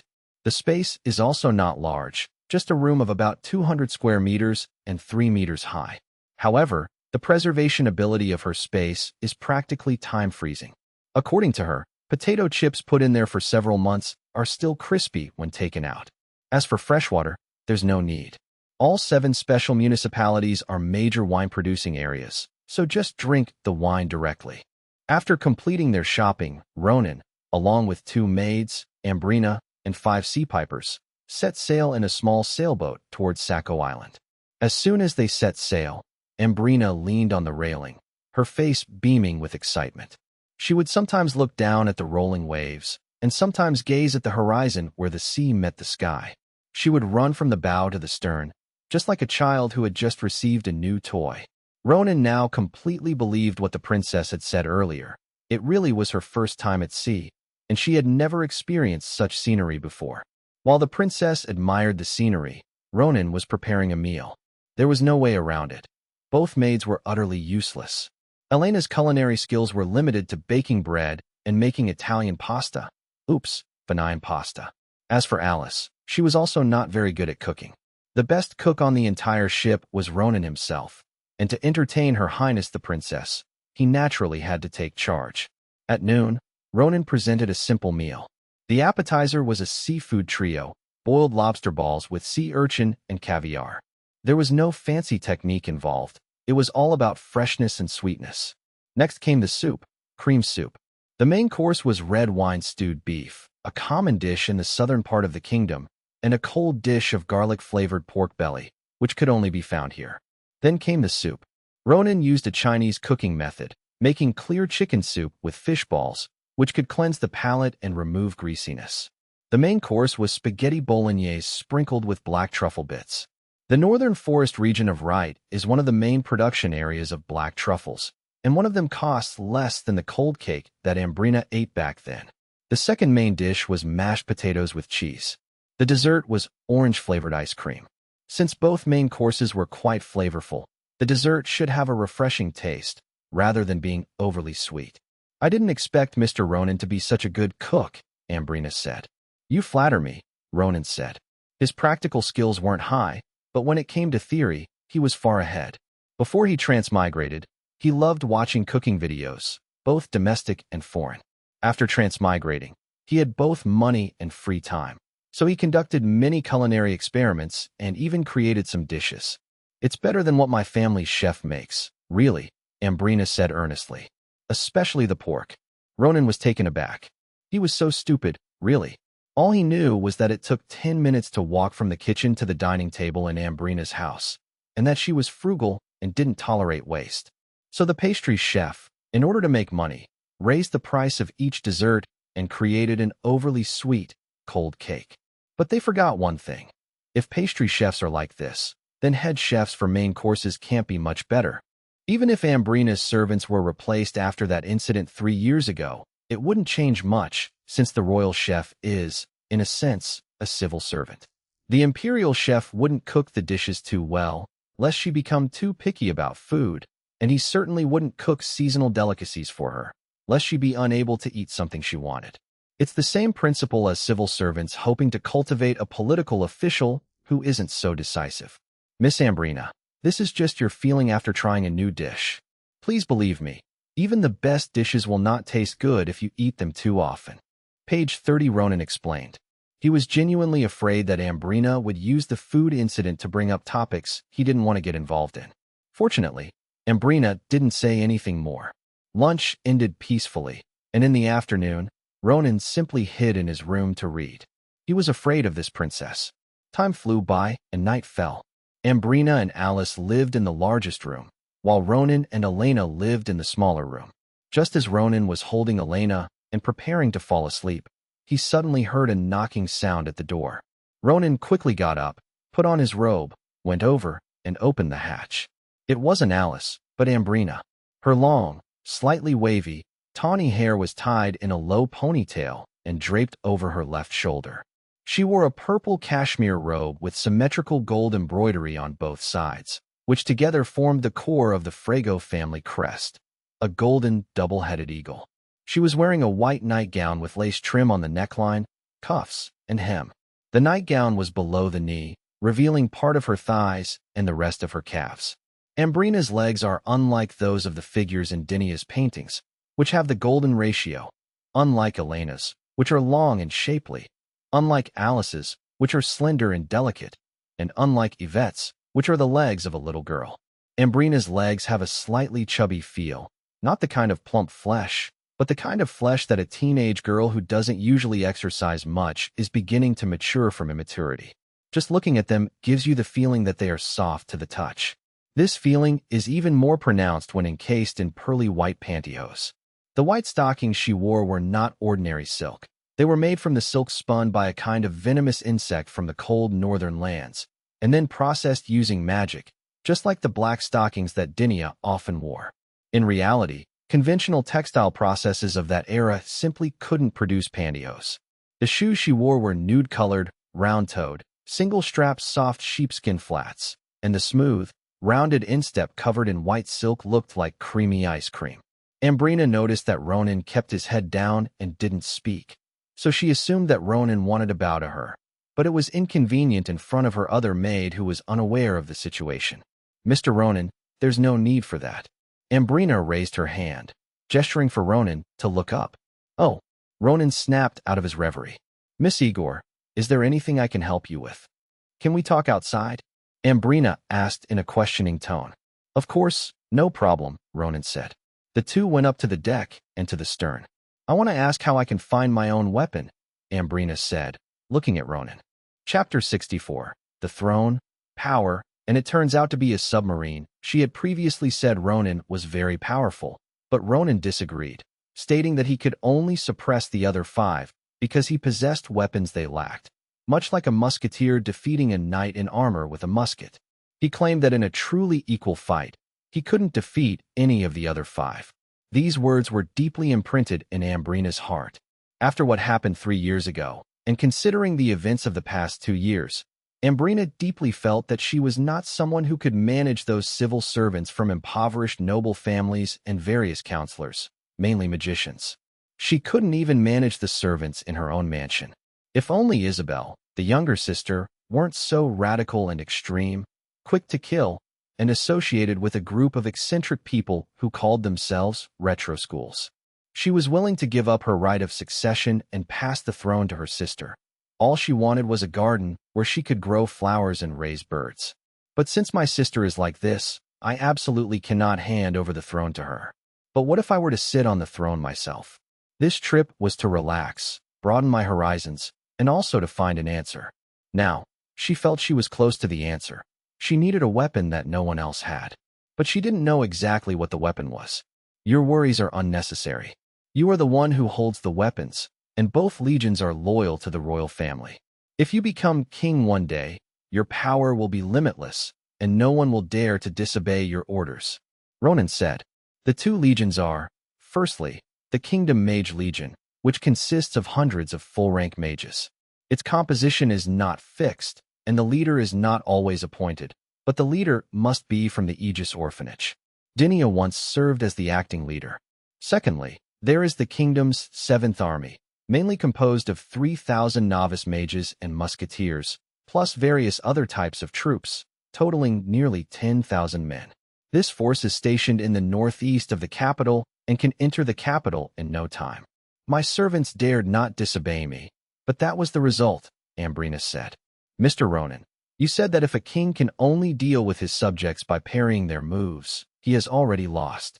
In this respect, I am like a farmer's daughter who has never learned to use an axe, and a knight who has been through countless battles with a longsword. What I want is the kind of weapon that you used to suppress those 5 people, Mr. Ronan. Ambrina's eyes held no trace of weakness, only a fierce desire.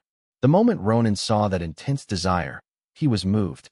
It wasn't the kind of attraction a man feels for a woman, but rather the restlessness in his heart that wanted to do something, the heart that was positioned to the left. But the next instant, this brief restlessness disappeared, and his heart returned to the center. He is currently just the Secretary General of the City Hall Secretariat. Even in the future, he will remain a civil servant. His power lies in execution, and his execution is his true power. Actually, Ronan was about to change the subject when the ship suddenly began to rock violently. However, there were no waves around, and just now, the ship had clearly shaken, as if it had been hit by something underwater. Some kind of animal? Impossible. The largest animal in this sea is only a 3-meter-long tuna. There is absolutely no animal large enough to easily capsize a 10-meter-long ship, including any known monster. Elena, Ronan called out, and Elena quickly came over. In fact, she didn't need Ronan to call her. She had already rushed over the moment she felt the tremor. The moment Ronan shouted, Elena had already arrived. Ronan then gave Elena a look that signaled him to protect Princess Ambrina. With such a major situation unfolding, everyone had reached the deck in almost a breath or two. The ship had stabilized again, but no one dared to let their guard down. The tense atmosphere only intensified. The 5 sea pipers prepared to steer the ship away. The next instant, it felt as if something had bumped the boat from below and to the side, causing it to tilt even more violently than before, almost capsizing. The boat veered and drifted on the sea for quite some distance before finally coming to a stop. The magic light was turned on, and a huge, oval-shaped black shadow could be seen lurking beneath the surface of the sea in the distance, and it was gradually expanding as it rose. An unknown monster? No, that shape is too regular, and no animal floats vertically like that. As everyone held their breath and stared intently at the shadow, the sea rippled, and the water parted to the sides. A cabin on the top of the unidentified object emerged from the water, and then, little by little, the entire body of it surfaced. Soon, the unidentified object surfaced completely, its entire outline revealed to everyone. Nearly 20 meters long, with a top resembling a ship's deck and a streamlined oval shape below, this is not an animal, but a man-made object. Everyone was stunned, including Ronan. However, while the others were surprised because they had never seen a creation of this form before, Ronan was surprised because 3 words instantly popped into his mind when he saw it: submarine. Moreover, Ronan was all too familiar with the color and texture. It has the same color and texture as the Resonance Magic Mech Fantasy Symphony shell. Then, something even more surprising happened. This thing, without sails or oars, sailed directly toward their boat, instantly putting everyone on edge. Ronan, however, relaxed. He was now certain that the other party was not after the princess, nor was their aim an attack. Several Seapipe people are preparing to take action. Taliska, don't move. Ronan called out to the 5 Seapipers who were about to take action. He knew very well that the small boat couldn't escape, and it was impossible for those 2 small cannons to repel the submarine. Triska, a priest of the Seapipers. Although almost every Seapiper can sail, most only have experience driving small fishing boats with a single triangular sail. That's why Ronan specifically sought him out, as he can sail large ships. He was also one of the priests who survived the last one to enter the obelisk with them. But precisely because of this, as the strange ship drew closer, he immediately recognized that the exterior of this strange ship that had emerged from the sea was made of magic stone. It wasn't us, Triska quickly protested, not wanting Ronan to misunderstand. As soon as she finished speaking, the top hatch of the strange ship opened, and a tall, blonde, blue-eyed young maid, just like Elena, pushed a person in a wheelchair out of it. Then, a man and a woman came out from inside. One of the men shouted from a distance, "Mr. Ronan, don't do anything unnecessary, or we will immediately destroy your ship and kill everyone except you." Ronan raised his hands. "No problem, we'll stay here." After saying that, Ronan leaned down to Ambrina beside him and whispered in her ear in a very low voice, "No matter what happens, don't reveal your true identity or take any action. I'll take care of everything. Please don't worry." The submarine circled around the sea and finally arrived at a position parallel to Ronan's ship. Then, a folding iron bridge was deployed. They've boarded the ship. Chapter 65. Threats, Counter-threats. Familiar things. The other party did not board the ship directly, but came to the side of the submarine. The first to arrive was an old man being pushed along by a blonde maid, followed by a man with a short beard, a hooked nose, thick eyebrows, and deep forehead wrinkles, and finally a woman wearing a headscarf and a gold forehead ornament, with a long string of silver ornaments around her neck. Although the old man's face was half covered by a mask that even covered his eyes, and his body was wrapped in a lot of bandages, the one eye that was exposed was enough for Ronan to be certain that the old man was a Heidi. But this is not surprising. In fact, it would be strange if he were not a Heidi, because very few people knew Ronan's whereabouts, except for Dinia, Yvette, and the Heidi. What's truly interesting is that, judging from the magical aura they deliberately exuded, the blonde maid was most likely a male Foss, and the woman wearing a headscarf was also a first-tier, upright mage. 3 orthodox magicians, seemingly led by an old man from the Sea Pipes. Isn't that interesting enough? If we only talk about current, theoretical combat strength, Ronan's side is stronger than the other side's 3 Tier 1 mages. He is Tier 2, Elena and the princess are Tier 1, and Alice is also considered one of the stronger novice mages. Ronan didn't know what other tricks the other side had up their sleeve, and the princess's combat skills were probably extremely poor. If a real fight broke out, she would likely be the first to suffer. Therefore, Ronan abandoned the idea of sneaking up and taking down his opponent in an instant. "Damn it, there's a traitor among us." Triska roared angrily. If there wasn't a traitor, how could the enemy have just happened to be here to ambush them? Moreover, this strange ship that he had never seen before was most likely a product of the old era, requiring the use of resonance stones to operate. But the resonating stones that were still usable couldn't have been obtained from the outside world. If there wasn't a traitor, what else could it be? "Young compatriots, you've misunderstood," the old man said, his voice extremely hoarse, as if his throat had been burned. "The resonance stone in my hand comes from the same source as yours. As for your whereabouts, not everyone is willing to die for this, Mr. Ronan, don't you think?" "You shameful fugitives," Triska said, clenching her fist. "You deserve to be drowned in the sea and eaten by blackfish until not even bones are left." Upon hearing the word fugitives, Ronan recalled some events. Decades ago, a large-scale massacre of the Heidi people began, and many Heidi people fled south by boat. However, their small fishing boats were no match for warships in terms of speed or combat power, but thanks to their superior swimming skills, nearly 10,000 people still managed to escape. The old man, whose face was half covered by a mask, remained unmoved. In terms of shamefulness, it is more shameful to be a slave and to worship the descendants of your enemy as your benefactor.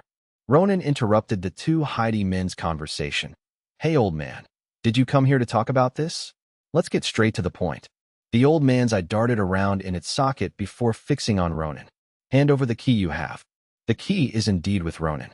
Previously, in the alternate dimension, Gardner Tier said a lot.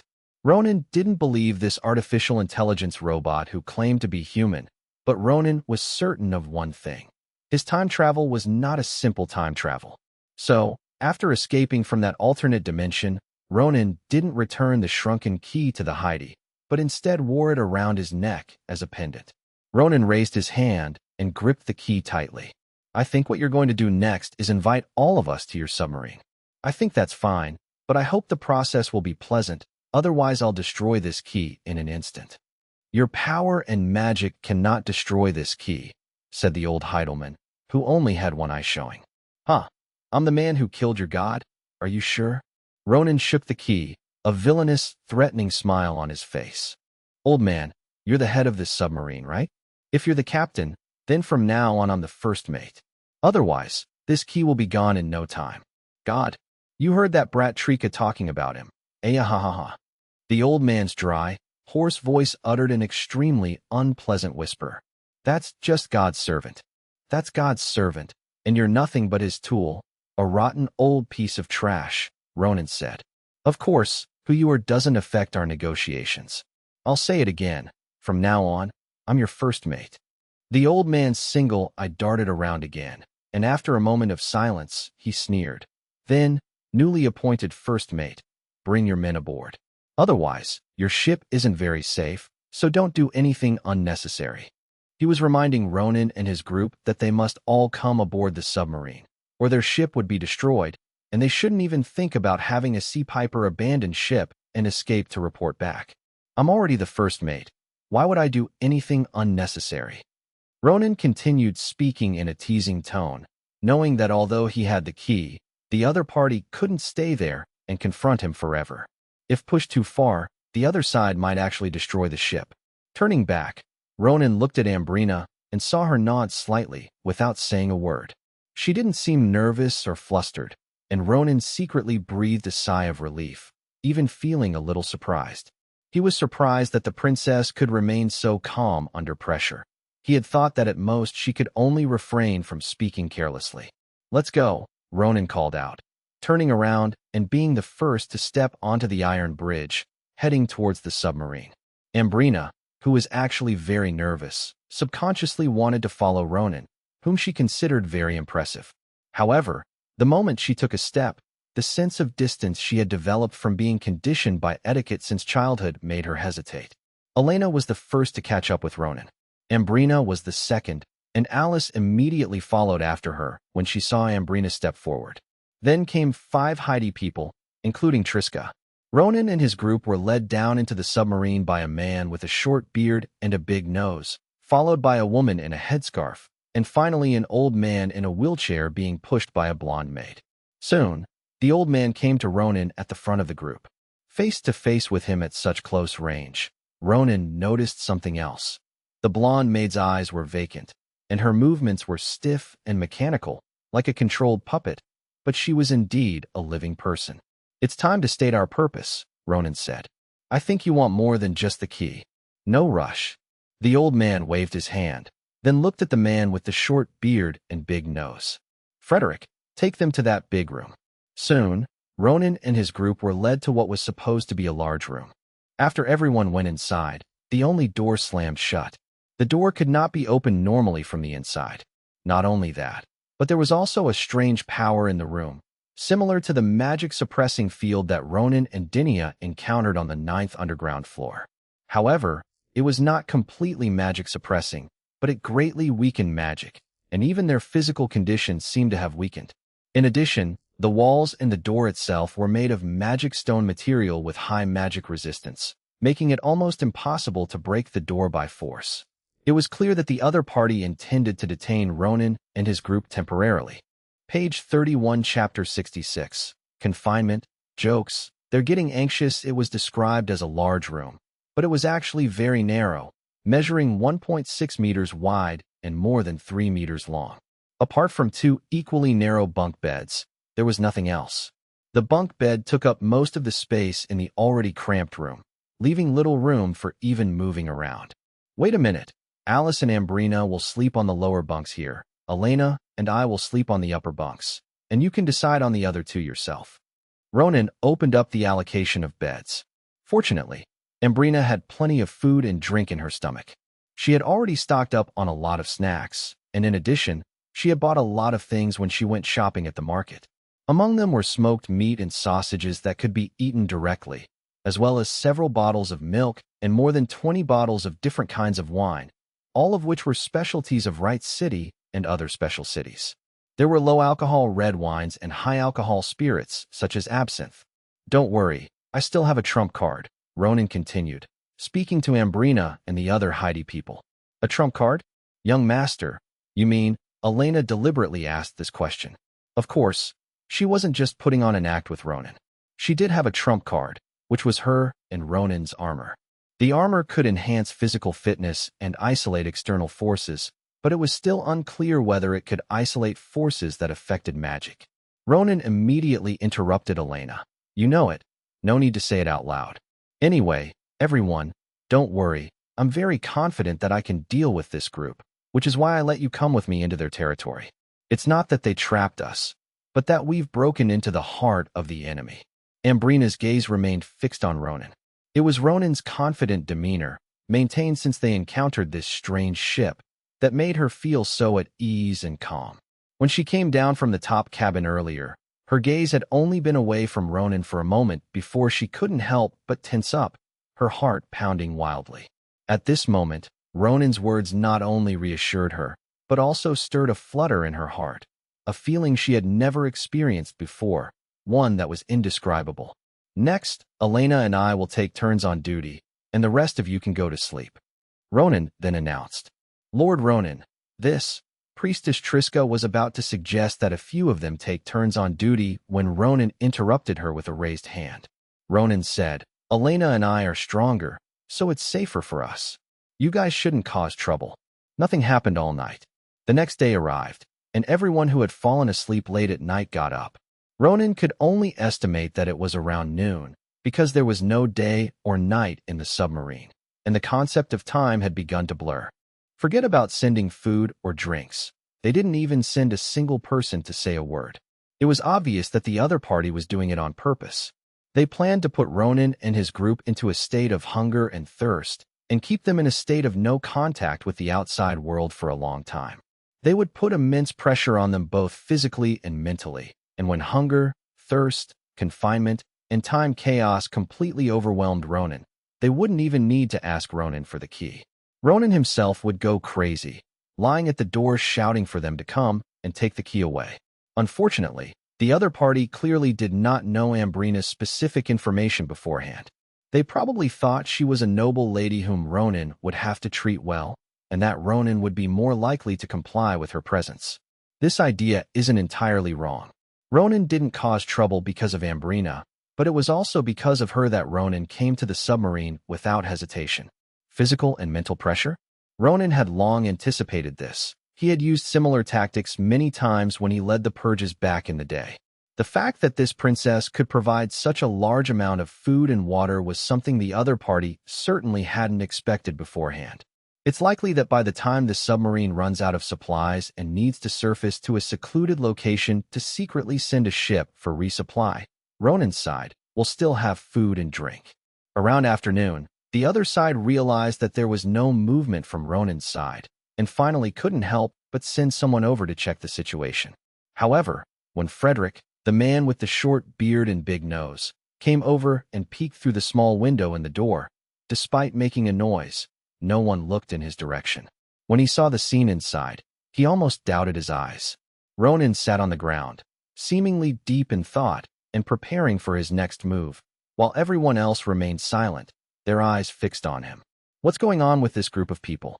How come they're more relaxed than on vacation when they're locked up in this place with no food or water?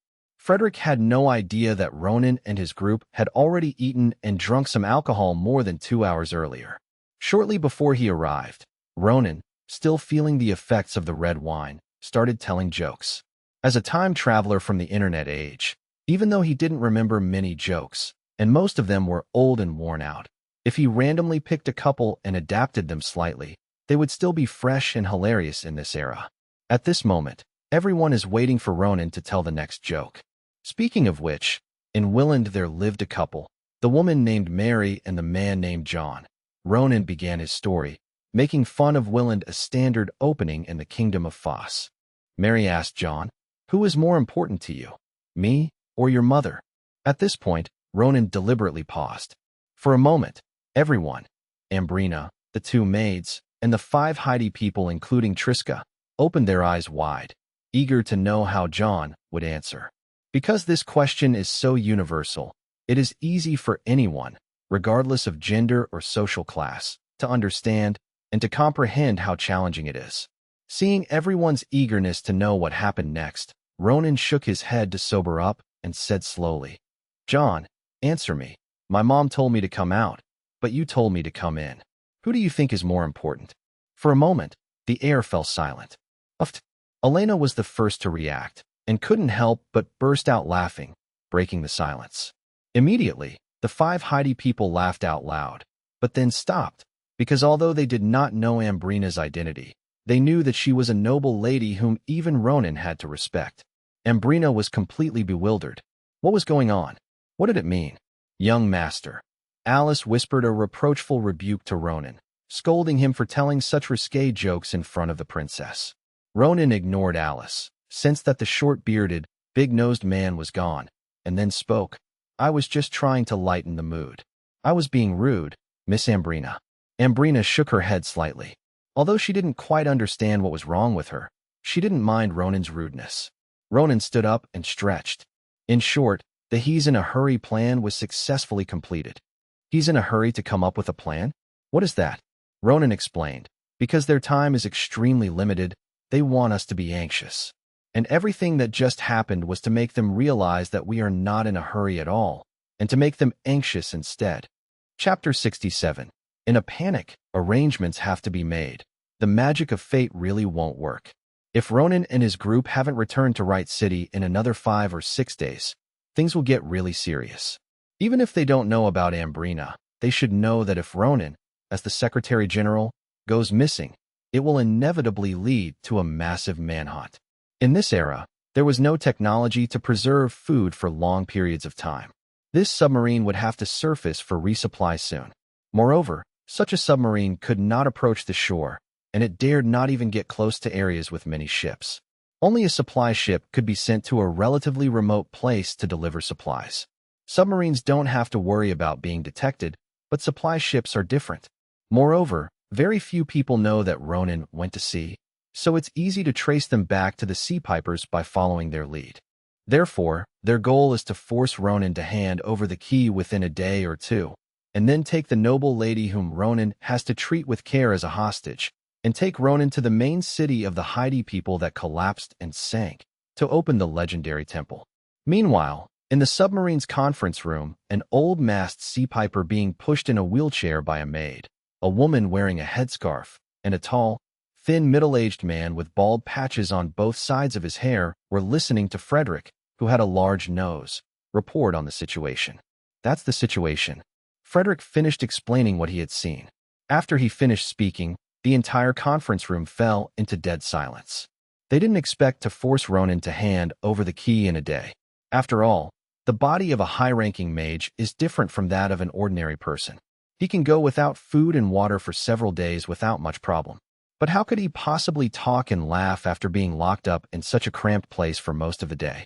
Moreover, not only Ronan was in great shape, but everyone else was also relaxed and at ease, and even the 3 women didn't seem flustered at all, let alone Ronan and his group being confined to that cabin. Even if they were allowed to move freely in the submarine, they would feel extremely oppressed within 2 days.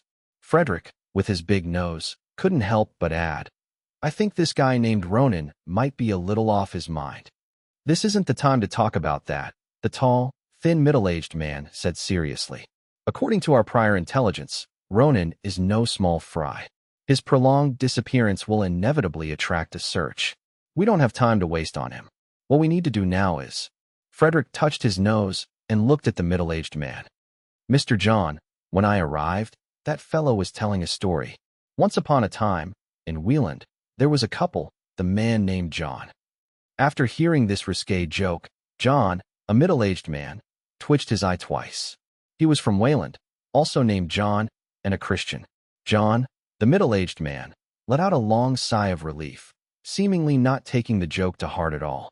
Then he said in a serious tone, I suspect he's just faking it. If he's locked up for another day, he definitely won't be able to hold on. Frederick laughed. He can pretend, but can those Heidi people, and those delicate noble ladies, pretend too? They were all very relaxed. I saw it with my own eyes. Perhaps some kind of method was used, John, the middle-aged man, said with a stern face. Or perhaps you're mistaken. Bang bang. The old man in the wheelchair tapped the table. We're discussing serious business. At this moment, the woman who had remained silent spoke, her voice cold and calm. Do you need me to monitor them? Naughty, there's no need. The old man from the sea pipe spoke in a hoarse voice, like a black voice. Getting the key is the best-case scenario. Since we haven't achieved that, forcing it will only put us in a passive position and put us in Ronan's rhythm. Frederick, with his large nose, sat down at the conference table, his expression flippant. Then tell me your proposal, our wise and insightful old sir. He paused deliberately at the end of the words, emphasizing each syllable. Naughty, the woman wearing a headscarf, gave Frederick an unpleasant sidelong glance, but said nothing. The old man's half-masked face remained fixed on that smiling expression, like a statue. Only his eyeballs twitched slightly. There's no plan, just release Ronan and his group. You and John will keep an eye on Ronan, Frederick. The noble lady will be handed over to Naughty. Let the two maids do some chores, and the rest of the Heidi people will help operate the other devices. Aren't you afraid they'll sabotage us on purpose? Frederick retorted. The old man's eyes slanted outwards. We're currently 1,000 meters below sea level. Do you dare to deliberately cause trouble? At this position, no one dared to make any rash moves, because if the submarine encountered any problems, neither the sea piper, whose swimming skills were beyond human comprehension, nor Ronan, a second-tier Orthodox mage whose physique could not be considered normal, would be able to return to the surface alive. John, a middle-aged man, stroked his chin. That way, they'll be scattered. Will he agree? He will agree. He is a very sensible civil servant, who is best at balancing confrontation and compromise. Have you forgotten that when you first locked them up, he never thought of resisting?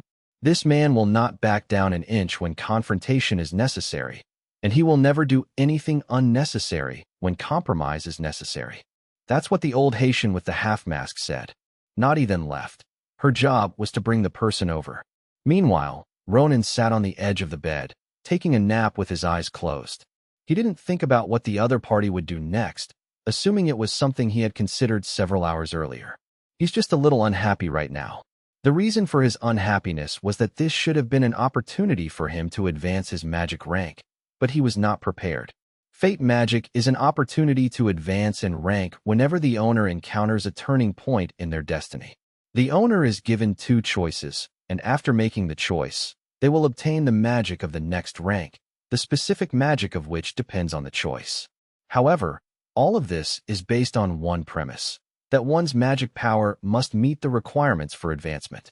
For example, when Ronan was advancing to the second rank, his magic power had already met the requirements for the second rank, so he advanced when he met Dinia. At this moment, his magic power level is only around 2.5, so even if he encounters a significant turning point in his life, he will not have the opportunity to advance. Many people who awaken the magic of destiny have many opportunities when they are young, but lack the magic power. When they get older, they have enough magic power, but they don't encounter opportunities, and so their lives just pass by. A freak like Dinia, with an abundance of natural magic, is not unique, but Ronan has certainly never seen another like her. If Ronan could have a second chance, he would definitely choose the elemental magic of rituals. Don't be fooled by the fact that it requires sacrifices and sounds sinister. It's actually the most orthodox magic. With the 4 elements of earth, fire, wind, and water, as long as you think, practice, and constantly train and fight, your magic will definitely improve. It's much more reliable than fate magic. Compared to the heavenly oath, which always carries the risk of backlash, it is far more secure. At that moment, the door to the room suddenly opened, and a woman wearing a headscarf came to Ronan and his group. She then explained the arrangements for Ronan and his companions.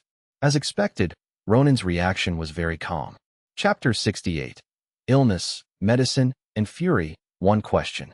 Ronan held up one finger and pointed at Ambrina. She shouldn't be out of my sight, right? Probably not, Nadi replied decisively. Hearing this, Ambrina patted her chest. Ever since she encountered the strange ship, she had been filled with questions. Who were these people? What was going on with this strange ship? Why were they looking for Ronan? What was the so-called key? Where were they going? With so many questions, how could her mind not be in turmoil? Moreover, she actually has a very poor mental fortitude. Ever since that incident 3 years ago, she has been plagued by doubts and worries whenever she encounters even the slightest thing. She can't even sleep, and she has to force herself to stop thinking about it and to calm herself down. Her previous composure was not due to good mental fortitude, but rather a kind of illness she had developed over the past 3 years, although many people would consider this illness a sign of excellent character. But the side effect is that she has to sleep in the little bed she slept in as a child, a bed full of memories. Otherwise, she will suffer from insomnia all night. Last night, in that cramped room, on that unfamiliar bed, Ambrina thought she would definitely have insomnia, but she didn't.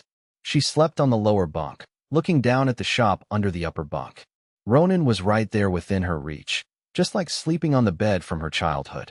The old nanny who used to read her stories and never lied to her, now deceased, was right there within her reach, making her feel so at ease. She fell asleep in no time, and when she opened her eyes again, a night had passed, and the next day had arrived. Her illness seems to have improved. Ambrina felt like she was recovering from a serious illness.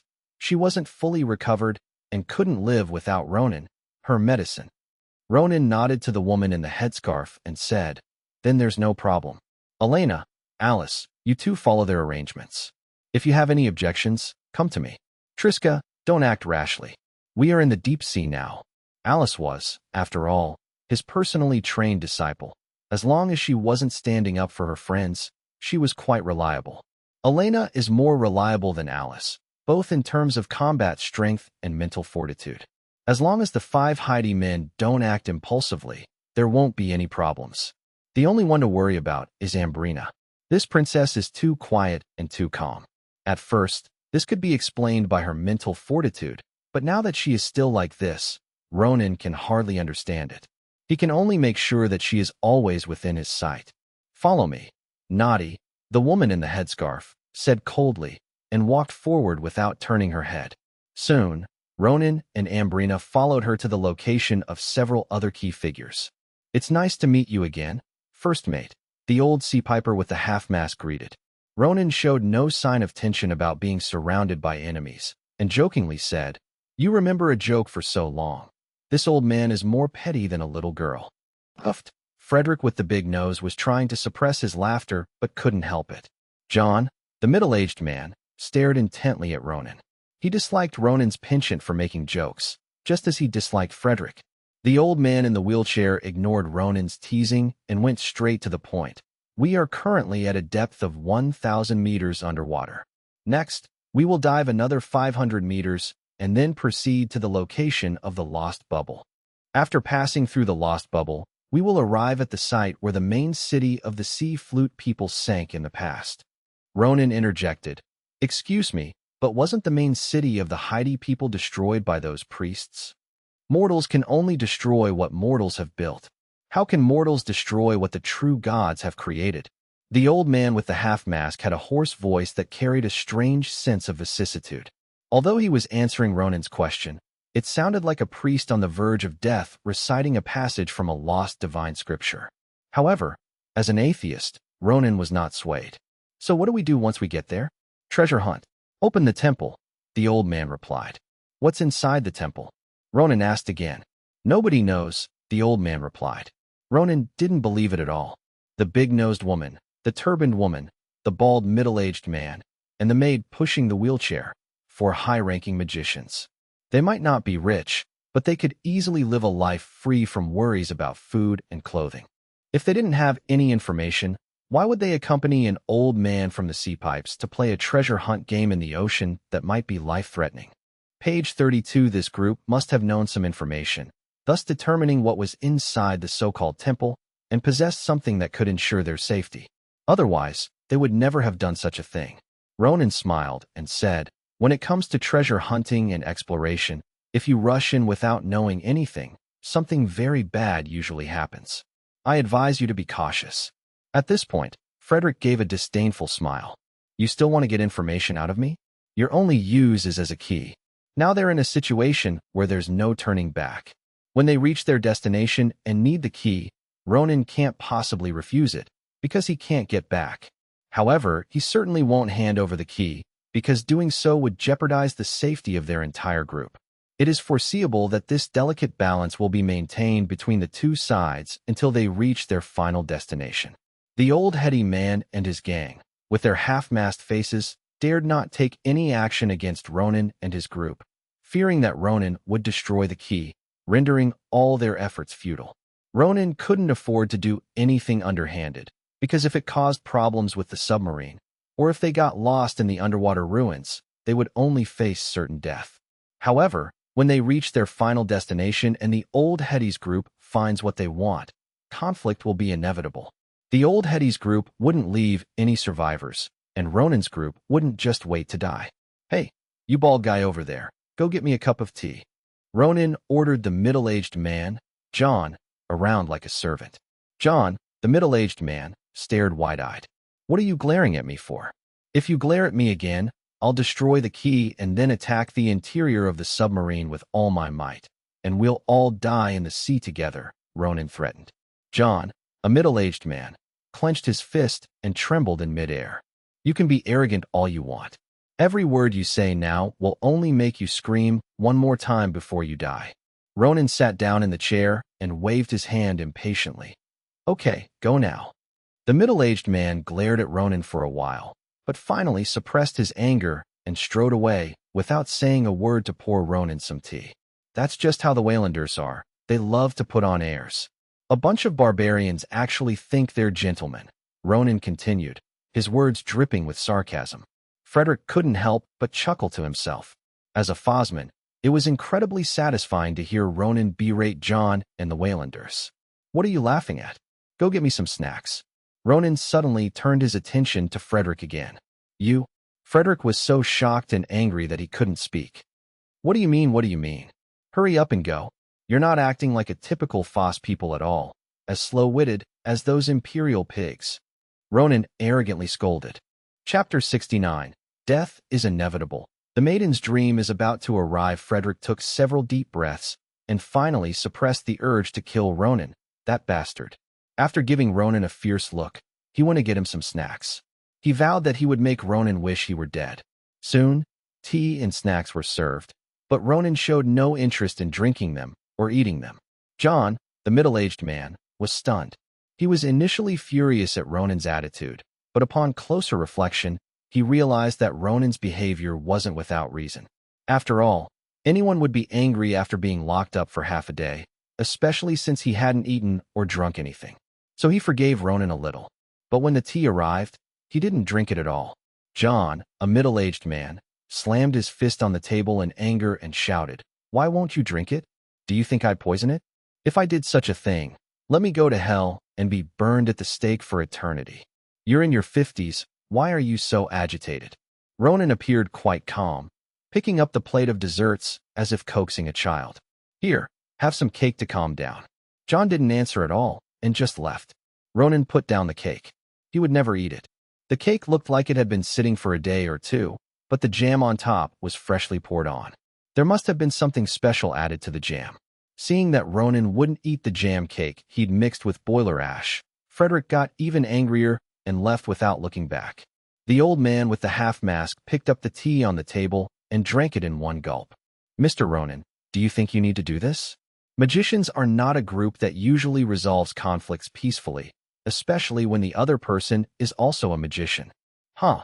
Ronan chuckled lightly, then countered. If I don't provoke you, will you refrain from killing me? The old Heidelman with the half-mask paused for a moment, then replied, No. Ronan shrugged. See? That's the situation. What's the harm in me messing with them? We're going to have to fight to the death anyway. The old man with the half-mask tapped the armrest of his wheelchair twice. I think you're deliberately provoking them, hoping they'll do something irrational so you can get information about their magic. You're overthinking it. I was just having some fun, Ronan said. Of course, he couldn't admit that he had ulterior motives. Heh. The half-masked old seapipe man chuckled dryly. In that case, first mate, please keep me company in the cockpit, and that young lady may come along as well. Soon, Ronan and Ambrina followed the old man and the turbaned woman to the cockpit. The cockpit was surprisingly large, measuring 5 meters long, taking up a quarter of the submarine's length, and 4 meters wide, much more spacious than the previous room. Ahead, 2 middle-aged sea pipers were operating the submarine from the control panel. Next to the control panel, a resonance stone was floating, indicating that the submarine was also a product of the past and relied on the power of the resonance stone to drive it. Ronan thought the old man would say a few more words, but to his surprise, the old man remained silent after they entered the cockpit. When Ronan couldn't help but want to speak, he found that the old man in the wheelchair had closed his eyes and was asleep. His head was drooping and his body was motionless, just like a dead man. This sleeping posture is truly something else. At this moment, the blonde maid, who had been silently pushing the wheelchair but possessed the strength of a full-fledged mage, walked to the wardrobe and took out 4 quilts. She threw 3 of them on the ground and placed the other one in the corner. Then, she deftly spread out the quilt, lay down, facing the wall, and with her back to everyone, without saying a word the entire time. Once the blonde maid settled into a side-lying position, she didn't move again, like a robot that had lost power. The old man and the maid fell asleep like that, while the 2 drivers and the woman wearing a headscarf remained silent, simply sitting with their eyes closed and taking a nap. In just a few breaths, the entire cockpit fell into an inexplicable silence. Ronan simply went to sleep too. He hadn't slept much last night and had drunk quite a bit at noon, so he closed his eyes and fell asleep quickly. Now, besides the 2 pilots, only Ambrina had her eyes open in the cockpit. She had no choice but to make a makeshift bed on the floor and then lay on her side, staring blankly at Ronan's sleeping face. Although Ronan was a descendant of nobles from the north, his mother and grandmother were Vina. He did not look like a typical northern Fossman at all. He had the handsome and charming looks of a Vina, with thick black hair, thick black sword eyebrows, slightly high brow arches, long and curled eyelashes, a high nose bridge, and a slightly pointed nose. His facial features were a standard sculpted face, like a marble sculpture of a young hero from a mythological epic of the old empire 1,000 years ago. But at this moment, as he slept, his clean and beardless face gave him a lazy, youthful feeling. I just stared at it for who knows how long. And then, in a daze, I closed my eyes and fell asleep. She didn't know when it started, but she entered a dream. Sometimes she was back 3 years ago, sometimes she was back when she left the capital, and sometimes she was back in her childhood.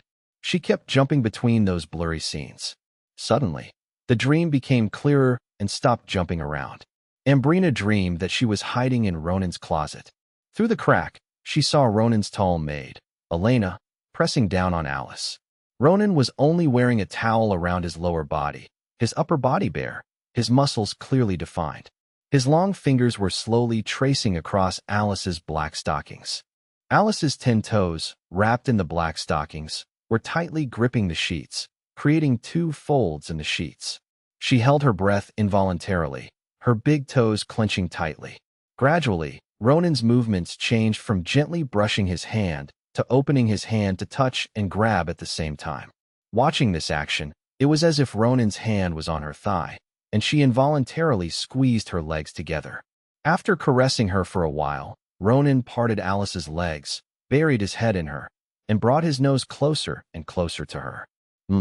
Ambrina made a sound, instinctively covering her mouth and bumping the cabinet. At that moment, Ronan stopped and looked toward the cabinet. Then, Ronan got up and walked towards the cabinet. As she approached, she became increasingly nervous, so nervous that her inward curling big toes almost tore through her white stockings. Just as Ronan reached out to open the cabinet, she gasped and woke up with a start.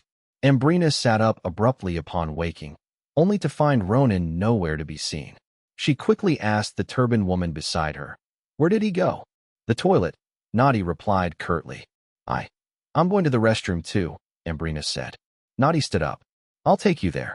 On the way, Ambrina saw Ronan returning and instinctively lowered her head. Ronan gave her a polite nod, then quickly returned to the cockpit and asked, "How much longer until we arrive?" "We'll be there soon after we finish dinner," the old man with the half-mask, the Heidi, replied. "That's pretty fast." Chapter 70. Sea Bubble. Landing on the island. Asking but no answer after finishing its last meal, the submarine entered this sea bubble. The so-called sea bubble is a series of interconnected alternate dimensions, like giant bubbles. You might drive forward, but the next moment you'll find yourself in the back. If you don't know the correct order of entry, you'll be completely lost in this cluster of interconnected alternate dimensions until you exhaust all your resources and die. However, the old sea piper with the half-mask clearly knew the correct route. He calmly directed the two drivers to go up, down, left, and right, and they quickly passed through the sea bubble and arrived at their destination. Through the transparent window, Ronan could see on the seabed outside that there were many dilapidated man-made building ruins standing haphazardly. These buildings were not made of stone, nor the concrete he was familiar with, nor the magic stone that was somewhere between stone and metal. Instead, it was something with a metallic texture. Although it was broken, there was no sign of rust or decay. There was no seaweed growing on it, and no marine animals such as fish, shrimp, or crabs could be seen around it. It looked like a brand new steel building that had just sunk to the bottom of the water after being blown apart by some force. Soon, the submarine passed through the ruins and entered an open area above a hemispherical depression on its side that clearly showed signs of human intervention. "Turn around, and when you get above that crater, dive down until I yell stop," the old sea pipe continued, issuing commands. "Going any deeper? If we go any deeper, we'll hit the bottom." "Is it another alternate dimension?" Sure enough, it was another alternate dimension. It looked like the seabed, but when the submarine descended, there was no obstruction at all. What appeared to be the seabed was actually like liquid. Then, we entered a dark place. Looking out through the round, transparent window of the cockpit, all we could see was darkness. But suddenly, the view outside the transparent window became bright, and Ronan could even see the sea. That's right, it's the sea surface. They were just at the bottom of the sea, but now they're floating on the surface. Since it was still submerged, the submarine began to descend again. "Stop, prepare to surface," the old man called out. After submerging for a while, the submarine began to slowly rise to the surface. After a slight jolt, the submarine came to a stop on the surface of the sea, and then began to move forward like a ship. Finally, the submarine stopped about 100 meters from the shore of an island. It is estimated that the water ahead is shallow, and there is a possibility of running aground. In order to ensure that the submarine is not damaged, the last 100 meters can only be crossed by boat. They removed the 4 small boats that were hanging inside the boats and took them out one by one to put them on the sea. The wheelchair-bound old Heidi and his maid, Frederick, John, Nadi, Ronan, his 2 maids, and Ambrina, and 2 other ships belonging to the 2 gangs of Heidi. The island was eerily calm, with not a single wave. About 20 people rowed their boats and soon reached the shore, successfully landing on the island. In addition to people, the group also brought some dry food and water ashore. After arriving on the island, we walked along the rocky beach for a while and came to the front of a forest. "All right, that's enough for the sea piper man," said the old sea piper with the half-mask. Ronan understood what the old man meant. Clearly, the entire forest was surrounded by a barrier that prohibited the sea flute people from entering, and only humans could pass through. But now a problem arises. If the old man can't continue, who will lead the team? The blonde maid tossed a small box to the woman wearing a headscarf, who caught it and put it into a small leather bag hanging from her belt. "Let's go," Now I understand. She's the one leading the team. The blonde maid stayed behind, while the woman wearing a headscarf led the way, followed by Ronan, Ambrina, Elena, and Alice in the middle, with Frederick, whose beard was beginning to turn into a full beard, and John, a middle-aged man who often had a stern face, bringing up the rear. Inside the forest, composed of countless tall and lush trees, sunlight was almost non-existent. As soon as the group entered, they were plunged into darkness, accompanied by a cold, damp, and earthy smell. Ronan took off his coat and draped it over Alice. She was the only one present who wasn't a proper mage and was slightly weaker, though she was still much stronger than the average person. After walking for a while, Ronan suddenly realized something strange. Although he was a typical city dweller, both in the past and present, and had never been to the deep mountains and forests except for tourism, as a person with common sense, Ronan knew that a forest must have many insects and birds, but there were none here. He could not hear any birds chirping, nor were there any insects. After walking for so long, we haven't seen a single animal in this forest, only flowers, trees, and mushrooms. There are tons of mushrooms. It's normal to have mushrooms in a forest, but here you can step on a mushroom every 3 steps. And there are giant mushrooms over a meter tall everywhere. That's just too abnormal. Not only that, Ronan also felt a strange power expanding within him, a feeling even more intense than the surge of magic power he experienced when advancing in magic. After observing the others, whose expressions were all perfectly normal, Ronan was certain that only he felt this way. Ronan immediately thought of the time in the botanical garden, on the 9th basement level of the obelisk, when he drank the blood of Dinia, the mushroom man. His reaction was probably related to these mushrooms. I really don't know whether to say that coming here was the right thing to do or the wrong thing, Ronan thought to himself. As they continued forward, the group began to lose their bearings. Noddy took out the small wooden box, opened the lid, and found a pointer-like object inside. They followed the pointer's direction and continued onward. 3 hours later, the giant trees and mushrooms in the forest began to thin out, and the light and visibility around them began to improve. The reason they can keep accurate time is because the magic here is very stable. Ronan and the other magicians can release a small magic ball that floats in the palm of their hand. From the time a magic ball is released to the time it naturally dissipates, it takes about 5 minutes. By recording the number of magic balls, they can know a relatively accurate time. An hour later, the group emerged from the forest and arrived at an open valley. Blue sky, white clouds, green mountains, clear water, gentle breeze, grassland, flowers, birds, fish, and insects. Unlike that eerie and monotonous forest, this place is natural, beautiful, and warm. Not far away, there are many white deer grazing with their heads down. Even as Ronan and his group approach, they show no wariness and continue to graze. Such a scene can instantly relax a person's tense mind and body. We'll have to rely on ourselves for the rest of the journey, Noddy said, raising her hand to show everyone the clock hands. The hands were swinging wildly back and forth on the clock face, completely losing their ability to point. Didn't that old man give you a map? Frederick asked in an unfriendly tone. Page 33. How can there be a map in a place where no one has ever been? Noddy retorted. Then at least you should know what a so-called temple looks like, Frederick added. Do not know. Chapter 71. Eating and drinking, abnormalities, provocation. It sounds ridiculous. Without a map or knowing what the destination is, a group of people just risked everything to come here. But upon closer reflection, this makes perfect sense. The Heidi people who know this place can't get in, and others simply can't get here on their own. Naturally, they don't have a map. As for what the temple looks like, if it's not described in the Heidi people's historical records, how could they possibly know what the temple looks like? Damn it, this isn't what we agreed on. Frederick couldn't help but lose his temper. Someone told you beforehand that there was a map, so do you know what the temple looks like?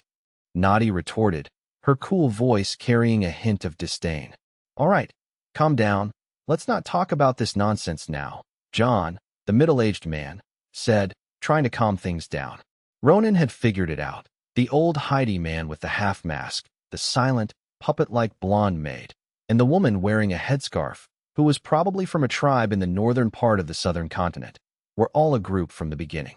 As for Frederick the big-nosed fast man and John the middle-aged Wayland man, they were the ones who joined at the last minute. At this point, Ronan intervened in the conversation, saying, "Gentlemen, our rations and food are limited. I think we shouldn't waste any more time here." "Food? Water?" Frederick asked Ronan with the same look he had for someone with intellectual disabilities. "Nearby are animals like white deer that aren't afraid of people, and looking further away, you can see a lake." Ronan, however, looked rather helpless at the idiot, saying, "I'm not going to eat any of the animals or drink any of the water here until the food and water I brought with me run out." "Agreed," Naughty agreed.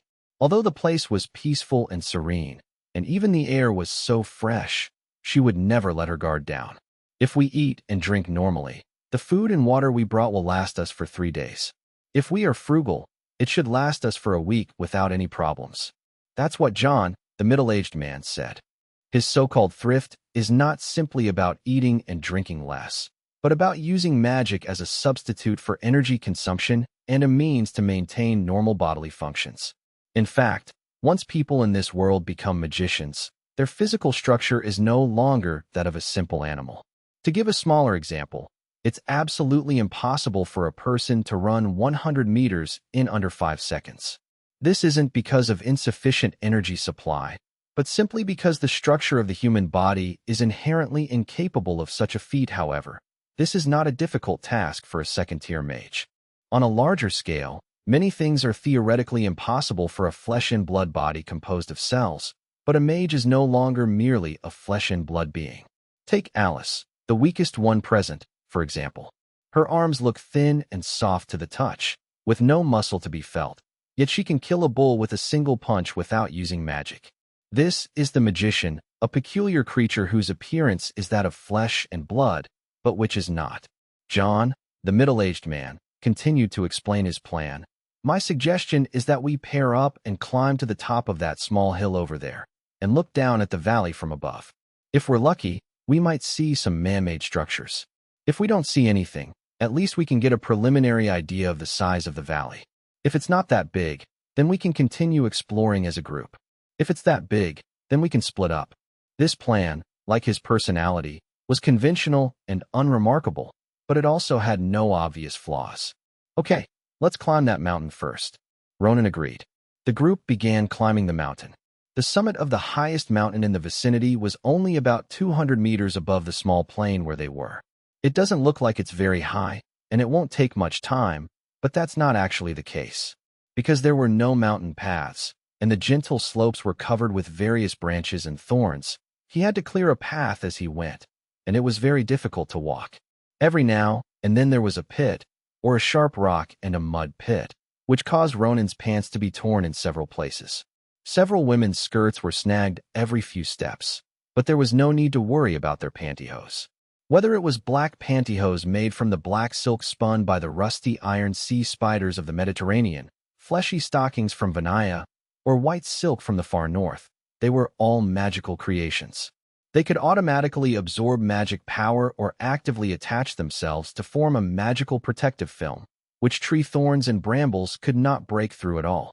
Unfortunately, all 3 types of pantyhose are toxic to men, so virtually no men wear them. Gentle slopes are difficult, but steep slopes are even more troublesome. Some are extremely steep, requiring the use of both hands and feet, along with magic applied to the hands to use as hooks, in order to climb upwards. Therefore, the entire process of climbing to the summit took the group several hours. "Looks like we're not so lucky." That's what John, the middle-aged man, said. "Standing here, you can see the entire valley in one view. Looking around, you can see that the valley is surrounded by a thick forest. The valley is basically a circular valley with only 2 gaps, the one they came in from and the other end directly opposite. There was no sign of any man-made structures in the valley, but the pointer was indeed pointing here. If the pointer was not wrong, then it basically meant that the so-called temple was not built in the valley or on the mountain. Either some kind of mechanism needed to be triggered for the temple to appear, or the temple was underground and they had to find an underground entrance. Since they had no information, they had no choice but to conduct a thorough search. This valley is quite large. If we don't split up, a week won't be enough." "That's strange," Ronan suddenly said. What's strange about that? Frederick asked.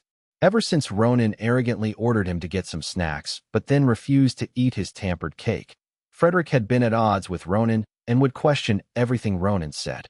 Ronan pointed to the sky and said, Look at the sky. Frederick looked up at the sky. The sun was shining brightly, the sky was blue, and the clouds were white. What was strange about it? The middle-aged man also looked up at the sky and immediately realized that something was wrong. Ronan could tell from the middle-aged man's expression that he had realized it. Oh, as expected, experienced elders are wiser. Young people are still lacking. What do you mean? Frederick asked in an unfriendly tone. The young man Ronan was referring to was clearly him. He's not very observant when it comes to serious matters, but he's quite perceptive about these kinds of things, Ronan mocked again. The other team wasn't a united one, and if he didn't cause some trouble, he wouldn't be Ronan. Ideally, this guy would get angry and take action, so he could defend himself and test the other's magic first.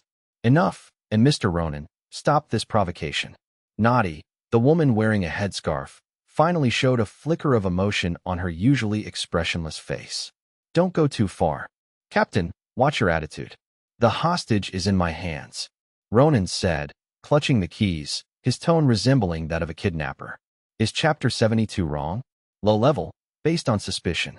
Naughty turned her face away, said nothing more, and released magic power from her feet, sending a stone flying. John, the middle-aged man, looked at Ronan.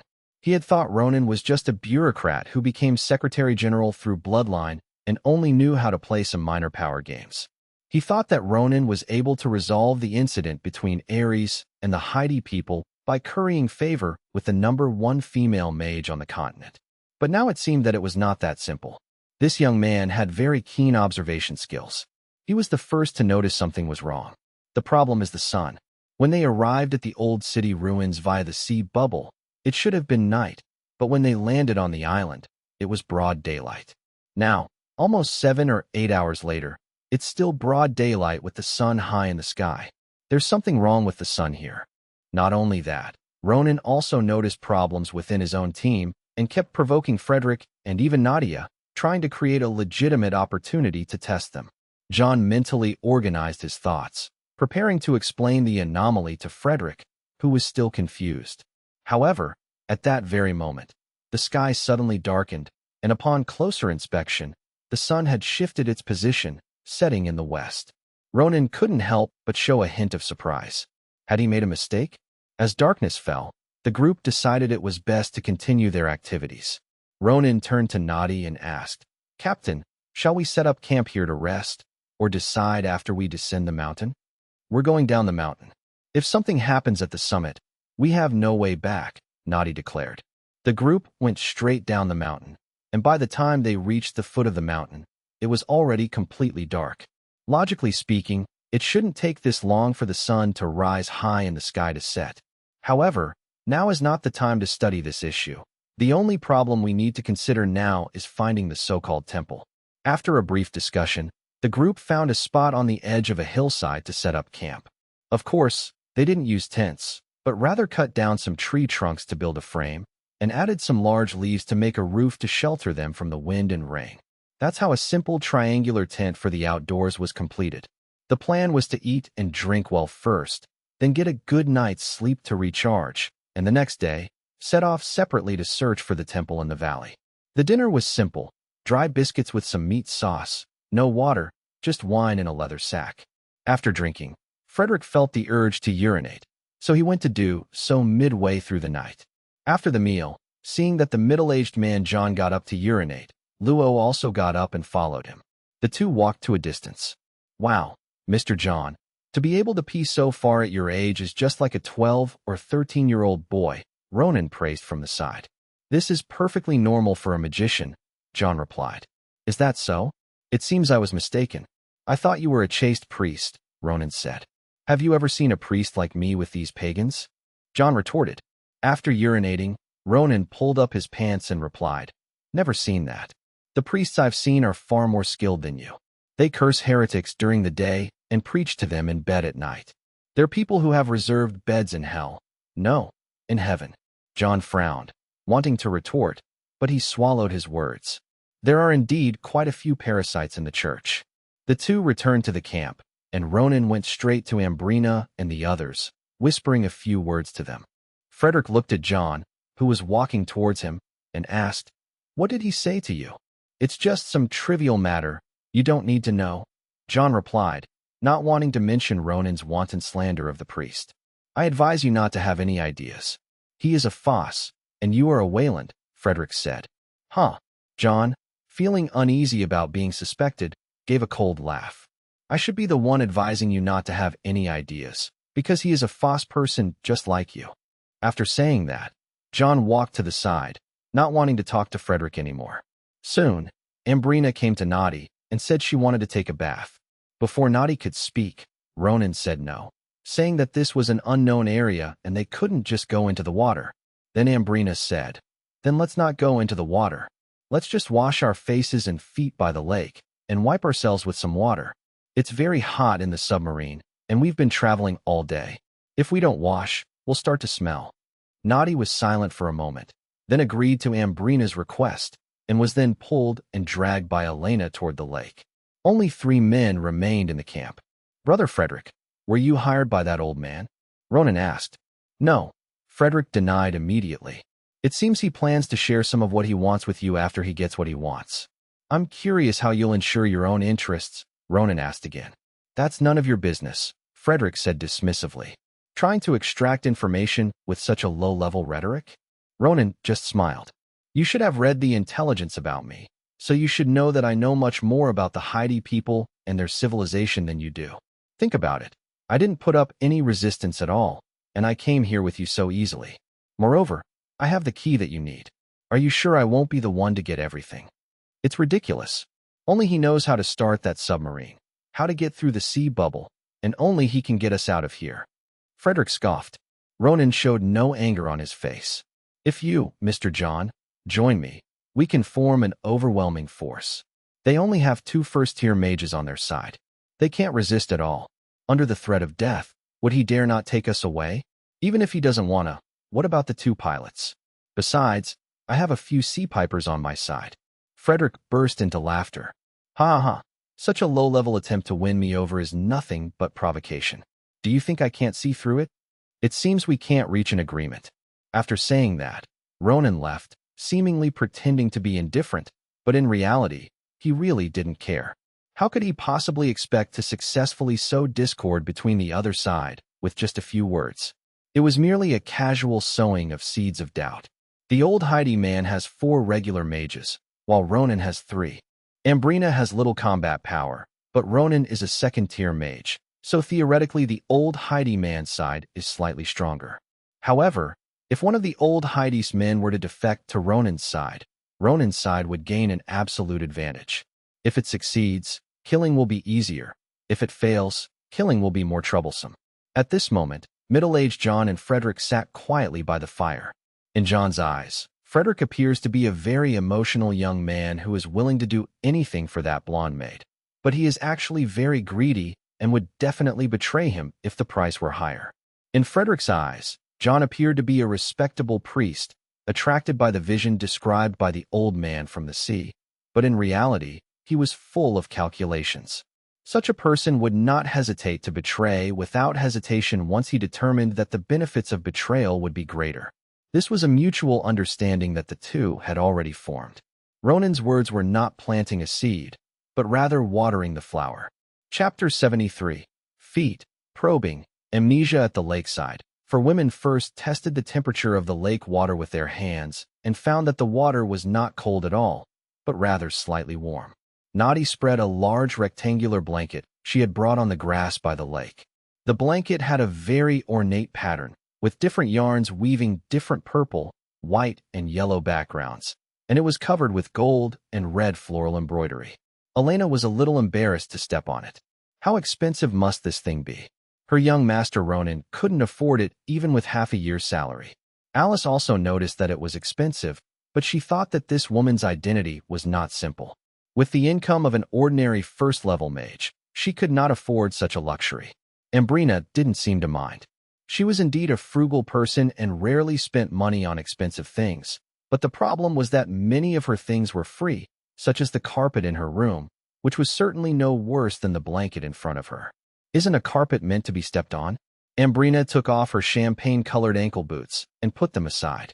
The boots, which were once glossy, had now completely lost their shine and were covered in scratches. However, she didn't pay attention to these things. She stepped onto the carpet and sat down, massaging her feet to relax. As a proper mage, her feet didn't hurt, but it was the first time in her life that she had walked such a long distance on her own 2 feet, so she was inevitably a little unaccustomed to it. Beside her, Nadi also took off her ankle boots. She was wearing a pair of camel skin ankle boots.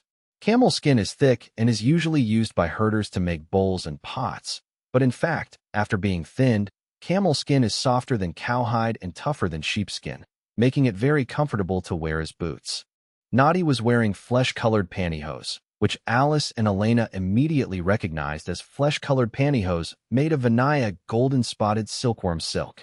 However, what really caught people's attention was that Nadi's toenails were painted with red nail polish, which appeared as a hazy red under the flesh-colored stockings. 4 women sat in a row, each with different feet. Nadi's feet are slender and long. Under the cover of flesh-colored stockings, the natural skin of her smooth instep is faintly visible. Her toes are slightly long and slender, and they are arranged neatly from the big to the little toe to form a diagonal line. Combined with red nail polish, they look especially sexy.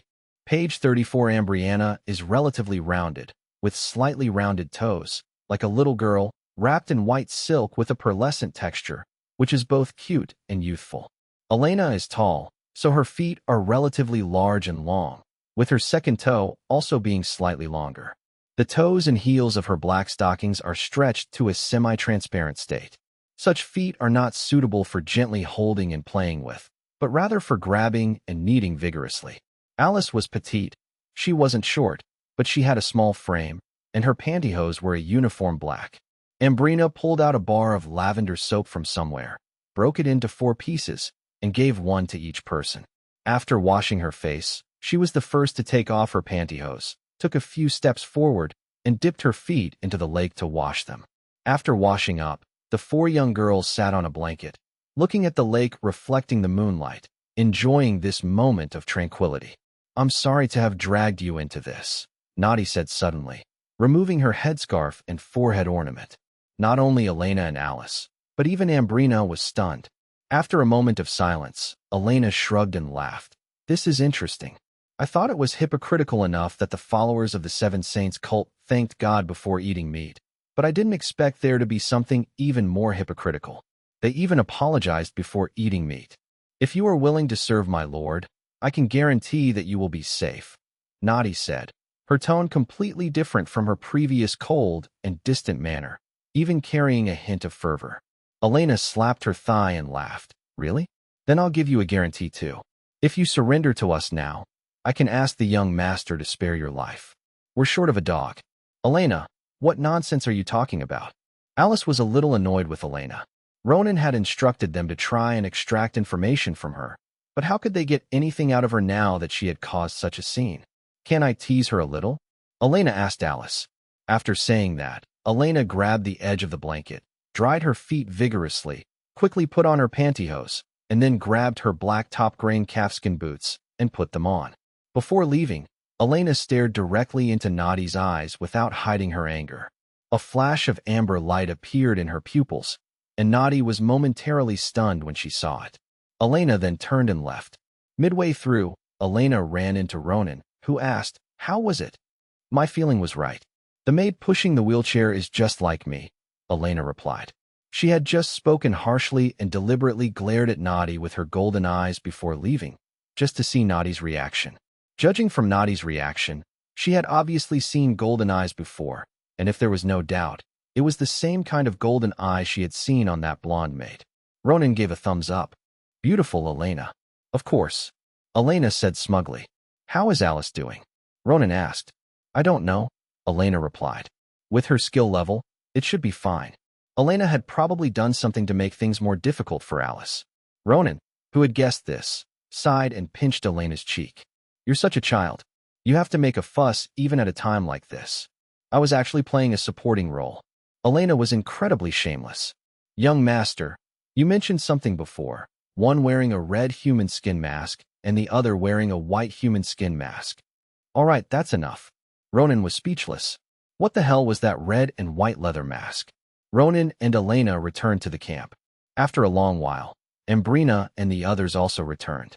Alice nodded slightly and winked at Ronan, clearly having managed to glean some information.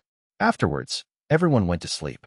They had been walking all day, which had taken a toll on their energy, and they had also drunk alcohol with a high alcohol content. Soon they all drifted off to sleep. The next morning, a little below the summit of the hill, in a shallow cave near the cliff, everyone woke up one after another. Ronan opened his eyes, got up from the haystack, and walked out of the cave. The wind blowing in his face instantly woke him up. Looking around and then back at the cave, he couldn't help but say, "If it were me, I definitely wouldn't choose such a place as a temporary camp. If something goes wrong, it won't be easy to escape." That's right. John, a middle-aged man who was walking this way, chimed in, indicating his agreement. "What are you talking about?" Frederick asked as he came over. "I told you we shouldn't have chosen this place to camp," John replied. "Our team leader is really something. I wouldn't choose this place to camp.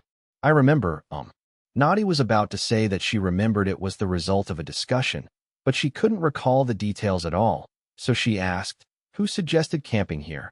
At this point, Ronan, the middle-aged John Frederick, also tried to recall, and then realized a fact. Everything about what happened after the sun started to set yesterday is a blur. Chapter 74 Memory Erased, Location Reset. Took a shower. I can't say I have no memory at all. I can vaguely sense that I did something. But if I try to clearly recall a memory, I can't do it at all. Ronan pondered for a moment, forming some guesses.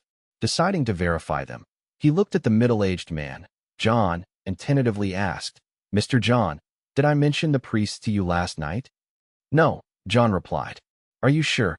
Ronan asked again. "Of course," John said with certainty. If Ronan were to bring up the topic of priests, he would never agree, even if he were completely drunk. Ronan fell into deep thought. After arriving in this valley, he planned to say a few words to John about the priests, and then say something to win him and Frederick over, sowing the seeds of suspicion. This was his plan, and he couldn't possibly go against it. Moreover, in his hazy memory, he seemed to have done just that. But John denied it, saying he did not do so. Based on the similarities to amnesia, Ronan had already reached a conclusion. "I think our memories after the sun began to set have been erased. Those vague memories are not things we actually remember, but rather things we intended to do that formed vague memories. Of course, the most crucial point is that we shouldn't have camped here in the first place. Logically, we should have camped at the foot of the mountain." The middle-aged man stroked his chin.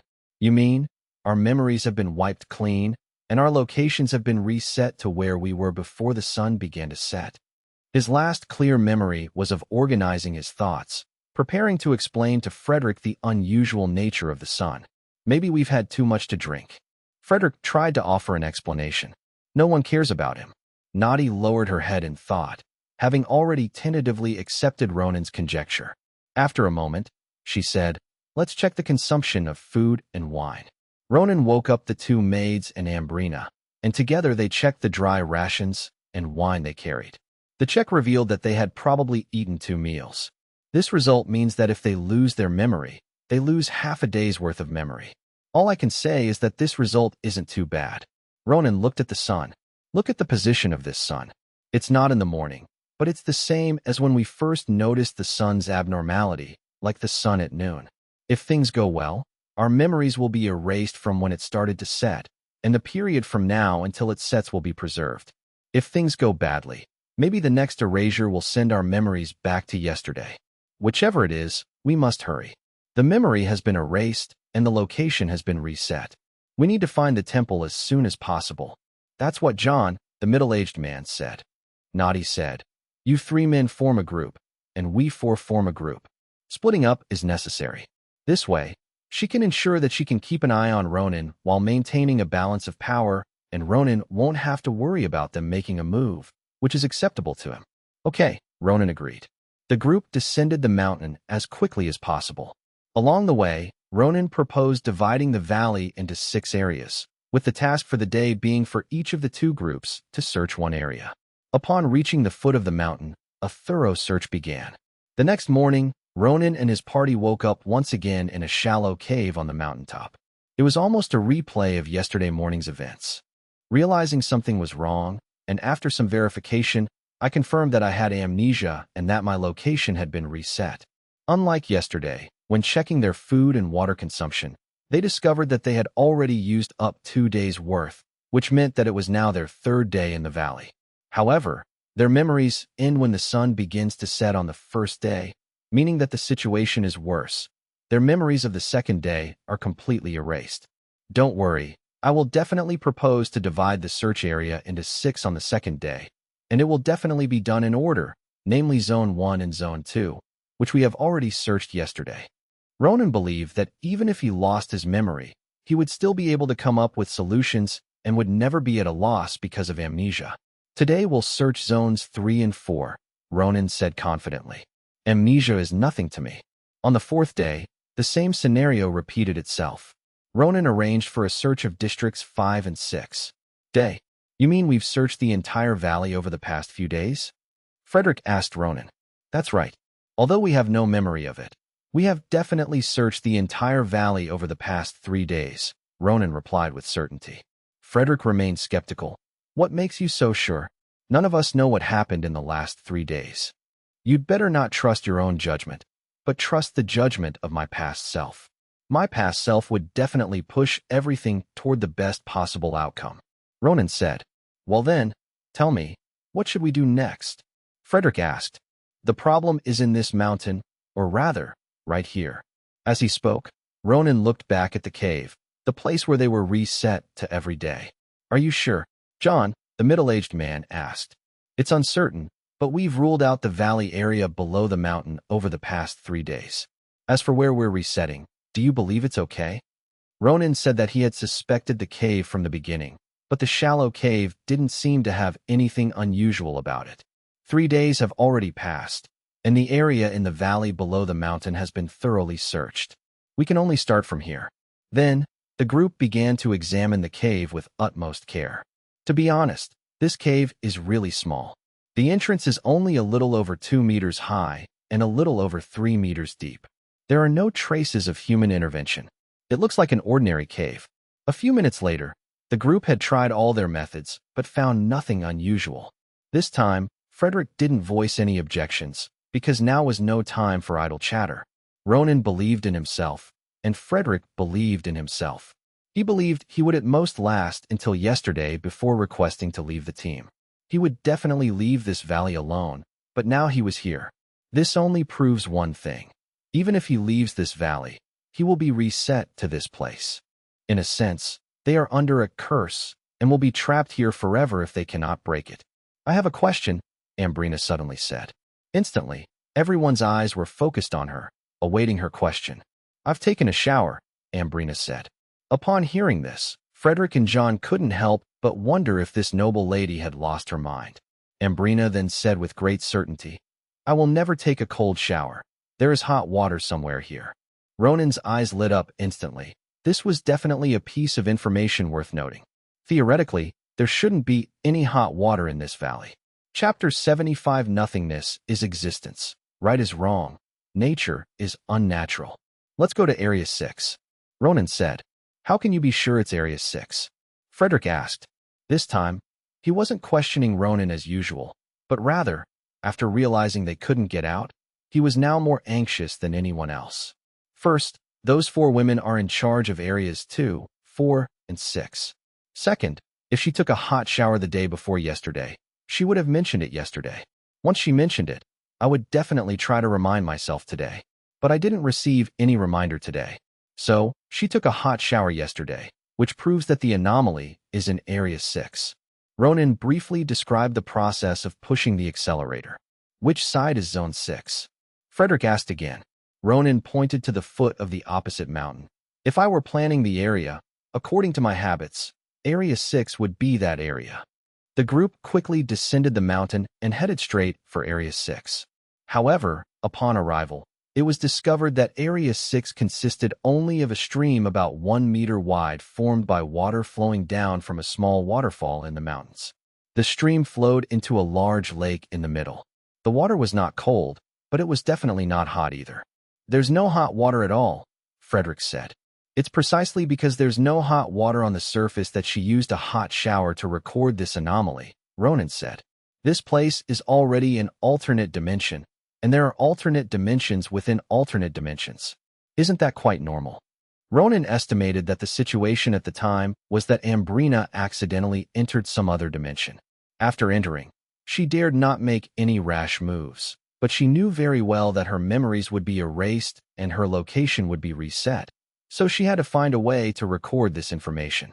Since she happened to find hot water, she used magic to take out the bathing supplies in her body and took a good bath. When she woke up the next morning, she was able to find that she had taken a bath. At that time, the other 3 members of the same group should have noticed that Ambrina was missing and immediately went to the same location as her, but they were unable to enter the alternate dimension like her. Later, it is estimated that Ronan and his group were called in. Ronan himself probably did not find a way to enter the alternate dimension. Until nightfall, everyone lost consciousness. Their memories of that day were wiped, and they were teleported to the location of the cave. I couldn't find the entrance to this alternate dimension yesterday. How interesting, really interesting. Ronan muttered to himself, his composure fading away, replaced by a strange, delighted smile. Frederick, whose face was already covered in a full beard, John, a middle-aged man whose hair was starting to turn into a bird's nest, and Naughty, who had taken off her forehead ornament and headscarf because she was in the way, all looked at Ronan. Could it be that he had lost his mind and was having mental problems? Only Elena and Alice understood Ronan's state. Ronan's appearance indicated that he was no longer the calm, smiling civil servant, but a young man who felt challenged. The last time Ronan was in this state was when he was stumped by a magical puzzle toy, and the time before that was when he was playing cards with a gambler and lost 13 hands in a row. Is Mr. Ronan all right? Ambrina asked Alice in a low voice. He's perfectly fine, Alice replied. That's right, Elena echoed. Ronan's personality was just like his fetish. What aroused his desire most was the sight of a woman in an elegant long dress walking at dusk, her skirt billowing as she walked, revealing a glimpse of the bright color of her stockings. Page 35. His personality is such that he prefers a stable, peaceful, and manageable daily rhythm, but he is also fascinated by occasional challenges and loss of control. The 2 maids didn't know how to describe their young master. At this moment, Ronan stood still with his eyes closed, and everyone else looked at him without saying a word, afraid of disturbing his thoughts. Although Frederick, John, and Nadia knew very well that Ronan was an enemy, and Ronan kept emphasizing this point with his aggressive words, they still couldn't help but regard Ronan as the guiding light for the team. Since entering the valley, it was always Ronan who took the lead in discovering problems and solving mysteries, allowing them to get closer and closer to their goal. I think there shouldn't be any traces of human activity here. If there were, we would have found them yesterday. In fact, we haven't found any traces of human activity in this valley in the past few days. Ronan said. Nadia, Frederick, and John looked at Ronan, thinking to themselves, isn't this just stating the obvious? But this place must not have been formed naturally, right? Ronan asked himself and answered, this place must not have been formed naturally. In the end, it is a giant man-made nature. I feel like I understand less and less, and all 3 of them feel the same way. Ronan continued, completely absorbed in his own world of thought. True nature and artificial nature are different. True nature is not actually that natural, while artificial nature is too natural. Okay, I can't understand it at all anymore. There's a saying that fantasy is more real than reality. To give an analogy, the scenery painted by a painter is more harmonious and has more of a natural beauty than the real natural scenery. And in the painting we are in, the most beautiful stroke is actually the one that looks natural but is the most unnatural, because it is the stroke that pursues beauty to the extreme. Everyone else had given up trying to understand, but Ambrina felt that she did. Ambrina, although I don't know how you did it, you saw the best stroke and stopped to admire it. It's up to you, Ambrina.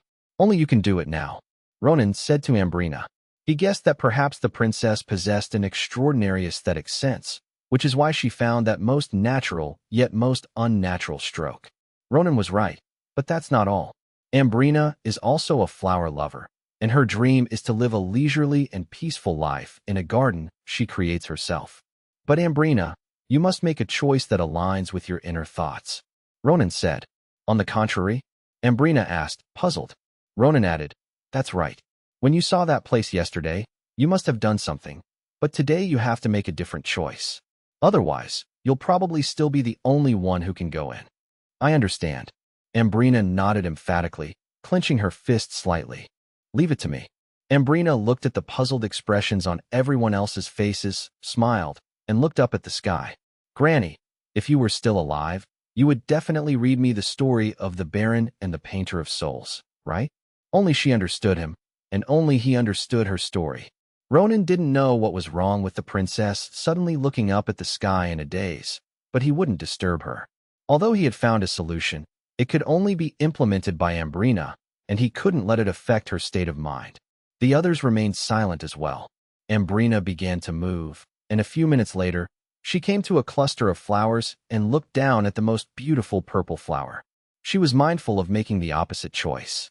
Chapter 76. Introduction. Magic, left and right. The voice of the opposite choice kept repeating in Ambrina's mind, but she didn't actually know what she had done yesterday. Seeing Ambrina's hesitation, Ronan prompted her. Trust yourself.